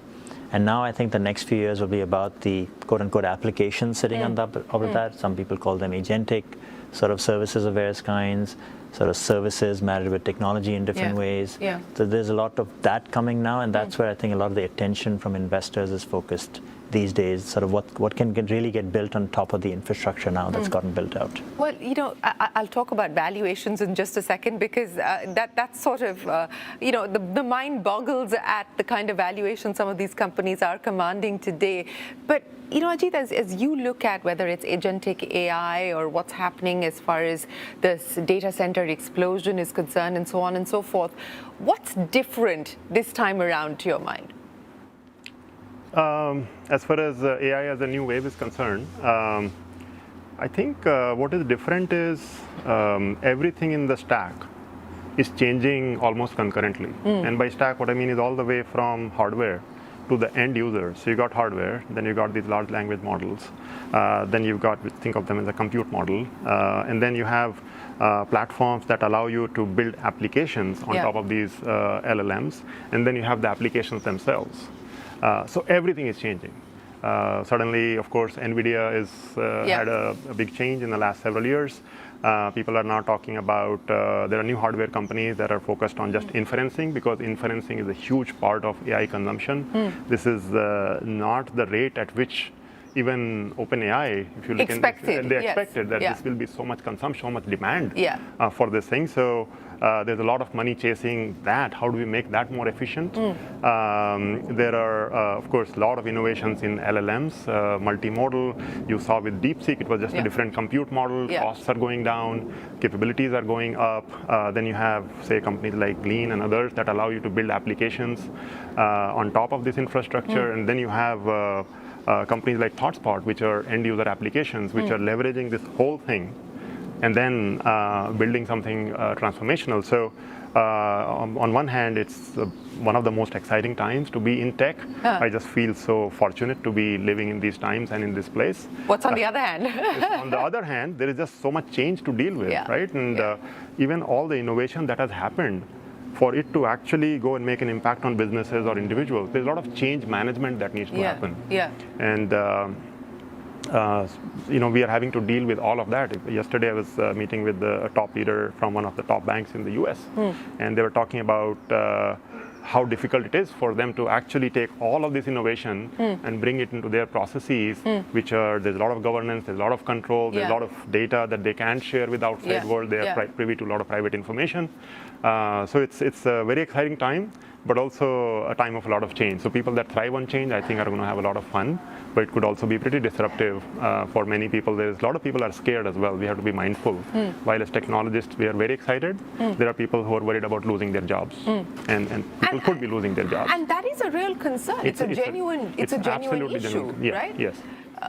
And even if you talk to the AI companies themselves, I mean, Anthropic is cautioning about the fact that we're likely to see a white-collar bloodbath, so to speak. I mean, companies are competing with each other to say how much of code is being done by machines at this point in time. I was having a conversation with the chief product officer at OpenAI, and he said that perhaps 100% in a few months from now is going to be completely machine-generated code. So, when you talk about change, I mean, this is change on steroids, right? Yeah.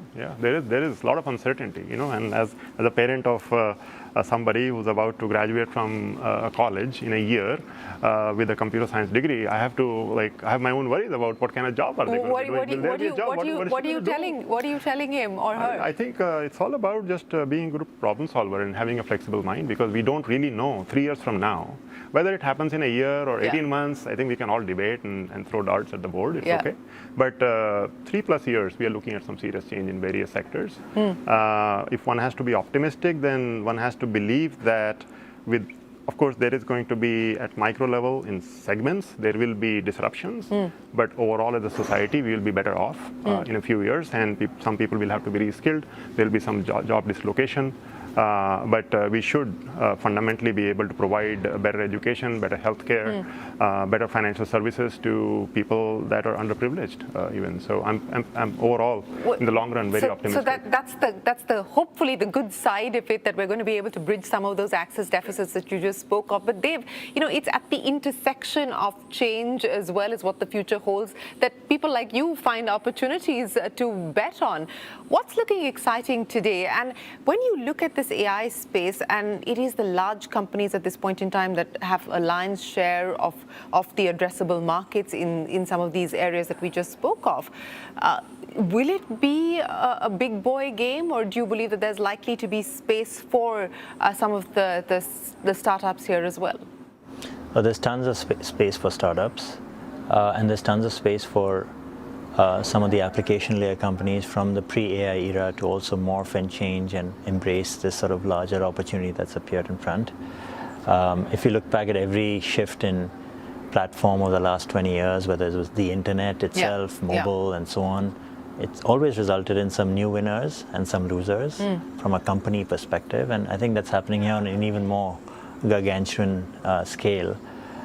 Where we see the opportunity is, if you look at a lot of the vertical or vertically oriented technology companies out there, companies that serve the healthcare market or the financial services market exclusively in that vertical, or the home services market.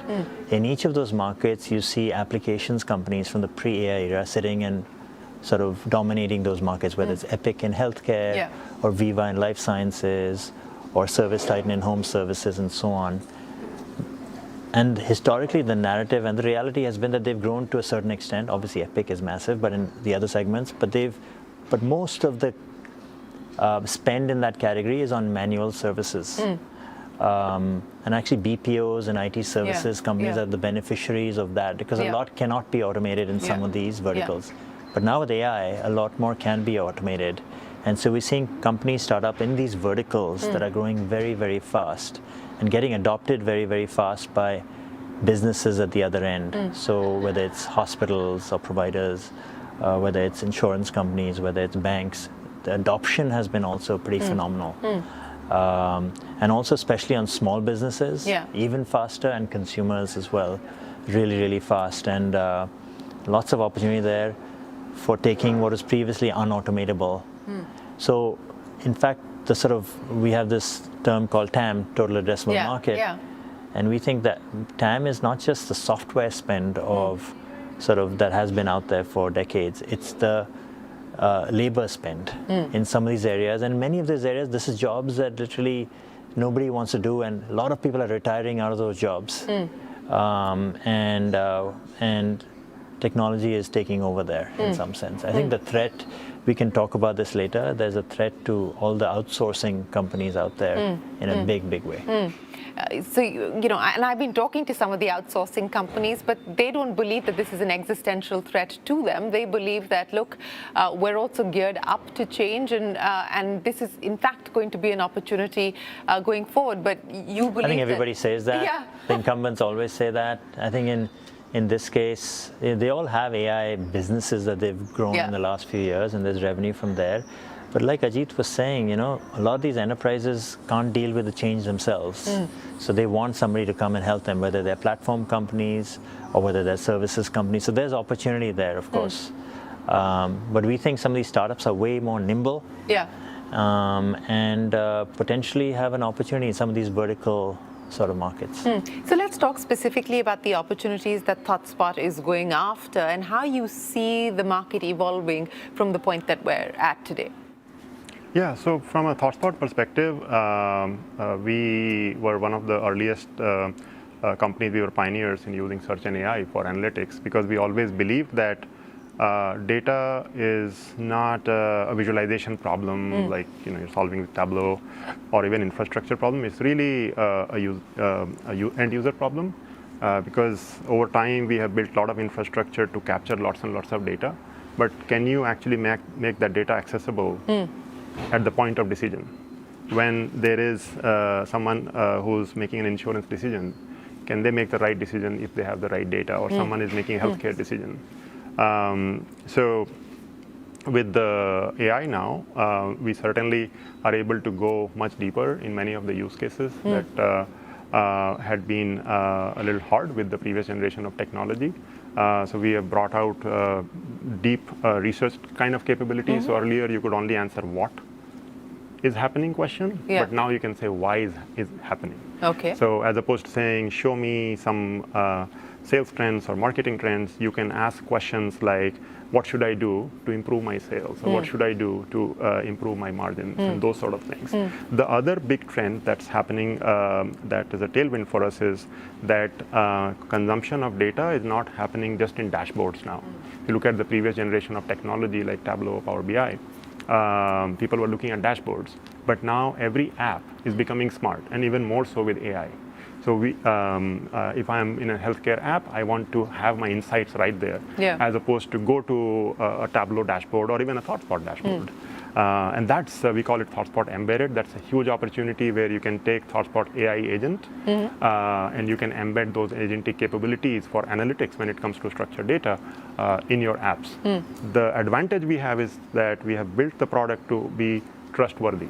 You know, biggest reason for adoption for or non-adoption for AI is going to be trust. I really believe that. Now, depending on the type of data and type of decision you are making, your needs for trust are very different. If I'm looking at my financial statements and I want to know how much money I have in my bank, I need the answer to be very, very accurate. If I just want to know, say, tell me the latest news about AI, as long as it's semi-accurate, or write me an essay, there's no right or wrong answer. So we have been in this business where the bar for trust is extremely high, and our platform ensures that you can get trust because we are secure, we are transparent, we are accurate, and we are relevant. These are 4 core pillars for us. So that's why we are seeing a lot of people that are building AI applications bringing ThoughtSpot into their platform and deliver insights right there. So this is a great time for us. We are partnering very closely with companies like Snowflake and Databricks and many others. We just announced big partnerships it's phenomenal. You know, we were talking about adoption and consumption, and the way that a Gen Z customer is using this is completely different from how you and I still look at these tools, right? I mean, we're still using it for search, essentially, whereas this generation has moved on to using it as a companion almost. I mean, has that surprised both of you? Yeah. So we as investors are in the business of following the most recent trends, and so we've been using it ourselves, forced by our younger founders and sort of some of the people in the next generation in high school or college, as Ajit was talking about, and it's fascinating. You know, on commutes home on certain days, I even switch on ChatGPT, the voice edition, and I say, hey, ChatGPT, I'm going to drive for the next 40 minutes. Listen, I'm just going to unload my thoughts from the day. Yeah. Ask me some clarifying questions, and at the end of the 40-minute drive, give me one takeaway that I should remember for tomorrow, some action item or something that will really help me. And it is really good. It's a real-time conversation. You're actually downloading how your day went to ChatGPT on your drive back home. Yeah, and just asking it to synthesize stuff for me so I understand the day better and my action items for the next day, and it's phenomenal at that. It's better than calling a friend. I don't know. I like my friends. I'm not going to say it's better than them, but it's got some interesting characteristics that are different from people. One, it has got permanent memory. So the same conversation I can have today on this drive home, I can have day after tomorrow on the same chat. And it remembers and builds better and better understanding of me. So that's just one of those applications that I would never have thought of even a year ago. But it's fantastic. It helps. And I think the younger generation, like you were saying, they probably use it for all sorts of other things. You know, talk to Einstein, you know, talk to Gandhi, talk to, you know, your boss, virtual boss. Yeah. You know, talk to whoever you like, and it's fascinating. Are you having conversations with ChatGPT on your drive back home as well, Ajit? Not on a very regular basis, yeah, but you know, I am, and I'm using audio, video capabilities for professional and personal stuff. If I have some plants that the leaves are like dying, and I'm just turning on ChatGPT video mode and asking what type of plant it is, what should be doing, do I need to give more water, less water, is there too much sun, what's going on, and I get pretty good advice. And you know, professionally also, it's been very transformational. AI is going to become very, very boring, and what I mean by that is it's going to be completely embedded in the apps that we use, in the workflows, and we won't realize that it's going to be boring. You know, I remember still in the late 90s going from a text-based browser called Lynx to Netscape, and you could see graphics, and wow, this is amazing. Similarly, when I got my BlackBerry the first time, I was so excited that you can get email anywhere. Yeah. Those things are boring today. They don't excite us anymore, and they're just seamlessly integrated into our life.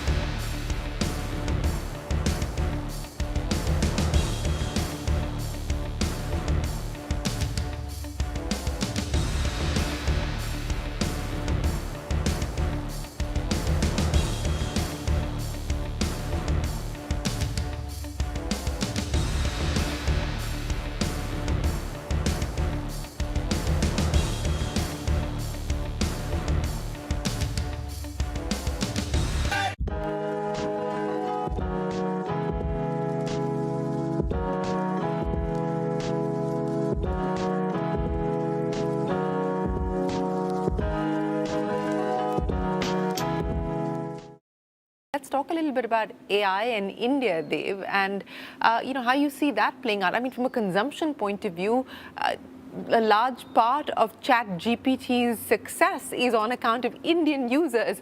Forget monetizing it, that's an entirely different story. But how do you see the India equation with AI?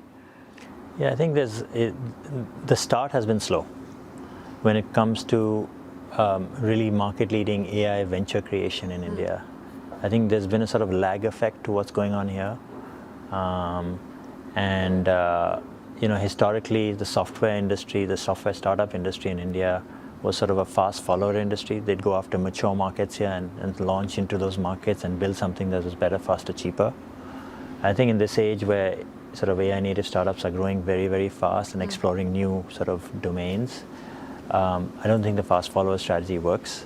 And so I think the India startup ecosystem is trying to find its feet in this rapidly changing environment.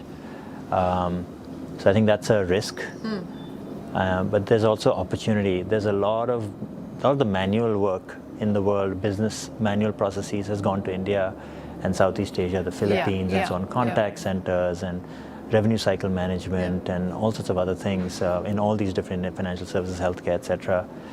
I think there's about a $350 billion BPO industry. There's a multi-$100 billion IT services industry. And those are all manual processes. That is what AI is going after, in a sense. And so there's opportunity there. Theoretically, all those folks in India have knowledge of these processes, have access to customers in all these industries in the US and elsewhere. They should be able to create some of these AI native services.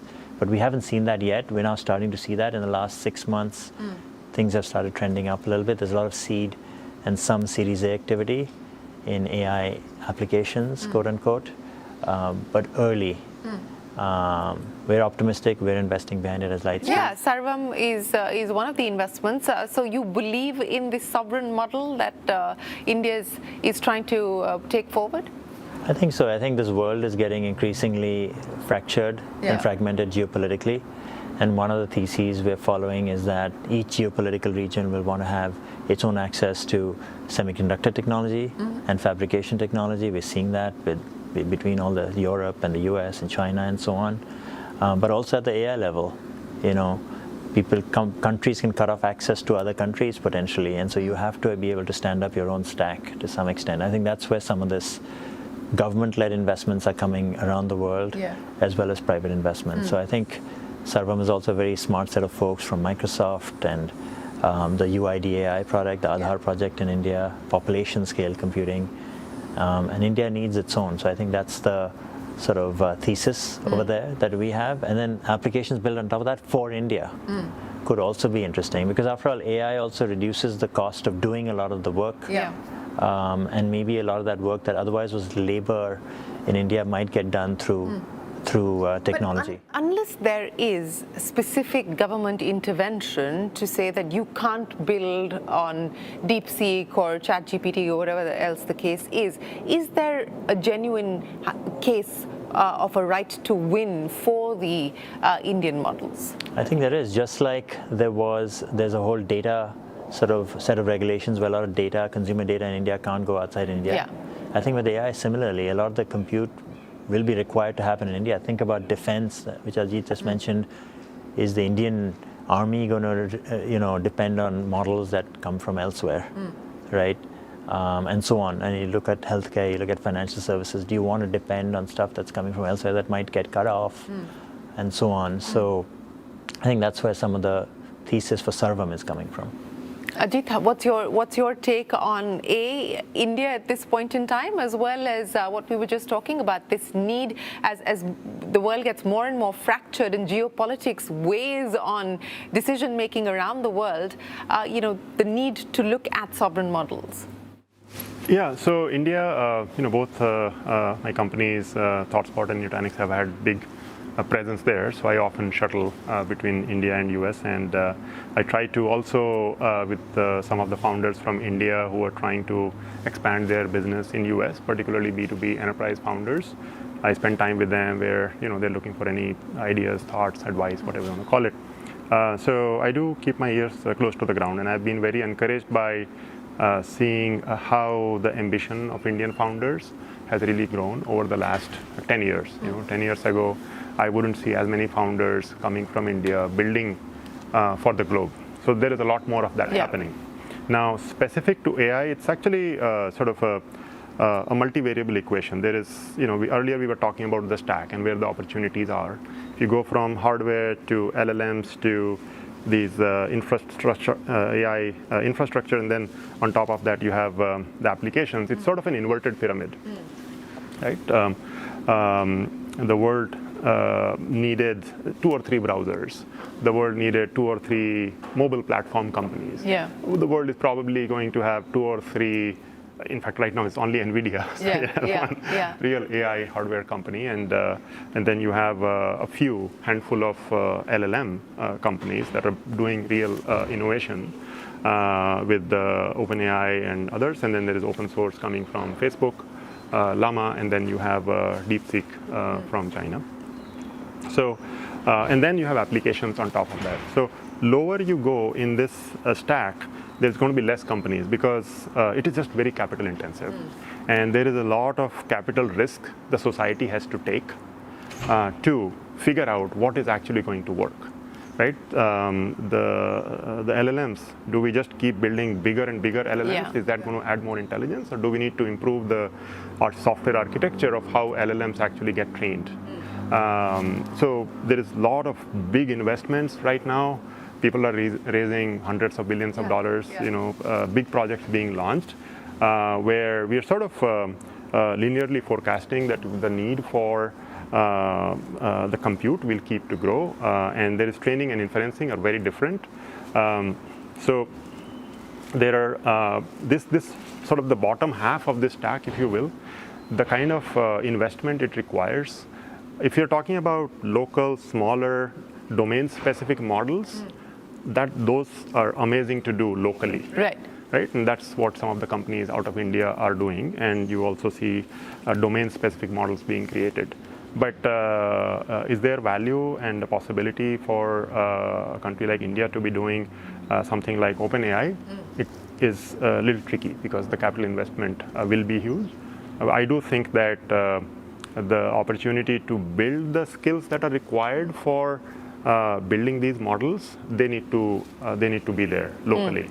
If we don't have the skill to build, operate these models, then it's going to be a little difficult from a sovereign independence and security perspective. But I think we can ride some of the capital investment that is happening for the largest investments. I do also think that there will be a nonlinear change in how generative models operate. There are various people trying various things, using diffusion models to create text, which have traditionally been used for images. That will improve performance, reduce costs. So over the next few years, a lot of those things could change. But for India, I think the biggest opportunities lie in the upper half of this stack. As they were saying, there is a lot of knowledge around business processes, business applications, access to global customers. It is all there. And I think for that, the key thing that needs to happen is moving from a services economy to a product economy. Because India has really thrived on the services model, whether it is BPOs or IT services. But now we are talking about not AI-enabled, same services being delivered through AI, but actually building products that can be leveraged across the globe. So I think there is progress even in that area. But a long journey to be made. But it is a non-linear thing because once you have a few people, it's a question of ecosystem. The last several years, there are product companies out of India that have been successful globally. Now those people are percolating through the ecosystem and providing guidance, ambition, capital, and all of that to Indian founders, and I think that's a great thing. I just put some numbers out there. If you look at sort of the IT service and BPO industry, add them up, you may be up to $500, $600, $700 billion from India. Right? If you look at it, all SaaS companies from India, business software companies from India, infrastructure, application, everything, it adds up to not more than $10 billion today. Right? So it's just a tiny market, despite all the excitement, and we're excited about it, but it's very, very small compared to the opportunity out there. And I think because of the knowledge and the contacts in India, I think people can imagine. I think the real shift will be also from following to risk-taking and innovation. I think there's been a lot of work done with product companies, new product companies coming here in India in the last decade. But in terms of taking innovation risk, doing something that hasn't been done anywhere in the world, I think that is yet to come in a large scale. We'll keep investing behind those, but I think that's what I was referring to earlier when I said that's off to a slower start in India right now. You know, speaking of investments in capital, let's talk about valuations today, and especially the kind of valuations that AI companies are commanding. I mean, you know, Anthropic being just one of them, and that's the big bet that you've made leading the last round. And are we anywhere close to the top now as far as valuations are concerned, or do you believe there's more to go? I can't comment on Anthropic specifically, but all I can say is it just feels like in each of these markets that total addressable market has expanded significantly. And I know it's a bit of a forward-looking sort of point of view, but if you think about the $600, $700 billion global software market, right, and then you think about the global labor spend, which is in the tens of trillions, there's just a different size of market here that's available for technology companies to go after. So I think that's what's interesting, and that's what all these companies will go after over the next decade. I think that's what we're keying in on. So as a founder, how are you looking at what's happening on the valuation board today? Yeah, look, as a founder, ultimately I've come to really appreciate the real valuation comes from customers. And cash flow. And cash flows, not investors. Certainly with the interest rate change in the last 3-4 years, I think all the founders are a lot more appreciative of building real businesses. So personally for me, it's important that we focus on the dollars that come from the customers, not from investors.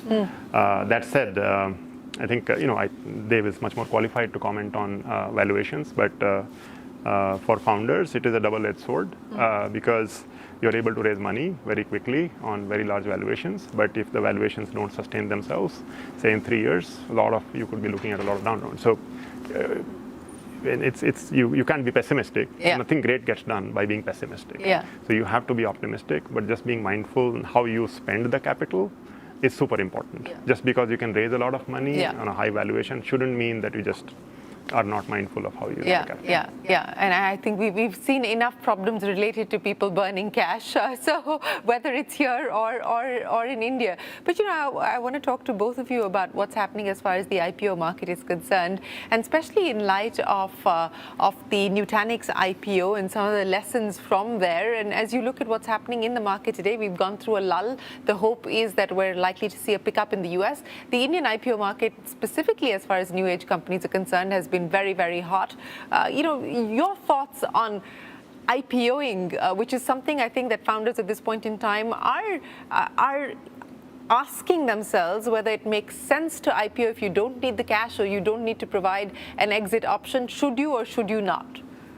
Look, there is not a one cookie-cutter answer. It really, it depends on what type of business you're building, what capital needs are, what you get from going IPO. There's liquidity, there is marketing, there's all of those things. Personally speaking, from the Nutanix experience, we went public in 2016. I think it was about $2.2 billion IPO valuation. The company is now $20 billion, growing massively, 10x since then. So for an enterprise company, if you are in a large enough market, and of course there are certain external factors that also come into play along the way, but the real growth happens after IPO. So I've come to appreciate, the cliche of IPO is just a milestone, really being true. So not rushing to IPO when you're ready, when you think that you can take public money with the right kind of responsibility is important. At the same time, treating it as not as an end goal, but as a milestone in a long journey is also very important from my perspective. And right now, is it a good time? Is it a bad time? It really depends on this. I mean, there's a Circle, right? Just went IPO a couple of weeks ago, and it's doing well. Rubrik, other company, Lightspeed company that started in the same building here by our good friend Vipul. That's done very well.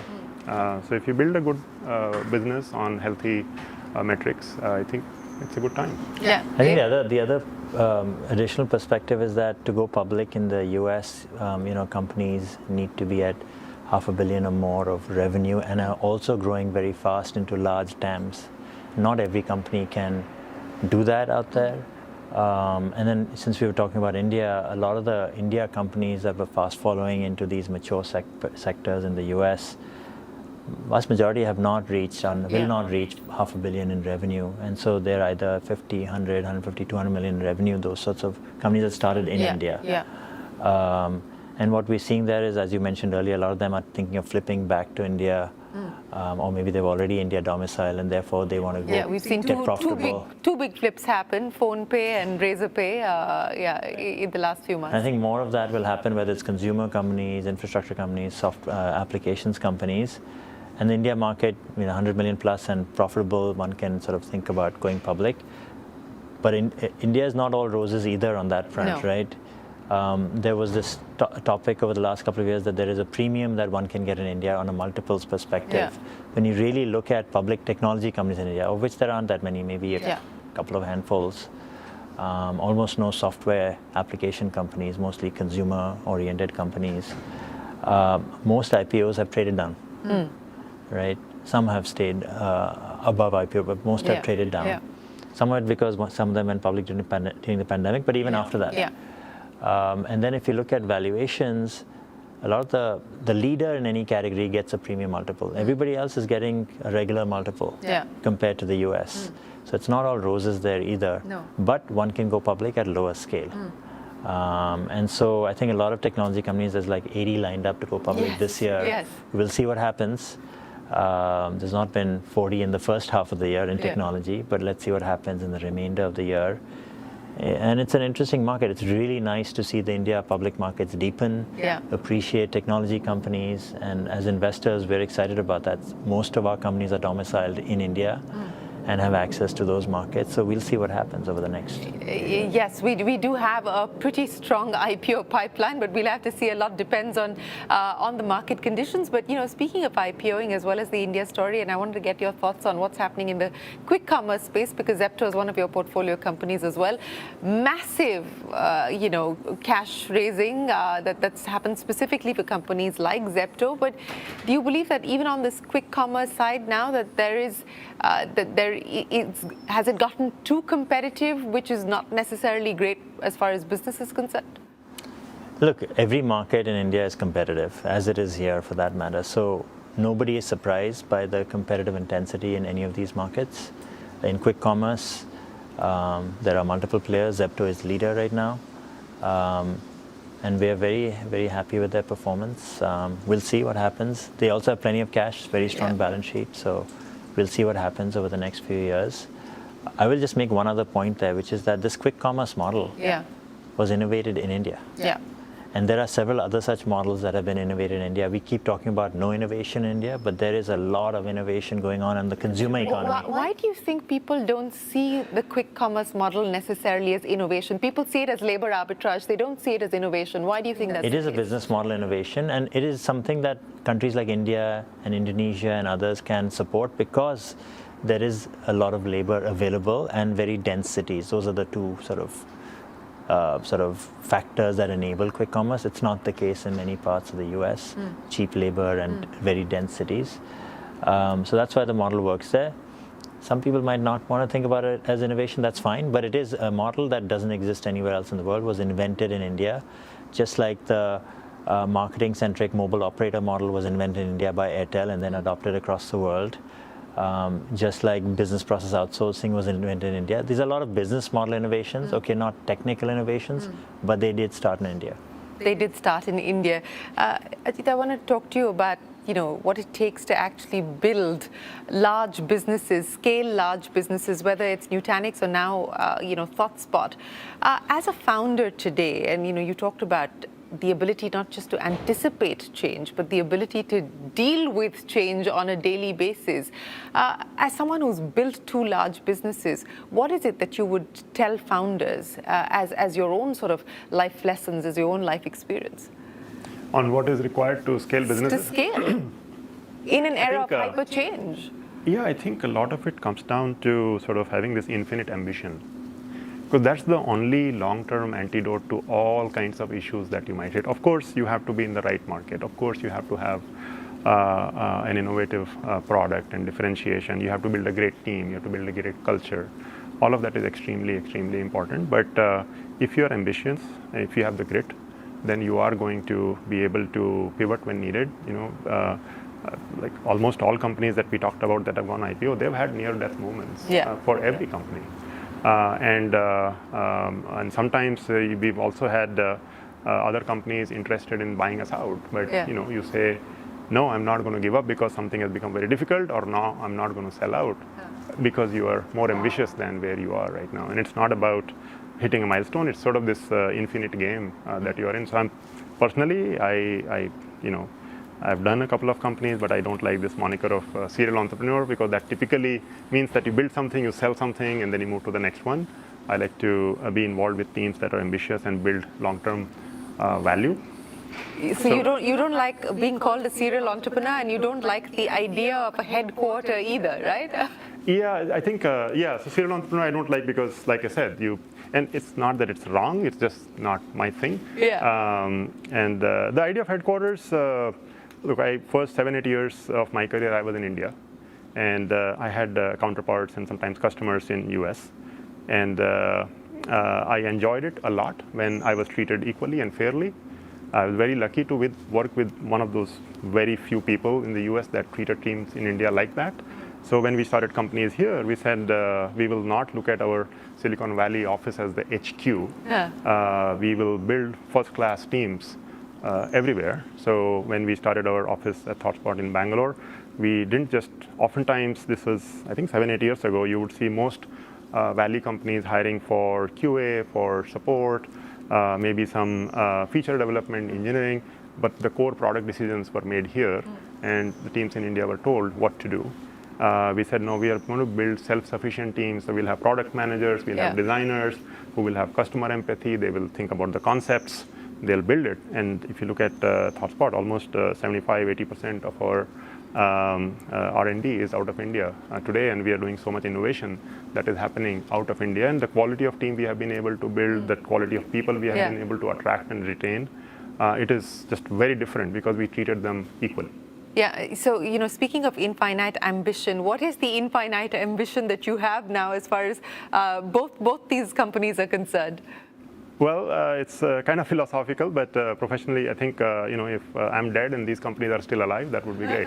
So that's my infinite ambition. And I think that is the perfect... Actually, I want to ask him one question I think might be useful for your segment, which is something I've heard Ajit say pretty consistently over the last decade, is that he likes identifying large markets where there are incumbents that have been around for like 20 years that still dominate, and there's nothing new that's come along in those markets. Maybe a minute on that. And I think that specifically applies in this AI world where actually a lot of software companies have been around for a couple of decades, especially in these verticals, but also other areas, and they're ripe for disruption with AI. So I think that theory holds true. Yeah, I mean, look, this is one model. This is not the only model. But the way I like to think about startups is look at the market risk and execution risk, and then opt into the right kind of risk that you want to opt into. So for me, I've been excited about both Nutanix and ThoughtSpot have been in very, very large markets where technology had become old. You had multiple companies or billions of dollars of revenue where they were 10, 15, 20-year-old companies. And you might have thought that, how could a company like Nutanix go and take on an EMC or a NetApp, or these were massive companies at the time. But we never shied away from execution risk. We wanted to go after very large markets where there is a ton of money being spent, so market risk is low. And we're not waiting for a market to happen, but you go build very innovative product and you do a good job of sales and marketing. Similarly for ThoughtSpot, if you look at analytics, there are so many large companies that have been built in that space. And we looked around, and there was a Tableau or other companies, but they were started in late 90s, early 2000s. And the model that they gave to the end users was very, very technical. You know, you had to be a super expert to be able to use those tools. And we said, why can't it be as easy as Google? And it was easier said than done. We had to build a lot of technology. It was painful, but we were able to make a fundamental shift in the market. I really believe that.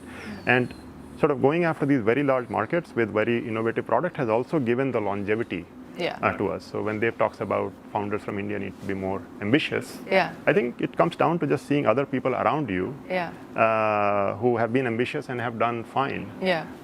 So as more companies in India become successful, as there is this, I think there is a great work being done, there's a lot of great work being done between this India-US corridor to bring founders and entrepreneurs together from many places.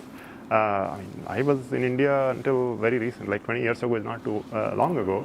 And we are all here. We see a lot of founders from India doing very well. It's because they're part of this ecosystem. They get to hang out with people who have made similar bets. They learned from them. And there's nothing fundamentally different between us here or an entrepreneur out of Chennai who's building their next B2B startup. There is no magic wand. There is no silver bullet. This is a complex issue. There's plenty of opportunity, but there are plenty of risks that we need to be mindful of as entrepreneurs and as investors. I think the need to be flexible, the need to be adaptable, and the need to be able to anticipate change is the muscle that everyone is trying to build at this point in time. Ajit and Dev, thanks very much for joining us here on Voices from the Valley. We appreciate your time, and thanks very much for sharing your insights on what you see happening from here on. But we will take a break here. Do visit us on YouTube. Join our Facebook, Twitter and Instagram pages. Join us on CNBC-TV18 Access and CNBC-TV18 Prime. From all of us here on the team from Voices from the Valley, thanks very much for watching.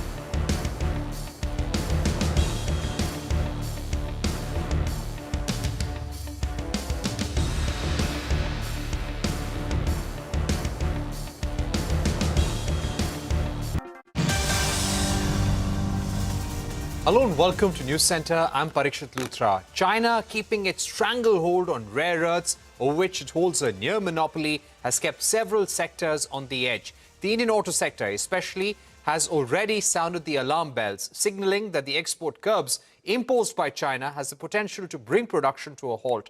An industry delegation is geared up to go to Beijing to engage with the Chinese leadership, but reports say they are yet to get an appointment. Sources tell us that the Indian embassy is actively engaging with China to expedite the rare earth licenses, even as the government looks to bolster the supply chain domestically. A report released by the Federation of Indian Chambers of Commerce and Industry in collaboration with Deloitte highlights that India has the potential to become a global leader in critical minerals by prioritizing sustainable practices, strategic investments and innovation-driven growth.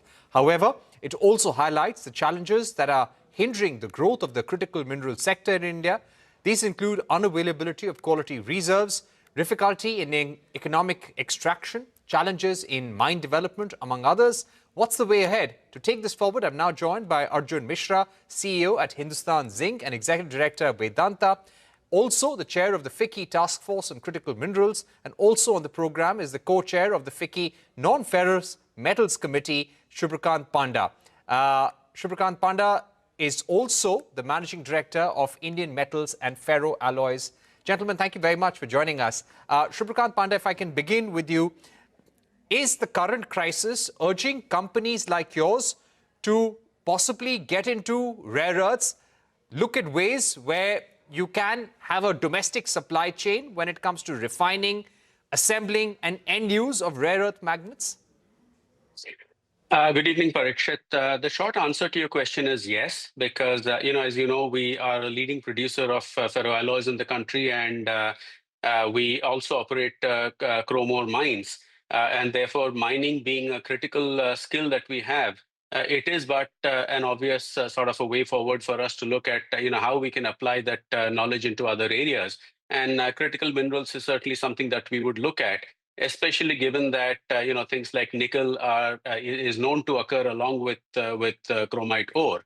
But this is something that we have been considering for a while now. The present sort of crisis mode will undoubtedly give not just us but everybody else a fillip to look at what we can do.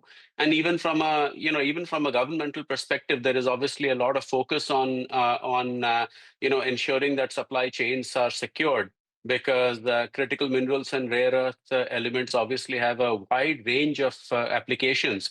And as you correctly mentioned in your opening remarks, clearly, this is where China has an edge over the rest of the world in terms of the resources that they have access to.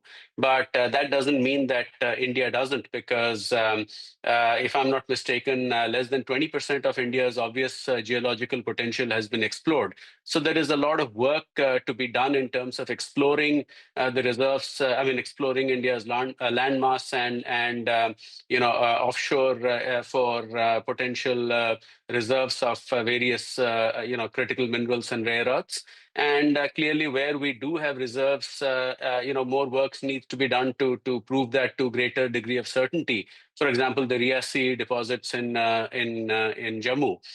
So these are just some of the steps that I think need to be taken, merely just sort of expedited because of where the world stands right now. Right. Mr. Mishra, coming to you, India holds the world's third largest reserves of rare earth elements, and rare earth reserves in India are estimated at 6.9 million metric tons. There was a high-level meeting held this week where the Minister for Mines and Minister for Heavy Industries looked at ways where we can incentivize the industry, probably have even PLI schemes to support the domestic supply chain for rare earth magnets. Currently, is there any capability to make rare earth magnets in India? Let's separate these two parts. One is critical mineral, other is the rare earth minerals. Rare earth minerals, which are required for magnets, which is again most important for our EV vehicles, permanent magnets, are all neodymium iron boron alloy. And the neodymium iron boron alloy, the most important metal is neodymium, which is found in two forms, whether it is bastnasite, which is non-radioactive, or monazite, which is radioactive. India is rich in monazite. Entire coast of Kerala, Tamil Nadu, Andhra Pradesh, parts of Odisha, beach sand is rich in monazite as well as ilmenite, which is for titanium. Now, this monazite in India has also got associated thorium. So, cleaning of this monazite, mostly it gets cleaned into chloride form, that is rare earth oxides are converted to rare earth chlorides. But it has to be separated from the radioactive thorium that is present in it. Handling of waste which is radioactive by nature becomes a challenge to us. And the technology from the rare earth chloride to the metal rare earth, which is neodymium, which is most important metal for forming rare earth magnets. That is challenging. That technology is in the hands of Japan and China as on today. So there are 2-3 parts to it, as Pandaji just said. First part, allowing monazite to be taken out of atomic mineral list and then opened up for private mining, investment for private companies into exploration, mining, and then technology, investment in technology for smelting it and forming metals. It's a costly process. A lot of subsidies or help from government of India is required. May need huge amount of investment as far as R&D is concerned, but it is worth doing, because if India has to become net zero by 2070, it cannot be done without having a grasp on or without having a hold on permanent magnet rare earth minerals, which are there in India, but the difficulty is in separation. Right. But Mr. Mishra, what I would also like to ask you is that currently the government is also looking if the capabilities of certain companies, PSUs in India, like GMDC, Gujarat Mineral Development Corporation, or India Rare Earth Limited, whether these companies can be leveraged to have a rare earth magnet supply chain.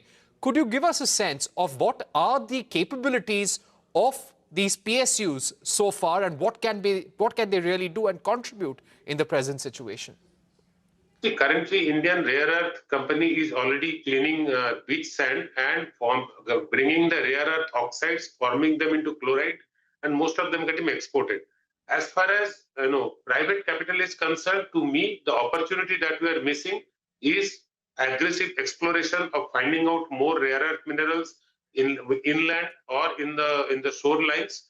And second is investment in smelting technology, R&D around how to separate the metal without forming radioactive waste, or how to handle the radioactive waste that the process will generate. If we don't do that, just by mining monazite and making chloride is not the solution for India. We have to find ways and means to form neodymium so that we can get into actually making permanent magnets, which is so essential for electric vehicles and other such applications. Right. Mr. Panda, to get you in, so Mr. Mishra pointed out a very complex procedure that we need to do. It's going to be expensive as well. How long is this road? And could you give us a sense of the kind of subsidy investments that this would require if we have to do it at a scale that is beneficial, that we can even start providing magnets to our domestic industry? So, Parikshit, when as Mr. Mishra correctly said, first of all, if you look at critical minerals and rare earth elements separately, the fact remains that there are many different types of rare earth elements, many of which are not even well known in terms of usage in the current scenario. So I think that's too broad a spectrum for me to probably lay out what sort of timelines or what sort of investments will be required. But I think suffice it to say that India has a lot of mining skill and mining knowledge, and we have to leverage that. We have to leverage that in multiple ways. I talked about bumping up the exploration that we do, incentivizing exploration. The government is looking to do that by, as you know, recently the NMAT levy has been increased from 2% to 3%, if I'm not mistaken. The idea is to incentivize more and more exploration. Beyond that, in another report that FICCI and Deloitte had done together in 2023, we had talked about leveraging Indian capital, leveraging Indian mining skills, and the relationships that we have with friendly nations to sort of be part of the supply chains when it comes to critical minerals. And again, in terms of technology, Some of these are fairly complex technologies where we'll have to look at sourcing that and tying up. But I think if I were to broadly break up into buckets of action, first and foremost, I think enhance significantly the exploration that we are doing within our territory, whether it is on land or offshore.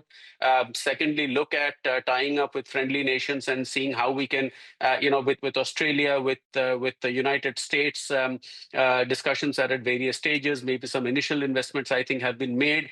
That is what we have to look at. And just to give you an idea of the numbers, I mean, the National Critical Minerals Mission, which was announced some time ago, has an outlay of about 34,000 crores, which is quite a significant sum.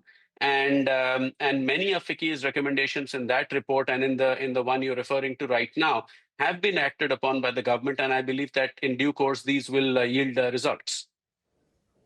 Right. Mr. Mishra, if I were to come to you now, we are talking to countries like Australia, even Peru for that matter, to see if we can have a critical mineral supply chain, maybe have some collaboration on rare earth minerals at that time. But currently, what we hear from various sources is that the government is considering PLI schemes, capital subsidies, subsidies on end use. According to you, what is the kind of government scheme or incentive which could possibly give a nudge to the industry to jumpstart and get into this sector? It has to be a separate PLI scheme, just like they have launched critical mineral mission. For rare earth magnets, government needs to launch a separate corpus under PLI scheme, put a big number out there, something around 5,000 crores or something, and then invite private companies to get into exploration, keep aside some money for R&D on making the extraction of metal, because we know the process till formation of chloride or sulfide out of the rare earth oxides. After that, the metal extraction, ask private companies to get into R&D, put the R&D into, give them R&D subsidy from the corpus. And I'm sure in the manner of 4 to 5 years, having the talent in India, so much of metallurgists in India, such beautiful institutions, Indian Institute of Technologies, Indian Institute of Science, number of national metallurgical laboratories. There are so many scientists. We will be able to crack it. I don't see any challenge out there. It's just the need for the mission mode, put the money up front, and then bring private players into place, put a timeline of 4 to 5 years. I'm sure we'll be able to crack it. Right, but that's the challenge, isn't it? Nothing can happen before the next 4 to 5 years. It's going to take time, and in the short term, there will be pain. Thank you very much, Mr. Panda. Thank you very much, Mr. Mishra, for joining us on the program, giving us your view on a very tricky situation that we are facing, and companies are actually thinking of importing full assemblies rather than just the rare earth magnets from China. We are going to take a short break, but don't go anywhere. When we return, we'll get you more news from around the country and the world.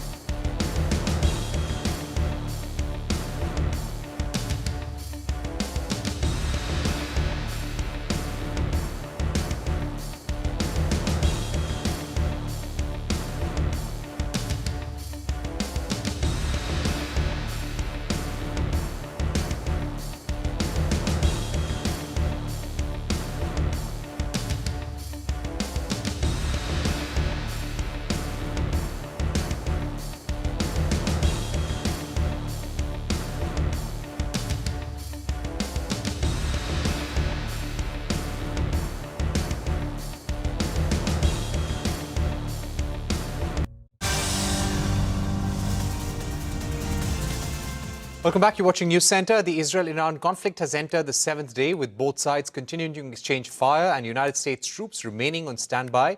Human rights activists, a Washington-based group, has reported over 600 deaths in Iran. Close to half of them are civilians. 24 deaths have been reported in Israel. Iranian missiles caused serious damage at 4 sites in central and southern Israel. Tel Aviv confirmed that a ballistic missile hit a hospital in southern Israel's Bir Sheva. A spokesperson said that people were injured in the strike. Israeli forces retaliated by attacking Iran's Arak heavy water nuclear reactor. Iranian state media said that no radiation danger has been reported. Israel's military had warned people to evacuate the area around the region just a couple of hours before the attack. Meanwhile, US President Donald Trump has said that he is still weighing his options on United States military intervention in the escalating hostilities. His comments came hours after Iran's supreme leader Ayatollah Khamenei warned that any strikes by the US on its territory would have serious, irreparable consequences. Iran's foreign minister has said he will travel to Geneva for meetings with his European counterparts on Friday. Israeli President Isaac Herzog has said that they were not pushing for a regime change in Iran and are only tackling Tehran's nuclear capabilities. Speaking to CNBC, the president said that Iran has been cheating and rushing to make a bomb, and that's why Israel has been calling for strong action. We all understand that nuclear weapons are the most dangerous weapons for humanity. For 80 years, the world has known it. And for decades, the world has decided that Iran must not have nuclear weapons. And we discovered that they're cheating, that they're rushing to the bomb. And over the weekend, there was a clear decision of the International Atomic Energy Agency in Vienna, which has reaffirmed it following a report of its Secretary General.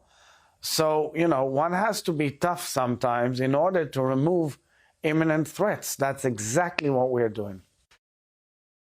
And the possibility of an Iran deal is the destruction or the dismantling of the Fordow nuclear enrichment center. Is that a prerequisite for a deal? Is that a red line for you? No, it's just something that people talk about having. We're the only ones that have the capability to do it, but that doesn't mean I'm going to do it at all. We have the best military equipment in the world. You see that with this fight, where, certain countries take advantage of that. Israel has incredible weaponry. So we'll see what happens. I've been asked about it by everybody, but I haven't made a decision. US President Donald Trump's administration has resumed student visa appointments, but with stricter social media vetting. A State Department cable has directed US consular officers to thoroughly screen applicants for any hostile views against American values. This will include review of the students' online presence. The cable, sent by Secretary of State Marco Rubio, also allows officers to demand public access to social media accounts. Those found supporting violence or groups like the Hamas may be denied visas. Fewer visa slots available due to heavy vetting workload. On to the day's market action now. Sensex and Nifty ended the day marginally down. Broader markets witnessed a large drop, with mid-cap index ending 2% in the red. Nearly 90% of 100 mid-cap stocks closed with cuts. Surbhi Upadhyay joins us now with the day's market action. Well, not a great day for the market. I'll tell you why. The headline index was flat. That's actually not too bad. The problem was in the broader market. At the headline index level, actually, India outperformed a lot of the global markets, because overall, there was a sense of caution, whether we're looking at Asia or even while we were trading, European markets were down about 0.5% each. So then why am I saying it's a bad day? Because of the way mid-caps have come under pressure. Not just mid-caps. The mid-cap index was down 1.5%. Small cap index down 2%. And if you're looking at the micro cap index, that was falling almost 3%. And there was across the board profit taking. A lot of caution in the market. I'll just throw up some names as examples. PSU stocks, Railtel, RVNL, NBCC, Hindustan Copper, IOB, Bank of India. So across lines, across sectors, PSU stocks were under pressure today. Beyond that as well, you had lots of names like Brain-B Solutions, that's First Cry, Cyient, Minda Corp, Shakti Pumps, Prince Pipes. Wherever mid-caps have had a good run over the last 2 months, I think investors are getting a little nervous and cautious, and they were very quick to press the eject button today. Having said that, on the Nifty itself, financials were a weak spot. The bank Nifty was underperforming. It was down about 0.5%. Actually, barring autos, all sectors were weak today, which is why I'm saying it was a weak day, despite the flat close on the Nifty. So the losers, what do they look like? Adani Ports, Adani Enterprises, Tech Mahindra was reacting to a brokerage note. Coal India was on the way down. Even TCS and Infosys, these were stocks that came under pressure. I said financials are weak, so Bajaj Finance, IndusInd, Jio Finance, all these stocks on the losing side. Gainers, auto and some consumer names. For instance, Tata Consumer, Titan, and the likes of Eicher Motor, M&M. Another good day for auto stocks. A very small pocket of the market that saw some green. Otherwise, there's a lot of caution, and not just here in India, but globally as well. So we really have to watch for all those headlines coming out of the Middle East. And of course, the shape, form, and the price action on both the US dollar as well as crude oil prices. So wait and watch mode for the markets right now. And shares of Siemens Energy listed on the bourses today after demerging from its parent Siemens. The company's stock listed above the demerger price of 2,350 rupees per share. The stock hit 5% upper circuit soon after listing. HDFC Bank subsidiary HDB Financial Services will launch its initial public offering on the 25th of June. The IPO's price band will be revealed tomorrow. The 12,500 crore rupee offer will comprise of a fresh issue and offer for sale. HDFC Bank will sell shares worth 10,000 crore rupees in the IPO. Commerce Minister Piyush Goyal has commenced his two-day visit to the UK. In a statement, the government said that the minister will aim to fast-track the implementation of the India-UK Free Trade Agreement and advance broader economic cooperation. During his visit, Goyal will hold bilateral talks with UK Secretary of State for Business Jonathan Reynolds to review trade deal progress. Gas has continued to leak from an ONGC crude oil well in Assam for the 8th straight day. ONGC has said that it is bringing in international experts to contain the leak. Assam Chief Minister Himanta Biswa Sarma has written to the centre flagging the oil and gas major response, calling it inadequate. More than 1,500 people from villages around the rig have been evacuated to safety. Air India has announced that it will cut its international wide-body flights by 15% for the next few weeks. The reduction will be implemented between today and will continue until mid-July. The announcement has come a week after the tragic Air India plane crash that killed 271 people in Ahmedabad last week. Madhya Mujawar joins us now with the details. Madhya, how many flights are likely to be impacted by this move? Well, Air India is under growing scrutiny after the tragic crash of flight AI-171 just seconds after takeoff from Ahmedabad last week. Because soon after the crash, a series of technical snags and operational issues have surfaced. There have been multiple instances where flights have returned midway, made emergency landing or not cleared for takeoff. Between June 12th and 17th, the airline cancelled 83 flights to Europe and North America, and 66 of them were operated by 787 Dreamliners, which is the same aircraft type that is involved in the crash. Now, Air India says that it is not just technical faults that is leading to these disruptions. The airline is citing airspace restrictions over the Middle East, enhanced safety checks ordered by the DGCA, which is making the aircraft unavailable for service, and a more cautious approach by engineers and pilots who are flagging even minor mechanical issues.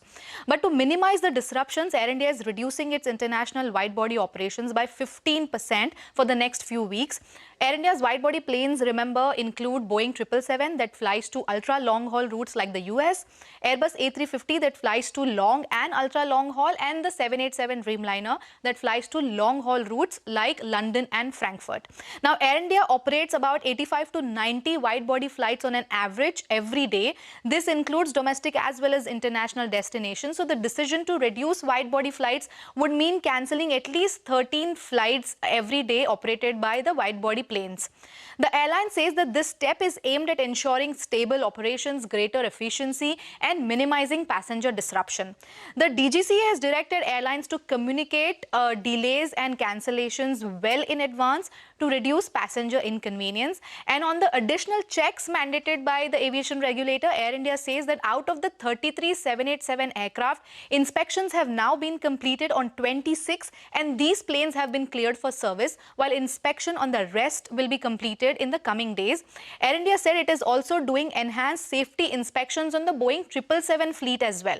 Meanwhile, DGCA has given a clean chit to 787 planes, saying no major safety concerns have been found in the surveillance and that Air India's 787 fleet is compliant with all the current safety standards. All right.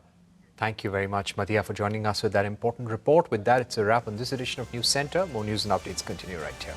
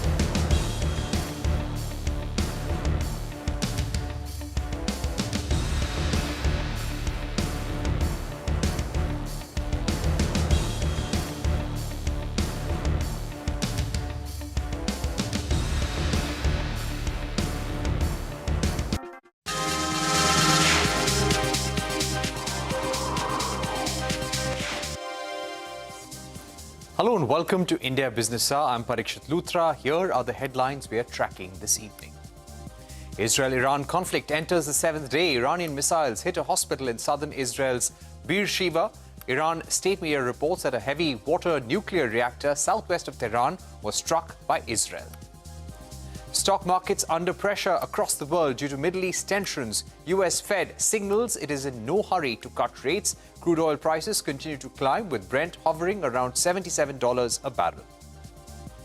Sensex and Nifty end flat with marginal cuts, but mid-caps and small-caps see a sell-off. All sectoral indices end in the red, barring automobiles. Rupee weakens sharply against the dollar.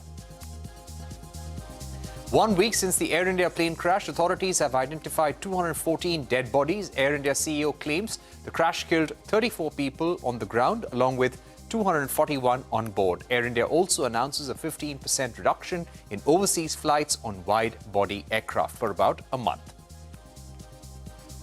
Aviation Ministry says the Aircraft Accident Investigation Bureau will decide where the black box data will be analysed, urges all stakeholders to refrain from speculation. Reserve Bank's new project finance rules will take effect from the 1st of October this year. Lenders are required to maintain a provision of 1% to 1.25% during the construction phase. The 12,500 crore IPO of HDB Financial will open on the 25th of June. The listing of the HDFC Bank subsidiary is a regulatory requirement as it falls under the category of an upper layer NBFC, according to the RBI. Israeli forces killed 72 Palestinians in Gaza in the last 24 hours. This includes 29 people who were waiting for food assistance. Reports suggest more than 300 people have died at food aid centers run by Israel and US in the last 3 weeks. A majority stake in legendary basketball franchise Los Angeles Lakers is being sold in a historic deal. The transaction could be worth an estimated $10 billion, making it the most expensive sale in sports history. Elon Musk's SpaceX Starship explodes into a massive fireball while preparing for a test flight. The company says no injuries were caused and there are no hazards to communities in the surrounding areas. And we take you inside the headquarters of venture capital firm Lightspeed at Silicon Valley to explore their AI bet. We also speak with the co-founder of $20 billion cloud software provider Nutanix.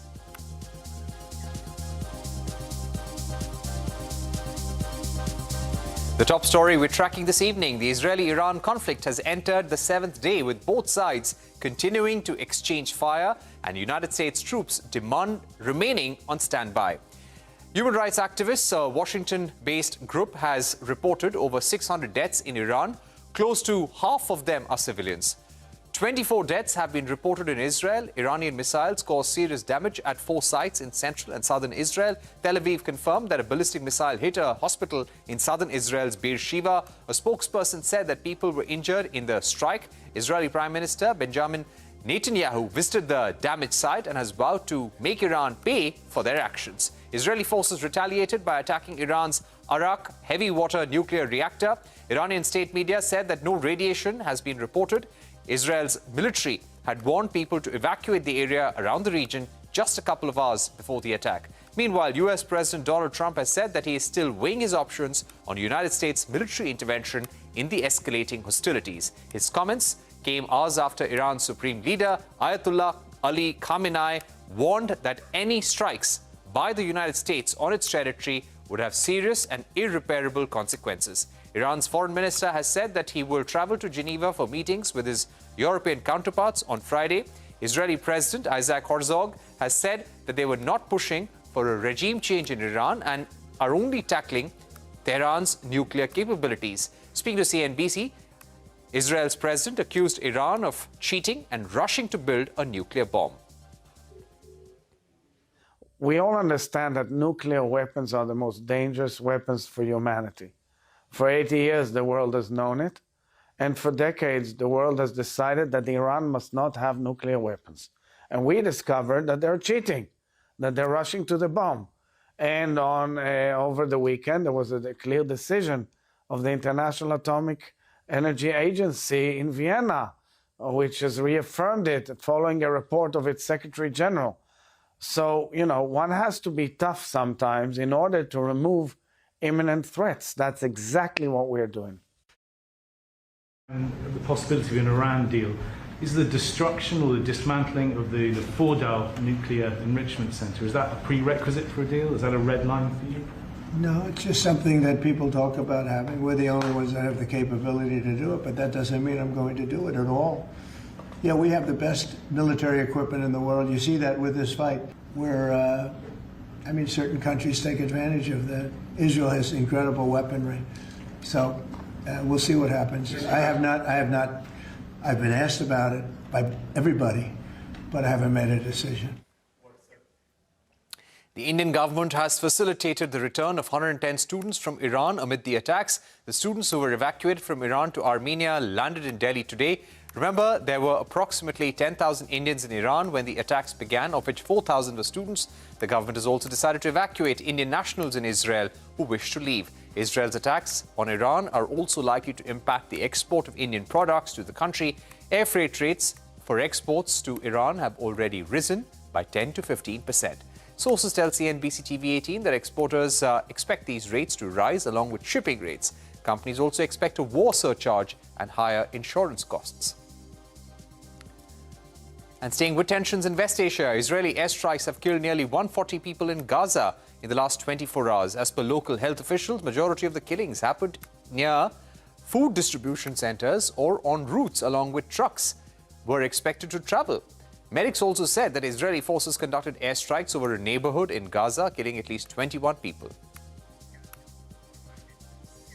On to the day's market action. Sensex and Nifty ended the day with marginal cuts. Broader markets witnessed a large drop, with mid-cap index ending 2% in the red. Nearly 90% of 100 mid-cap stocks closed with cuts, except auto. All major indices also ended in the red. The US Federal Reserve has kept its interest rate steady in the range of 4.25% and 4.5% once again. However, it has maintained its forecast of 2 cuts for the rest of 2025. Fed Chair Jerome Powell warned that inflation could rise over the next few months due to tariffs. The central bank also cut its projections for US economic growth to 1.4% from 1.7% earlier. Powell acknowledged that growth will slow eventually, sparking concerns over a possible stagflation in the US economy. Since March, this is since March, right? You see a little slower growth, just a tiny tick up, a 1/10 tick up in unemployment, and you see inflation moving up 0.3. And by the way, it was a similar move from the December SEP to the March. So that's what you see. You see the effects of tariffs. I think we learned in April, after the March meeting, that substantially higher tariffs were likely. And then since then, the estimates of where the tariffs will be have actually moved back down, although still at an elevated level. So we're adapting in real time. And what you see is an accumulation of individual assessments. Uncertainty about the economic outlook has diminished but remains elevated. Many, many surveys say that. They do. So, and that's actually a line from the Teal book, which you can see in 5 years. On to the United Kingdom, where the Bank of England has also kept its key interest rate unchanged at 4.25%. 6 out of 9 members of the bank's Monetary Policy Committee opted to hold rates, while 3 opted for a 25 basis points cut. The central bank's governor hinted at further interest rate cuts, but warned that this is subject to geopolitical uncertainty. On to global markets now. Asian indices were in the red, tracking US futures. This as investors weighed concerns about inflation in the US and potential escalation in tensions in the Middle East. Hong Kong's Hang Seng Index led the fall, clocking losses of 2%, while Japan's Nikkei and China's Shanghai Composite Index fell 1%. Crude oil prices remained steady after President Donald Trump said that Iran wants to negotiate over its nuclear program. However, prices remain near a 5-month high, with Brent at the $77 mark. The potential of higher demand after the US Federal Reserve's signal of 2 more cuts by year-end also supported prices. US President Donald Trump's administration has resumed student visa appointments, but with stricter social media vetting. A State Department cable has directed US consular officers to thoroughly screen applicants for any hostile views against American values. This will include a review of the students' online presence. The The cable sent by Secretary of State Marco Rubio also allows officers to demand public access to social media accounts. Those found supporting violence on groups like Hamas may be denied visas. Fewer visa slots may now be available due to heavy vetting workload. US President Donald Trump hosted Pakistan's Field Marshal Asim Munir at the White House. Trump said he wanted to thank him for not going into a war with India and ending it. Speaking at the White House earlier, President Trump claimed yet again that he stopped a war between two nuclear nations. His comments came less than 24 hours after Prime Minister Modi, during a phone call, clarified that no discussions were held with the US on mediation or a trade deal during Operation Sindoor. In a statement, the Indian Foreign Ministry said that Prime Minister Modi firmly stated that India has never accepted, does not accept, and will never accept any form of mediation. The statement further highlighted that Prime Minister Modi stated that India now views terrorism not as a proxy war, but as an active war, and that Operation Sindoor is still ongoing. Well, I stopped a war between Pakistan. I love Pakistan. I think Modi is a fantastic man. I spoke to him last night. We're going to make a trade deal with Modi of India. But I stopped the war between Pakistan and India. This man was extremely influential in stopping it from the Pakistan side, Modi from the India side, and others. And they were going at it, and they're both nuclear countries. I got it stopped. I don't think I had one story. Did I have one story written about it? I stopped a war between two major nations, major nuclear nations. India's textile sector is pushing for urgent attention in the ongoing India-US trade negotiations and warned that failure to act quickly would not only result in economic growth slowdown, but also hurt the very survival of the textile export sector. Shivani Bazar's reports on the key hopes that the sector has from the FTA.